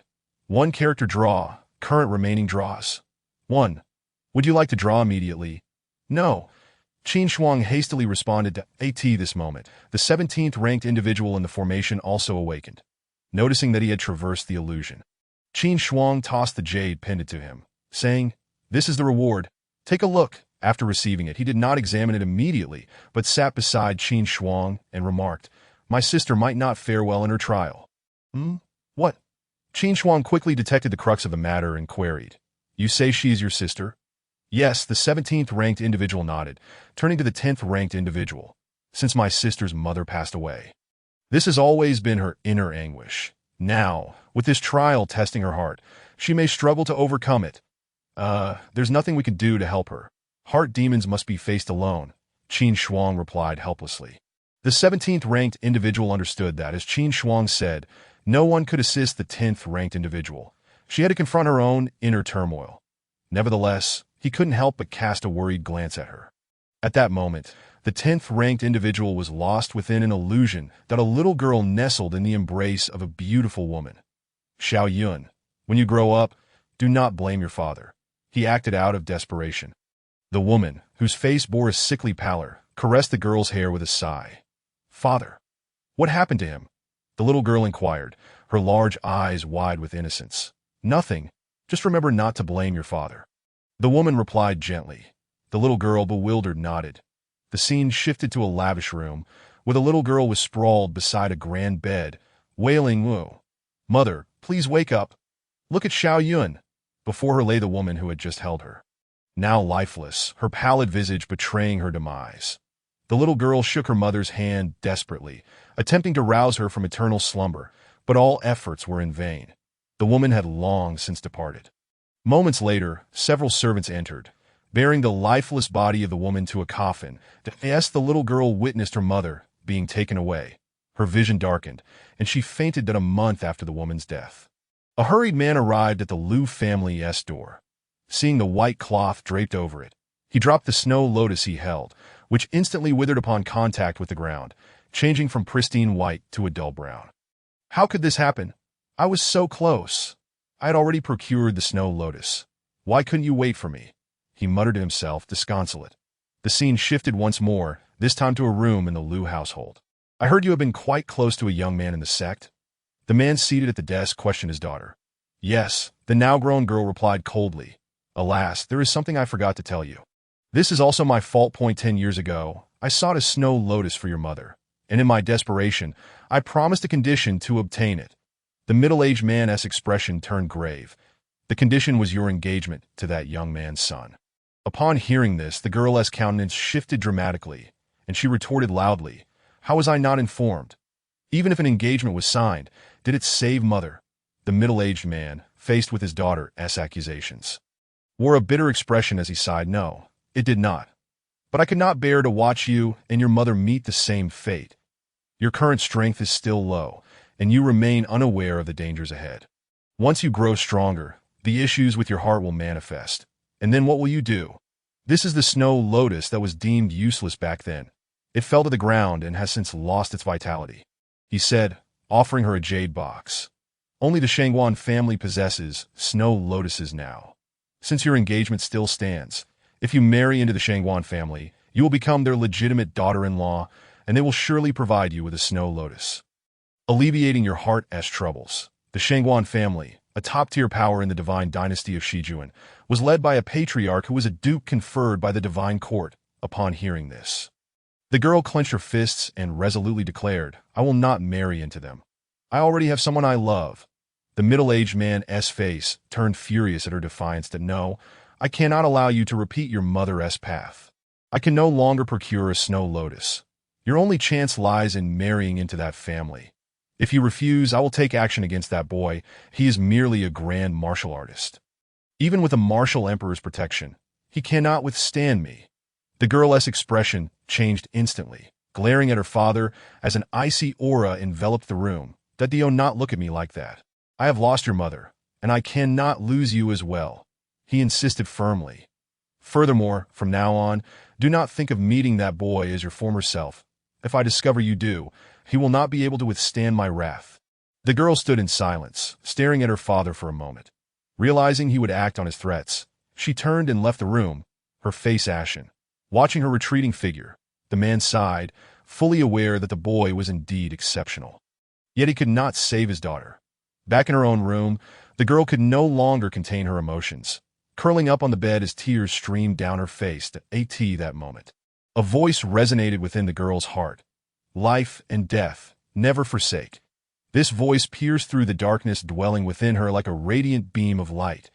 The girl's consciousness began to awaken, and the surrounding environment began to shatter. Chapter 61. Journey to the Treasure Pavilion.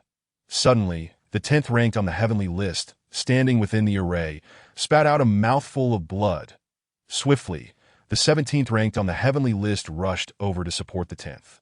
Beneath her veil, the 10th's complexion appeared exceedingly pale. Her exquisite visage would surely astonish Qin Shuang if she were to behold it. 17 gazed at the 10th with concern, and the 10th smiled reassuringly, saying, "I am fine. It is merely a minor injury from forcibly breaking through the illusion." After speaking, she cast a cryptic glance at Qin Shuang. "That I believe it would be prudent for us to first assist you in healing your wounds. I happen to have some medicinal pills for recovery." Qin Shuang replied, a hint of worry in her voice, as she produced a jade vial and handed it to the 10th. Though their acquaintance had been brief, Qin Shuang inexplicably felt a profound familiarity with the 10th ranked, and thus felt concerned upon witnessing her injury. Seeing Qin Shuang produce the medicinal pills, 17 promptly accepted them, poured out one pill, and urged the 10th to swallow it. Without hesitation, the 10th consumed the pill and immediately sat cross-legged to recuperate, unperturbed by Qin Shuang's presence. Observing this, Qin Shuang and 17 stood by her side to provide protection. After a considerable passage of time, the 10th finally opened her eyes, having fully recovered that it was not a severe injury. She had merely been too immersed for too long, and upon abruptly breaking the illusion, she had sustained minor wounds. With the aid of the medicinal pill provided by Qin Shuang, her recovery was swift. Noticing the 10th had regained her strength, Qin Shuang spoke, "Very well, we have successfully navigated through this palace. The reward I previously promised to 17 is a high-grade local-level palm technique. You should also make a copy for yourself." 17, upon hearing this, took out a jade pendant and handed it to the 10th, stating, "No need for that. I have already committed the palm technique to memory. You may keep this." The 10th nodded and accepted the jade pendant from 17. "But where shall we go next? I am not familiar with this ruin. You may direct us." Upon receiving the jade pendant, Qin Shuang inquired. Did I know? I know. 17 replied eagerly. After we conquer the palace, the Imperial Palace will open up. However, we must complete the challenges first to gain entry. Indeed, within the Imperial Palace lies a treasure pavilion, which is of utmost importance. Although we can enter the palace each time, historically, there has only been one occasion when anyone accessed the treasure pavilion, and that was merely to retrieve a single Imperial weapon before being dismissed. The 10th elaborated, continuing 17's explanation. Our primary focus should be on locating the treasure pavilion before considering anything else. ISNT that akin to the Imperial Treasury. Qin Shuang pondered silently upon hearing their explanations. Very well, let us proceed to the Imperial Palace. Qin Shuang affirmed, nodding in agreement. Subsequently, the trio arrived at the entrance of the Imperial Palace, where several individuals were already gathered in anticipation that as they approached. They witnessed the third ranked on the heavenly list, Yang Ming, entangled in a struggle with a puppet that could hardly be described as a struggle in Qin Shuang's eyes. At that moment, Yang Ming was being thoroughly overwhelmed by the puppet. To gain entry through the palace gates, one must defeat the puppet. Otherwise, none could enter. Seeing Yang Ming being suppressed, the onlookers realized that he would not emerge victorious and awaited the arrival of the first and second on the heavenly list, hoping that either of them would be able to vanquish the puppet. Observing the puppet relentlessly pursuing Yang Ming, 17 exclaimed in confusion, "Why is this challenge so difficult this time?" It was no wonder 17 felt perplexed. According to the information she had received, the challenges at the palace gates were typically of moderate difficulty, easily surmountable by anyone with decent strength. She could not fathom why this particular challenge had become so formidable. Even besting the third-ranked Yang Ming to this rate, it would not be long before he succumbed to the puppet. Hearing 17's words, Qin Shuang could not help but retort, were the challenges previously so easily overcome? Recognizing Qin Shuang's confusion, 17 patiently began to explain, aware of his limited understanding of the ruins. After listening to her explanation, Qin Shuang grasped the situation but quickly identified a crucial point. If what you say is true, then have you noticed that the higher the challenge, the greater the opportunities within? If this challenge is exceedingly difficult, does that not imply that the opportunities within are plentiful? Qin Shuang inquired of 17. 17, upon reflection, responded, Indeed, but regardless of how abundant the opportunities may be, if we cannot enter, it is futile. How can we not enter? Allow me to propose a plan, Qin Shuang whispered into the ears of both individuals. Unbeknownst to her, as she leaned closer, both 17 and the 10th felt their faces flush. After Qin Shuang's declaration, the two exchanged skeptical glances. 17, with doubt in her eyes, questioned Qin Shuang, "Are you certain you can manage this?" Upon hearing this, Qin Shuang could no longer contain herself. "What do you mean manage? Do not underestimate me. I assure you, I am absolutely capable.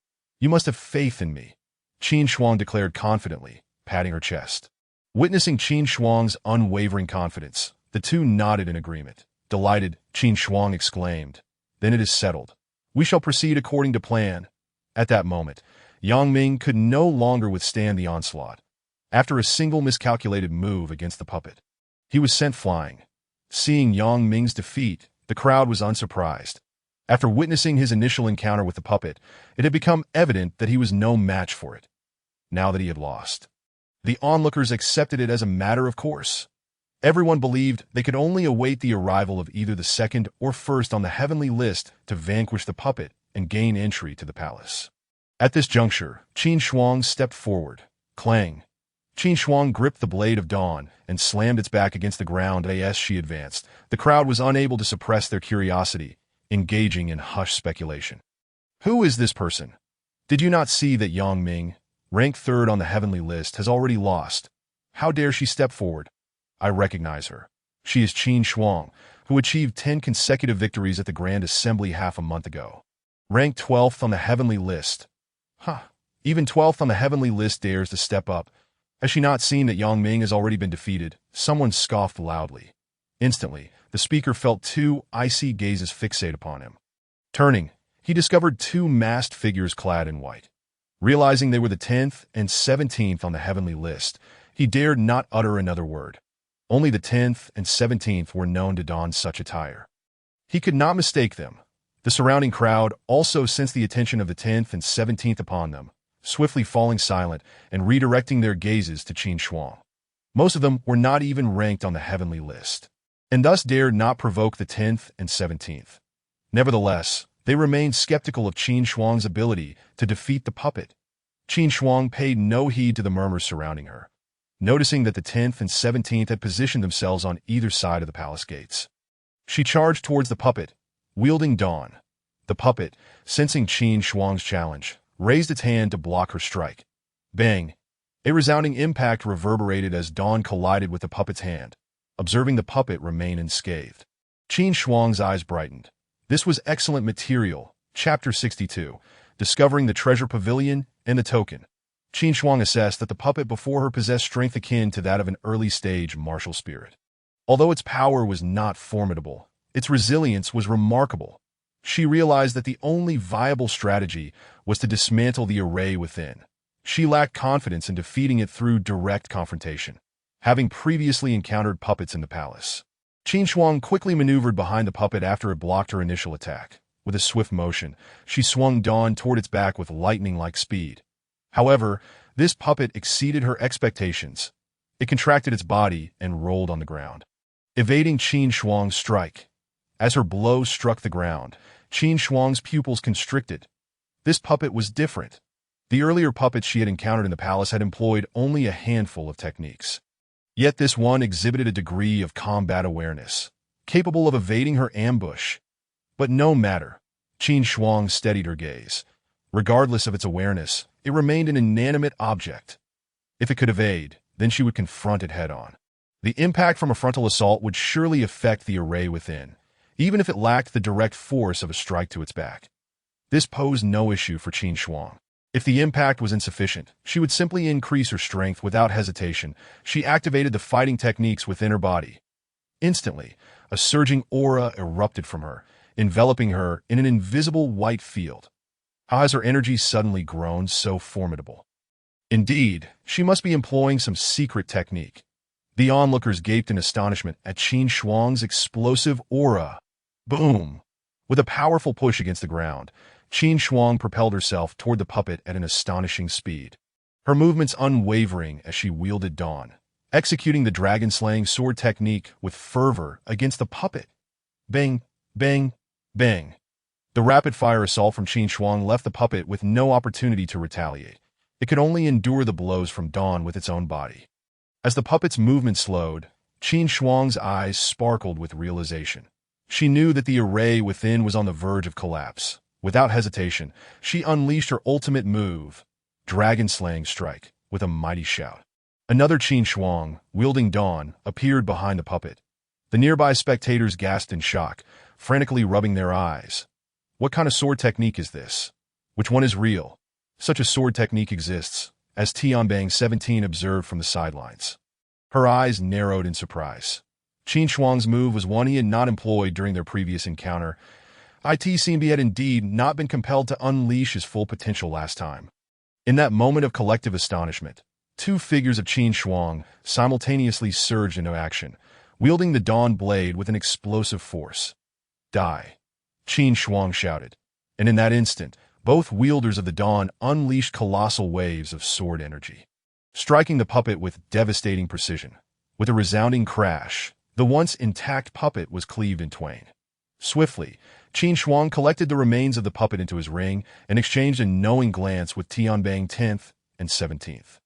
In a flash, the trio vanished from the palace entrance, slipping into the royal palace. The onlookers outside remained frozen in disbelief, unable to comprehend that Qin Shuang, ranked 12th on the Tianbang, could defeat the puppet that had bested the third-ranked Yang Ming.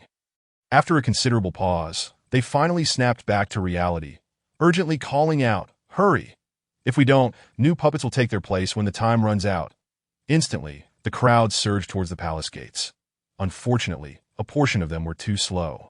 As they attempted to enter, a beam of golden light descended, manifesting yet another puppet before them. Those who could not accompany the others into the palace were filled with regret. However, such matters were of no concern to Qin Shuang. Why had they moved so swiftly? Because once the contenders who defeated the puppets entered, the palace gates would quickly reset the challenge within a certain time frame that as long as Qin Shuang and his companions entered quickly. Others would be left behind. For Qin Shuang, every rival eliminated was a boon. Upon learning this rule from 17, Qin Shuang instructed both of them to position themselves beside the palace gates, that he reasoned that once he defeated the puppet, they could all rush inside, thereby reducing the number of competitors. Although the top-ranked contestant would ultimately arrive and defeat the puppet, at least for the time being, there would be fewer adversaries for the trio. Tianbang 10th and 17th had not anticipated that Qin Shuang would truly vanquish the puppet. They merely followed his suggestion to wait by the palace gates. It wasn't until Qin Shuang unleashed his cosmic energy and dispatched the puppet with a single blow that they finally grasped the situation and hurriedly followed him through the palace gates. Once inside, they raced toward the heart of the palace. Halfway through, Qin Shuang suddenly halted. 10th and 17th, noticing his stop, followed suit. "Why have we stopped?" 17 inquired, curiosity etched on her face. "That I wish to proceed, but where exactly are we headed?" Qin Shuang retorted, "To find the treasure vault of the palace, of course." 17 asserted without hesitation. "And where is this treasure vault?" Qin Shuang quickly followed up. 17 was momentarily taken aback, rendered speechless, observing her fluster. Qin Shuang chuckled, "See, we don't even know the location of the treasure vault, yet we dash about like headless flies." Feeling somewhat embarrassed by Qin Shuang's remark, 17's expression soured. Meanwhile, 10th stepped in to mediate. "All right, let us analyze where this treasure vault might be." Listening attentively, Qin Shuang and 17 turned serious. 17 produced the royal palace map she had acquired outside, spreading it before the trio. "Considering this is the remnants of an ancient dynasty, and we are indeed within the palace, the treasure vault must be located near the emperor's quarters." Qin Shuang contemplated the map, and 10th and 17th nodded in agreement. "Then where do you think this vault is?" 10th inquired. "It should be in the area where the emperor conducts his affairs." Qin Shuang indicated a spot on the map. 10th and 17th peered at the location he pointed to, their expressions turning blank. "Do you realize that place has been explored by many? Each time, the visitors have found nothing, leaving them with no rewards whatsoever," 17 remarked, her tone darkening. The location Qin Shuang had indicated was, in fact, the Hall of Political Discussions, marked on the map with a single word, desolate. Chapter 63. The Royal Vault. Qin Shuang exclaimed, "Doesn't this further substantiate my theory? Consider this. Every corner of the palace must harbor unique fortunes." He urged the two, who reflected on his words and nodded in agreement. "Then why is this Hall of Political Discussions so special? Since the secret realm opened hundreds of years ago, it has yielded nothing. This only underscores its uniqueness." Qin Shuang asserted earnestly to the two. Tianbang 10th and 17th suddenly found themselves persuaded by Qin Shuang's reasoning. Indeed, why should this Hall of Political Discussions, a significant venue for state affairs, be devoid of treasures, while every other part of the palace brimmed with potential? "Shall we investigate this hall?" 17 suggested cautiously. "Certainly. Let us proceed," Qin Shuang declared, slapping his thigh in resolve. Exchanging glances, 10th and 17th followed suit as they sped towards the Hall of Political Discussions. Before long, they arrived at the grand entrance. Qin Shuang stepped in first, with 10th and 17th closely trailing behind. That as anticipated from the map, the hall exuded an air of desolation. 17 glanced around at the furnishings and rolled her eyes at Qin Shuang. "Does this appear to be the abode of a treasure vault?" "Patience," Qin Shuang replied. "Would it advertise itself with the words treasure vault to indicate the presence of riches?" He began to scour the hall, suggesting, "Let me search a bit longer. If we find nothing, we can always explore other areas without losing too much time." Thus, Qin Shuang commenced his investigation within the hall. 10th and 17th, left with no choice, followed suit. After a thorough search, they unearthed nothing. 17, now bereft of patience, turned to Qin Shuang. "See? There is nothing here. Let us hurry to other locations." Qin Shuang, upon hearing this, too felt inclined to abandon the search and prepared to join them elsewhere. Yet, just as he turned, his gaze fell upon the throne above, and an epiphany struck him that he rushed towards it. Examining the throne closely, in that moment, a radiant light emanated from beneath the throne, expanding outward. An array. Indeed, something is amiss, Qin Shuang thought, his excitement renewed. Tianbang 10th and 17th, initially skeptical, were taken aback by the sudden appearance of the array. Could it truly be a concealed mechanism? They gasped in astonishment. Once they regained their composure, they hastened to Qin Shuang's side, peering down at the array beneath them.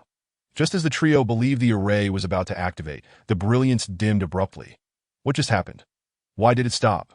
Qin Shuang questioned, perplexed. Tenth scrutinized the array and the throne, quickly uncovering the underlying issue. That it appears we lack a token, which is why the array remains dormant, she stated calmly, pointing out a pattern on the throne. This must be an imprint for a token.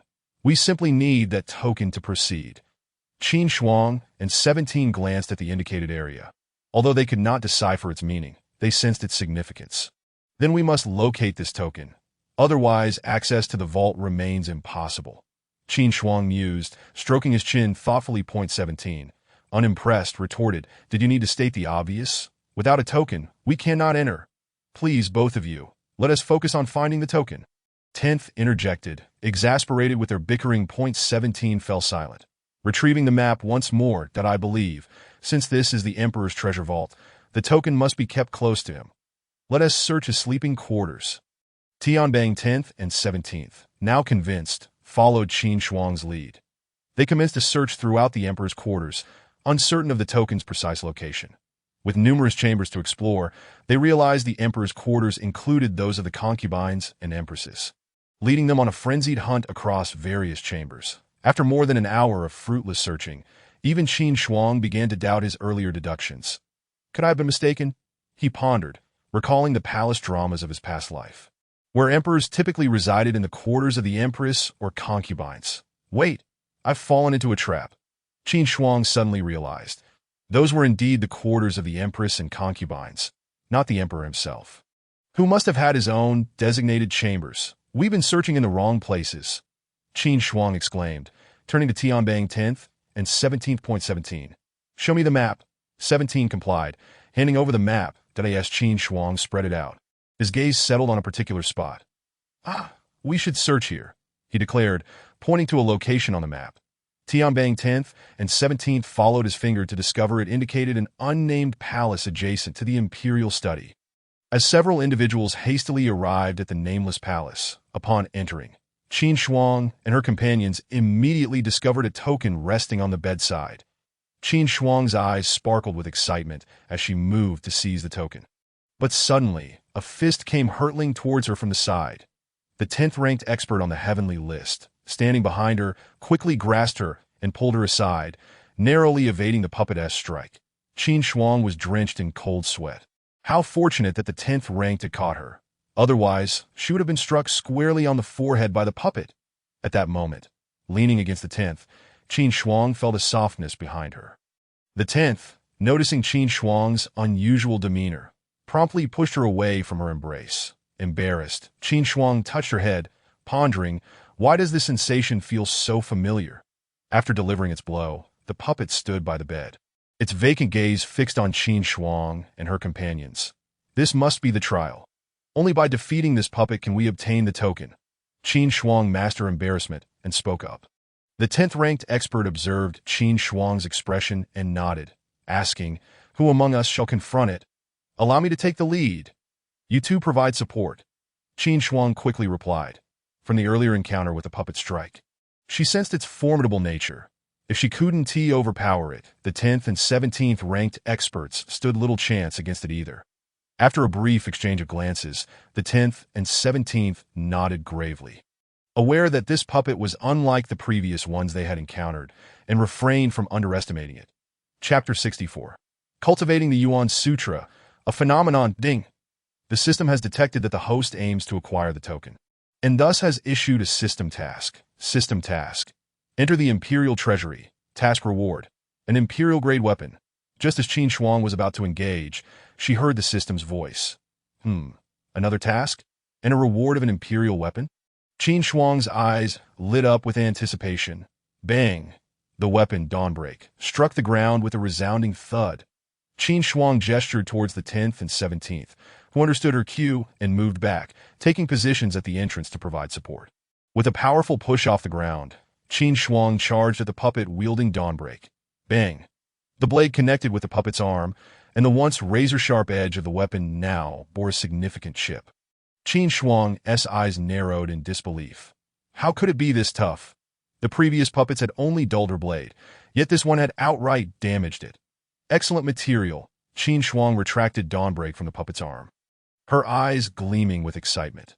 Though intrigued by the puppet's construction, she remained cautious, sensing that its strength was likely at the peak of the martial spirit realm. Her heart raced with anxiety. She might not stand a chance against this puppet, considering she was merely at the early stage of the martial soul realm. Even with the support of the doju, it was implausible to bridge such a vast gap in cultivation levels. But how could she know unless she tried?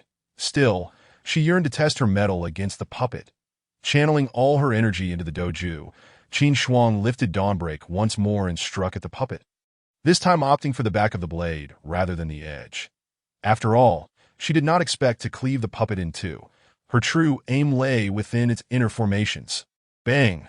The back of Dawnbreak struck the puppet, causing it to shudder slightly in acknowledgement before it lunged at Qin Shuang. Swiftly evading the puppet's punch, Qin Shuang raised Dawnbreak to counterattack that grand hall. The two engaged in a fierce exchange, their movements causing the very structure to tremble, centuries of dust cascading from above. The 10th and 17th watched in astonishment as Qin Shuang fought. Was this truly the extent of her power? It seemed unlikely that even their combined strength could challenge her. After exchanging hundreds of blows, Qin Shuang could no longer maintain the fight, for her Yuan Sutra was still at the first tier. Unable to sustain the energy consumed by her doju. Bang! After striking the puppet's hand, Qin Shuang quickly retreated. Hold on. Let us pause for a moment, she called out to the puppet, though it possessed no consciousness.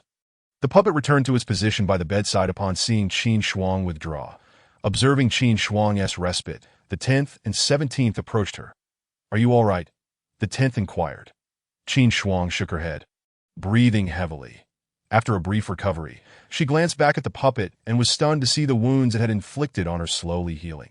This revelation shocked Qin Shuang. She had planned to rest and gradually wear the puppet down, relying on her Yuan Sutra to restore her energy without a lengthy delay. However, she had not anticipated that the puppet possessed a regeneration ability. Now, Qin Shuang felt at a loss. She could neither defeat it nor effectively exploit its weaknesses. How to proceed? Perhaps I should give it a try, the 17th suggested. Qin Shuang suddenly had an idea. She could have the 10th and 17th take turns engaging the puppet, buying herself time to recover while keeping the puppet occupied. Quickly, she shared her plan with them. After hearing her proposal, both nodded in agreement. The 10th then drew her sword, a flash of movement propelling her towards the puppet. As the 10th advanced, the puppet reacted, swiftly darting behind her and throwing a punch towards her back. Qin Shuang's expression changed, and she instinctively wanted to warn her. Yet, the 10th had already sensed the puppet's motion and sidestepped to the left, evading the blow. Seizing the opportunity while the puppet's momentum faltered, the 10th lunged forward with her sword. Clang! A resounding clash echoed as the sword failed to leave a mark on the puppet, causing the 10th to stagger backward from the recoil. Undeterred, she engaged the puppet once more, exchanging several more blows, but the outcome remained unchanged. Despite its lack of awareness rendering it somewhat clumsy, the puppet remained impervious to her attacks, and the force of its retaliatory strikes left her breathless. Eventually, the 10th retreated, exiting the puppet's range, gasping for air as she did so. The 17th, witnessing the 10th's withdrawal, charged at the puppet with her sword. However, she too could not withstand the onslaught for long and soon retreated, panting heavily. Phew! Qin Shuang exhaled deeply, contemplating whether she could break through to the second tier of the Yuan Sutra. After days of practice, she felt that she had completed the first tier, that if she focused her mind, she should be able to achieve a breakthrough. After a brief rest, Qin Shuang shared her thoughts with the 10th and 17th. We cannot defeat this puppet as we are now. I wish to attempt a breakthrough. Could you both protect me? Qin Shuang requested of her companions. The 10th and 17th exchanged bewildered glances. That a breakthrough? Here, and you want us to guard you. Do you trust us that much? While they were touched by Qin Shuang's faith in them, they still urged her to reconsider, as attempting a breakthrough in a secret realm was inherently perilous. Yet, with no other options available, Qin Shuang continued, if I cannot defeat it after the breakthrough, we will not gain access to the treasury. Besides, we have already invested considerable time here. Abandoning now would be a significant loss. She shrugged her shoulders in resignation. Hearing her reasoning, the 10th and 17th hesitated. They had indeed invested too much time into this endeavor. Abandoning the breakthrough now would mean that even if they sought other opportunities elsewhere, they would only be left with the scraps of others' discoveries. Very well. We shall guard you. After deliberating, the 10th and 17th agreed. With their consent, Qin Shuang immediately settled into a cross-legged position, channeling her Yuan Sutra. The 10th and 17th stood vigil at the entrance. Alert and watchful. As Qin Shuang focused her mind, she sensed that she had perfected the first tier of the Yuan Sutra. She promptly began cultivating the techniques of the second tier. Instantly, a column of light enveloped her, shooting upward toward the ceiling of the grand hall. Although the roof obstructed some of the radiance, the glow emanating from her still spread outward, encasing her in a luminous sphere. To an observer from the outside, Qin Shuang appeared as a magnificent orb of light. Witnessing this extraordinary phenomenon, the 10th and 17th were taken aback. 17th, quickly use your misty veil to obscure this phenomenon. We cannot allow outsiders to notice, the 10th urged. Understood. The 17th responded promptly, retrieving a long veil from a ring and surrounding Qin Shuang within it, effectively concealing the outward light. Though the misty veil masked the brilliance, it did not impede the flow of spiritual energy. As Qin Shuang's transformation was shrouded, the two breathed a sigh of relief. However, unbeknownst to them, a figure observed the fleeting brilliance from a distance of 1 mile. Chapter 65. Dilemma. Yanggu, I just saw a flash of light over there. A man pointed towards Qin Shuang's direction. It seems a treasure has emerged. Let us investigate. Yang Ming, accompanied by the 8th and 9th ranked experts on the heavenly list, swiftly made their way towards Qin Shuang's chamber. Who goes there? The 10th and 17th, alerted by the commotion, immediately tensed, fixating their gazes on the entrance. As Qin Shuang was currently inside cultivating, they would not allow anyone to intrude upon her. Is that you? Upon recognizing the 10th and 17th, Yang Ming cautiously surveyed the surroundings. He realized that if the two were here, then Qin Shuang must also be nearby. The strange phenomenon we just witnessed must have been caused by the treasures within the palace. Now that you are guarding the entrance, it is likely that that young lad is inside retrieving the treasures. With only the two of you, you stand no chance against us. It would be wise to step aside. Treasures are meant to be possessed by those with virtue. It is not something you can simply guard. Yang Ming drew his sword, scrutinizing the gleam of the blade, his tone tinged with skepticism.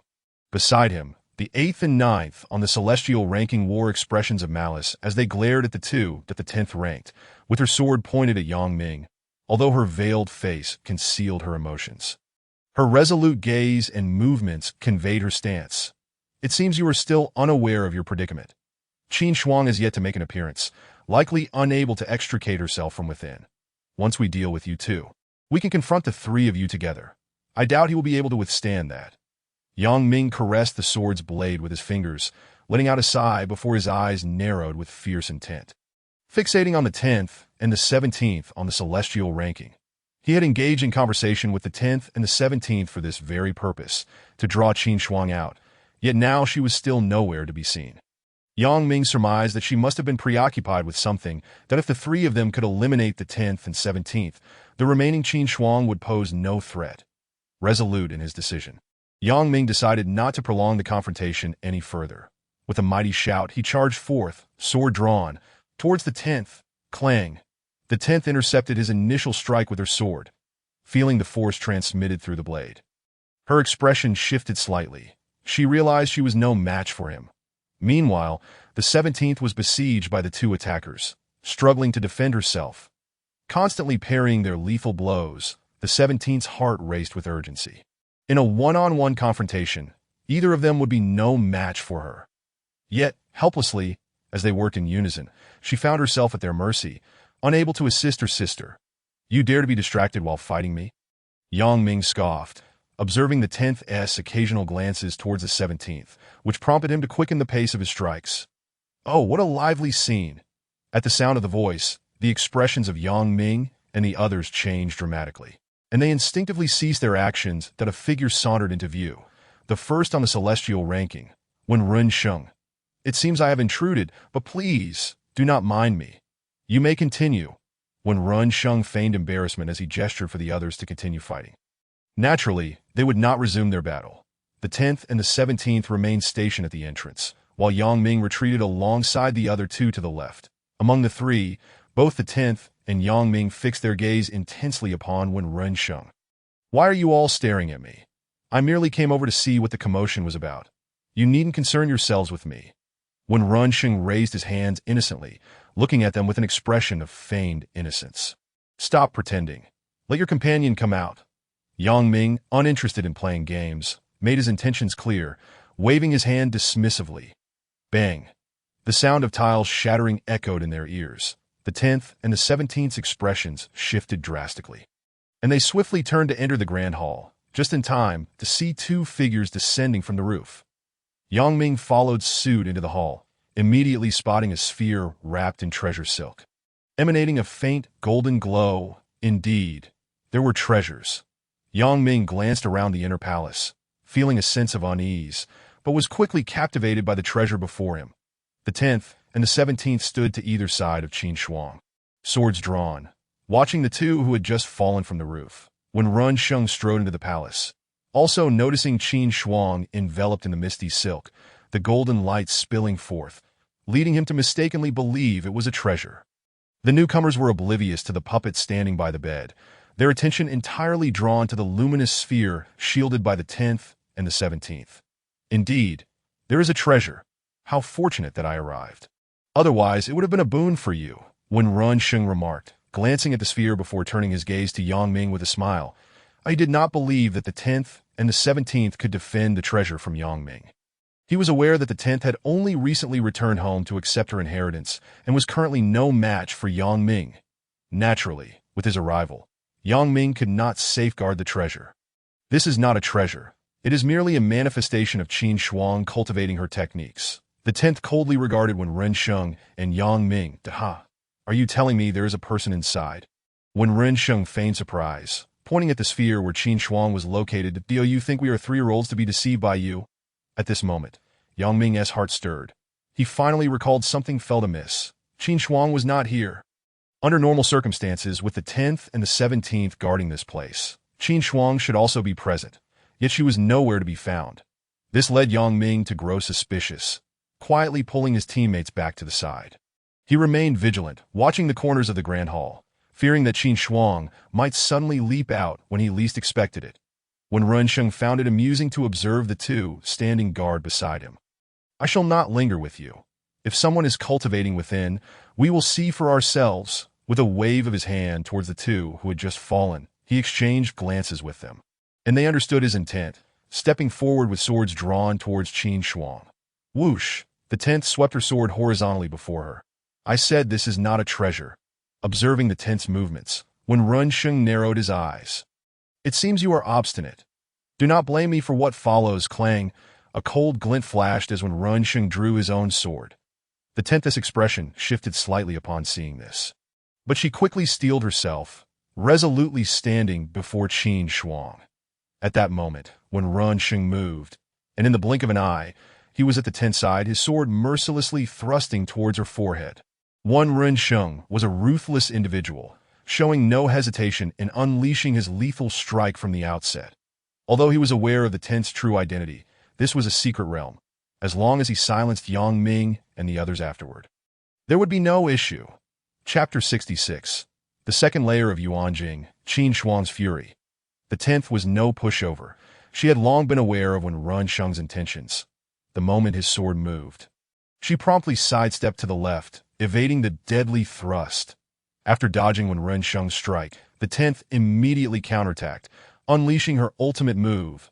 Snowy night, cold light. With a sharp exclamation, an icy sword intent enveloped the grand hall in an instant. The rapidly dropping temperature causing the moisture in the air to crystallize into ice.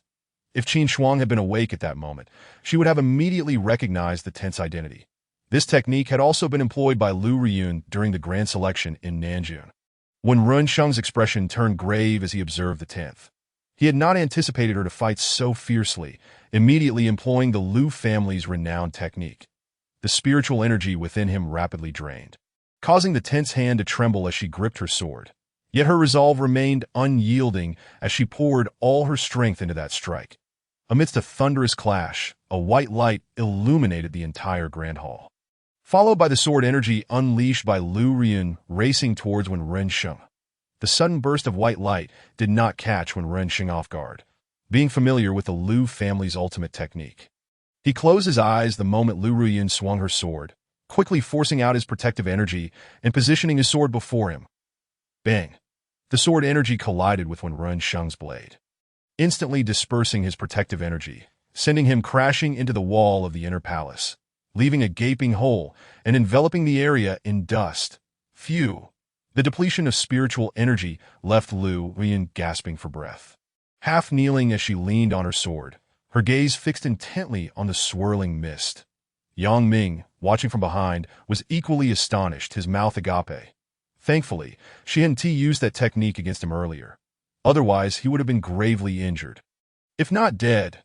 At that moment, a strange noise emerged from the mist. When Rensheng struggled to rise from the rubble, slightly disheveled but managing to stand as the dust settled, his form became visible. Right hand wielding a sword, left hand pressed against his chest, a trickle of blood seeping from the corner of his mouth, and his disheveled hair cascading over his shoulders, contrasting sharply with his former composure. He now appeared utterly disheveled. "What a pity! You failed to kill me with that strike. Then I suppose you are out of strength now," Wen Rensheng remarked, his expression cracking as he could no longer maintain his previous calm demeanor. Glaring maliciously at the 10th, he had never been so disheveled before. Now, he was nearly gravely injured by this woman from the Lu family, which shattered his composure. "Now, it is my turn to strike." As his voice fell, Wen Rensheng unleashed his full power, darting toward the 10th like lightning, delivering a powerful palm strike. A mouthful of hot blood spewed forth, and the 10th's breath immediately weakened. "Sister," the 17th, entangled in a fierce struggle with Wen Rensheng and his companion, cried out in alarm, desperately fending off their lethal attacks. Seizing the opportunity presented by her distraction, one attacker lunged at the 17th with a sword, while the other struck at her back with a palm. The 17th, startled, exerted all her strength to evade the sword thrust, but was unable to avoid the blow aimed at her back.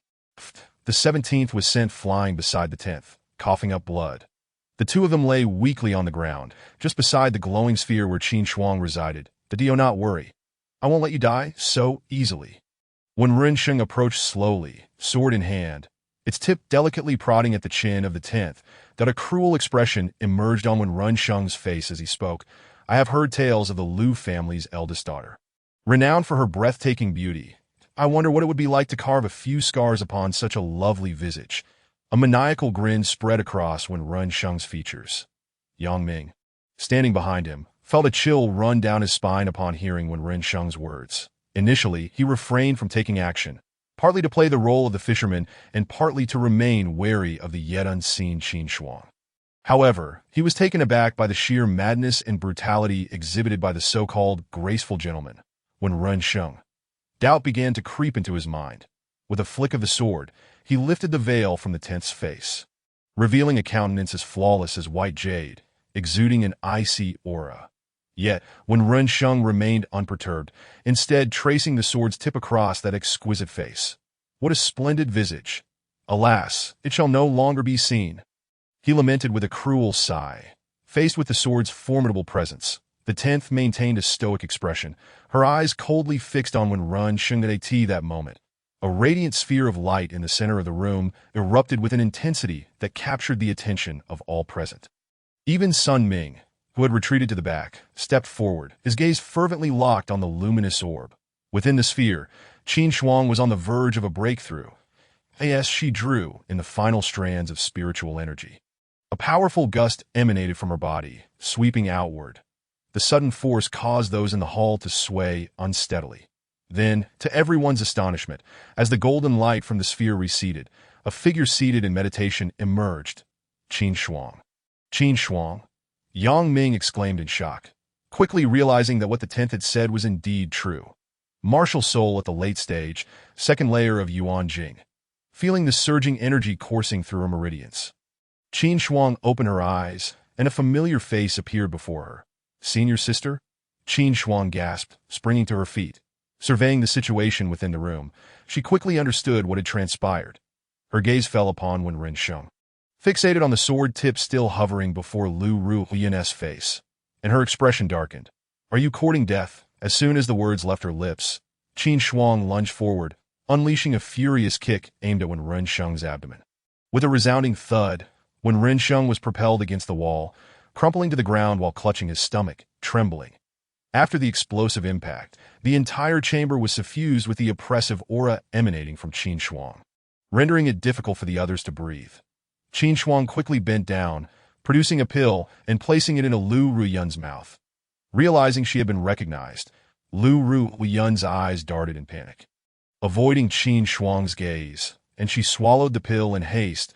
At that moment, Qin Shuang had no time to dwell on Lu Ruoyun's deception.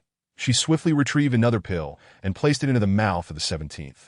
After hastily completing these tasks, Qin Shuang stood, her eyes scanning the other occupants of the hall. Feeling Qin Shuang's penetrating gaze, Yang Ming immediately panicked. I did not strike first. It was all their doing.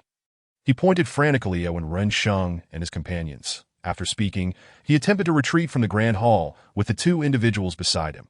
However, Qin Shuang would not allow him to escape unscathed. She wielded her sword, breaking through the air with a swift sweep. With a gasp, Yang Ming and his companions were sent hurtling out of the hall, blood spewing from their mouths. Qin Shuang then turned her attention to the two stunned allies of Wen Rensheng, who stood frozen in place. Gulping nervously, the two men, sensing Qin Shuang's gaze, swallowed hard, their expressions filled with dread as they raised their trembling swords toward her. Don't come any closer, before they could finish their plea. Qin Shuang vanished from their sight, appearing before them in an instant, delivering a punch to each. With a resounding crash, they too were sent flying beside Wen Rensheng, gasping for breath before losing consciousness. When Qin Shuang turned back, she found Yang Ming had already vanished, leaving only a pool of blood in his wake. I am sorry for awakening too late, Qin Shuang said apologetically to Lu Ruoyun and the others.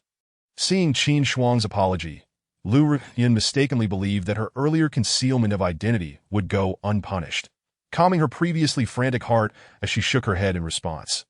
The three then cast their gazes upon the cowering Wen Rensheng and his companions.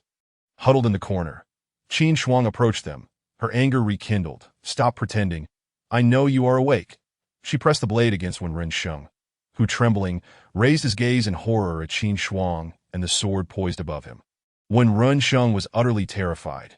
He had never anticipated that the treasure he sought would manifest as a person capable of such overwhelming power. Defeated with a single strike, he now felt the chaotic energy swirling within him. His dantian shattered beneath Qin Shuang's kick. He was no different from a cripple. You cannot harm me. My father is the minister of the divine dynasty. If you kill me, you will find no refuge in the realm. Wen Rensheng screamed, his voice laced with fear, driven by a primal instinct to survive. Qin Shuang merely rolled her eyes at his threats. She would be foolish to let him go to AS for his claims of a powerful father. She had no intention of allowing that to deter her. With a swift motion, she brought her sword down. With a sickening thud, Wen Rensheng's head severed from his body. Qin Shuang then turned to the two remaining accomplices, delivering the same fate, ensuring they would join Wen Rensheng in death. Dragging her bloody blade, Qin Shuang returned to Lu Ruoyun and the others, seizing Lu Ruoyun and pulling her onto her knee.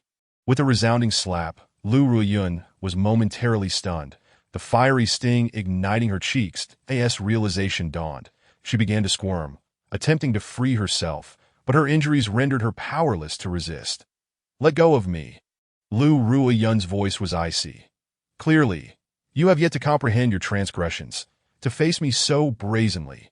Qin Shuang replied, raising her hand once more. With a sharp crack, Lu Ruoyun's face flushed crimson.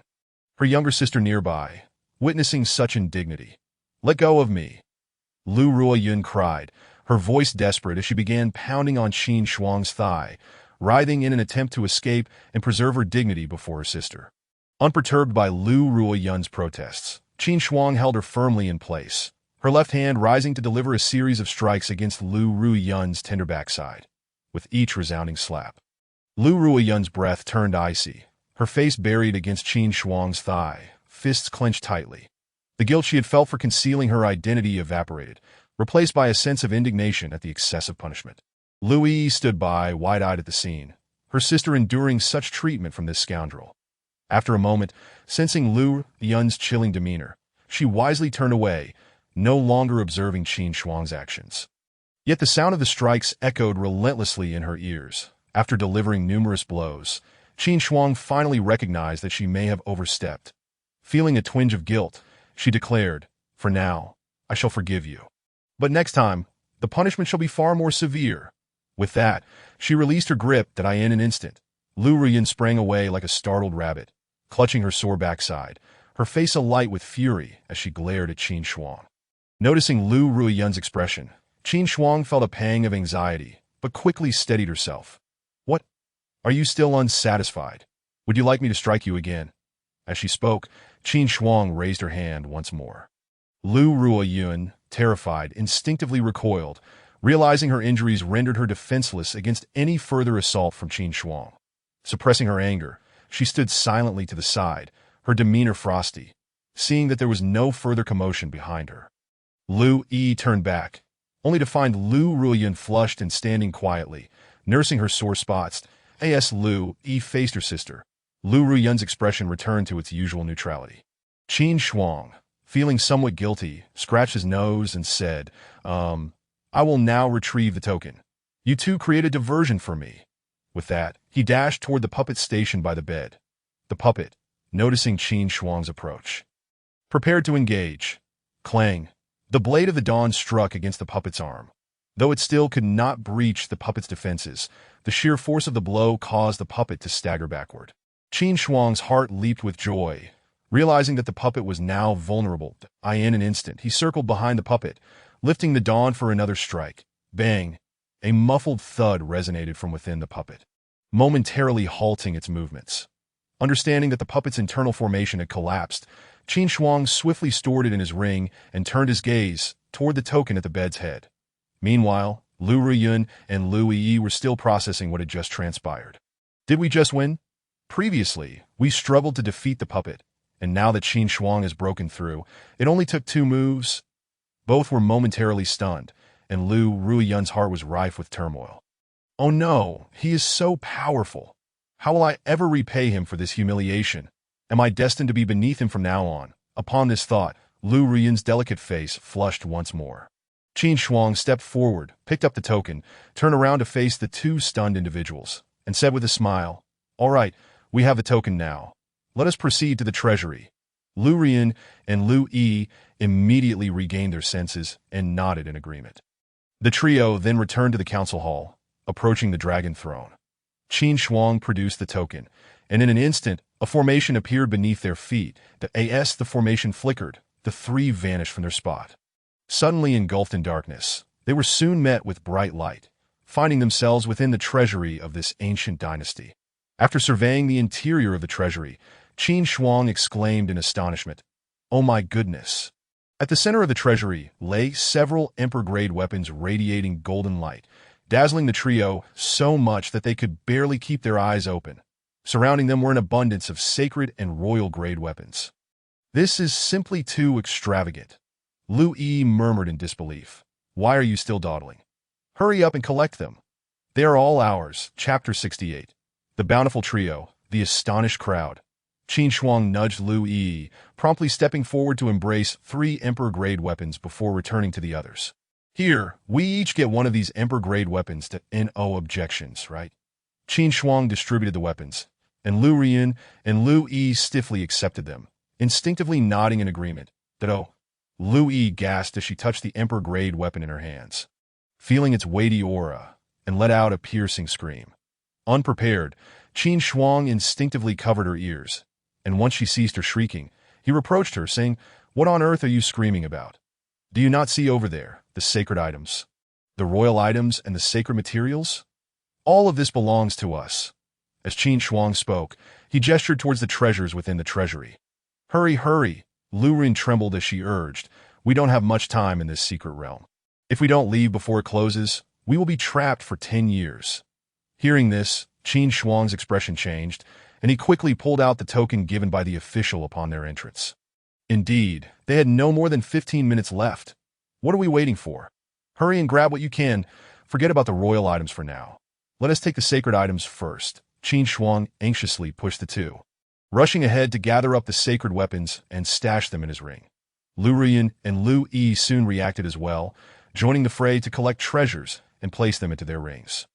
The three were eager to have more hands, and as time ticked away, they looked around at the treasury filled with treasures, feeling the pressure of not being able to take everything with them. Quick, quick! Don't worry about the royal items for now. Just finish collecting the sacred ones. Seeing Lu Yi was still grabbing royal items, Qin Shuang was beside himself with urgency, shouting loudly. Lu Yi realized her momentary lapse in judgment and shifted her focus back to the sacred treasures. Time slipped away second by second, and the three gradually gathered all the sacred treasures just as they reached the final minute. Hurry! Come over here! We need to leave! Lu Ruyan urged Qin Shuang and Lu Yi, who were still collecting treasures. Lu Yi nodded, clutching a few royal weapons, and rushed over to Lu Ruyan's side, now burdened with the Emperor-grade weapons which required a higher-grade ring for storage, forcing the three to hold them in their arms.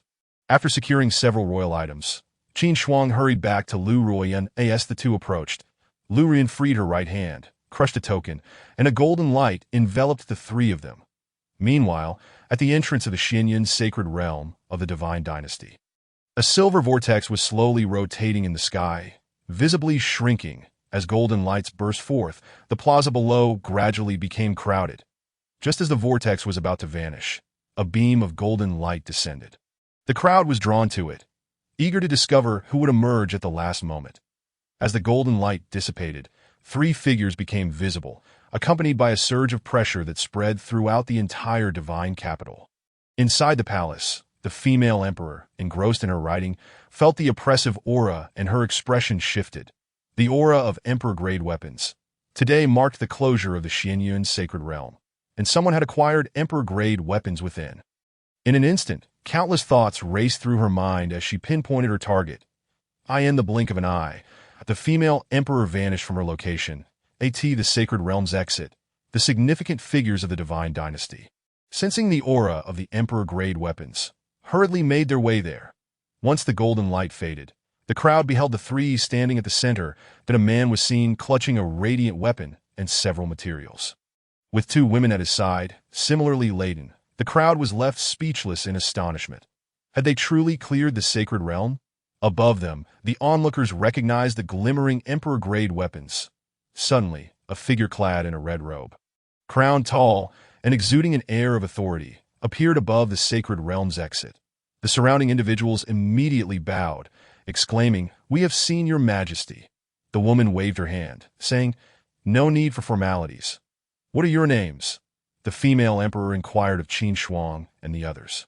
Qin Shuang, Lu Ruyan, Lu Yi, the trio replied, bowing respectfully to him.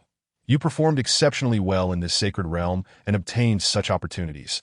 The female emperor paused before continuing. However, your current strength is still too low. You will not be able to utilize these three Emperor-grade weapons for now. The court is willing to exchange equivalent resources and wealth with you. What do you think? Worrying that Qin Shuang and the others might refuse, the female emperor added, "Furthermore, you will have free access to the Imperial Academy for your studies for life. The Divine Dynasty will also ensure the protection of your treasures from harm." After hearing the words of the female emperor, the trio exchanged glances before responding. "We are willing to exchange with the court." "Excellent." The female emperor's face lit up with joy, and with a wave of her hand, she whisked the three away in an instant. Indeed, Qin Shuang had considered the exchange with the Divine Dynasty, especially under the watchful eyes of the public. Emerging with Emperor-grade weapons without sufficient strength to safeguard them was precarious. Thus, the best outcome would be to trade with the Divine Dynasty. This way, their safety would be assured, as the Divine Dynasty would not allow anyone to covet their treasures. After all, a promise made, especially by the female emperor, was not something to be taken lightly. The trio was brought to the imperial study. Upon arrival, Qin Shuang discovered he was in a lavishly splendid palace. "This is my imperial study," the female emperor explained, noticing the confusion on their faces. She then instructed a nearby maid, provide them with seats. Yes, shortly after, 3 maids brought in cushions for the trio, who expressed their gratitude, saying, "Thank you, Your Majesty," before taking their seats at that moment. Qin Shuang finally got a clear look at the female emperor's visage. Her dignified face bore delicate brows, and her porcelain skin, akin to a water lily, glimmered, with bright eyes fixed upon the trio. Feeling a tinge of discomfort from his gaze, Qin Shuang quickly averted his eyes. But upon doing so, he was momentarily dazzled by the brilliance of her presence. Being a top-tier powerhouse, the female emperor naturally possessed keen perceptive abilities. The female emperor sensed Qin Shuang's gaze and was about to express her displeasure, but reconsidered. Realizing that this young man had just exchanged for an emperor-grade weapon. Although it was an equivalent trade, Qin Shuang had still drawn the short straw. Resources were plentiful, but emperor-grade weapons were rare. Even alarmingly scarce. With this in mind, the female emperor suppressed her irritation. However, she found it peculiar to be scrutinized in such a manner by a man for the first time. It is worth noting that the female emperor had yet to take a queen. And the court officials did not press the matter, as they feared the female emperor would marry too early, given the differing lifespans of cultivators. Chapter 69. Little Man. Not long after, the female emperor handed a list to the trio. This is the wealth and resources the court is offering in exchange. Please review it and let me know if you have any concerns. The trio took the list and examined it closely. After finishing, Qin Shuang nodded, pleasantly surprised by the generosity of the female emperor. Subsequently, the female emperor engaged in discussions regarding the compensatory resources and wealth with Qin Shuang and the others. Eventually, Qin Shuang disclosed the method to access the treasury to the female emperor. As they would not be able to enter again, and the majority of the treasures had already been claimed by them. Upon learning the method, the female emperor felt a surge of delight. After lingering in the imperial study for a while, the female emperor dismissed them, primarily due to Qin Shuang's unwavering gaze, which he found increasingly hard to endure. Initially tolerable, it became unbearable when she realized that Qin Shuang, confident that she would not retaliate, began to gaze unabashedly. Being scrutinized so intently by a man was a first for the female emperor, leaving her quite unsettled. Thus, she feigned a busy schedule with state affairs as an excuse to send them away. "Little rogue," she muttered under her breath, watching Qin Shuang's departing figure. Upon exiting the palace, the trio was escorted back to their respective residences by the female emperor's attendants. Qin Shuang did not have the chance to bid farewell to Lu Ruyan, and they parted ways once again. However, knowing they would reunite in a few days at the Imperial Academy, Qin Shuang felt reassured, as they would see each other soon, upon returning to his residence. Qin Shuang greeted Zhao Wujing before heading to the backyard. Sitting cross-legged, he activated the system. Let me check my mission rewards." Prior to this, Qin Shuang had been preoccupied with the acquisition of treasures, neglecting the notifications from the system. Upon returning to the inn, he suddenly recalled that he seemed to have completed a task. Ding! Congratulations, host, for completing the task. Enter the Imperial Vault. Task reward: 1 Imperial-grade weapon. System notification: the reward has been credited to the system space and is available for retrieval at any time. System notification: the host has 1 remaining character draw chance. Upon hearing this, Qin Shuang's eyes immediately sparkled with excitement. However, he refrained from hastily retrieving the Imperial-grade weapon, as his strength was still insufficient. Possessing it would be of little use, especially since he had already exchanged everything obtained in the secret realm with the Empress. Instead, he decided to utilize this draw chance. Resolutely, Qin Shuang addressed the system. "System, I wish to draw a character." Ding! System notification: 1 draw chance remaining. Does the host wish to proceed? Yes. Ding! Commencing the draw. Congratulations, host. You have drawn the character Qin Feng, Martial Arts Limitless Realm. Martial Arts Limitless? Qin Shuang's expression brightened. Instantly, a familiar mist enveloped the entire room, and a figure emerged from within the haze. That a tremendous pressure suddenly descended in the backyard, and Zhao Wujing, who was in the inn, sensed this aura stronger than his own. Realizing that the master was summoning another character, he paid it no mind and continued with his own tasks. Qin Feng, having met the master, suppressed his aura and knelt before Qin Shuang, saying, "Rise for now. Accompany Zhao Wujing to familiarize yourself with the situation in the divine capital, that I will summon you if needed." Qin Shuang waved his hand, replying, "Understood." After a respectful gesture towards Qin Shuang, Chen Feng withdrew to seek out Zhao Wujing. With Chen Feng, a martial arts limitless expert, at his side, Qin Shuang felt considerably reassured about his safety in the future. As long as he did not act recklessly, he believed he would remain safe within the divine capital. After spending some time at Tianran residence, Qin Shuang recalled his transaction with Bai Li Sun. The Lin family remained a nuisance, so he should swiftly deliver the Tianxin grass to Bai Li to avoid prolonged complications. Glancing at the Tianxin grass lying within his ring, Qin Shuang rose and hurried to Bai Li's trading house. Young Master Qin, you have arrived. The young lady is in the backyard. Allow me to escort you. Bai Li Xing approached Qin Shuang immediately upon seeing him. Bai Li Sun had previously instructed him to take Qin Shuang directly to the backyard if he arrived at the trading house. Following Bai Li Xing to the backyard, Qin Shuang sat for a moment before seeing Bai Li Sun approaching with a maid. Qin Shuang, you have made quite a name for yourself today. Securing an imperial weapon within the sacred realm, Bai Li Sun's voice reached him even before she arrived. Just luck, nothing more. Qin Shuang replied, rubbing his nose, in his view, this expedition into the secret realm had indeed yielded great rewards. Yet it was ultimately the good fortune of a few that led to such outcomes. Had there been any missteps along the way, the gains of the three of them would not have been as substantial. They might have even suffered significant losses. Young Master Qin, you jest that an imperial weapon cannot be obtained merely by luck. Without strength, how could one seize opportunities in the secret realm? Wouldn't you agree? Bai Li Sun sat across from Qin Shuang. So, little man, have you brought me the Tianxin grass? Bai Li Sun leaned on her hand, gazing at Qin Shuang with a seductive look. Upon hearing her call him little man, Qin Shuang's expression darkened. Do not call me that, I am quite grown, he retorted, then retrieved a jade box from his ring and presented it to Bai Li Sun. Here it is, the Tianxin grass you requested before coming. Qin Shuang had deliberately prepared a jade box to demonstrate his earnestness in this matter, hoping to ensure she would uphold her promise. Bai Li Sun, observing Qin Shuang's expression, chuckled softly. Is that so? I have never seen it. How do I know if you are truly grown? As she took the jade box from Qin Shuang, her delicate fingers lightly brushed against his palm before swiftly retracting.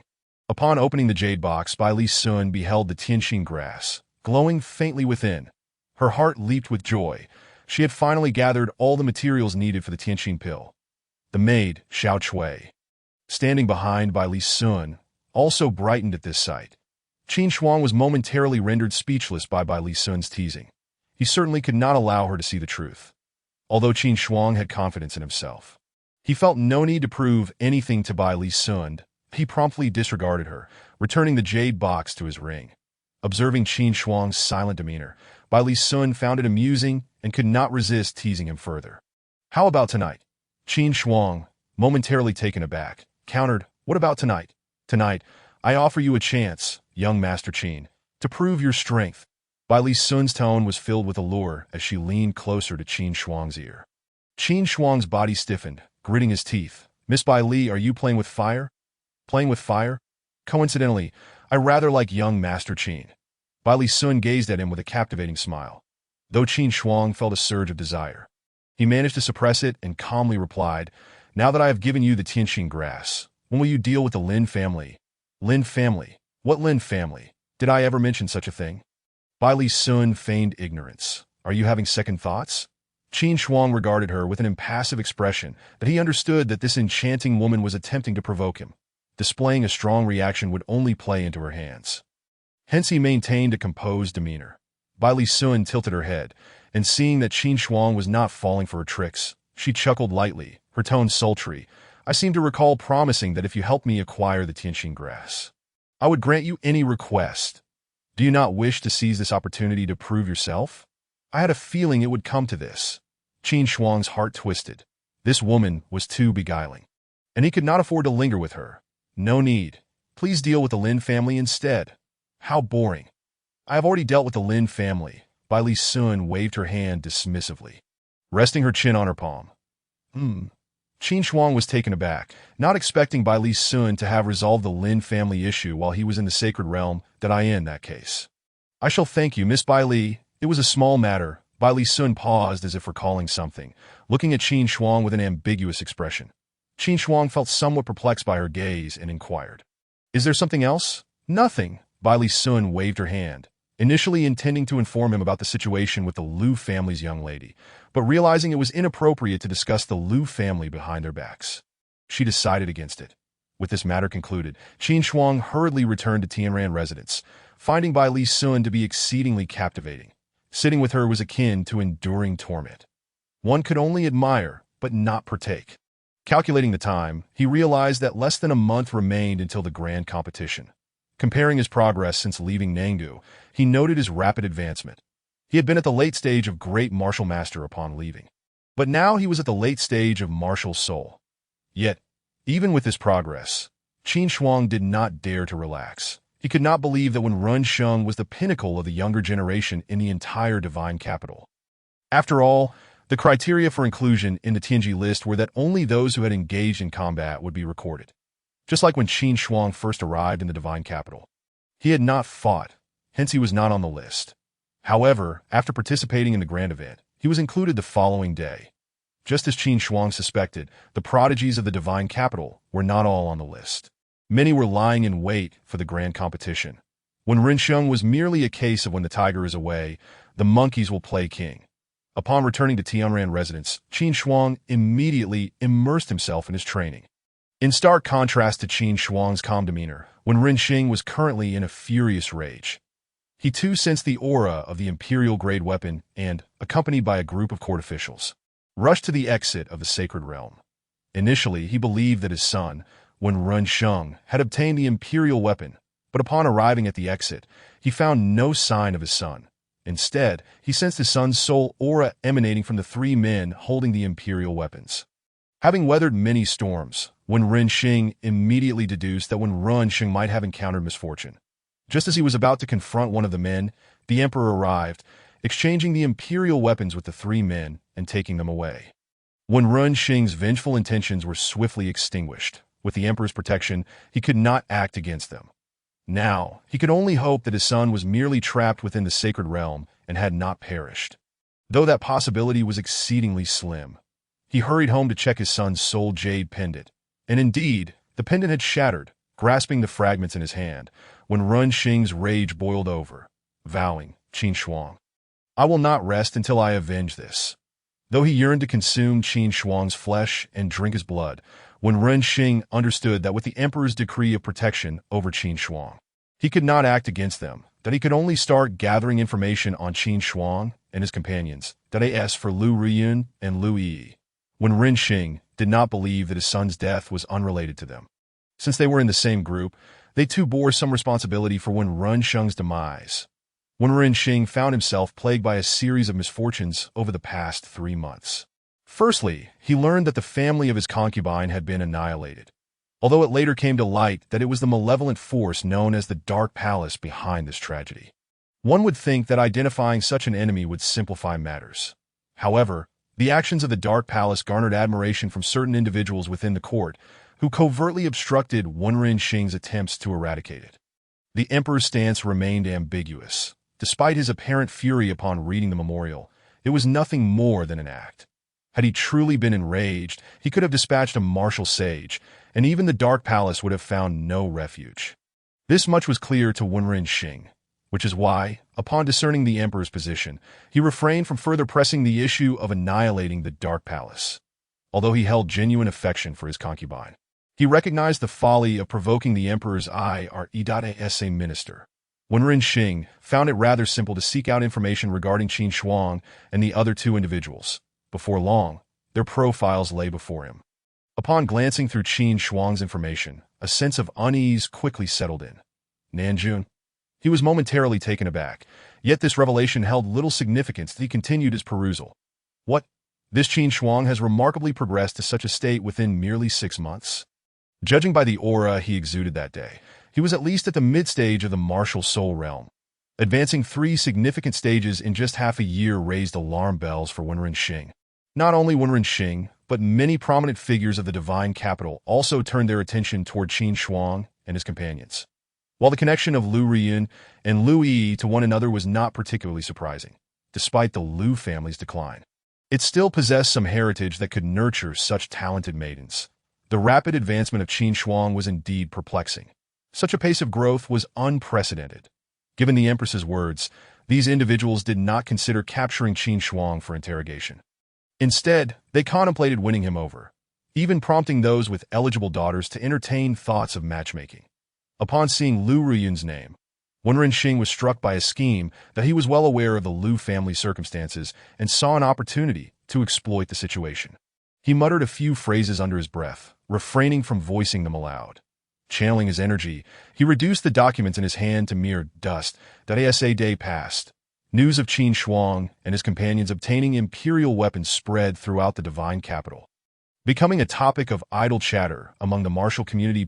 Two special guests arrived at Tianyanju that day. With skirts billowing like waves, Lu Riyun and Lu Yi entered the grand hall, their presence rendering the space utterly silent. The onlookers were momentarily entranced by their beauty. Lu Yi, accustomed to such attention, paid it no mind and directly approached Zhao Wujie, requesting, "Could you kindly summon Qin Shuang for me?" Zhao Wujie, fully aware of the connection between the two women and Qin Shuang, given that yesterday's events had already circulated widely, promptly replied, "Please follow me to the backyard for a moment." Upon reaching the backyard, Lu Yi nodded in approval at its refreshing arrangement.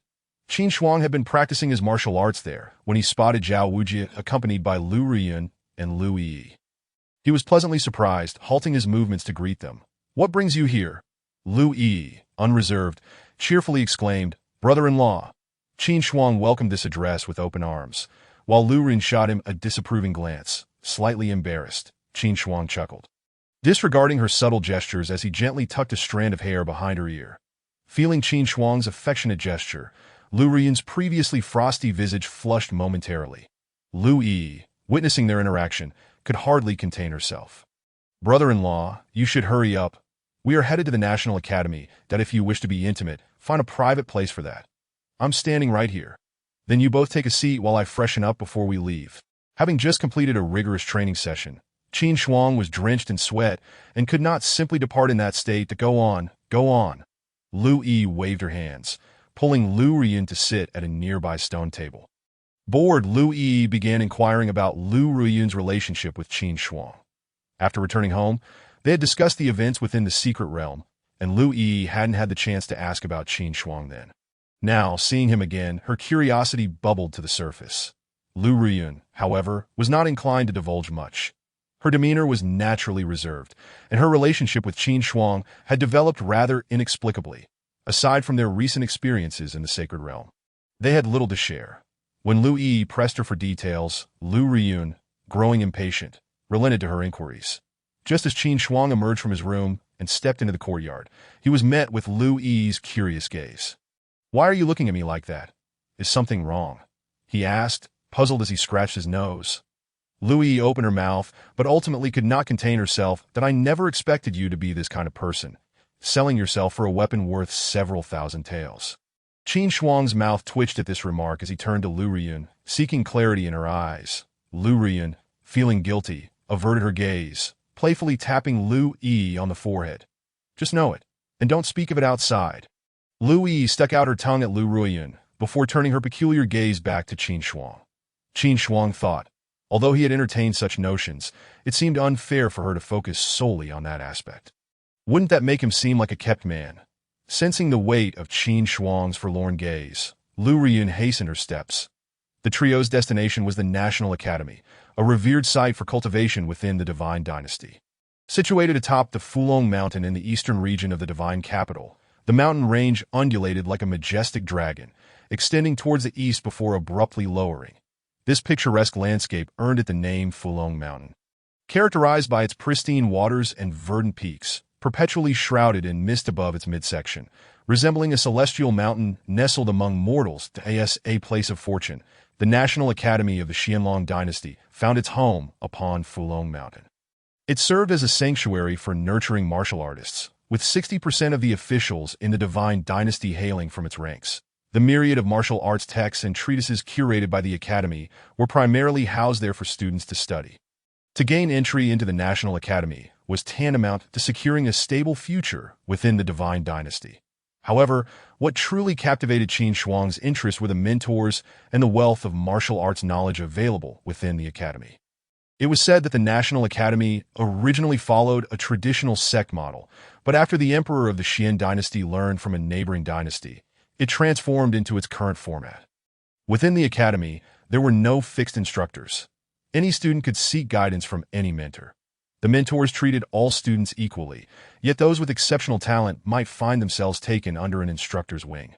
Though such arrangements were informal and did not affect the other students, upon grasping the National Academy structure, Qin Shuang realized it resembled a university, albeit one with guaranteed placement.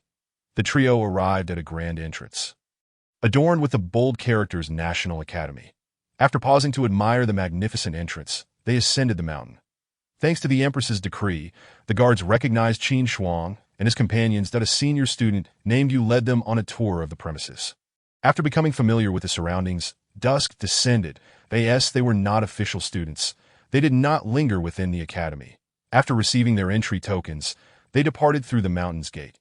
Senior sister, I think I'll accompany you back to the Lu family for a visit.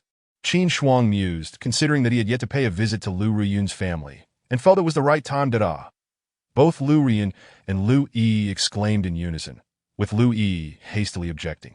No way, brother-in-law. You can't come back with us to the Lu family right now. Why not? It would be a perfect opportunity to pay my respects to my father-in-law, Qin Shuang said with a grin. Winking at Lu Riyun, unbeknownst to him, Lu Yi's expression shifted in dismay. Visiting your father-in-law. You'd be lucky if you don't end up with a broken leg for that, she thought to herself, stifling a chuckle. Lu Riyun, typically composed, now found herself flustered, unsure how to advise her beloved. There's no reason. It simply can't happen right now. You should return to Taiyu. We'll come find you tomorrow, Lu Riyun urged. Suppressing her inner turmoil, Qin Shuang cast a suspicious glance at Lu Riyun, as if a thought struck him. Senior sister, you haven't mentioned our relationship to your father, have you? Lu Riyun seemed to have found an excuse, organizing her thoughts to say, Yes, I haven't mentioned you to my father yet that if you suddenly return now, he might be displeased. Perhaps it is better to wait for another time. No worries. The recent events regarding our secret realm have been the talk of the town. And I believe my father has caught wind of it as well. If I fail to pay him a visit, it would be quite inappropriate. Even if he remains unaware, we might as well be forthright. Chapter 72. Lu Yang. No way. Seeing that Qin Shuang was not heeding her advice, Lu Riyun's tone turned stern at this point. Doubts began to surface in Qin Shuang's mind. Why was her senior sister so adamantly opposed to her returning to the Lu family with her? After pondering for a while, she could not come to a conclusion. Just as the three were about to part ways, Qin Shuang could not restrain herself any longer and said, Senior sister, how about I? At that moment, Qin Shuang noticed Lu Yi repeatedly gesturing at her, prompting her to change her words. Never mind, senior sister. You both should come to Tianyu to find me tomorrow. Upon hearing that Qin Shuang had abandoned her intention to return home, Lu Riyun felt a wave of relief. Just moments ago, she had been worried that Qin Shuang would insist on accompanying her home. As they were parting, Lu Riyun reflected on the situation and felt somewhat guilty for concealing so much from Qin Shuang. However, it was not the right time to disclose everything. Feeling a twinge of remorse, she approached Qin Shuang and, like a dragonfly skimming the water, lightly pecked her on the cheek. Give me a little time. Once I'm prepared, I'll take you home. Without waiting for Qin Shuang to respond, she blushed and swiftly pulled Lu Yi away, darting off. Qin Shuang touched her left cheek, yet her heart was far from joyous. Given Lu Riyun's personality, it was rather peculiar that she had taken the initiative to kiss her, while simultaneously forbidding her from returning to the Lu family. Something felt amiss, and Qin Shuang quietly followed the two women. Today, she had made up her mind to meet her future father-in-law. Before long, Lu Riyun and Lu Yi arrived at the entrance of a grand, antiquated mansion. After knocking on the door, they entered. Qin Shuang waited outside for a considerable time before finally stepping forward to knock. Knock, knock, who is it? An elderly servant opened the door and inquired upon seeing Qin Shuang. Qin Shuang cupped her hands in greeting and replied, I am Qin Shuang, here to pay a visit to the head of the Lu family. You are Qin Shuang? The old servant regarded her with a somewhat peculiar expression. Are you certain you wish to meet the family head? He was well aware of the situation regarding the young lady. Having been a long-standing member of the Lu family, even Lu Riyun addressed him as grandfather. This courteous young man before him must be the one the young lady favored, but he never anticipated that he would dare to show up unannounced. Little did the old servant know that Qin Shuang was entirely oblivious to the dealings concerning Lu Ruyin. I specifically came to visit the family head, so I kindly request you to inform him. Qin Shuang bowed respectfully. Feeling puzzled by the old servant's scrutiny, Qin Shuang sensed that he recognized her. Given the servant's reaction, she resolved to meet Lu Ruyun's father. Then please come in and wait, the old servant said before shaking his head and departing to find Lu Yang. At that moment, Lu Ruyun and Lu Yi were in Lu Yang's study. So, how was your visit to the Guozijian today? What did you think? The man behind the desk inquired gently. Fulong Mountain truly lives up to its reputation as a blessed land. The concentration of spiritual energy here is significantly higher than that within the divine capital. Lu Yi replied eagerly, chattering nonstop. Lu Yang paused in his writing, a helpless smile appearing on his face. His little daughter could hardly contain her excitement in front of familiar faces, and even he sometimes found it overwhelming. Glancing at the incessantly speaking Lu Yi and then at the more composed Lu Ruyun, he found that it was actually his icy eldest daughter who troubled him the most. All right, enough that I have been to the Guozijian before.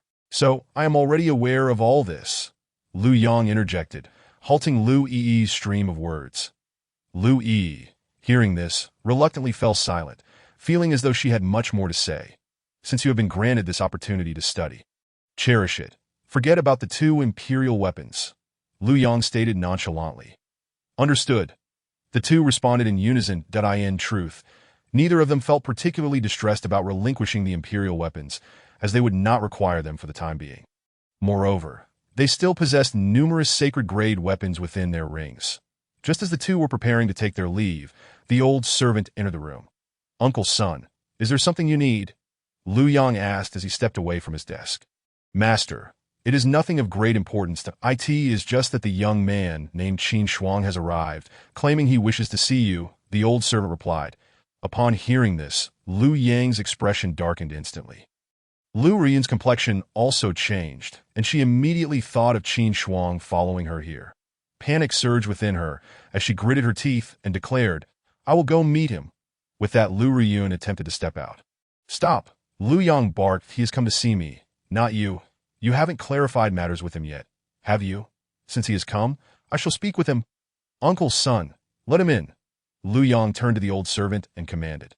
Grandfather, Lu Ruyun grasped the old servant's arm, her expression tense as she gazed at Lu Yang, but Lu Yang remained unmoved. Xiaoyun, I can allow you to act freely in most matters, but on this issue, I cannot permit you to be willful. I cannot let you follow the same path as your mother. Lu Yang declared firmly, clenching his fists. Observing Lu Ruyun's helplessness, the old servant felt a pang of sympathy and sighed. Miss, it will not do to prolong this. Let the family head and that young man clarify their situation. Once you know the outcome, you can gauge his intentions upon hearing the old servant's words. Lu Ruyun silently released her grip. The old servant then exited the room. You may leave for now. I will speak with him alone. Lu Yang instructed Lu Ruyun and Lu Yi that I will not leave. I want to hear your conversation. Lu Ruyun insisted, her gaze resolute. Seeing her determination, Lu Yang understood that she was intent on eavesdropping, and he reluctantly nodded in agreement. Then you can step outside and find your mother. Lu Yang turned to Lu Yi. Lu Yi was taken aback, but quickly regained her composure. I will not leave either. I want to listen. Lu Yang remained silent, merely fixing his gaze on Lu Yi. Under his scrutiny, Lu Yi felt her neck shrink back, ultimately choosing to exit the study while muttering, What's this? If you can't get sister to leave, you turn to me. If you have the guts. Go talk to mother like that, as a martial saint. Lu Yang certainly heard her mutterings, and his expression darkened. Lu Yi. I'm going to talk to mother. Lu Yi promptly made her escape, witnessing Lu Yi's hasty departure. Lu Yang shook his head helplessly, realizing that each daughter was more of a handful than the last. Before long, the old servant returned, leading Qin Shuang into the study. Upon entering, Qin Shuang immediately spotted Lu Yang seated behind the desk and Lu Ruyun sitting beside him. Greetings, Uncle Lu. Qin Shuang bowed to Lu Yang. Take a seat. Lu Yang gestured with his hand. Given that his daughter was present, he found it inappropriate to display any displeasure towards Qin Shuang. Qin Shuang complied and sat beside Lu Ruyun. Lu Yang's brow twitched slightly. That I am aware of your relationship with Ruyun, but I believe you are not suited for each other. Therefore, I kindly request you to let her go," Lu Yang stated bluntly. Chapter 73. Engagement. Heart meridians damaged. Qin Shuang's expression changed instantly upon hearing this, but he quickly regained his composure that he had long anticipated Lu Yang's attempts to challenge him. After all, how could one simply take someone else's cabbage without facing any objections? Although Qin Shuang had not taken anything, preparation was key. "Uncle, you jest. I share a mutual affection with senior sister. How could we possibly be incompatible? Moreover, I believe I am not lacking in any regard. I am quite well matched with senior sister," Qin Shuang responded with a smile. This statement nearly provoked Lu Yang to act. How could someone so brazenly claim possession of another? The old servant, overhearing Qin Shuang's words, found it both amusing and exasperating. This young man was remarkably confident. Lu Rian's face flushed slightly, yet she continued to emanate an icy demeanor that, "No, I believe you are unworthy. Moreover, Rian is already betrothed, so you should relinquish your pursuit." Qin Shuang could no longer sit still, staring incredulously at Lu Yang before turning to Lu Rian. Upon hearing Lu Yang's revelation, Lu Rian's expression turned frantic as she hastily reassured Qin Shuang. "I was previously unaware." Upon hearing Lu Rian's explanation, Qin Shuang felt a wave of relief, his dissatisfaction with Lu Yang increasing. "Uncle, this is where you are mistaken. Even if it is an engagement, it should honor the true wishes of the individuals involved. Senior sister does not like that person, yet you concealed the engagement from her to is that not causing her harm. After all, this is a matter of a lifetime that you want senior sister to spend her days with a stranger. Someone whose character she knows nothing about." Lu Yang's expression twisted with a mix of anger and laughter. "How do you know I am harming her? What father would not cherish his own daughter? You may not know, but Riyun, like her mother, has a congenital defect in her heart meridians that as she ages, her heart will become increasingly strained, posing a constant threat to her life." The family that arranged her engagement. The Shangguan family possesses the Xian snow lotus, which can cure her heart ailment. You are the one who wishes to harm her. If Rian marries into the Shangguan family, she will have a chance to obtain the snow lotus for her treatment, while you are merely destroying her last opportunity. Overwhelmed by Lu Yang's barrage of information, Qin Shuang found himself momentarily dazed. Senior sister has a congenital defect in her heart meridians? Qin Shuang suddenly reacted, grasping Lu Riyun's small hand and inquiring, "Is what uncle said true?" Lu Riyun silently nodded and then explained, "I do not care about how long I live, which is why I have never informed you. As for the marriage contract, I have no desire to fulfill it." Upon hearing this, Qin Shuang's heart settled instantly. As long as her senior sister did not wish to marry, no one could compel her. Regarding the heart ailment, had not Lu Yang mentioned that the Shuilian from the Shangguan family could save her? She simply needed to find a way to obtain it. With this thought in mind, Qin Shuang turned to Lu Yang and said, "Uncle, you heard her. My senior sister does not wish to marry." Before Lu Yang could respond, Qin Shuang continued, "You also mentioned that the Shangguan family possesses Shuilian that can cure her heart condition. Since there is a remedy, I will certainly find a way to acquire the Shuilian for her." Lu Yang fell silent upon hearing this, that he had once thought the same way, but ultimately he was too late. Although he had obtained the Shuilian, his wife could not wait for his return, that he had never anticipated that his daughter would suffer from the same affliction as his wife, which led him to feel a profound sense of guilt. Had he secured that Shuilian back then, today's troubles might never have transpired, as long as Lu Rian remained free from her heart ailment. Lu Yang could set aside his pride and renege on the marriage contract for her happiness. Yet all of this remained hypothetical. Looking at Qin Shuang before him, he saw a reflection of his younger self, yet he could not place his hopes on a boy who resembled his younger self. "You speak quite well, and I am aware of your sincere feelings for Rian." Upon hearing this, Qin Shuang's face brightened, believing that Lu Yang was being persuaded. However, the subsequent words from Lu Yang left him at a loss. "But I cannot place Riyun's hopes in you, a mere martial spirit. Therefore, you should leave. Uncle, you must believe in me. Give me a little time, and I will surely obtain the Shuilian. On what grounds do you think so?" The Shangguan family is not only a first-class noble family of the divine dynasty, but also has ties to a prominent family in the central continent. What do you possess that would compel the Shangguan family to part with one of their remaining Shuilian for you? Lu Yang questioned Qin Shuang sharply. "I have my methods. After the grand competition, I will personally go to the Shangguan family to retrieve the Xuelian. Qin Shuang remained confident that he still possessed an imperial weapon from the system, believing that trading it for their Bixin Xuelian would be a deal too good to refuse. Surely the Shangguan family would not decline. Although Qin Shuang spoke with determination, Lu Yang remained skeptical, unwilling to place Lu Riyun's life in Qin Shuang's hands. Meanwhile, Lu Riyun held Qin Shuang's hand firmly, signaling her stance. Observing their clasped hands, Lu Yang shook his head and sighed. I will give you 1 year. After 1 year, Riyun's marriage contract will expire, but if you cannot obtain the Xuelian within this year, I shall wed her to the Shangguan family. Overjoyed, Qin Shuang exclaimed, Do not speak of a year. Given the opportunity, I shall succeed. After the grand competition, I will head to the Western County. Uncle, rest assured, I will obtain the Xuelian within a year. Qin Shuang declared, thumping his chest in assurance that Dio not celebrate too early. During this year, you and Riyun cannot be alone together. I will have her sister keep an eye on you both. Only once you present the Xuelian for Riyun to consume will I feel secure in allowing her to be with you. Lu Yang was no fool. He certainly could not trust the two of them. What if Qin Shuang took advantage and fled with Lu Riyun?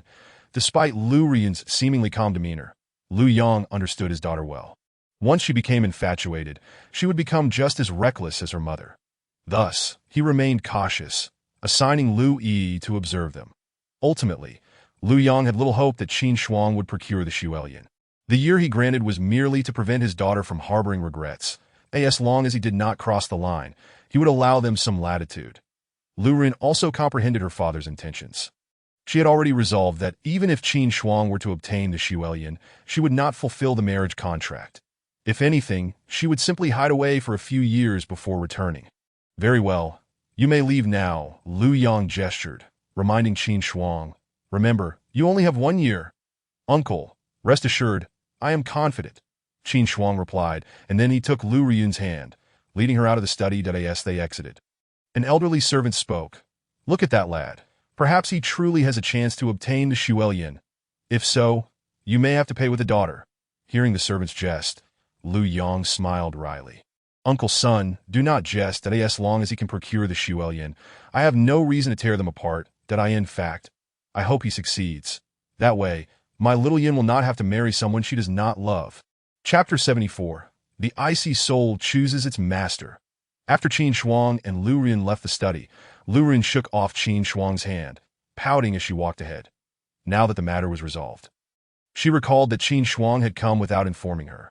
Noticing her expression, Qin Shuang realized she was angry. Senior sister, you look quite adorable when you're angry, Qin Shuang remarked, observing Lu Riyun's puffy cheeks. Unable to resist, he reached out to pinch her cheek, which led to unforeseen consequences. Lu Riyun, already suppressing her anger, erupted upon seeing Qin Shuang's carefree demeanor and his audacity to tease her. Clang! Lu Riyun drew her sword, pointing it menacingly at the ground while casting a cold glare at Qin Shuang. Feeling the heat of Lu Riyun's fury, Qin Shuang swallowed hard and exclaimed, Senior sister, let us converse civilly. No need for swords and blades. Girls should be gentler. Are you implying that I am not gentle with you? Am I violent? Lu Riyun glared at Qin Shuang, her temper flaring that no, senior sister, you are always very gentle. Come now, put down the sword. It's dangerous. Qin Shuang steadied himself, attempting to take the sword from Lu Riyun's grasp. Whoosh! Lu Riyun's sword was now poised at Qin Shuang's throat. Cold sweat cascaded down Qin Shuang's forehead. Oh dear. This is not the right place to call for help, he thought in a panic. Seeing Qin Shuang's distressed expression made Lu Riyun chuckle. She had been holding back for far too long. With her father's concession, the tension in her heart dissipated.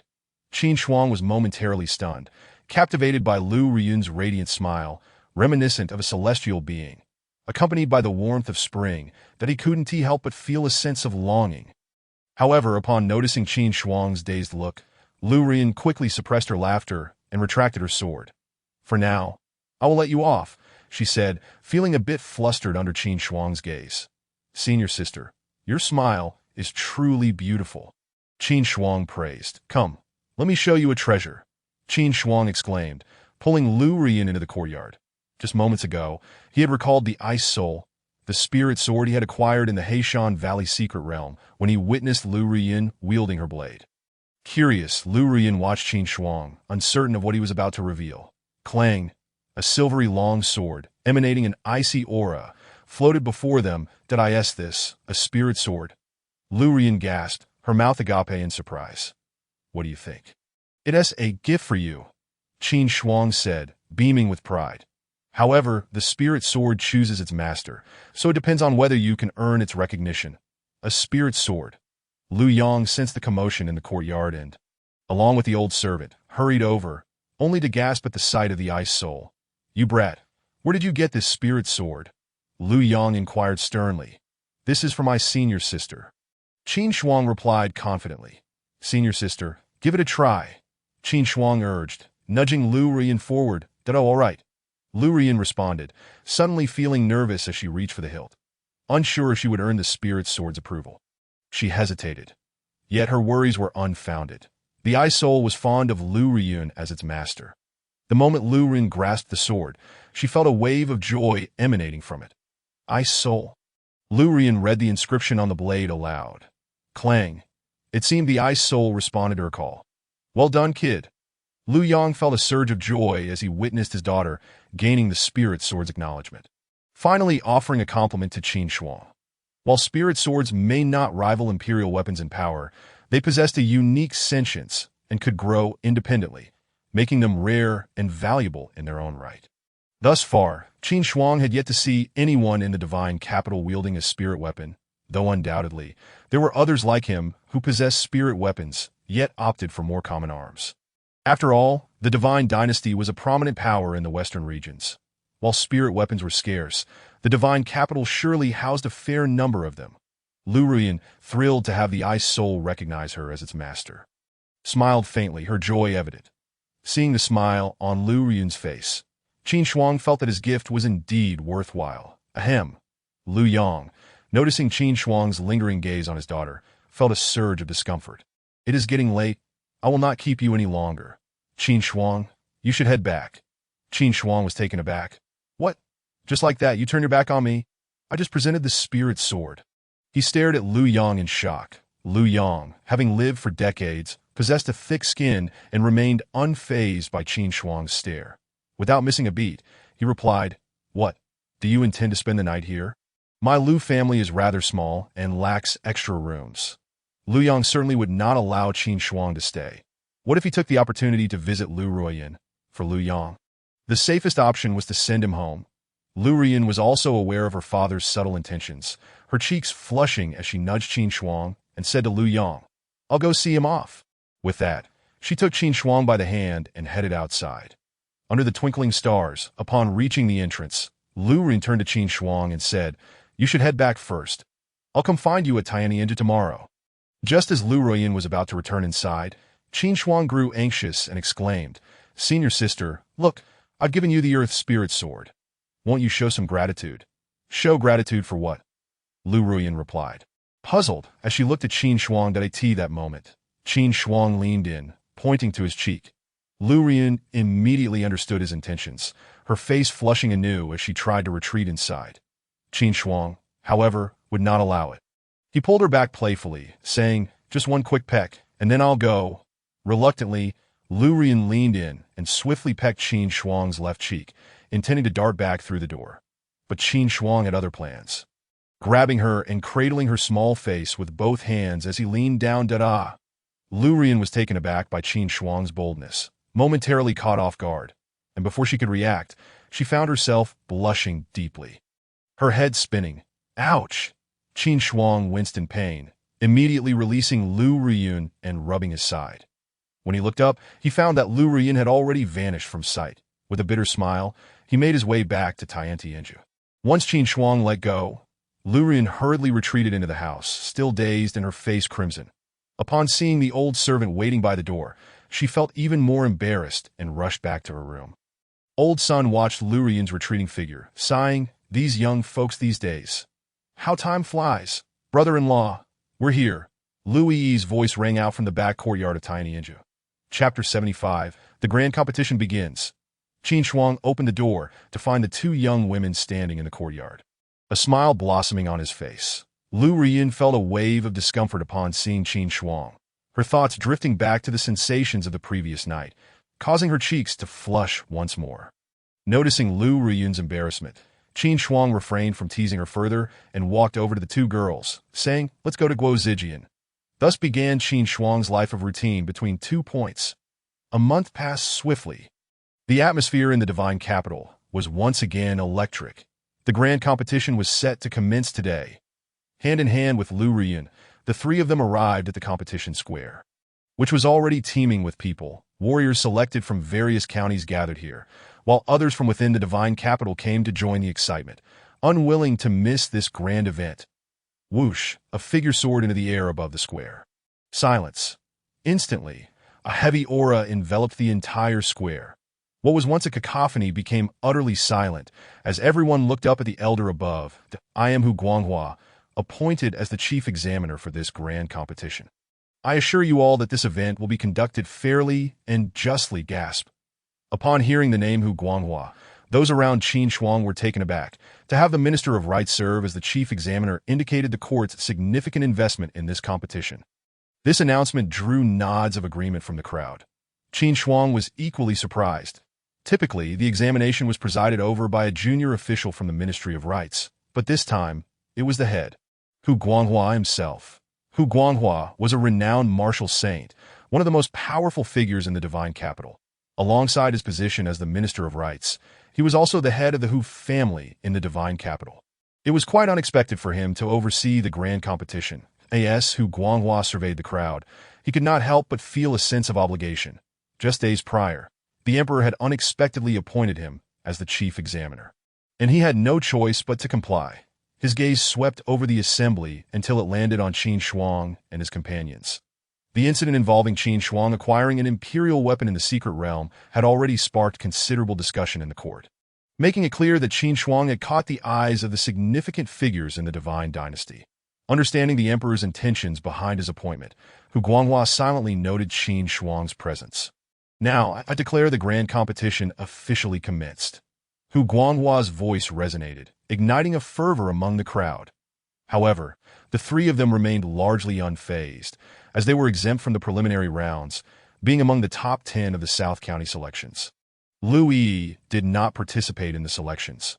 She had merely accompanied the others to witness the excitement, and per Lu Yang's instructions, keep an eye on Qin Shuang. In fact, Qin Shuang had consulted Bai Li Xuan to learn about the Lu family situation. And upon hearing Bai Li Xuan's revelations, he was utterly taken aback. Lu Yang was not originally a member of the Lu family. He had married into it later, adopting the Lu surname. His first wife was Lu Riyun's mother. After Lu Riyun's mother passed away, the Lu family married Lu Riyun's aunt, Lu Bingbing, to Lu Yang, and they had a daughter, Lu Yi. Thus, Lu Riyun and Lu Yi were half-sisters. Qin Shuang also learned of Lu Yang's quest for medicine from the Shangwan family. Understanding why Lu Yang opposed his relationship with Lu Ruoyan, having experienced loss himself, Lu Yang surely wished for a more secure way to obtain the Snow Lotus. Casting a glance at Lu Ruoyan beside him, Qin Shuang returned to focus, directing his gaze towards the several martial platforms in the center of the square. At that moment, a figure rushed towards Qin Shuang and his companions with great speed, separating them as one individual squeezed in between Lu Riyun and Qin Shuang. Troublemaker, Yu Xian'er made a face at Qin Shuang before turning to smile at Lu Riyun and Lu Yi. Sister Run, Sister Yi, what brings you here? Irritated, Qin Shuang shot a look at Yu Xian'er. Having not seen her for a while, he had nearly forgotten her. In fact, Yu Xian'er had arrived in the divine capital even before Qin Shuang.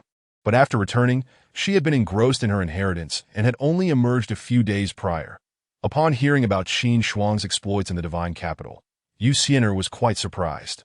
She had intended to teach him a lesson once he arrived, but now it seemed that he would be spared, as the older generation typically refrained from meddling in the affairs of the younger generation.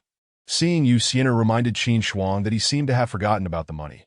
He had promised to meet her at the Uli Inn, but had gotten sidetracked by a series of events. Money, too, was among the top contenders from the South County and should have been present here today. Sister Xian'er, Lu Yi exclaimed, her eyes lighting up upon seeing Yu Xian'er, having not met her for several years. The Yu family had the closest ties with the Lu family in the divine capital, and Lu Yi had grown up alongside Lu Ruoyun and Yu Xian'er, making them quite familiar with one another. As Liu Yi and Yu Xiner began to chat amiably, the competition organizers had already finalized the participants for the day's matches. Much like the South County selections, today's contest would feature a 100-person melee, divided into 5 martial platforms, showcasing contestants from various counties and those from within the Divine Capital. After scanning the 5 platforms, Qin Shuang spotted Money on the left platform, just as before, standing in the southern corner alongside the other 99 contestants. The competition begins, Hu Guanghua announced from above. Ding! The system's voice echoed in Qin Shuang's mind, detected that the host is participating in the grand competition of the Divine Capital. Issuing system task. Achieve first place in the selections. Task reward.